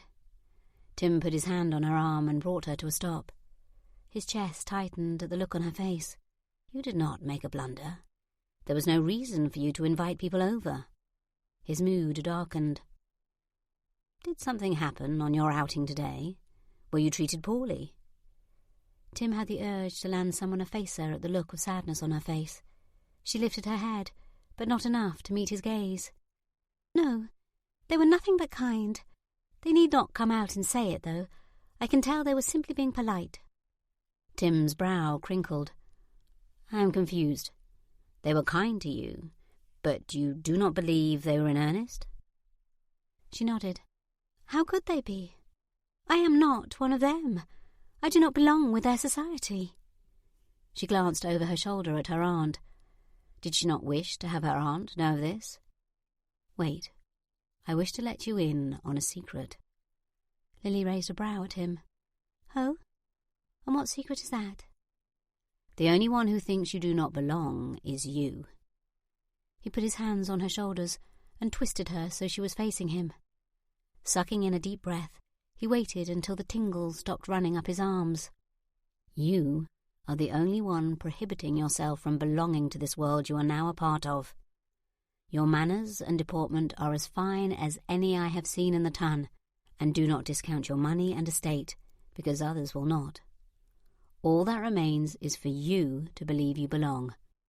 He shook his head. "You are so convinced that you will never truly be accepted that you are hindering yourself from succeeding. Until you believe it here," he gently pushed his fingers to her forehead, "you will never fully belong." He released her shoulders and dropped his hands to his sides. "From your accounting, your friends have accepted you. It is you who have not accepted them." She twisted her hands in front of her. "But surely when they discover who my father is, where I came from, all that will change." Tim raised a shoulder. "Are you certain they do not already know, and they simply do not care?" She stared at him. questions and uncertainty flashing through her gaze. But how would they know? Society always discovers such things. There will be those who hold your father's position against you. It would be a bouncer if I said otherwise. But those are not the people you waste your charms on. Not when there are people who genuinely like you. Such as Lady Susan and Miss Melina. He nodded. She did not look convinced that what he said was true, but she did at least look to be considering his words. She shook her head as she turned and resumed walking. Regardless, I should have made you feel more welcome, introduced you to people of the neighbourhood. That is proper, is it not, when guests come to visit? Tim looked down at her. He wanted nothing more than to put her at ease. I am not a guest. I am in your employ as a protector. He sighed. Besides, it would not be wise to open the house up for dinner parties when there is a threat to you. She grinned over at him. I let you go from your position in the stables. Since your return you have not been earning a wage. I believe that makes you a guest. You are not paying me for protecting you. Then what am I still doing here? He smirked at her and motioned to the library door. Placing his hand on the small of her back, he guided her into the room. He did not know why he had done it. It was unnecessary. She did not need him to show her where they were to go. Still, he kept it there. She stumbled the first few steps, but regained her footing when he moved his hand around her waist to support her. Mrs. Parker cleared her throat, and Tim looked back at her scowling face. He dropped his hand and took a step to the side. Tim wished to believe Lily had stumbled because of his presence, because she felt what he did, but considering their history, it seemed unlikely. What if we make a compromise? She looked over at him. What kind of compromise? Once we find the diamonds, and I know you're out of danger, then you may plan a large dinner party or a ball, whichever you desire. It will be a lovely way to introduce yourself to your new neighbours. She still looked uncertain. But I have no notion how to do such a thing. I do not even know how to dance. My family did not attend many of the village assemblies. Then plan a dinner party first. There is much less involved in that. He shrugged. And I will offer my services to help with anything you need. She turned her head slightly and looked at him from the corner of her eye. Anything? He swallowed. What was she thinking? Because nothing innocent could happen with such a mischievous look in her eyes. Certainly, he said tentatively. And I will be there at the party by your side the whole of the evening, if that is what you wish. He hoped more than knew that would happen. Lily nodded, the corners of her lips turning up. It is also very exciting, is it not? I keep thinking that all my adventures are behind me and then a new one appears. Tim chuckled. He believed it was likely just her nature, to find adventure in even the most mundane. Yes, your life is one of much adventure. He wished he could pull her into an embrace, hold her until she knew for herself just how extraordinary she was. But it seemed more likely she would slap him than allow it. And who's to say what Mrs. Parker would do? What do you think? Shall we continue our investigation? She nodded. He moved to the mantel and picked up the candlestick holder he had used earlier. All 3 candles flickered brightly. Lily went over to the small branch of candles on the table and pinched out the flames one by one. Tim looked at her. Was she worried that candles would ruin her financially, or was she more worried to leave them unattended? She gave him a nervous smile. I do not see the need to waste perfectly good candles if we are not to even be in the room, even if they are tallow. She ran her hands down the front of her dress. I ask Lockhart not to keep them lit in rooms that are not in use. Her voice sounded slightly distressed. Tim stepped toward her in the dimly lit room. Do not blame your butler. I asked a footman to come and light the candles so we did not fumble about in the dark. Lily's shoulders relaxed. Oh, thank you for telling me. She glanced toward the bookcase. It was a prudent plan. She moved over to the shelf of books and pushed the small lever where her aunt's autobiography had been. Mrs. Parker let out an exasperated sigh. She did not seem as anxious as he and Lily to discover what was inside. The bookcase popped and shifted. Lily looked over her shoulder at Tim as she pulled the bookcase open and slipped in through the crack. Tim followed in behind her, the small candles providing only a little light. Perhaps we should have used one of the beeswax candles for this little adventure. The light from the tallow was not very bright. Lily squinted in the darkness. She looked around them. I know it likely is not the case, but it feels darker in here tonight. Tim nodded. Yes, I agree.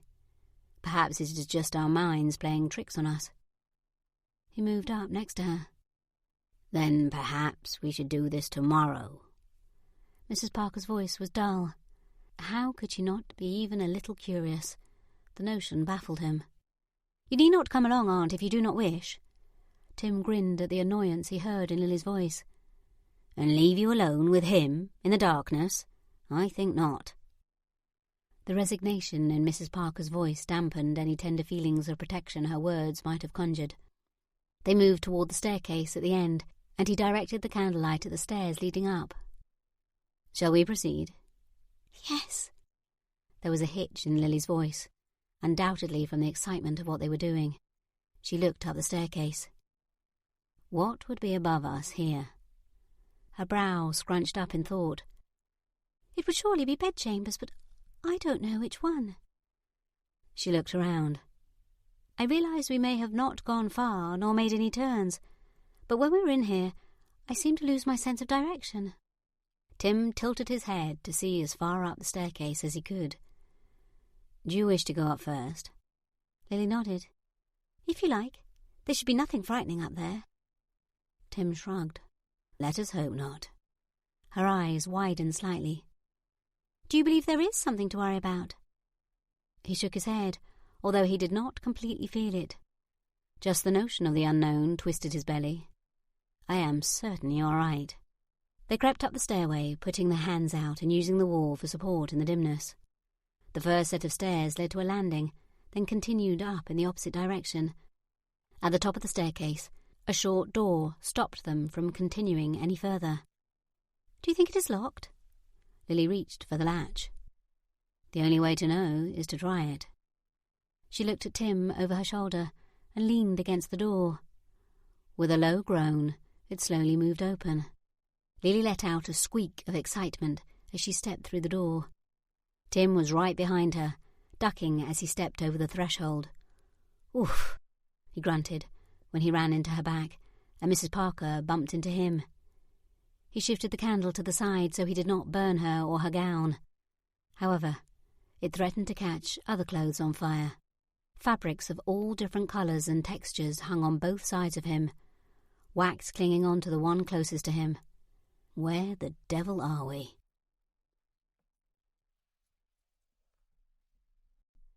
Chapter 31. Just a moment. There is another door, Lily whispered, before moving out of the tight space.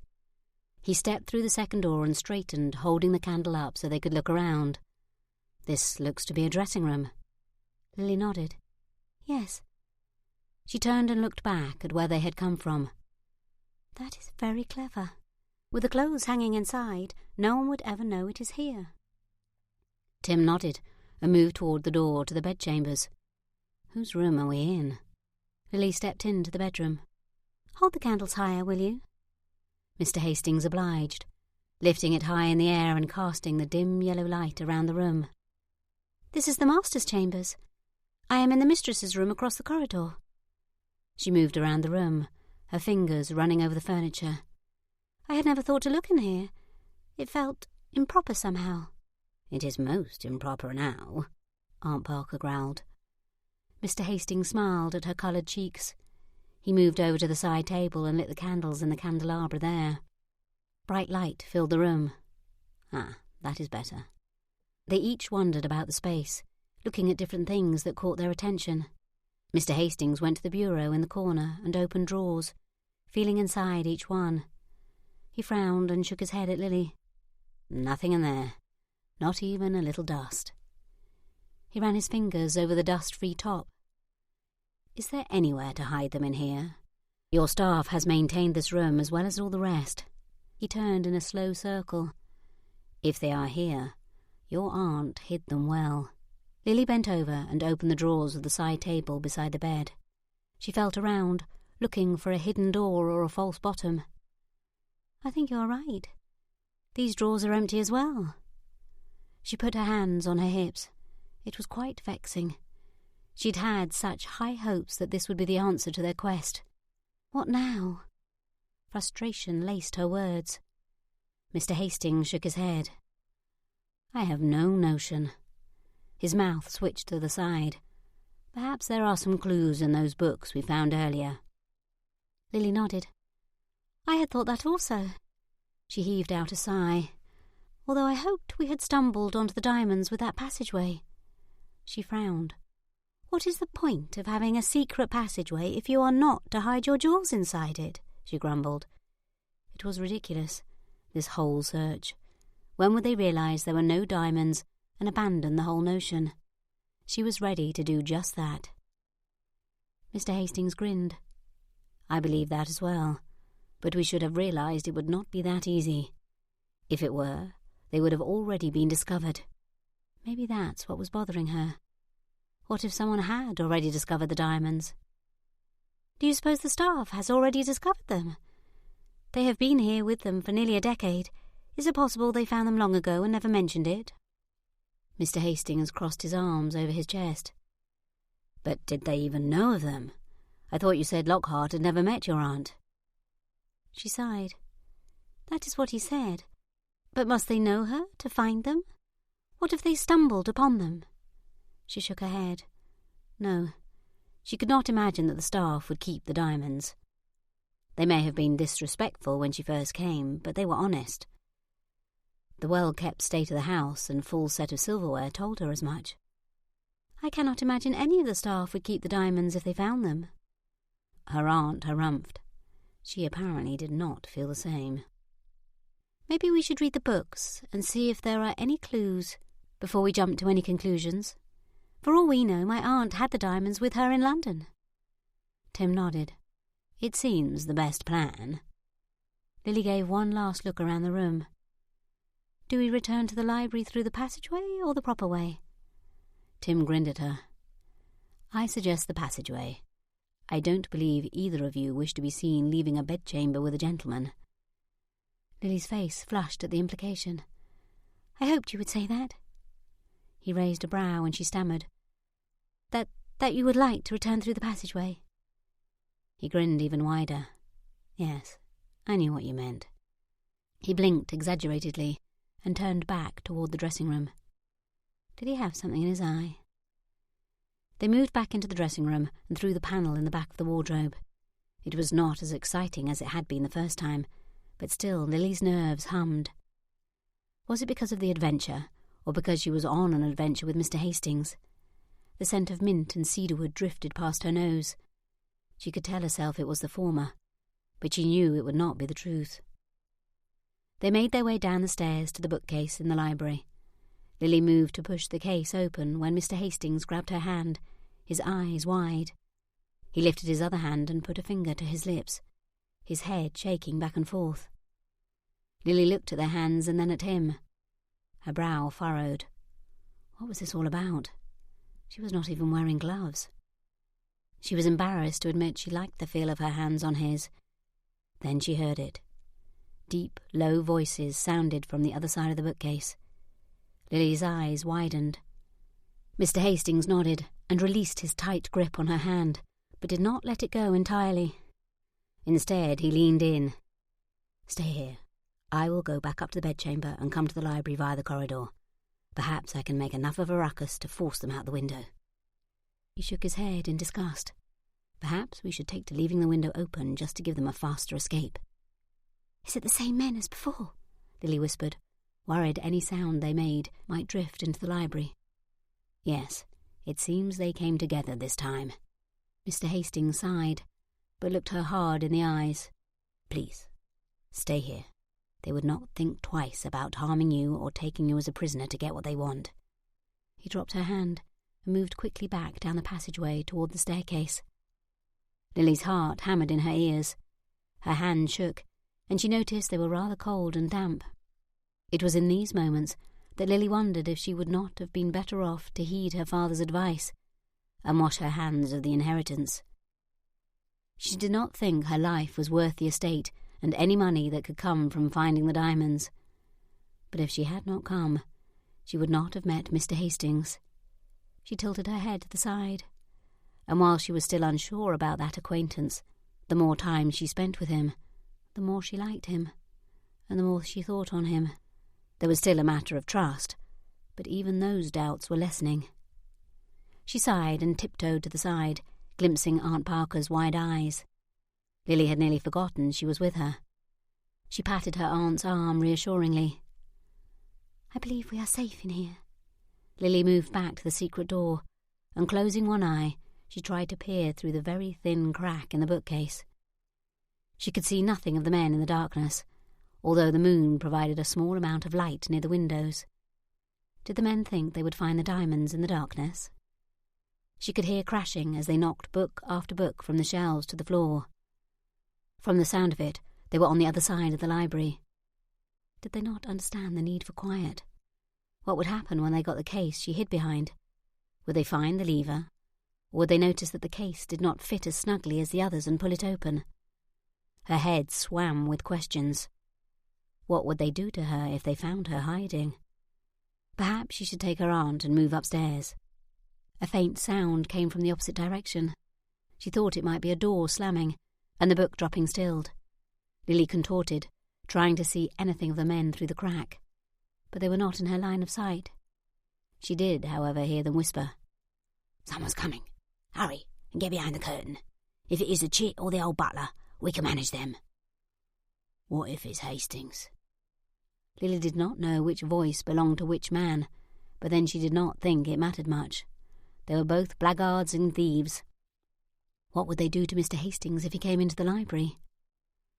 "He'll likely ring another peal over our heads, but he is taking too long finding the diamonds. Does he expect us to wait forever?" One of the men whisper-talked. "He just wants them for himself." The other man let out a grunt. "Can't say I blame him. I have no intention of handing them over to the Comte when we find them." Their voices hushed as the door to the library opened, and she heard Mr. Hastings' voice. "Are you certain you have not seen her, Lockhart? It is far too early to retire for the evening." "Sir, I have no notion where she is. I assumed she retired to her chambers." Lily could not tell if Lockhart was in on the ruse or not. What the devil happened in here? The surprise in Mr. Hastings' voice impressed Lily. If she did not know better, she would guess he had only now stumbled upon the happenings in the library. "Is your staff reorganising the books? If so, this is not a very organised way of doing it, not to mention the damage it could cause." Lockhart stuttered. "No, this is not the doings of my staff. They would never do something so haphazardly." The crack filled with light, as Lily figured Mr. Hastings and Lockhart lit several candles around the room. A solid form moved in front of her small crack, blocking the room from her view. It was Mr. Hastings. She could tell by the weave of his coat. "Do you think the intruders came back?" He spoke to Lockhart, but Lily wondered if he was also speaking to her. She leaned forward and whispered, "They are behind the curtains." Lily did not know if Mr. Hastings could hear her or not, but she dare not raise her voice any higher. "Just to be safe, I think I'll fetch my pistol." Mr. Hastings moved away from the bookcase. "Lockhart, why do you not summon a few footmen? If nothing else, we will need assistance reshelving the books." His voice faded as Lily assumed he was moving towards the doorway. Would his threat be enough to scare the men out of the house? Lily shifted quietly, peeking through the narrow gap. She heard one man swear. "If you had not made such a racket dropping the books to the floor, we would not have attracted so much attention. It is no wonder Hastings was the man in charge of your ventures." The other man swore. "Sometimes haste is better than stealth. If you would have moved faster, we could have been through all those shelves before we came in." Lily heard the rustling of clothing and boots. Had she heard one land a facer? "Now is not the time for fisticuffs, you idiot. The man is coming back with a pistol. I doubt it is to help him serve us tea." There was a sneer in his voice. "Let's go, before we must outrun the ball." We'll return another time. Perhaps we can watch the place and make our move when he leaves." The other man did not reply, but Lily could just make out their forms as they slipped out the window. She took several steps back and leaned against the wall, breathing slowly. When was this going to end? Would she ever feel safe in her own home? She knew the answer before she finished thinking the question. Not until they found the diamonds and removed them from the house. But would the men believe the diamonds gone, even if it were true, or would they always believe that she was hiding them within? She had unwittingly become involved in an adventure that was beyond her wildest imaginings, beyond what she found exciting. This was no longer an adventure. It was a nightmare. Did they go? Aunt Parker stood at Lily's elbow, her face drawn. "Yes, Aunt. Thanks to Mr. Hastings." She put her arm around her aunt's shoulders. "I think if it had not been for him, I think the men may have discovered us." Her aunt tilted her head to the side. "You like the gentleman, do you not?" Lily looked away, afraid her aunt might just see how perceptive she was. "I enjoy his company. He understands what I am feeling. We have many similarities." Her aunt's lips turned up ever so slightly. "And he's not unpleasant to look on, I'll give him that." Lily chuckled quietly. "Aunt Parker, I should never have thought you to be so improper." "I know you think I'm here to dampen your joy, my dear, but it is not true. I want to see you happy. I confess I allowed your father's opinions to sway me at first, but seeing you here, seeing you with those fine ladies the other day, I can see my brother was wrong. Like your mother, you do belong in this society." Lily swallowed. She did not know what to say. Was this not what Mr. Hastings had said also? She heard a rustling in the library and moved back to the crack in the bookcase. Had they returned? The case swung open, and Mr. Hastings stood before her, his hand extended to help her through the small opening. "Are you harmed?" She shook her head. "They did not discover we were within, thanks to you." After Aunt Parker was safely through the opening, Lily pushed the bookcase closed, lest Lockhart return with a footman or a maid. "Do you really have a pistol here?" Mr. Hastings raised a brow, but the hard set of his mouth made her think he did. She glanced down, and the bulge in the back of his coat confirmed her suspicions. "Thank you for telling me where they were hiding. It helped me formulate my plan." They walked over to the piles of books on the floor. "Did you hear what they said after I left?" Lily nodded. "Yes. They cursed many times." Her face pinked at the thought of the foul words. She had never heard such things. Her father was not prone to such base language. "Then one reprimanded the other for making so much noise.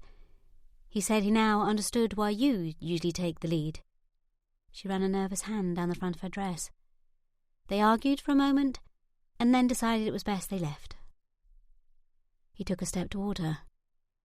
"Was that it?" She nodded, but then shook her head as she remembered the last of their conversation. "No, they said they would watch the house and return the next time you left the estate." Her voice hitched, and she raised a hand to her neckline. Her fingers shook. Ah, why must she show such weakness? Mr. Hastings stepped forward and reached for her hand. She looked down, and he tightened his grip. Looking up into his face, she let out a small gasp as he stepped forward and pulled her to him. He released her hand and wrapped his arms around her. "You need not be afraid, Lily. They will not harm you. I will not allow it. I give you my word." She stiffened at first, but as his quiet voice whispered in her ear, her body relaxed against him. She allowed the shaky breath to release and the warmth of his body to calm her. Perhaps calm was not the right word, as her pulse pounded erratically in her ears and neck, but she did not believe it had anything to do with the men who had just fled her library. He tightened his arms around her, and he dropped a kiss on her forehead. "You have my word." Did her heart just completely stop? From the dizzy feeling in her head, she thought it might be possible. Mr. Hastings, Tim, released her and took a step back. "You may wager I will not be leaving this house without you and my pistol again." A throat cleared, and Lily looked over to see her aunt trying to hold back a grin. Lily took another step away from Tim, even though it was the last thing she wished to do. Lockhart appeared in the doorway with Nellie and Joshua only steps behind him. "Ah, you found her, Mr. Hastings." Tim nodded. "Yes, she was reading in her chambers." Lily smiled at the butler, but her gaze returned to Tim's arms. A longing to return to them pierced her chest. She had not realized how much she craved the feeling of safety, of love, although Tim's embrace felt nothing like the ones her father gave her. Lily sighed. Her father. She knew he loved her and would protect her, if he were here. But he was not. Tim was. And for the first time in her life, Lily realized she might not need her father any more. She now knew Tim would protect her. Did he love her? She could not venture a guess on that notion. But no matter what he had told her in the beginning, she knew he would keep her safe. "Thank you for coming so quickly, Lockhart. It seems we have quite a mess to set to rights." Lockhart glanced from her to Tim and back to her. "We will not waste any time, miss." He motioned Joshua and Nellie toward the book-strewn floor. Moving over next to her, he leaned in. "Miss, I know it is not my place, but have you written to your father to inform him of these circumstances?" His voice was low, so only she could hear him. "I know Mr. Hastings says he is here to watch over you, but I cannot help but believe he has ulterior motives." Lily swallowed. Had she not had similar thoughts only hours ago? But that was before. Surely he could not be doing all this simply so he could keep the diamonds for himself, could he? She avoided Lockhart's gaze, so he could not see what was really in her thoughts. "I have written him, but perhaps I did not make clear the seriousness of the problem." She looked over her shoulder. "I will write to him again. Did you ever receive word from the constable?" Lockhart shrugged. "When he went to the inn, the men were not about, and the innkeeper was of no help. The constable says he will continue to seek them out, but I believe little will come of it. At least not until something is stolen or harm comes to someone." "Yes, I had thought as much." She smiled at Lockhart, finally able to look him in the eyes. "Please, keep me informed." He nodded. "Of course, miss." "I am to return to my room to read. I do not believe I shall be able to close my eyes for some time yet.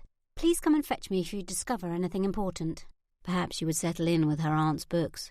Hopefully they would provide some kind of clue, because Lily could not imagine living with this cloud of fear and distrust for much longer. For the first time in her life, she thought the mundane life she'd lived with her father might actually be preferable.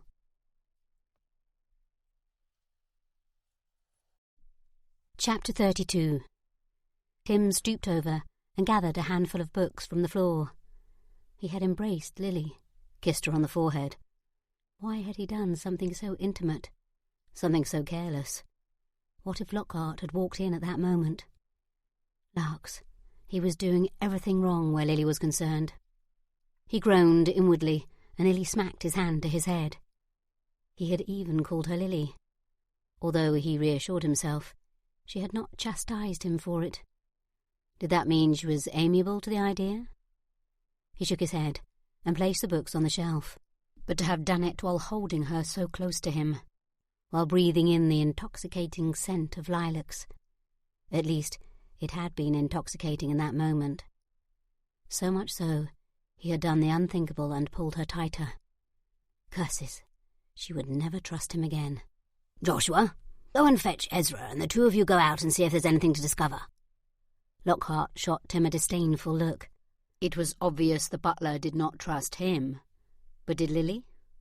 The way she had relaxed into him made Tim believe that perhaps she did. Or at least she was beginning to. Lily had gone off to bed. Why then was Tim still lingering in the library? Likely because he worried he would see her in the corridor if he did not allow her time to reach her chambers first. And he did not know what would happen if he found her in the corridor. He thought about the feel of her in his arms. He shook his head. It was too risky. He glanced over at Nellie and the book she held in her hands. Had he given Lily enough time yet? He focused on the book, counting to 100 in his head. Surely that was enough time. He stared at the cover. but at 14 he paused, and his brow furrowed. "Nellie, may I see that book?" The maid shrugged and handed it over to him. He did not read or speak French, but he was certain the author's name was Jean de la Motte. If he was not mistaken, this was the same book Lily had found in the other bookcase. The book that hid the lever. Why would there be multiple copies of this book in the same library? Perhaps he should go and see if Lily was still in the corridor. He could ask her about the book. He clutched it in his hand and headed for the door. Taking the stairs 2 at a time, he was in front of Lily's door much faster than he would have thought possible. He knocked. Would she already be in her nightclothes? May opened the door a crack and peeked out. "Mr. Hastings." He flicked up a grin. "I need to speak with Miss Cole. Is she in bed yet?" The door opened wider, and Lily appeared in the doorway. She was still in the gown from dinner, but her hair hung in loose waves over her shoulder and down her back. Tim could not pull his eyes away. This is what she hid in her tight knots. He lifted a hand to touch it, but caught himself before he made a cake of himself. While he knew it was not proper, he wished she would wear her hair down all the time. Although, if that were the case, he would likely kiss her often, and that was certainly not a good idea. Looking at her now, he could barely think. Yes, perhaps the knots were best. He stammered. "Mr. Hastings, did you need something?" Her brows pulled down into a V. He held out the book in front of him, providing enough distraction to pull his wits about him. "Is this not your aunt's autobiography?" He thrust the book at her. She looked down at the cover and frowned. "How did you get it? I thought I brought it up with me." "I believe it is a second copy." She looked up at him. "Are you certain it is not the same one? Why would you want 2 copies of the same book in the house?" Tim shrugged. "Just a moment. Let me check I did not grab the wrong book before." She disappeared behind the door, but returned a moment later holding the same book in her hands. "It is a second copy. But why? I can imagine she may keep one in her apartment in London, but why 2 here?" Tim shrugged again. He had come to Lily for those answers. Perhaps when she died they sent her belongings here and one of the staff just placed it in the library. Lily nodded slowly. "I suppose that could be the case." She frowned. "Wait a moment, please."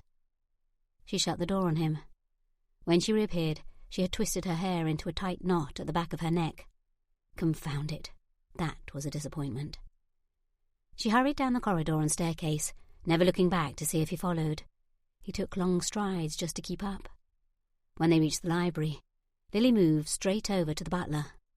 "Lockhart, did Mr. James send anything here from my aunt's apartment in London after she died?" she asked. Perhaps because the question came from Lily, Lockhart would answer it. He nodded. "Yes. It was not much. A comb and a brush set that I put in the room you occupy, Miss Cole. There were also a few books, all of them written in French." He nodded to the shelves near Tim and Lily. "I put them with the other books in the French collection. They should be in that pile near you." Lily ran her finger over the front cover again. "Do you remember the names of the books?" Lockhart shook his head. "I do not speak French, miss. I only recognise them as being similar to the books already here in the library. The previous owners employed a French tutor for their children." "Do you recognise this as one of the books Mr. James sent?" Lockhart studied the book but shrugged. "It could be, miss. I did not look at them closely." Lily smiled. "Thank you, Lockhart." He continued to watch her. "Is there something wrong?" She shook her head. "No. I did not know my aunt well. I was hoping to find something that would help me understand who she was, and why she had this vast estate, but never visited it." Lockhart lifted a shoulder. "It is the way of the wealthy. They have many estates to visit, and sometimes they do not visit the lesser ones." Tim looked around the spacious library. While this was not Blenheim or Chatsworth, Hawthorn was hardly a small country cottage. It was much larger than Wildwood. Tim considered it a very desirable estate, and it was Jean de la Motte's only estate. At least, as far as Tim had learned. It seemed reasonable to assume that if there was another, Lily would have inherited that one also. Lily sat down and placed the books in her lap. She stared at them side by side, running her fingers lightly over the embossed titles. It makes no sense. Why have even one book in the library, let alone two, if she spent no time here? She kept her voice low. Tim sat in the chair across from her. Perhaps it was vanity? Lily sighed. Perhaps. Have you read it yet? Lily shook her head. No. I wish to start her journal first. I think it more likely to have some clues. We could read it together. He bit the inside of his cheek while he waited for her to respond. Would she agree to it? Perhaps if he made it appear that it was simply part of the plan to find the diamonds, she would consent. With both of us listening, we might spot a clue if there is one. Lily rolled her shoulders and neck. It is nearly 10. Do you mind if we start tomorrow? I fear a headache has taken hold, and I will be of little use tonight. Tim nodded and stood, holding out his hand to her. Of course. The mystery has waited this long. I am certain it can wait a little longer. Let me see you back to your room. She smiled up at him. Thank you, Tim, she whispered. Tim. She had used his Christian name. It should not please him as much as it did. After all, she was likely using it out of a feeling of kinship or friendship, nothing more. Even so, he could not help but like it. Lily clutched the books to her chest as they walked to her bedchamber. They stood outside her bedroom door, neither of them speaking. It had been a long day, but Tim found he was reluctant to let her go. It feels as if we find one answer, only to discover 6 more questions. Lily's shoulders dropped and she sighed. Tim stared at the knot on the back of her neck. It taunted him, as if it knew Tim wanted it gone, but knew he had no power over it. Saucy little knot. He raised a brow. He had a mind to show it just who had power here and who did not. Leaning in, he pulled a pin from Lily's hair. She must not have used many of them when she hastily put it up, because already the knot was unstable. He quickly plucked out another pin and another until her hair fell down around her shoulders. Tim grinned. That was better. Lily sucked in a breath, pulling her bottom lip in between her teeth. He leaned forward. He had been right earlier. If she wore her hair down constantly, he would do little else but kiss her. What would it feel like? And not just on the forehead. He had admired her lips for weeks, but he still did not know how they tasted, what they felt like. Would she welcome the idea? Her head tilted to the side, and she watched him, as if she was daring him to proceed. It seemed the knot wasn't the only saucy thing here. He pressed forward slowly, waiting for her to object. But when she did not, he lifted a strand of hair, pulling it lightly through his fingers. It was softer than he had imagined.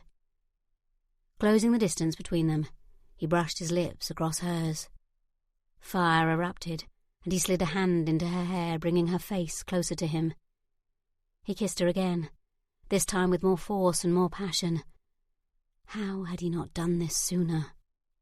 He pulled back slightly, and she leaned her head back against the door. Her hair fell off her shoulder, exposing her delicate neck and earlobe. It was like an invitation, one Tim was not about to decline. He lowered his head, but before his lips met hers again, he winced, and a thunk sounded from the floor. He pulled back slightly. You dropped your books on my toe. Her head came off the door. Oh, I'm sorry. Something distracted me. She smiled, and Tim nearly forgot about the pain in his foot. Perhaps this will help. She went up on tiptoes and kissed the corner of his lips. Tim closed his eyes and sighed. Lily pulled back. I should not have done that. I'm sorry. He did not miss the stutter in her breath. I am not. He leaned in to kiss her again, but she put her hands on his chest and pushed him lightly away. What if someone sees us? Tim shook his head and took a step back, his boot stepping on something hard. You are right. I apologize. I do not know what came over me. It was a lie, but not one he needed to feel guilty about. He glanced down, not trusting himself to look at her again, to see what he had stepped on. A gasp ripped from his throat and his mouth dropped open. Chapter 33. Lily let out a startled cry. She stared down at the floor and the diamonds scattered about her feet. Tim crouched down on his haunches and scooped up a handful of stones. There were hundreds of them. Most were smallish, about the size of a kernel of corn, but dozens were at least the size of a pea, and 3 were much larger, similar to the size of a large kidney bean. Tim lifted one of Lily's hands and dropped them in her palm. She looked at him, and then those still scattered about on the carpet. Where did they come from? He lifted a book and it fell open. Her aunt, for who else could it be, had cut out the middle of all the pages of the book, making a very convenient hiding place. I believe this answers the question of why there were 2 of the same books in the library. I would guess this was the one hiding the lever. Tim held up the hollowed-out book. Otherwise it would have opened when Paul and Crawling threw it on the floor. Perhaps that would have been best. Then maybe they would have let me alone. Lily took the book from his hands. It looks as if she glued the top few pages over the cutout. The book must have fallen and hit the floor just now, at precisely the spot to break the glue. Tim's head shook slowly. The diamonds were here all along? Lily looked at the pile of jewels in her hand and on the floor. She leaned down, pulling all the diamonds into a pile so she might scoop them back into the hollow. Margie came round the corner with a picture in her hands. She pulled up short when she saw them. Then her eyes dropped to the floor on the pile of diamonds. "Begging your pardon, miss. Your maid called for warm water." Lily licked her lips. Had Margie seen anything? Just the 2 of them being alone in the darkened corridor was scandalous enough. She put on a smile and motioned to the small half-table. "Just put it there, please. I will see to it." Margie nodded, but her eyes kept drifting to the stones on the floor, and then to the hollowed-out book in Tim's hands as she turned and left them alone. Lily let out a large sigh. That was just what I did not wish to happen. Tim held out his hand. "May I see one of them?" Lily groaned. Was he not concerned at all that they had been caught in such a compromising situation? She picked up one of the smaller stones and dropped it in his hand. He did not look as if he would attempt to run away with it, but Lockhart's words relayed in her mind. "I believe he has ulterior motives." Lily watched him closely. Tim walked over to the candle on the half-table and held the gem up between his thumb and forefinger to the light. "I do not think these are diamonds. They look to be crystals, like one you would find in a chandelier." Why would her aunt be hiding crystals? "You must be mistaken. That makes no sense." Tim shrugged and returned to face her, dropping the crystals into her hand. "Are you certain it is not a diamond?" He held his hand out and wiggled his fingers, indicating he wished her to give him something. "Give me back the gem and I will prove it to you." She handed back the one he had just returned. Tim moved off the carpet and placed the gem on the floor, then brought the heel of his boot down on it. Lily gasped. When he lifted his foot, a pile of sparkling shards was all that remained. "What have you done?" Lily cried out and dropped to her knees, one hand pulling the book to her chest. If it had been a diamond, it would not have shattered. It would likely have become embedded in the wood floor instead. Lily stared at the pile of dust. Was that true? She had no notion. It was not as if she had come across many diamonds in her lifetime. He held out his hand to help her up off the floor. "I promise you, these are not real. But if you do not believe me, why do we not make a trip into Durham? I believe there is a jeweller there who could confirm it." Did it offend Tim that she did not believe him? Why did she care if it did? She lifted her thumb to her lips. Because she liked him. Could it even go beyond that? Before their kiss, she would have been able to convince herself it did not. She lifted her finger to her lips, still feeling his warmth there. But now, how could she have felt like she did when he kissed her if she did not love him? And it was not just passion she had felt. There was more. That kiss told her he wanted to protect her always, to take care of her, and she wished to take care of him too. But finding these stones changed things. It made her question what she had felt, what she thought she had felt from him. Her headache renewed its pounding at her temples, making even the dim light seem blinding. Every part of her suddenly felt limp.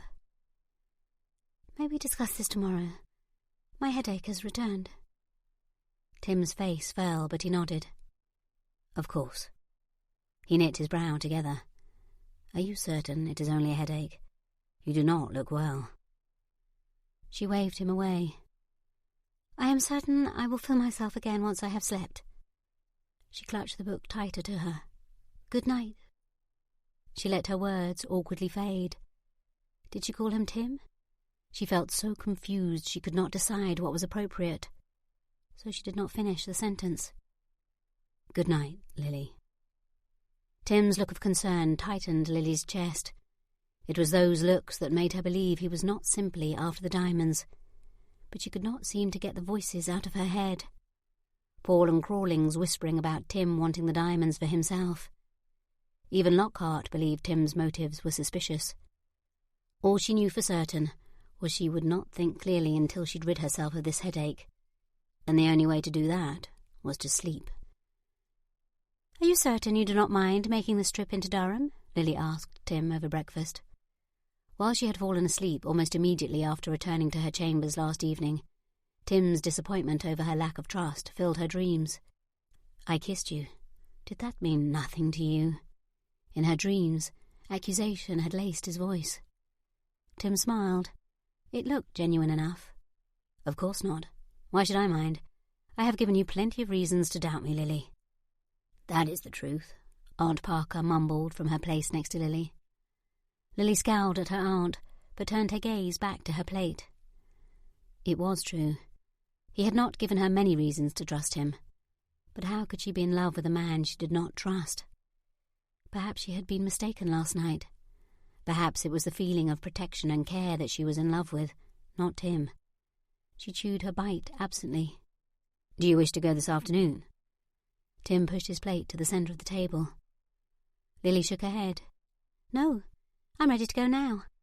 I have the book here with me." She pulled it off her lap beneath the table and held it up. "Ezra, will you send word to the stables to ready the carriage?" She looked over to the footman standing by the sideboard. He nodded and moved out of the room. She looked over at her aunt, an expectant look on her face. "And what of you, Aunt? Will you be accompanying us to Durham?" Aunt Parker dabbed at the corners of her mouth with her napkin. "Of course, dearest. I have a letter to post while we are out." Lily placed her napkin on the table and pushed out of her seat before Tim could make it around the table to help. "Very well. Let's retrieve our bonnets and be on our way." Joshua stood in the small room off the entry, polishing silverware. He stepped out and bowed before ducking into the cloakroom.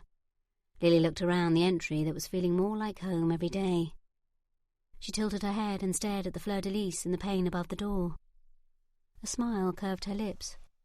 It had become a bit of a ritual, as if smiling up at it was the same as smiling at her mother. Joshua returned with Lily Spencer and her aunt's pelisse draped over one arm and their bonnets hanging by their ribbons from his hand. Tim's beaver was in his other hand. Joshua gave Tim his hat first, and then each lady their bonnets. He glanced out of the window as Lily finished tying the ribbon beneath her chin. "The carriage is waiting out front, Miss Cole." "We are visiting Durham. I should think we will be out most of the morning." He dipped his head. "Very good, miss. I will inform Lockhart." Tim placed his hand on the small of her back, and goose flesh spread across her arms and belly. She clenched her hands into fists.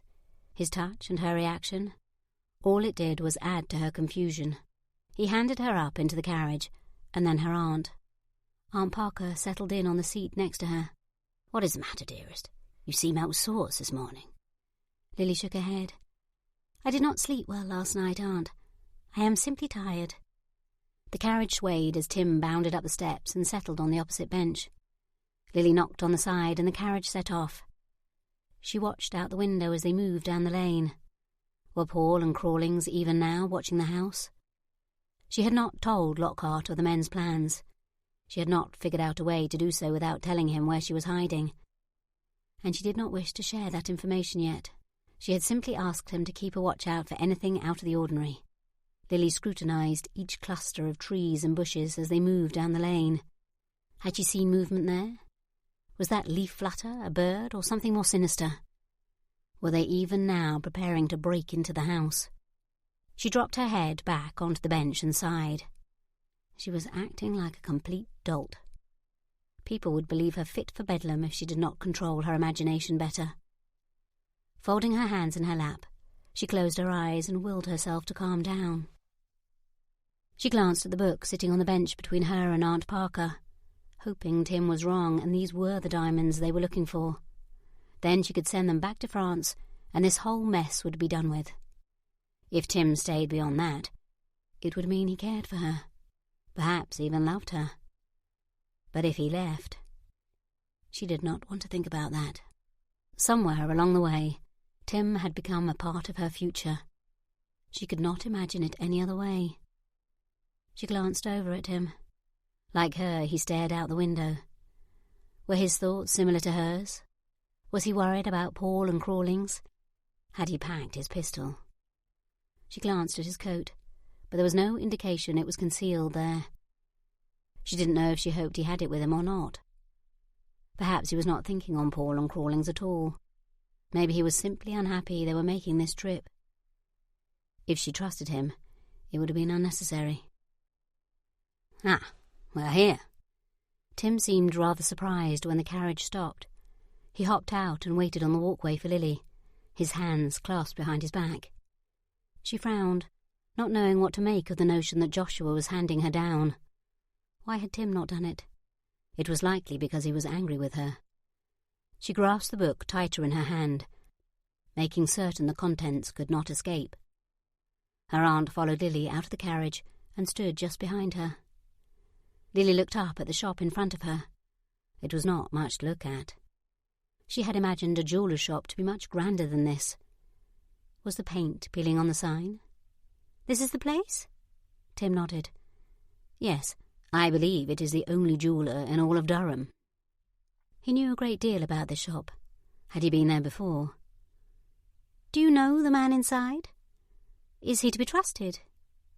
He shook his head. "I have never met him before. I only noticed the shop the other day when I visited Durham Castle, but I expect him to be trustworthy." Lily stared at him a moment longer, trying to detect if there was any dishonesty in his words. But she saw nothing there. Her skin itched. She hated feeling this way about Tim. She missed the comfortable times they had together when they were only looking for an imaginary secret room. He motioned to the door. "Shall we, Miss Cole?" Lily nodded. He pushed the door open and held it until both ladies entered. Then he walked with Lily to the counter. An older man with grey hair encircling his head stepped out from behind a curtain. He wore spectacles perched low on his nose. "May I help you?" Lily put the book on the counter. "Yes, I found these recently, and I hoped you could tell me what they were." The man looked doubtfully at the book until Lily opened the cover and revealed the hollow. "Ah, very clever, miss. I should not have thought to look in such a hiding place." Lily turned the book over, spilling the contents onto the countertop. "The hiding place is why I wondered." She motioned to Tim. "Mr. Hastings believes they are crystals, but it makes little sense why someone would hide them so carefully if they were not of value." The man picked up one piece and held it up to the light of the front window. "I do not need a magnifier to tell you this is not a diamond, miss." He motioned to Tim. "The gentleman is correct. It is a crystal. I would expect to find something like this in a chandelier or an ornate candelabrum." Then why? Why had Aunt de Lamotte hidden them? They must be of some worth. "Are they worth anything?" The jeweller shrugged. "Perhaps a small amount, but I should not think the value enough to hide them in such a way." He motioned to the book laying open on the counter. Lily clenched her hands at her side. It seemed every time they made a small amount of progress on this mystery, an obstacle suddenly appeared, taking them back to where they began the search. She scooped up the crystals and dumped them back into the book, slamming the cover down hard. Both Tim and the shopkeeper raised their brows. Her aunt placed a hand on Lily's arm, a look of disappointment in her gaze. Lily's face heated. Why was she behaving like an ill-mannered child? This was no one's fault, except for maybe her Aunt de la Motte's. So why was she acting as though these men were to blame?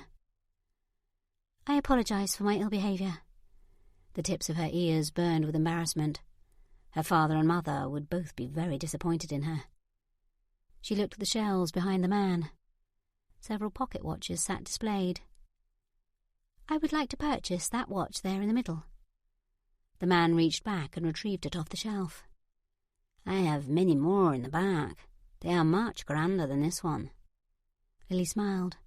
No, he will better appreciate a simpler one, but thank you for the offer. She tilted her head to the side. Do you engrave? The man nodded and picked up a paper from off a stack on the corner. What do you wish it to say? Lily put her finger to her lips. What did she wish it to say?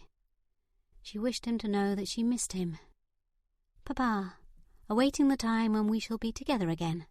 Lily. The man wrote it out and turned the paper for Lily to approve. She motioned to the quill and ink, which the man readily handed over. Please direct it to this address. She laid the quill on the paper and pushed it across the counter. If you send the bill to Hawthorn Hall, I will send the payment immediately. The man's eyes widened.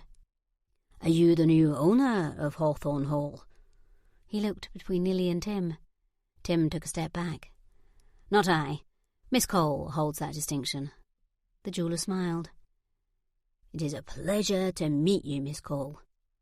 He pulled the pocket watch over and placed it on top of the paper with the directions and message for her father.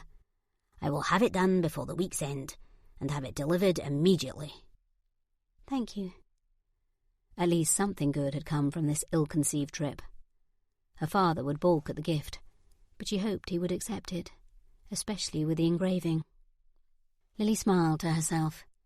That was precisely why she had done it.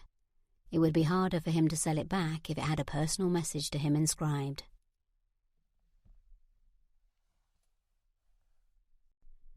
Chapter 34. They walked out of the jeweller shop, and Tim looked around them. He wished he could duck back inside, but he thought perhaps such actions would make Lily suspicious, or rather more suspicious. Is there anything you would like to do while we are here? It seems we should make use of our time. Lily sighed. I cannot think of anything. She snapped her fingers. Oh yes, there is something. I wish to plant the kitchen garden. With all the commotion at the house of late, I had nearly forgotten. She looked up and down the street. But where would I purchase seeds? She wished to plant seeds. Could she not just speak to Todd and have him purchase them for her? Is that not a duty for your gardener? Lily tilted her head to the side. He takes care of the rest of the estate. I think I can handle a simple kitchen garden. Her voice held a note of irritation. Tim shrugged. If that is what you wish, let us find you some seeds. He pointed to a shop on the other side of the street, next to the confectioner's. Perhaps that would be the most likely place. He smiled at her, hoping to remove himself from the briars. And then perhaps we can stop at the confectioner's and purchase a sweet. Lily stared at him, and then finally smiled back. Thank you. That sounds lovely. They waited for 2 carriages to pass before hurrying across the street and into the shop. A bell sounded over the door, and a man stepped out from behind a curtain before the door had fully closed behind them. Good day, madam. He dipped his head to Lily and then Tim. Sir, how may I help you? Lily stepped forward. I'm looking to purchase some vegetable seeds. The man nodded. Ah, yes. Follow me. Mrs. Parker moved off in a different direction, obviously spotting something of more interest to her. Tim cleared his throat. Now was his chance. The seeds would occupy Lily long enough for Tim to return to speak with the jeweller. I just remembered. I wanted to look for some chocolate while I was here. I will hurry and do that while you are picking out your seeds. Lily looked at him, her brow creased. You do not wish to help me choose? Mrs. Potter gave me her list, but I had wanted to add my own touch to it. His lips twisted to the side. Would she be disappointed if he did not stay? But if he did not go and see the jeweller now, when would he do it? After what Lily had heard from Crawlings and Paul, he did not dare leave her alone in the house while he made the journey to Durham, and what excuse could he possibly come up with for bringing her back on another day?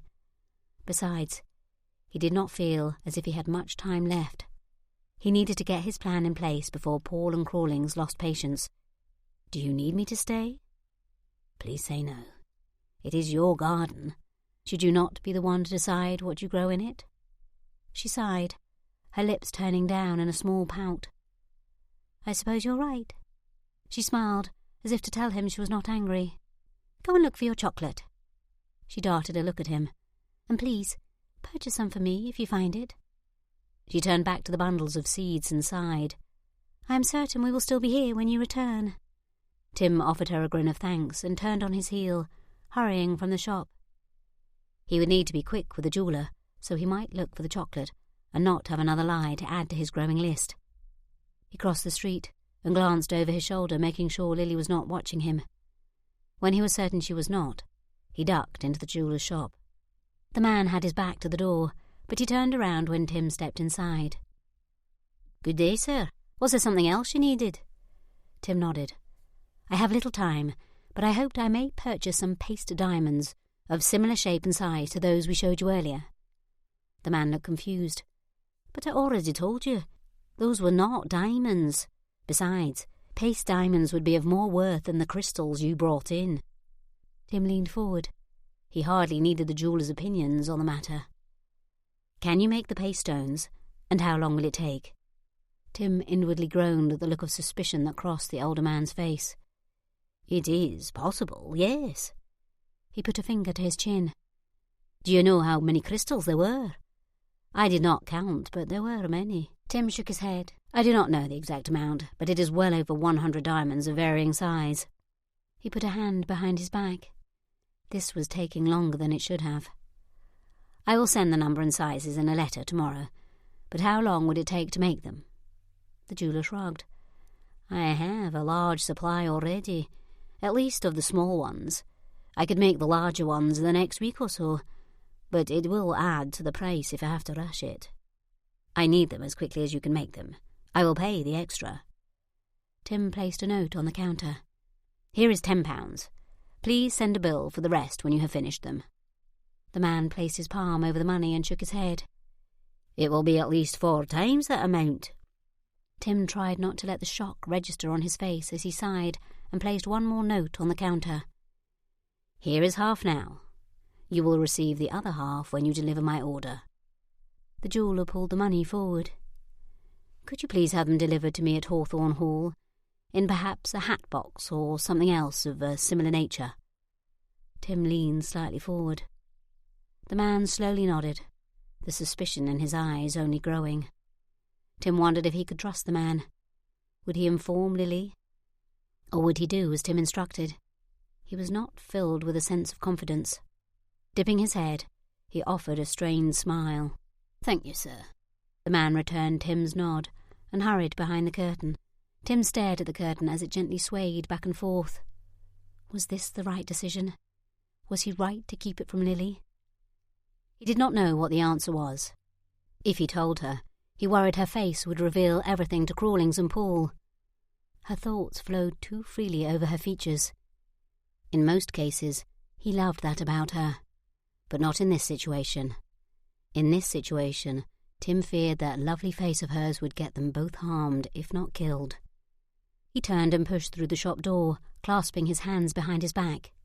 No, what he was doing was best for Lily. He was keeping her safe, and that's what mattered most. He ducked into the tea shop, hoping they had what he needed, and that it would not cost more than the £5 he had left. But he need not have worried over the time. Lily had been right. She and her aunt were still deliberating over seeds in the shop. "You are still here. How hard can choosing seeds be?" Lily gave him a bland look. "How am I to know which vegetables I will desire in a few months' time?" She swallowed and leaned toward him. "In truth, I have never had such a selection to choose from. Usually Papa could only spare enough coins for 1 or 2 varieties. How does one decide?" "Why must you decide? Surely you have enough money to buy one of each, he whispered in her ear. She frowned and shook her head. I do not wish to squander all of my money in the first few months of having it. Tim threw back his head and laughed. I do not believe these seeds will empty your coffers. He took 2 of the small bundles of seeds from her hands. Besides, it is not squandering. If you buy these seeds and grow the vegetables, then Mrs. Potter will not need to go to the village and purchase them for the meals she makes. Therefore, you will actually save money in the end. She looked up at him and smiled. You are right. I had not thought of it that way. She picked up 2 more bundles, adding it to her already full arms.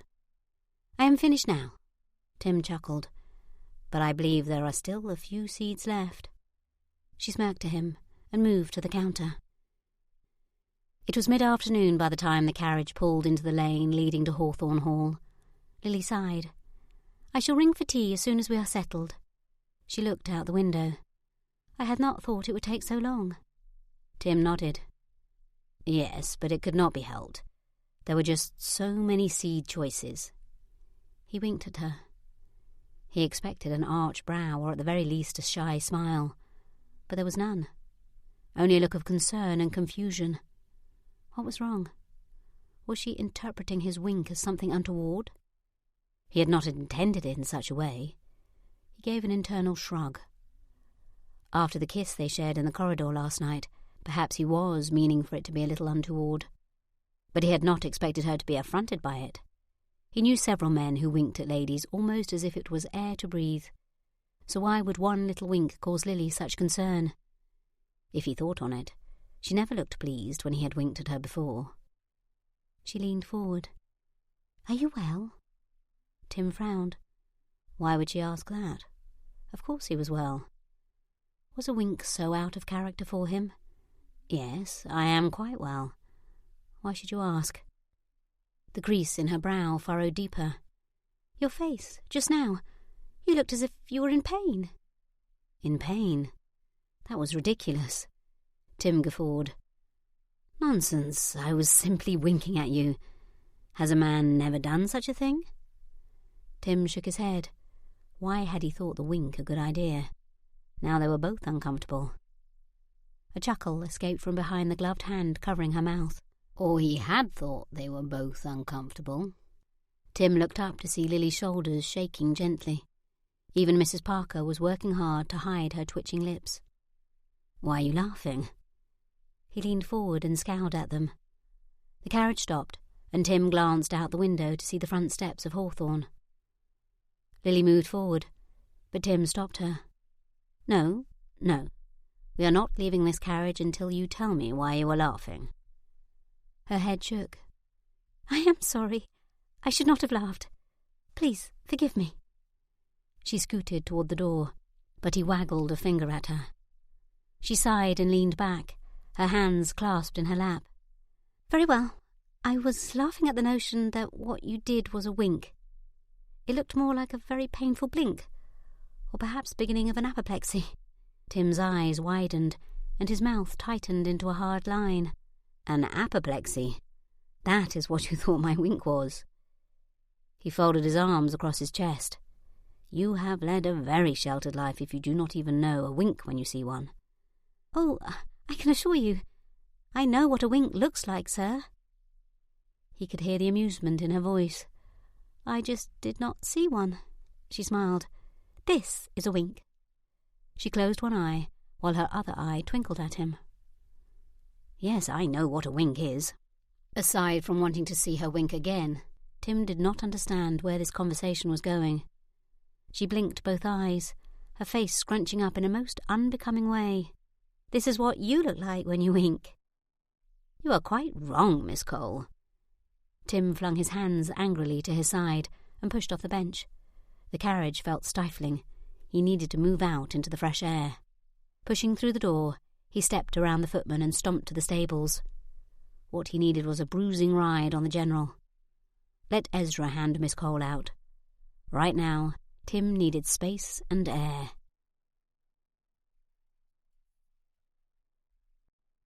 Chapter 35. She had made him angry, or perhaps he was simply hurt. Lily sighed. In truth, she thought it might be equal parts of both. Why had she laughed? It was unkind of her.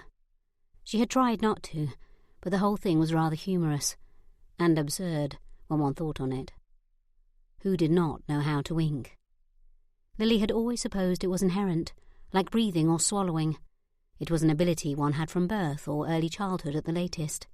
Her lips quivered as she thought on his face as he winked at her. But she bit down hard on them. Had they not already done enough harm for one day? She stepped from the carriage as Ezra handed her down. Larks, if Tim had left Ezra to hand them out, he must be very unhappy indeed. She needed to fix this. But how? She had already offered an apology. Perhaps she needed to give him another one without shaking shoulders and lips. She would apologize again when he joined her for tea. She heard the pounding of hooves and looked over to see Tim flying out of the stable yard, if he joined her for tea. Lily paused on the stairway and watched him until he disappeared. What if he kept to his rooms and ordered a tray for dinner rather than joining her in the dining room? She would miss his company. She resumed climbing the stairs, knocking on the front door and waiting for it to open. She would miss more than his company. She would miss his kind eyes and pleasant conversation. She would miss looking on him. She would miss him. She tugged absently at the tips of her gloves, pulling her hands free and placing them inside her bonnet before handing it over to Joshua as she stepped through the door. "Did you have a pleasant trip, miss?" Joshua asked. Lily nodded absently. "Yes, I did." She unbuttoned her spencer. "I'm glad to hear it." He gathered their bonnets and coats. "Shall I ring for tea?" Lily looked up and smiled. "Yes, thank you. We shall have it in the pink salon." From that room she had full view of the stable yard and could watch for Tim to return. She moved to the stairs and made her way up, clutching the hollowed-out book to her chest, and breathed in deeply. She had made a complete muddle of things, and it had been such a lovely afternoon. It was a shame it had ended so horribly.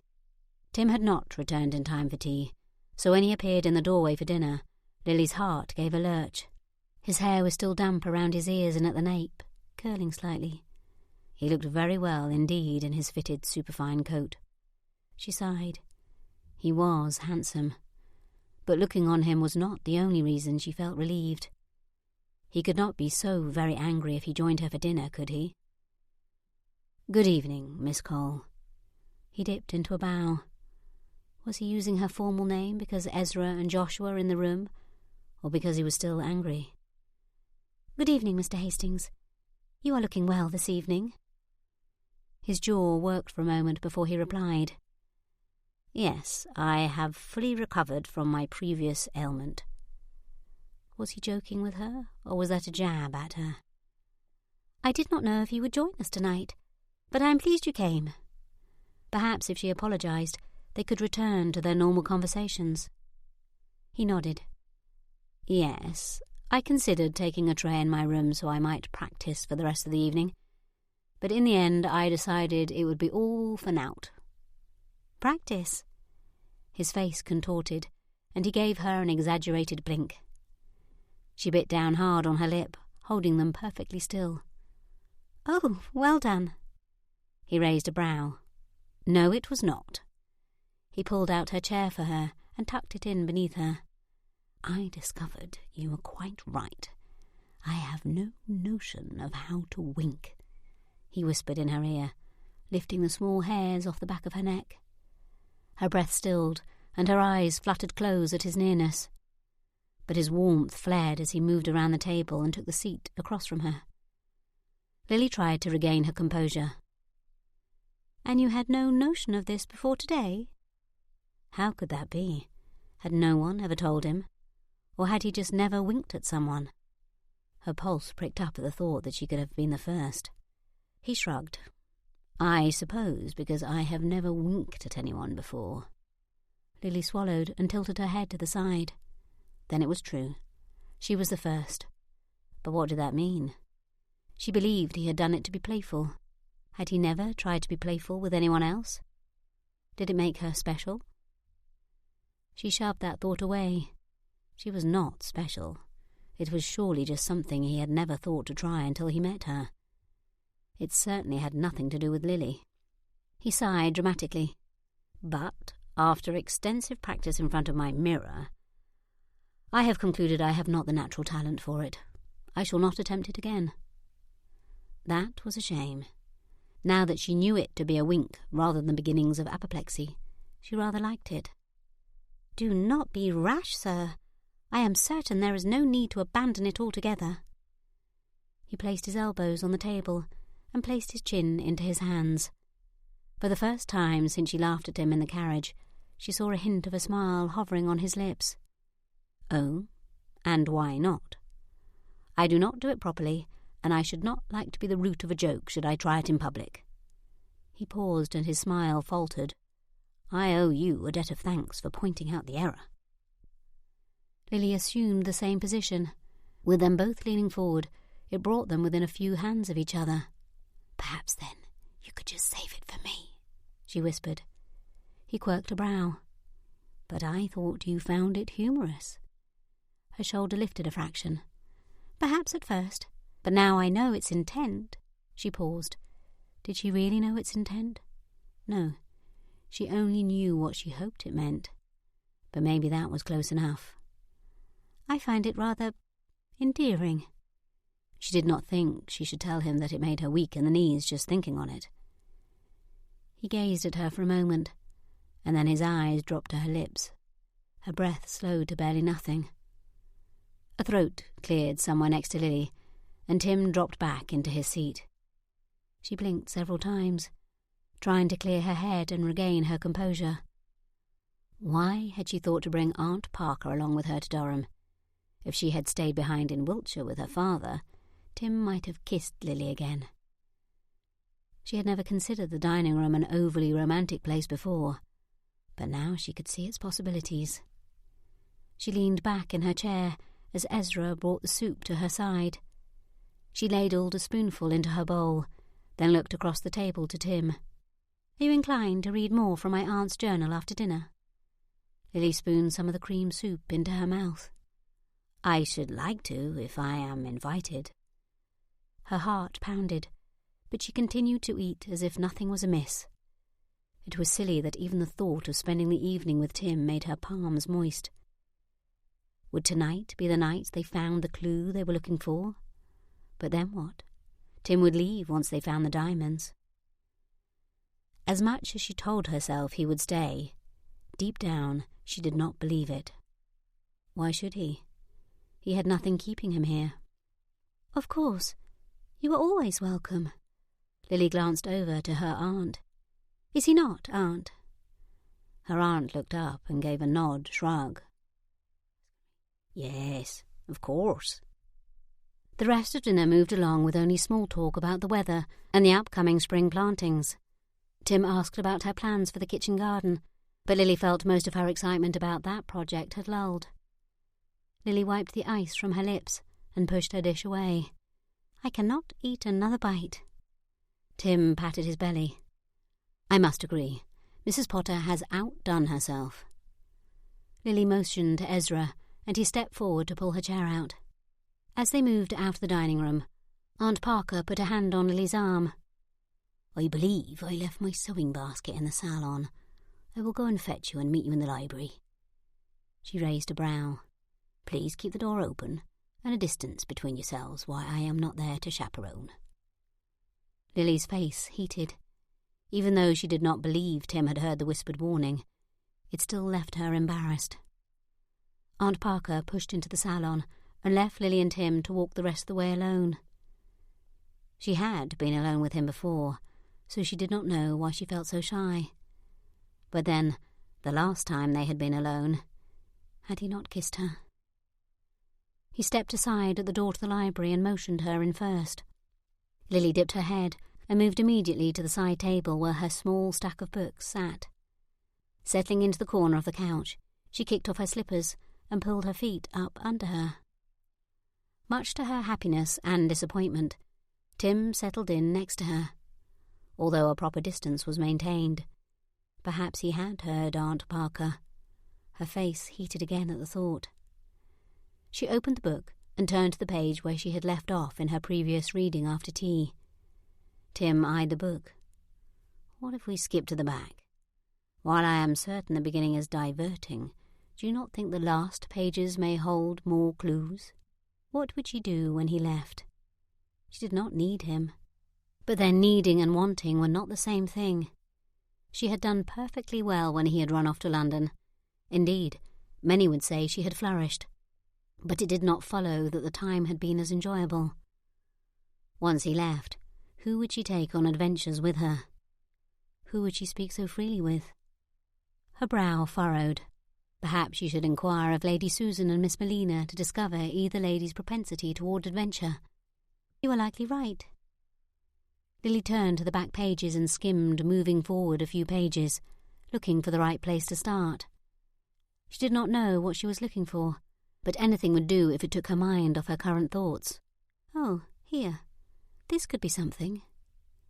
She followed the words with her fingers as she read and translated simultaneously. I came to the estate today to ensure the diamonds made it safely. I had planned to keep them with me in London, but Nicholas's visit last month made me reconsider. He was quite adamant that I owed him a portion of my diamonds. A ridiculous notion. He is lucky we split them equally. Except for the largest diamond. I kept that one for myself. But I deserved it. I was the one who took the risk. I was the one they branded and sent to prison, while he fled like a coward with his share. I cannot help that he squandered away his part. But I do not believe he thought me in earnest when I told him I had none left. Even after searching my apartment and finding nothing. I hid them behind a loose brick in the chimney.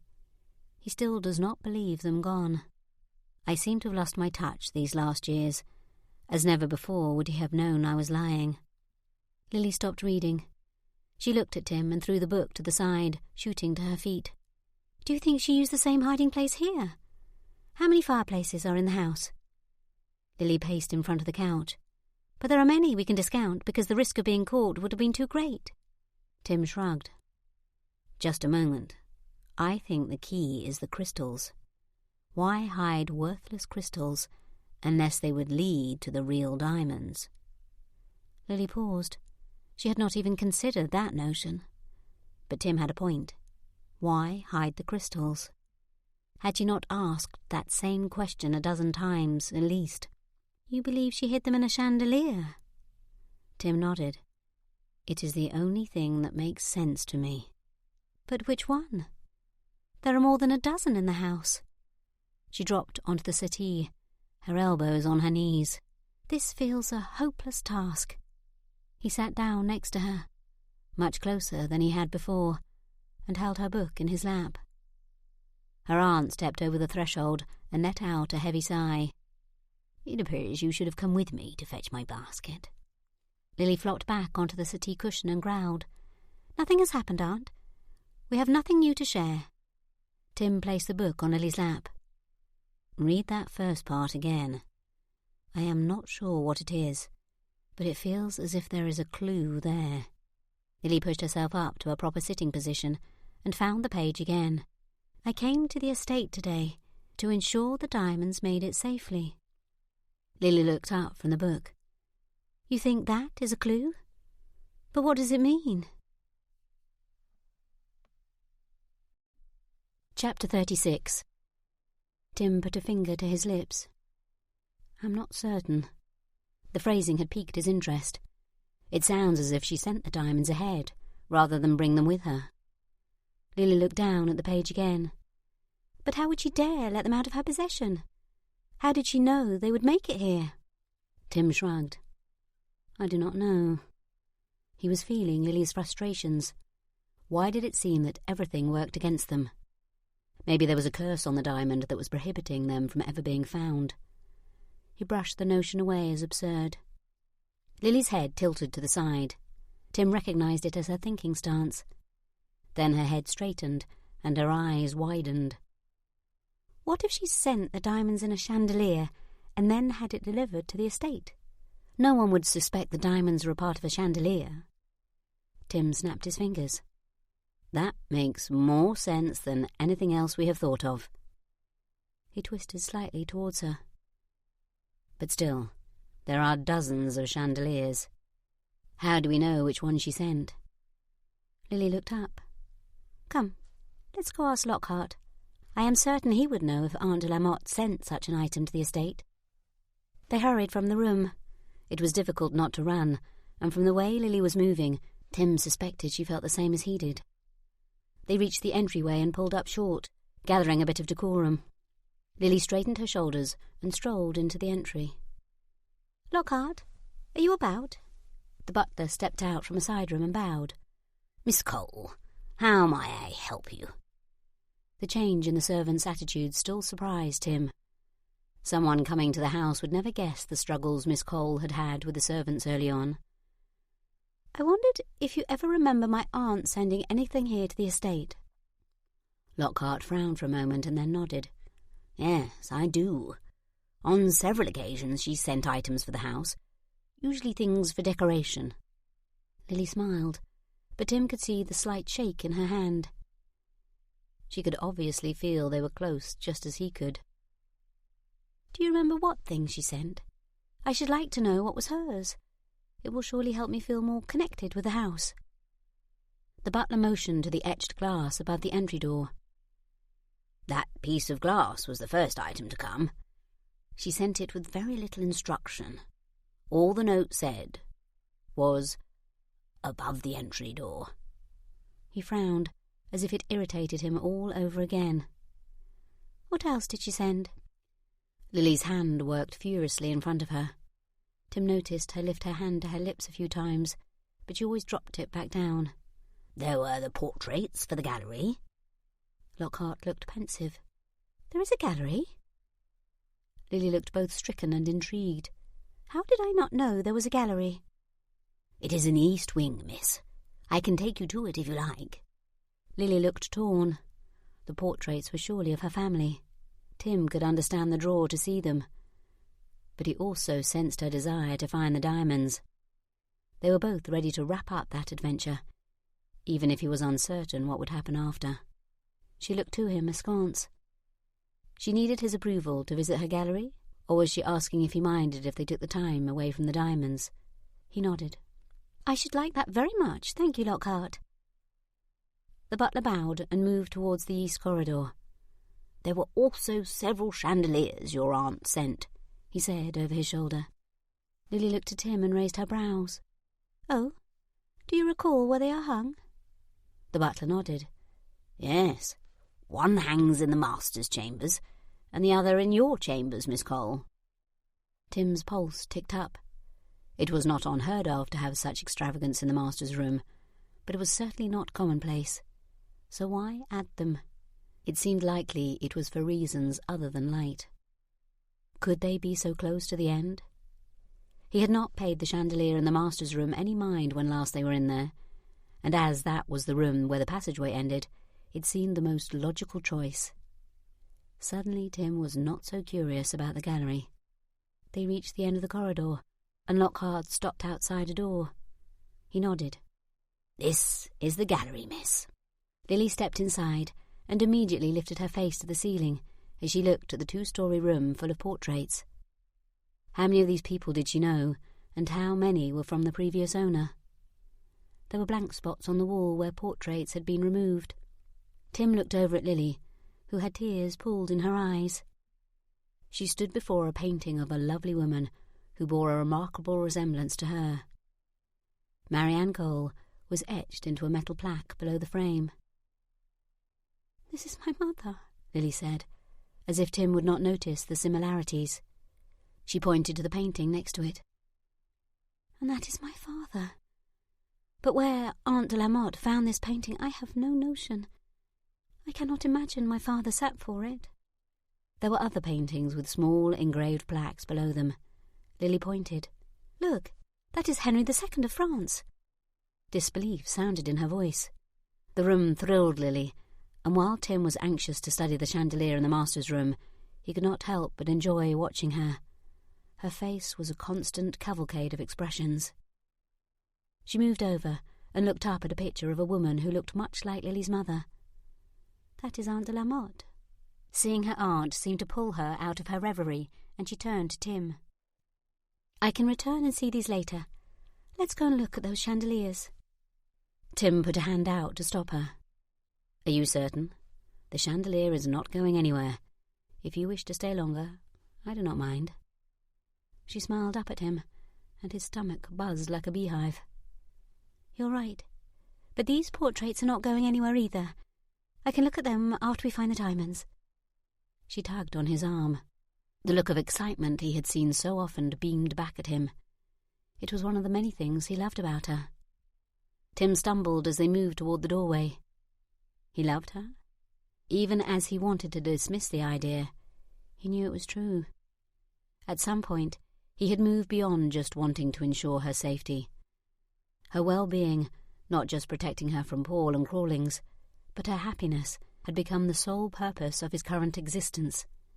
Indeed, he did not know what he should do if something were to happen to Lily. It made finding the diamonds exciting, but also very terrifying. Tim watched Lily's back as she hurried through the entryway and up the first flight of stairs. He did not intend to find out what he would do without her, and that meant discovering the diamonds and moving them as far away from Hawthorn Hall as possible. Then he could go about ensuring the rest of her well-being. Lily went straight to the library. "Why do you come in here?" Tim asked. She grinned at him from over her shoulder. I thought we might take this way to the master's chambers. It will ensure no one sees us. I had thought you were done with that passageway, Mrs. Parker mumbled as she stood up from her chair and walked over to them, standing at Tim's elbow. Lily turned to her aunt. We think we discovered where they are. Her aunt simply raised her eyebrows. Have you not thought that before? No, not like this. Everything else we found was simply clues, but this time we believe we know where the diamonds are. They moved to the shelves, and Lily moved the book, popping the bookcase open. She took a step back and went to the mantel, plucking up the candelabra and 3 beeswax candles. Tim raised his brow. 3 beeswax candles? She smirked. I believe this search will require good light. I should hate to be fooled by crystals again. Tim pulled the case free and motioned the ladies inside. They climbed the steps in silence, but the air was thick with anticipation. Tim knew he should not get his hopes up. They had been dashed too many times already. But he could not seem to help himself. In his bones, he felt like this was it. He went through the wardrobe cabinet first, holding the candles to the side as Lily and her aunt stepped out. Lily looked at him and took in a deep breath. Are you prepared for this? He reached out and took hold of her hand. I am ready for anything, as long as we do it together. Her lips parted, and she stared up at him. He knew he should release her hand, but he didn't want to. Indeed, he had to fight the urge to lean in and kiss her. They had many things to discuss, but they could wait until after the diamonds were away. He slowly released her hand and nodded toward the door. Lily moved past him into the bedroom and placed the candelabra on the side table. She untied the rope, holding the chandelier suspended above the floor, and slowly lowered it until he could reach each candle. Slowly each wick flickered to life, casting rainbows around the room. It glowed brighter than it likely ever had before. Aunt Parker moved to the chair in the corner. It was surely more light than she was used to. Lily put her hands on her hips and looked into the glittering chandelier. Can you tell which are the diamonds? Tim squinted and walked around it, looking at it from different angles. It would take just the right lighting to distinguish the diamonds from the crystals. As far as chandeliers were concerned, this one was not of a grand nature, at least not in size. But the number of crystals was rather dizzying when she looked at each one individually. Lily's toe tapped impatiently as she chewed on her thumb. Do you see anything? Tim tilted his head and smiled. There they were. From this angle, he could see this entire side was made of diamonds. He did not believe every stone on the chandelier was genuine, but most of them were. He whistled low as he unhooked the first diamond and dropped it into Lily's hand. Her eyes widened, and she lifted it up to the light. It is beautiful. Tim glanced down at her, and for a brief moment he wondered if the temptation would be too great and Lily would try to keep them. She tilted her head to the side. I can see why my aunt desired them, but for me, they are too much trouble. I will be glad to be rid of them." Tim let out his breath. She was just as he thought her to be, honest to her core. His shoulders dropped. He could not boast so much. How could he think he was worthy of her? He who could not seem to stop himself from lying to her almost daily. She looked up at him, and her smile warmed him down to his toes. That was when he realized it. If he truly loved her, wished for nothing more than her happiness, that would require him to leave her, because she could never be truly happy with him as a husband. She could not even trust him. How could he ever make her happy? "Are they all there, do you think?" Tim nodded. "I believe so, although I think it will leave very few stones remaining in the chandelier once we remove them." He stepped down. "I think we should leave it for tonight. It will be easier to see the differences in the sunlight.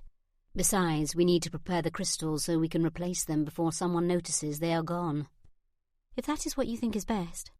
Tim did not miss the look Mrs. Parker cast to her niece. She did not trust Tim with the knowledge of the diamond's location. "How long do you think it will take us to make the switch?" Lily asked, still staring at the twinkling diamonds.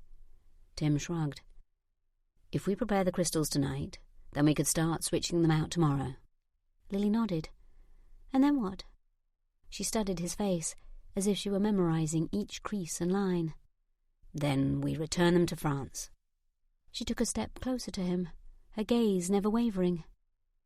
"Is that an adventure we will go on together?" Tim licked his lips. "I can't make that promise." The sparkle left her eyes.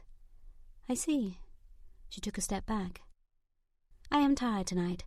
Perhaps we could prepare the crystals in the morning." He did not know what she could see, as he had not revealed much, but whatever she saw, she did not seem to like it.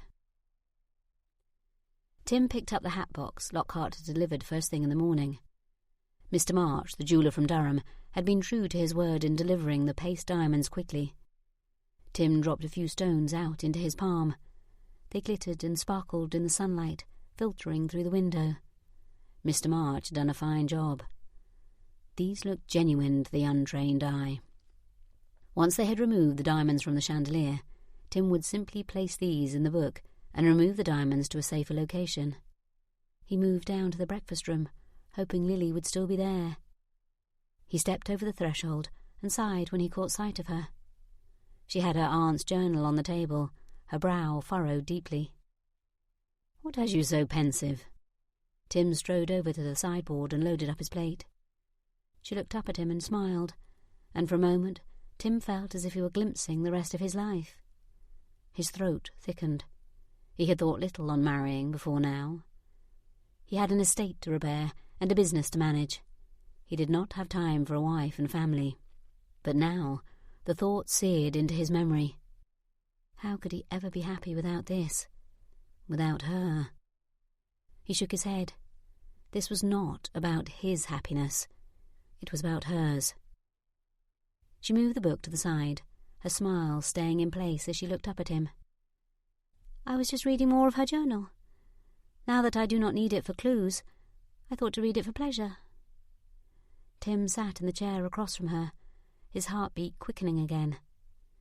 It was curious. He had never been in want of something he could not obtain with hard work. Yet more than anything, he wanted to see her smile at him every morning for the rest of his life. And that was something he could not have. No matter how hard he worked, it was not a pleasant feeling. He sat still for a moment, staring down at his plate. "Tim, are you well?" Lily's quiet voice pulled him from his thoughts. He nodded and offered a slightly shaky breath. "Perfectly well, Lily, thank you. I was simply trying to decide our best course of action." Her shoulders relaxed. "Yes, I have thought on that as well. I think we should prepare the crystals in the secret passageway. That way no one will see, and hopefully word will not reach your friends that we have discovered them." Tim scowled at her use of the word friends. "You know they are not my friends. Never have been. Paul was my business partner, nothing more." He leaned back in his chair. Lily sighed.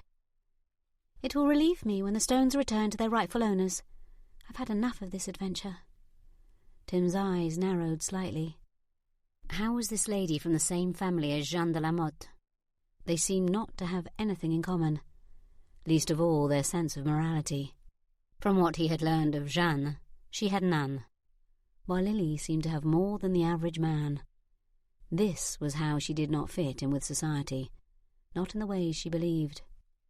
Her aunt entered the room. She moved behind Lily and squeezed her shoulder before heading to the sideboard. "Good morning, dearest. I hope you slept well." "I did, Aunt. And you?"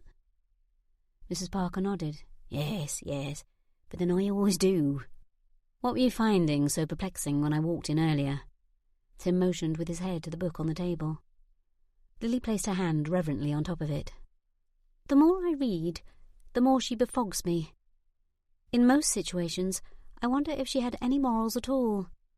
But then she will write something such as this." Lily opened the book to where the silk ribbon lay. "Listen." She squinted down at the book and read. "As I look around this house, I am saddened that I cannot live here myself, but I can picture Marianne and her Liliane walking its halls and grounds, and I am satisfied with my decisions. Nicolas would never leave me alone if he knew I owned such a place." Lily closed the book and looked up at Tim. "From that passage, it almost seems as if she cares about someone other than herself." She shook her head, although few of her other actions indicate as much. "This passage does not seem truthful." Tim set his fork to the side. "You question whether she cared for your mother, for you?"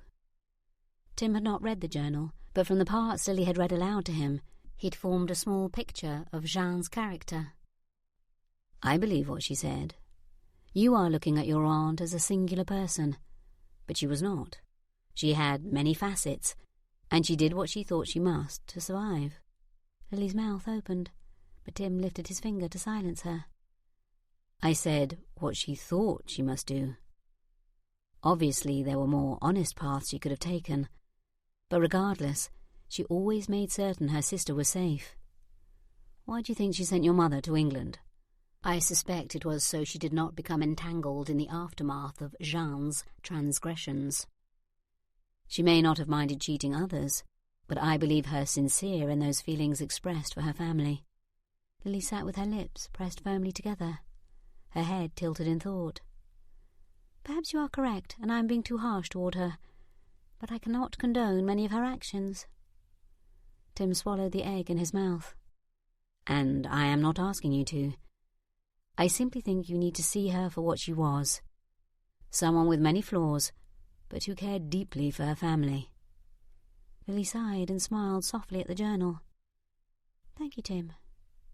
She moved the book away and attacked the food on her plate.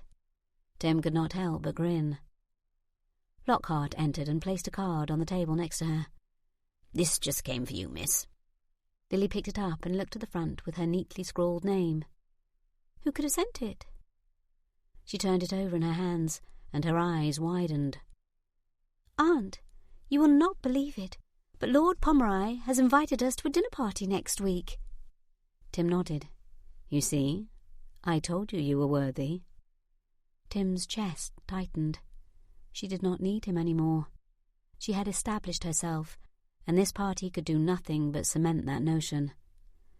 Tim would only ruin the strides she had already made in society. Once they had removed the diamonds, he would see them back to France, and then try to push Lily from his mind forever.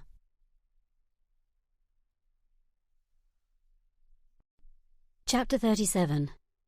Lily clutched the hollowed-out book to her chest, feeling the overwhelming need to protect it, or rather, protect what was inside. It had taken hours to switch out the diamonds for the crystals, and now Lily jumped at every noise she heard. She had kept the book close to her since they replaced the crystals, even tucking it under her pillow when she'd had her morning meeting with her new housekeeper. She had been a nervous Nelly the entire meeting, hearing little of what the woman said. The diamonds had been safe in the chandelier for over a decade, but now they were easy picking should Paul and Crawlings come back for them, and she knew they would be back for them. Lily needed to figure out a way to get them back to France. But how? It was not as if she could go on the journey by herself. Even if she could convince Aunt Parker to come along, it would not be wise. But who else did she trust enough to send on such a mission? The diamonds were not the sort of things you sent by post. She had rather hoped, after their kiss in the corridor, that Tim would offer for her, and they could return the diamonds while on a wedding tour. She frowned, but that had not happened. Indeed, when she had asked if they could go to France together, Tim had refused.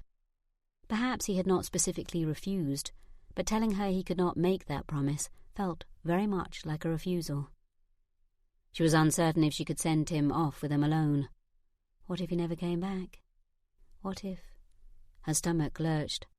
What if he took the diamonds and did not return them to the French jeweller? She hated that she could think such things of him. After all the time they had spent together, did she not know him better than that? She relied on him of late. In the darkness, just before her eyes and mind gave way to sleep, his was the last face she saw. She loved him, or she was nearly certain she did. But she had little experience of such things, and in the light of day it seemed so absurd. After all, he had told her he could not promise that they would have a life together. So why did she keep thinking on it? She sighed and hugged the book tighter. Tim came into the library, and Lily set the book onto the side table. He sat on the couch next to her, running his hands down his thighs. "What shall we do today? I find myself at a loss now we have accomplished our goals." Lily scooted, putting more distance between them. She could not think clearly if she allowed his scent and warmth to encircle her.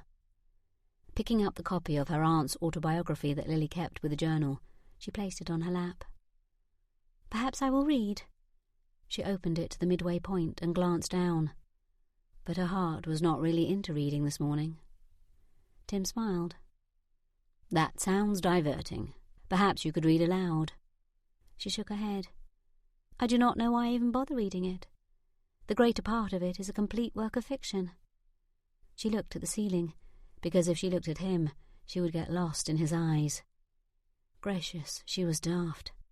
It seems, along with being a thief, she was also a very proficient liar. Tim shifted. "I should think the two would go together. Would she not need to do a fair amount of lying to be a skilled thief?" She shrugged. "Not if one simply sneaks into houses and takes what is not theirs. They would not need to lie. Although I suppose if someone caught them, then they would resort to lying." She regretted the words as soon as they left her lips. Why was she trying to hurt him? Because a part of her wanted him to feel as hurt as she did now. Tim scooted closer to her and she swallowed. Why must he sit so close? "Perhaps you're right. There are always choices." Lily leaned against the side arm of the couch. It was as far as she could go without standing up and moving altogether. She sighed, but whether it was over her Aunt de la Motte or Tim, she couldn't be certain. They both vexed her equally. While I hate to think ill of her, I believe my aunt worse than just a thief. She not only robbed people of their valuables, but also of their dignity and reputation. I am certain the poor cardinal felt the sting of her betrayal for years. Perhaps it even transferred to his children and their children. Tim shifted, and it placed him closer to her. Why did he keep moving closer? He had already told her he did not want her. So why put on the ruse? Or perhaps this was all an act to get the diamonds away from her. But one does not always act within their character when they are in love. He picked up her hand and encased it in both of his. Lily held her breath, afraid he would see how much she needed him, cared for him. This felt so right, being here with him and telling him all her worries and concerns. She looked over her shoulder, away from him, knowing she was not telling him all of her worries. There were still a few, and they were big, that she kept to herself. She mentally reprimanded herself. He had made his wishes clear. She need not pine over him any longer. If only her father were here. Her father was a good listener, even if he always replied with the same answer. "Worrying does not help the situation." As if that could make Lily stop worrying. Indeed, it only added to her worry. because she wasted so much time doing it. Tim differed from her father. He let her talk, only offering the other side of the problem so Lily could make an informed decision. Why could he not demand she follow his guidance or something else distasteful so she could dislike him? Lily? Tim's voice was quiet. She looked over at him. Yes? What are you to do now? This adventure is over, but is there another waiting for you? He shifted and draped his arm over the back of the sofa. What was she going to do now? After what they had done the past month, everything she imagined seemed dull and mundane. I suppose I will have to adjust to a calmer life. But Miss Melina and Lady Susan are near, and they have proven diverting. He smiled down at her. His hand lifted off the back of the couch, as if he were going to touch her hair, but then he pulled it into his lap instead. I am glad you have found some friends, although I never doubted you would. He sighed, and they sat in silence for a moment, but then the terrace door crashed open. Mr. Moley and Crawlings bounded into the room as Mr. Moley waved a pistol about in the air. Lily jumped to her feet at the same time as Tim. He pushed her behind him, keeping an arm around the back of her waist. Her heart hammered in her chest. She had known they would be back, yet she was still surprised. Her eyes darted to the hollowed-out book on the side table. Would they know that was where the diamonds were? Have you not yet figured out there are no diamonds to find? Tim snapped. He kept one hand out in front of him, and the other around her waist, his fist gripping the back of her gown, tugging her into his back. Oh, we know quite the opposite. A little bird has told us you have known where the diamonds were for some time. It makes me think you were trying to cut your partner out of this job, Hastings. Tim growled, and Lily tried to peer around him. We are no longer partners. Isn't that convenient? Mr. Moley sneered. Once you find the diamonds, you decide to cut me out. So much for your high morals. He spat out the last word. Mr. Moley looked around Tim and raised his brow at Lily. Did he tell you he was through with me? He says what he must to get what he wants. His lips curled in a leer. Me, I just take what I want. Lily swallowed. If this man thought she would trust his words over Tim's, he was mistaken. Even as she thought it, the questions came in droves. Hadn't Tim said he had severed his partnership with Mr. Moley before now? Perhaps she had misunderstood him. Had he actually said he'd severed their partnership, or had she simply assumed as much? She blinked several times. Don't listen to him, Lily. She did not miss that Tim did not say that Moley was wrong. Mr. Moley shrugged. I'm not worried. He will not quit our partnership because we work too well together. We get the job done. He smiled, a brown, toothy smile. A little prickle poked at Lily's stomach. Perhaps this was why she did not completely trust him. Perhaps this was what caused her tiny niggle of doubt. But then, he was standing between her and Mr. Moley's gun. Did that not mean anything? Crawling stepped menacingly forward. I don't care if you are partners or not. Just give me the diamonds, and I won't hurt the miss. Lockhart appeared in the doorway with a small pistol in his shaking hand. Leave this instant, he shouted. Mr. Moley turned on the man and shot, hitting Lockhart in the shoulder. Lockhart's pistol clattered to the floor, the man not far behind it. He clutched at his shoulder as he rolled to the side and curled in on himself. Lockhart! Lily screamed and flew out from behind Tim. No, Lily. Tim grabbed for her, but she was too quick. She kneeled beside the older man. Oh, Lockhart, what were you thinking? They could have killed you. Tears blurred her vision. Give me the diamonds, Moley growled, levelling the pistol at Lily, or the lady will take a ball too. Tim shook his head and raised his hands. All right, just let me fetch them. He moved towards the fireplace. What are you doing? You think I'm stupid? I know you hid the diamonds in a book. He motioned to the stack of books on the side table. Tim narrowed his eyes. And just how do you know that? Crawlings grinned. I have my sources. A cute little thing. Tim glanced at Lily. Even as she pressed down on Lockhart's wound, blood seeped through her fingers. She ran her other hand down Lockhart's cheek. He needed a doctor. Why was Tim deliberating? Why did he not just give them the book? The diamonds were worth a great deal, but were they worth their lives? Lily did not believe so. Your source was wrong. We may have found the diamonds in the book. But I moved them, Tim smirked, because I knew you would come for them again. I just did not believe you would take the direct approach. Tim wiggled a brick on the side of the fireplace, and it came free. Lily frowned. When had he done that? She had never noticed a loose brick there. Tim pulled out a small satchel and poured several diamonds into his hand. You see, they are here. Now, do you want them, or some empty books? Both men's eyes widened, and their bodies slackened, the greed evident in their expressions. Throw them over here. No, I think you'd better if you throw them over here. A man with a French accent, someone Lily had never seen, appeared from the terrace. What was going on? Who was this man, and how many more would appear? Monsieur Bassange, what are you doing here? Tim stared, looking from his face to the knife in his hand. We told you to wait for us at the inn, de la Motte, Mr. Moley said, his voice filled with frustration. The man chuckled mirthlessly. And have you disappeared with the diamonds? You are a dolt if you think I trust you. They are my diamonds, and I will be the one taking them.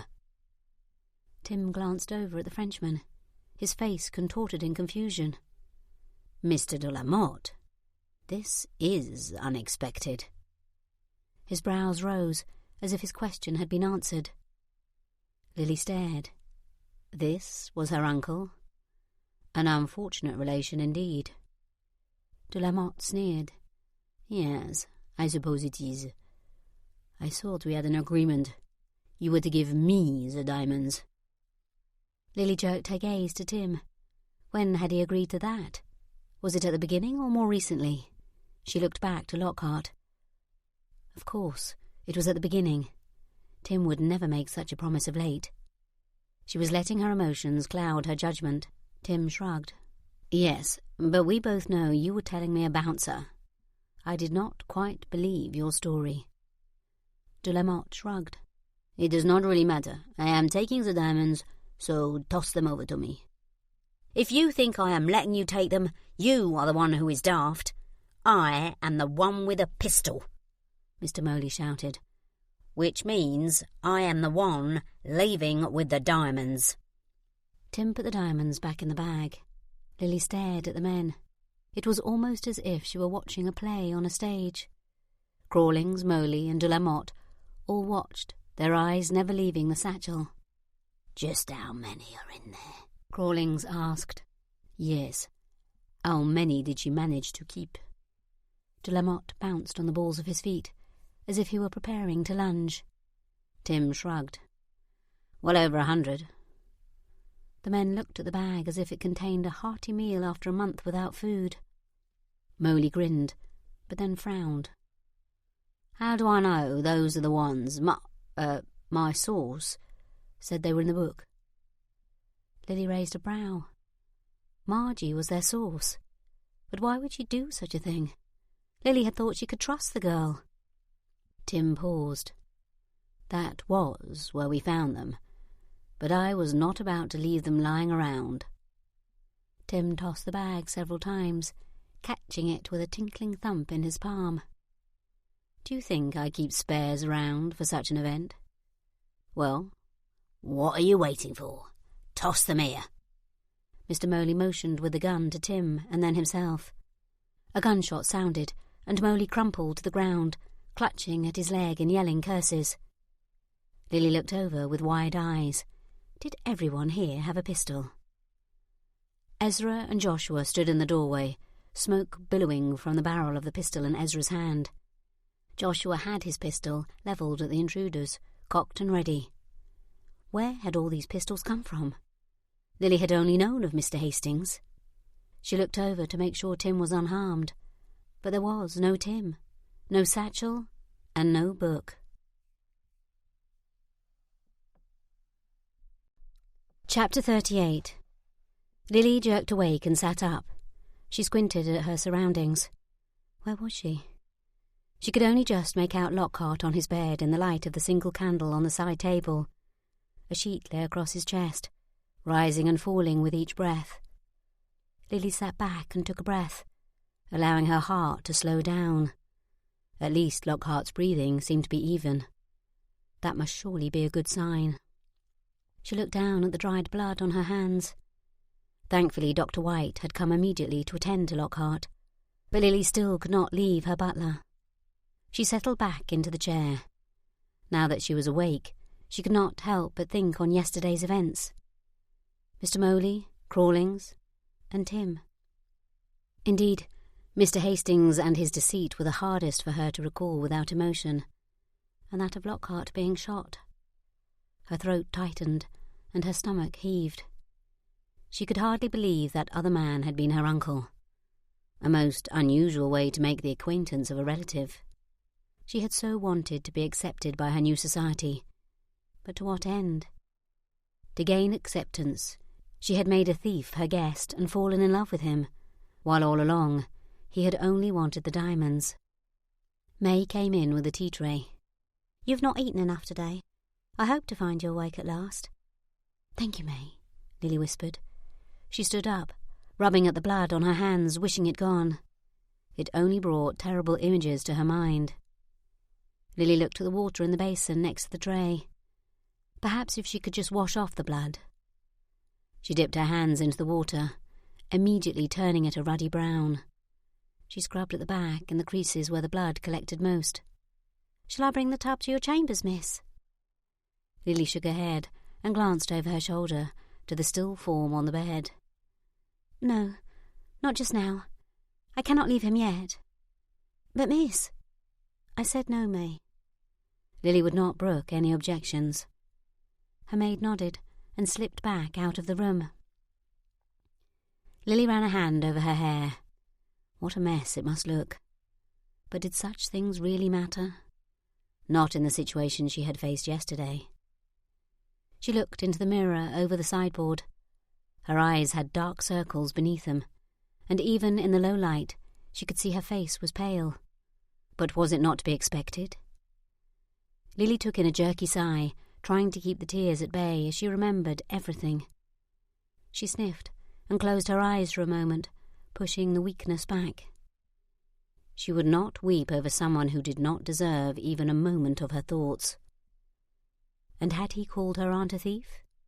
He was a hypocrite if ever she had seen one. No. If she were to cry, it would be for Lockhart, not Mr. Hastings. Gah! Was she not supposed to be pushing him from her mind? Lily returned to the chair with a biscuit in her hand and leaned forward to look at Lockhart.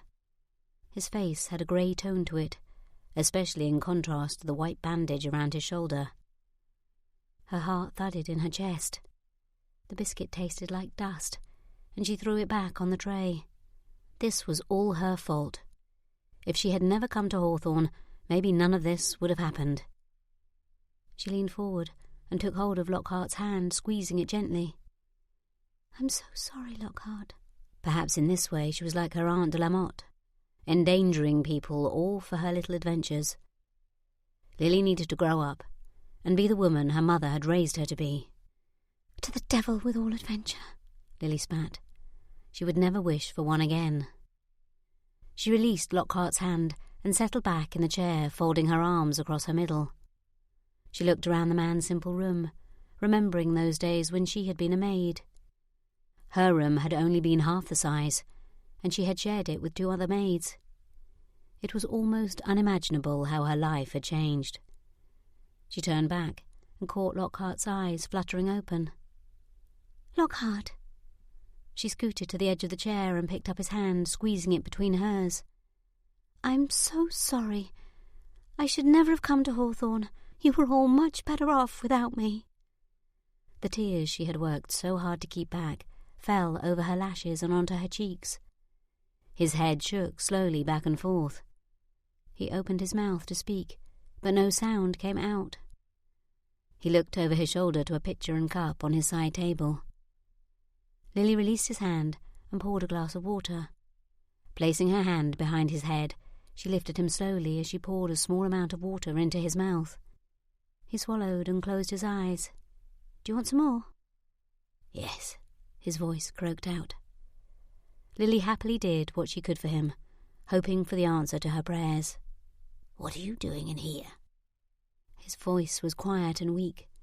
"Why are you apologising?" She moved off the bed, afraid she might jostle him and hurt his shoulder. "This is all my fault." "What did I miss after that scoundrel shot me?" He frowned. "I thought I was awake until the doctor came." Lily nodded. "You were." He sighed. "Then why are you taking all this upon yourself? You had nothing to do with this." He paused, and she helped him drink some more. "Those people who came to claim those diamonds would still have come, whether or not you were here. It is the diamonds, not you, that brought this on, and I believe the fault for them rests squarely with Lady Jane Canfield, or whatever her name really was." Lily patted his arm. "We can debate this another time. You look tired." She pushed to the back of the chair and pulled her feet up under her again, resting her head against the wing. He glanced over at her. "Have you been in here all night, miss?" Lily nodded. "I could not sleep until I knew you would recover." He let out a chuckle and winced. "I'm far too disagreeable to let a gunshot cock up my toes." He turned to look at her. "I am not the only tired one here. I am well. Why do you not rest for a bit? I will still be here when you awaken." She nodded. "Very well, but I shall tell Mrs. Jennings to look in on you." "I suppose it was fortuitous that you hired a housekeeper last week." He smiled as he lay back and closed his eyes. "That will be very well indeed." Lily did not return to her room. She had other matters to address first, matters that could not wait for a rest. She found Mrs. Jennings and asked for Margie, then asked the housekeeper to look in on Lockhart. The knock sounded on the study door quicker than Lily expected. She had not yet gathered her thoughts when Mrs. Jennings entered, followed closely by the maid. Mrs. Jennings raised a brow at Lily. "Here is Margie, as you requested, miss." Lily nodded and motioned to the chair across from her. Leaning forward, she rested her elbows on the desktop and steepled her fingers. Margie looked at her hands twisting in her lap. "I understand you have to send me off without a reference, Miss Cole." The question Lily had been asking herself blurted out. "Why did you do it, Margie? I thought you were loyal to Hawthorn Hall. To me." She tried not to let the hurt sound in her voice, but it was unsuccessful. "I am truly sorry, miss, but I had no choice. Me ma has been real sick. They offered me the money I needed for the apothecary and the woman who was tending to her." She lifted weary eyes, though she did not meet Lily's gaze. "Why did you not come to me? I could have helped you." Margie's head shook. "You had only just hired me back, miss. How would that have looked? If you had sent me on my way, I would have been in an even worse situation." She twisted at her apron. "I could not risk it, but I had no notion they would harm Lockhart or threaten you." Lily sat back in the chair and crossed one arm over her middle, her other hand covering her mouth. What should she do? The girl was in a desperate situation, and as they had already witnessed, desperation made her do regrettable things. "How is your mother doing?" Margie looked up, her head tilted slightly. "Better, miss, but she's still very weak." "I'm pleased to hear it." Lily paused. "Why do you not take the next week and stay at home with your mother? You could release the woman caring for her." Margie shook her head. "But I need the money from my work here." She looked stricken. Lily nodded. "Yes, I understand, but as I said, I can help you." She sighed, leaning forward. "You will receive your full pay for the time you are off. Go and take care of your mother and return to your duties next week. I will send word to the apothecary to direct the bills to me for the time." She pushed out from the desk.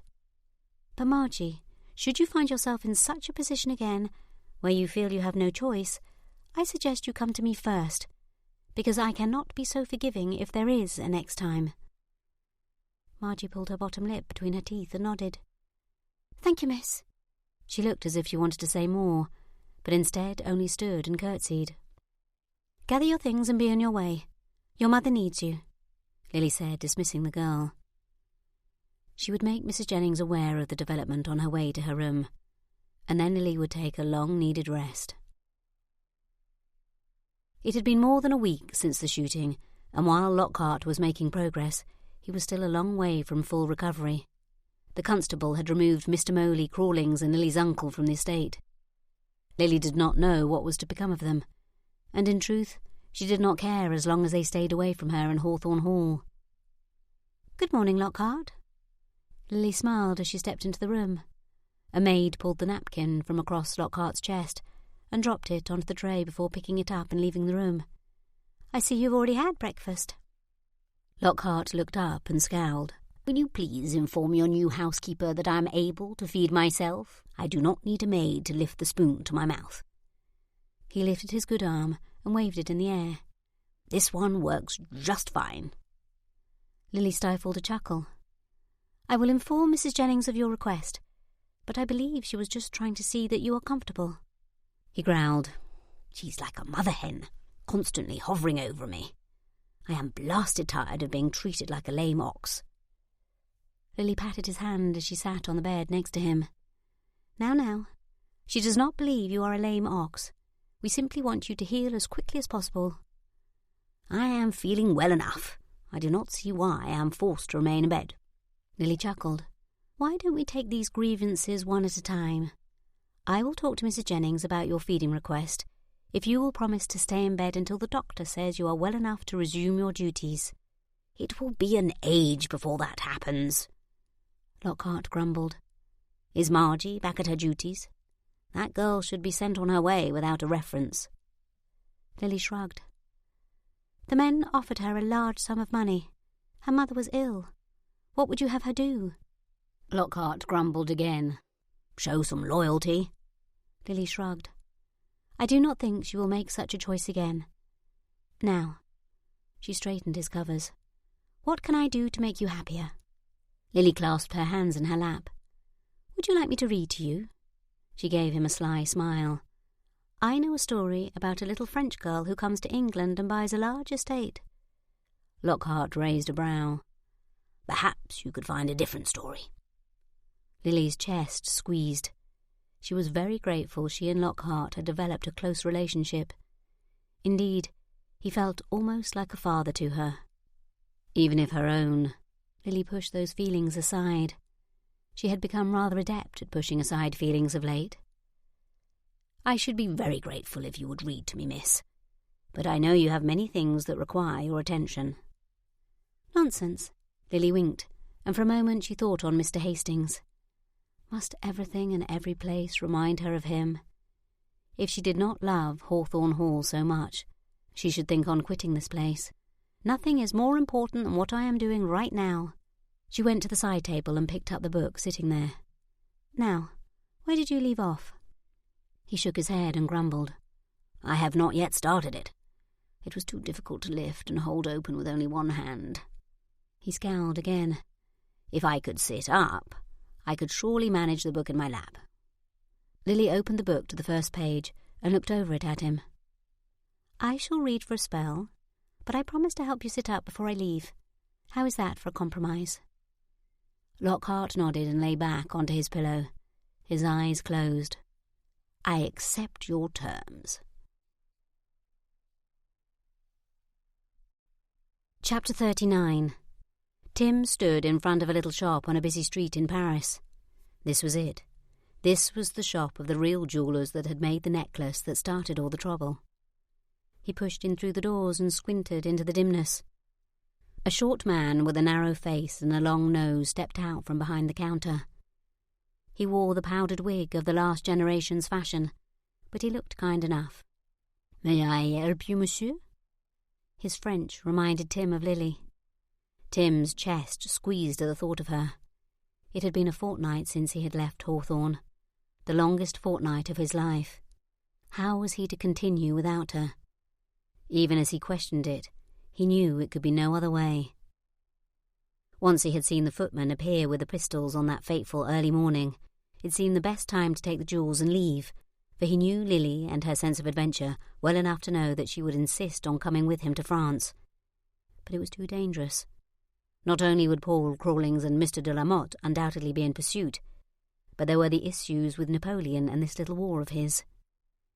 Tim, as much as he wished Lily were with him, could not risk it.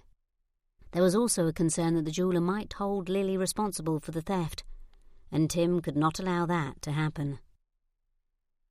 "Yes, I am looking for a Charles Auguste Baumer or Monsieur Bessange." The man smiled. "I am sorry, but Monsieur Bessange died some 5 years ago. But I am Charles Baumer." He switched from French to English. Tim noted the curiosity in the man's eyes. Perhaps he could trust this man.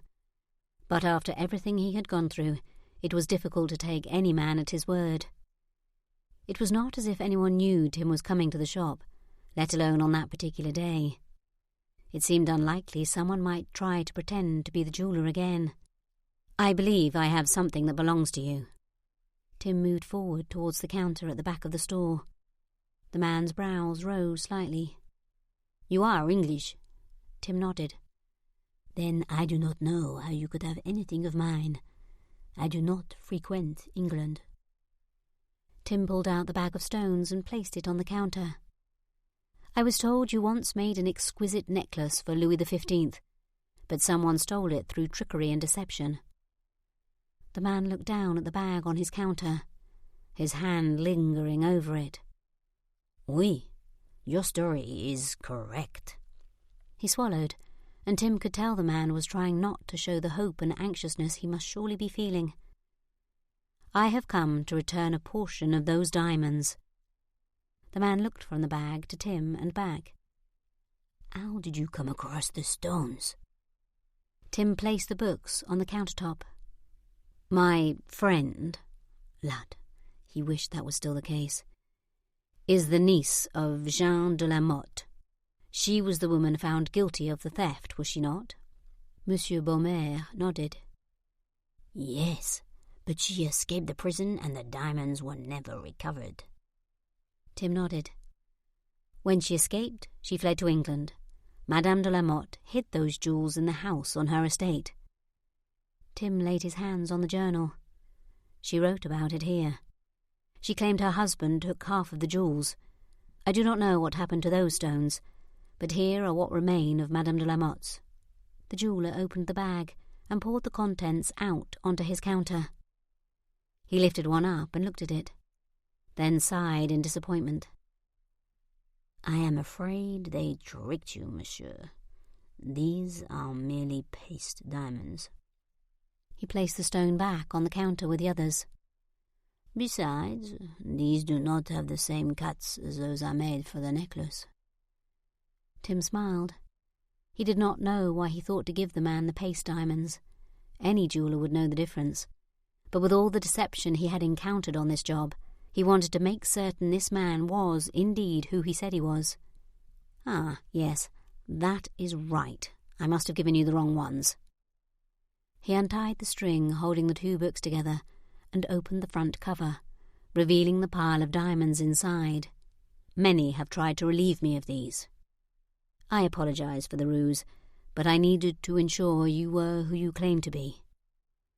He emptied the book onto the counter. "I have already encountered someone claiming to be your former partner." Mr. Baumer picked up a diamond from the pile and held it up to the light. His breath came in slow, shallow puffs. "I had never thought to see them again." He looked at him. "I am surprised you did not keep them for yourself." Tim shook his head. "Madame de la Motte's niece is not like her aunt. Only when I have returned them to you will she be satisfied, and while I would be a liar to say I had not contemplated the notion several times, I love her too much to do such a thing. She would not have me if she ever discovered what I had done." He pulled his lips thin. Not that she would have him anyway, but this stranger need not know that. "And that is something I cannot abide." She is worth more to me than all the diamonds in your necklace." The jeweller smiled. "You are fortunate to have found such a lady, monsieur." He gathered up the diamonds and put them in one of his own satchels. "I do not know how I can ever thank you." Tim frowned. "Do you not wish to count them?" The man shook his head. "I know there are many missing, including the largest diamond, but you have returned most of them. While I would like to have them all back, I did not expect any to be returned. I am satisfied." Tim pulled out a roll of notes. "I can pay you for some of those still missing." The jeweller smiled and pushed the money back.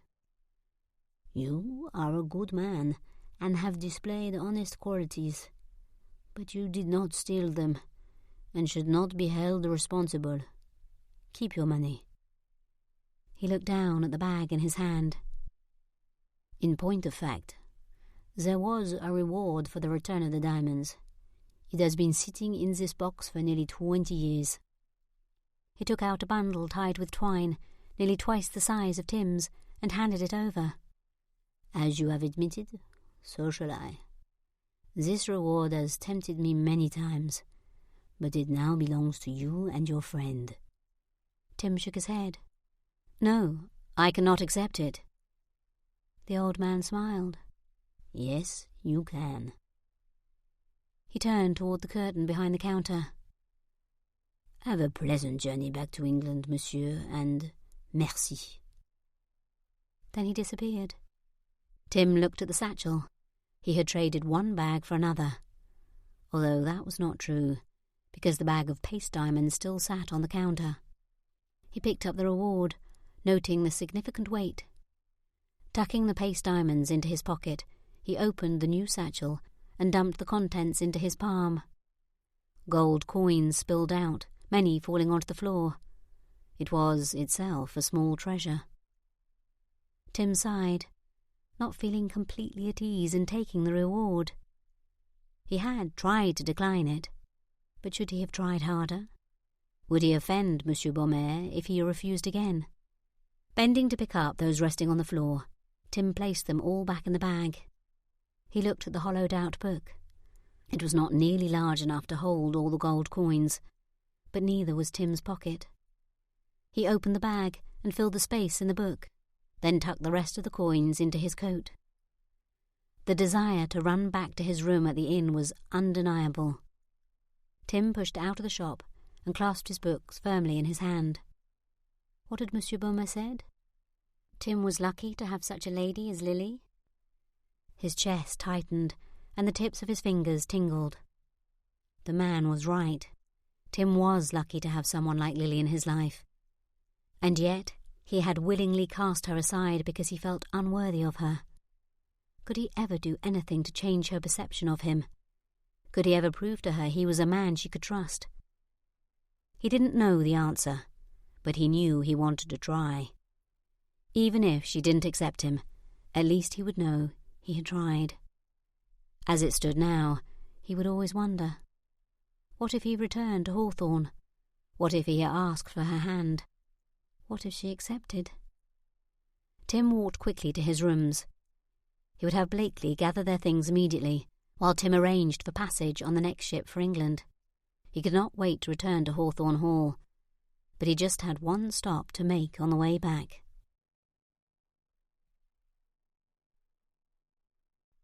Chapter 40. Lily looked down at the letter in her hands, her brow furrowed. It was completely written in French. Who did she know who spoke French? Only Miss Melina and Lady Susan, but this looked nothing like their hands. She looked at the signature, which did nothing to clear up her confusion, although something about Monsieur Baumer was familiar, but Lily could not put her finger on what. She moved to the chair by the fire and smoothed the paper out on her lap. "Who is the letter from, dearest?" Aunt Parker asked from across the room. "I am uncertain. I have not read it yet." Lily sighed. Her aunt was not the patient sort. "My dear Mademoiselle Cole, I hope this letter finds you well. I apologize it has taken me so long to write, but I confess it was difficult to discover you. I am writing to thank you for the return of my diamonds. I understand from your friend that you facilitated their return. I have wished to see the stones for many years, but I confess I had long since given up hope. Thank you for returning them to me. Please, give my thanks to your friend again for delivering them. He is a good man with an honest heart. Because of that, I have sent the reward money along with him. Please convey my regards. Yours, Charles Auguste Baumer. Lily stared at the letter. How had she not remembered the jeweller's name from her aunt's journal? She read the words again. He was thanking her for returning the stones. That only meant one thing. Mr. Hastings had been true to his word. He had not stolen the diamonds as she had believed.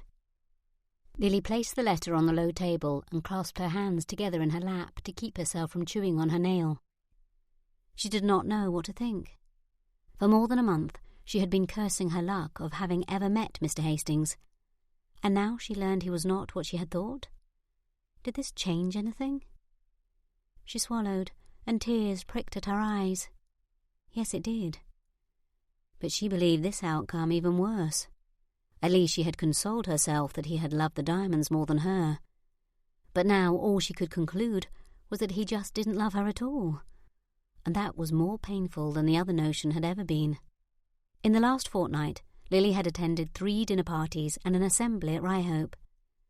There had been many gentlemen happy to make her acquaintance, but she had dismissed them, mostly because they were not Mr. Hastings. Somehow she had allowed herself to believe that if it hadn't been for the temptation of the diamonds, he would have made an offer for her. But she could not lie to herself any longer. Her aunt picked up the letter off the table and looked at it. It did not concern Lily that she might read her letter. Aunt Parker could not read English, let alone French. What does it say, dearest? She sat down next to her. You look very ill.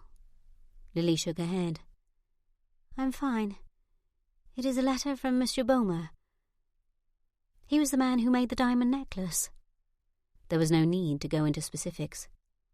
Her aunt knew most of the details of the adventure because she had escorted them, but she had not always heard their conversations. Lily had shared those details after Mr. Hastings had fled, although Lily had left out the details of the kiss. There were many reasons to keep that information to herself. Her aunt would surely disapprove, but mostly it was because the kiss was a tender moment Lily liked to relive in her mind. It had helped her convince herself that it was only the diamonds that kept Mr. Hastings away. Lily rubbed at the space between her brows. She would never again think on that kiss with affection. Why would he write to you? Did word reach him you found his diamonds? You must write him immediately and inform him that worthless Mr. Hastings stole them all. Her aunt looked indignant on Lily's behalf. It was a kind gesture, but Lily could not muster enthusiasm for it. But that is just it, Lily said, staring at the paper in her aunt's hand without seeing it. We were wrong. Mr. Hastings did not steal them. He went to France and returned the diamonds to Monsieur Baumer. He wrote to thank me for their return. Her aunt looked back at the letter, as if trying to decipher the words and prove Lily wrong. Are you certain that is what it says? Lily nodded. She raised her chin. I did not care that he returned the diamonds. I still think he treated you very ill. Lily sighed. We cannot blame him for not loving me, Aunt. I certainly can, Aunt Parker harumphed.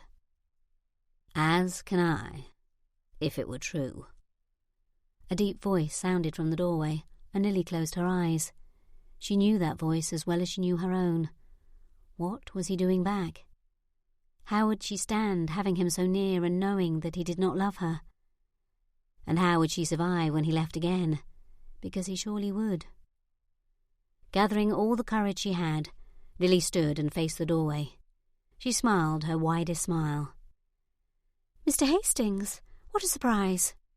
His left eye twitched slightly. Mr. Hastings? I suppose I deserve that. He twisted his hat around and around in his hands and took a step forward. I will be honest with you, Lily. When I left Hawthorn Hall, I did not intend to come back." He did not look at her. "But not for the reasons you believe." Lily lifted her chin, offering him her most condescending look. Why did he not just state his business and be off? "I did not plan to return because I had convinced myself I was not worthy of you. I could not believe that you could come to love a man like me." He frowned, but finally looked up to meet her gaze. "I still doubt it, but I realized I do not want to live my life wondering if I could have earned your love, your trust. Because, Lily, if there is any chance at all that it could happen, I will take it." Lily looked at him, her brow creased. She heard the words he spoke, but she could not seem to make sense of them. How could he love her? He had left her for a month. He had left her with 3 cruel men standing in her library. "But you left me with those men." Tim closed his eyes. "I did, and I have had terrible dreams since that night. But truly, I thought I was protecting you. Ezra and Joshua seemed to have control of the situation, and I knew the only way to keep you safe for good was to rid you of the diamonds, and have those men witness it. If you did not have what they wanted, they would have to let you alone." His eyes were pleading. "But I have worried over that decision countless times. I did not leave you because I did not love you."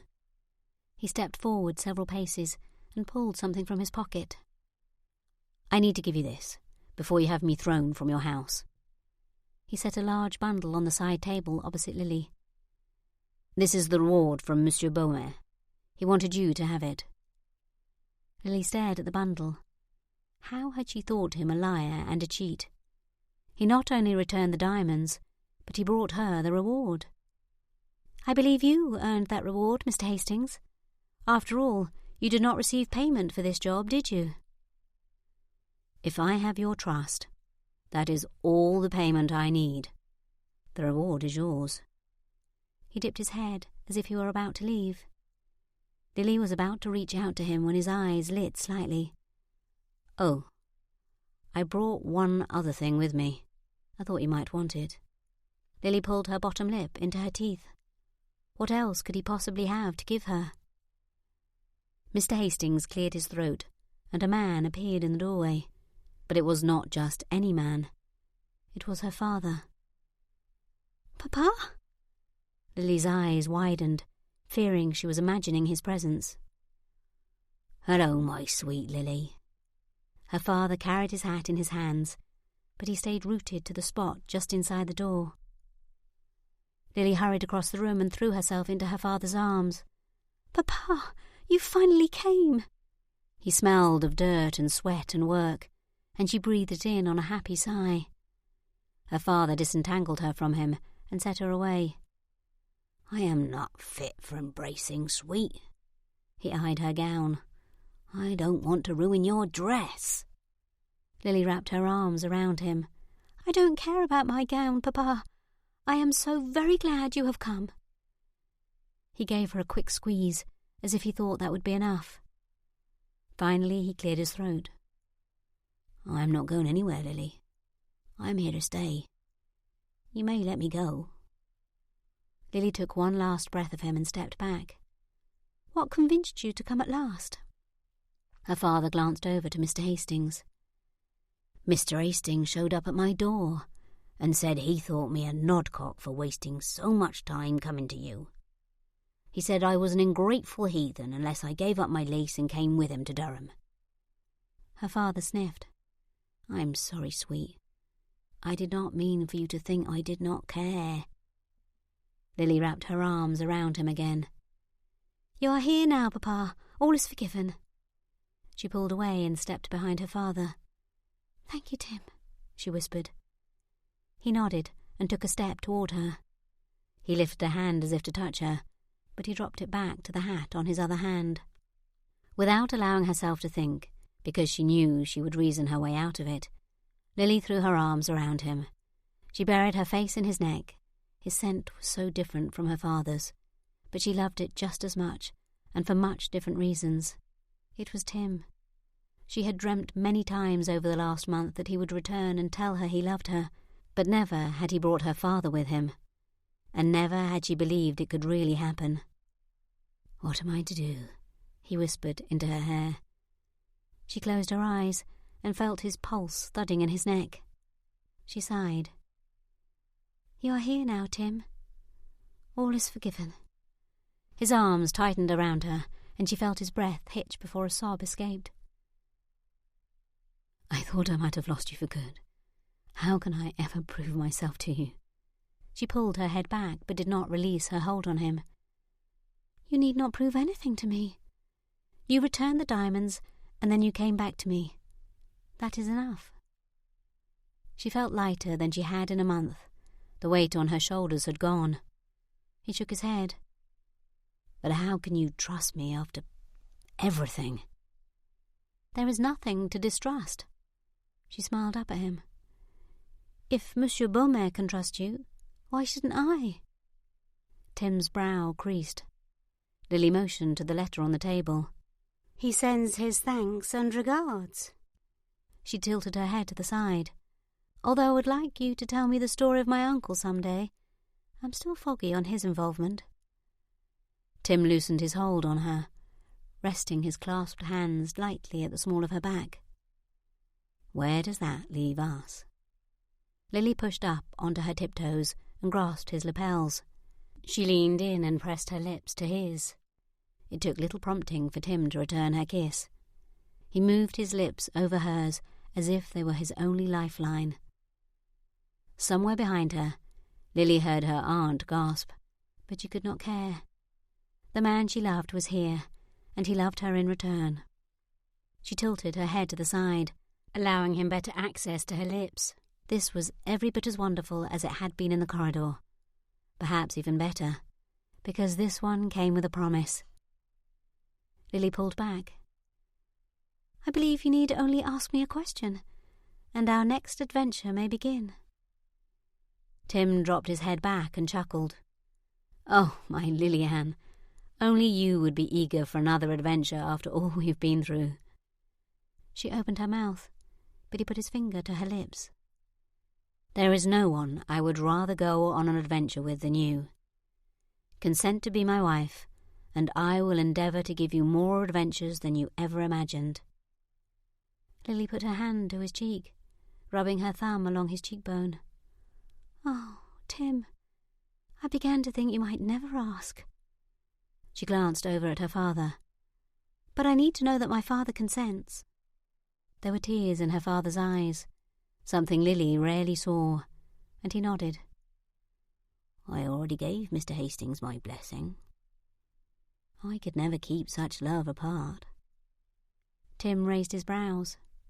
"Is that a yes?" Lily winked at him. "Indeed it is." He picked her up and spun her around. "My dearest Lily, we are going to have a wonderful life together." He set her down, and she rested her face against his chest. "As long as we are together, I don't know how life could be anything but wonderful."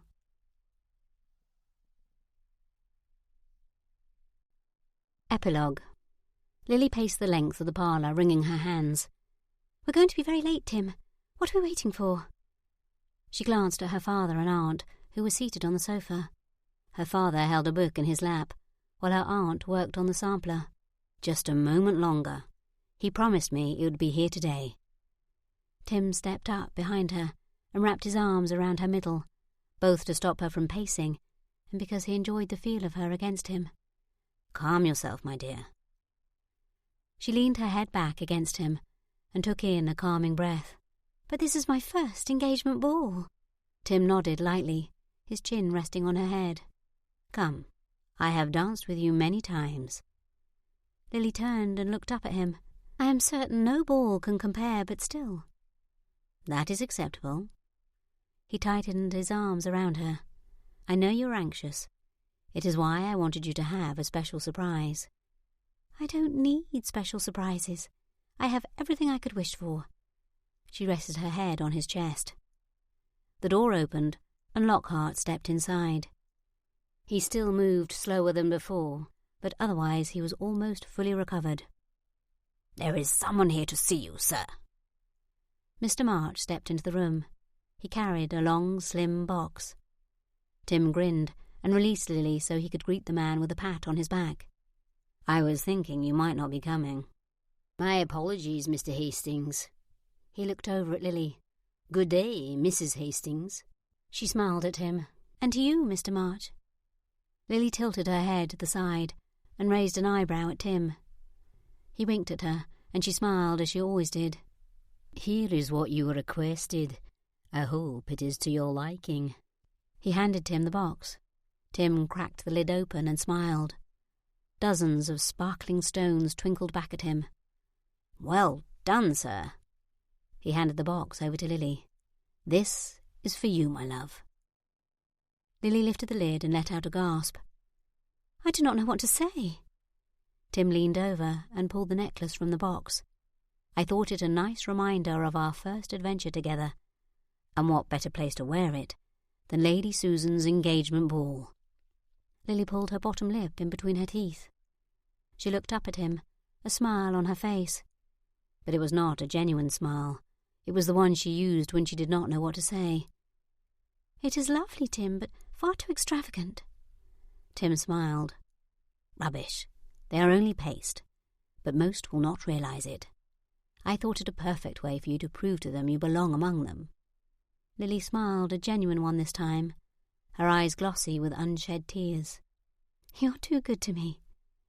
She handed the necklace back. "But I do not need this. I am content with my place here in Durham." Tim's chest tightened. He knew his Lily had come a long way in thinking herself a part of society, but this told him more than anything. She was not only content with her place in society, she was content with herself, and Tim could not be happier. He placed the necklace back in the box. "Perhaps we will save these for a London gathering, when we both need a little strength." Tim turned back to Mr. March. "Did you bring the other item?" Mr. March nodded and pulled out a small bag. He handed it over to Tim and bowed. "I shall take my leave, Mr. Hastings." "Thank you again, Mr. March." Tim turned back to Lily and opened the bag, dropping a pile of gold into her hand.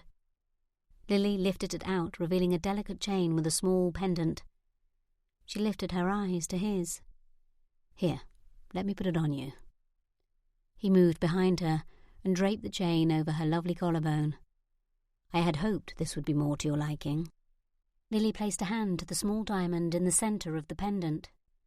"I love it, even if it is paste." Tim leaned forward and kissed her on the neck. "But it is not paste, my dear. That one is real, which is why it's so small." He suddenly felt embarrassed for not giving her a larger stone. Lily turned in his arms to face him. "But the thought was big, and that is most important to me." Tim shook his head. "I do not know how I secured your affections, but I shall be forever grateful." He looked her in the eye. "I promise one day I will get you the diamond you deserve." Lily shook her head. "I think I've had my fill of diamonds. This one is enough." Tim tightened his hold on her briefly and then released her. "We really must be on our way, my dear, or we shall be terribly late," he scolded. Lily stepped back and swatted him on the arm, a single brow raised. But then her face relaxed, and she tucked her hand in the crook of his arm. Leaning her head against his shoulder, she stared up at him in a way that still made his knees go weak. "Do you think Lady Susan will be half so felicitous as we are?" Tim shook his head and then kissed her on the brow. "I do not know how it could be possible. Ours is a once-in-a-lifetime kind of love." This has been The Mysteries of Hawthorn Hall, written by Mindy Burbidge-Strunk, narrated by Leslie DeSalle. Copyright 2022 by Mindy Burbidge-Strunk. Production copyright by Mindy Burbidge-Strunk. Dear reader, thank you so much for reading this book. This story came to me while doing research for another book, which was actually a contemporary. I was researching about the Habsburgs and stumbled upon the story of the diamond necklace affair. I had not heard of this story before, or at least I don't remember ever learning about it, but I forget a lot of things, so maybe I actually had. But I found it fascinating. I knew I had to write a story about it as soon as I read it. Over the next 6 months, the story swam about in my brain until I knew what I wanted it to be, and then the real work began. This was a very labor and research-intensive book, but I love it. I love that Lily has bits of me in her, and I loved the way that Tim brings out the best in Lily, and I hope that you love them as much as I do. Now, while most of this story is fictitious, there are parts of it that are real. The history that makes up the backstory is true. Jeanne de Lamont and her husband Nikolai were real people and did, in fact, steal a necklace under the pretense of delivering it to Marie Antoinette. The diamond necklace scandal or affair proved to be the straw that broke the camel's back for the French people and is likely what sealed her fate with the guillotine. It's ironic, as she really had nothing to do with the scandal and she did not even know about it until it was over. As for Jeanne, she did have a little sister named Marianne. We know the two of them left the convent together and returned to their hometown, but after that is where Marianne's stories become fictionalized in this book. Liliane and her father are both fictional characters. I never found proof that Marianne went to England to live. As was mentioned in this book, Jeanne was branded and sent to prison for her role in the diamond necklace scandal. Jeanne did escape prison after a year and fled to England, where she lived in the Rookery in poverty. Before she died, she wrote and published her memoir. Unlike this book, her husband, Nikolai, is the one who took the diamonds and fled to England, where he broke up the necklace and sold them off during a period of only about a year or two. Jeanne died while jumping out of her apartment window while trying to escape a debt collector. There is little proof that she ever saw the diamonds after she escaped from prison. While Jeanne and her husband's crimes are well documented, I created Jeanne's journal and what was written in it. I also created Nicholas as a person in this book. The decisions I made for their characters were not intended to diminish or tarnish anyone's character beyond what is known historically. Hawthorn Hall and the story surrounding it are all works of fiction. Thank you for reading.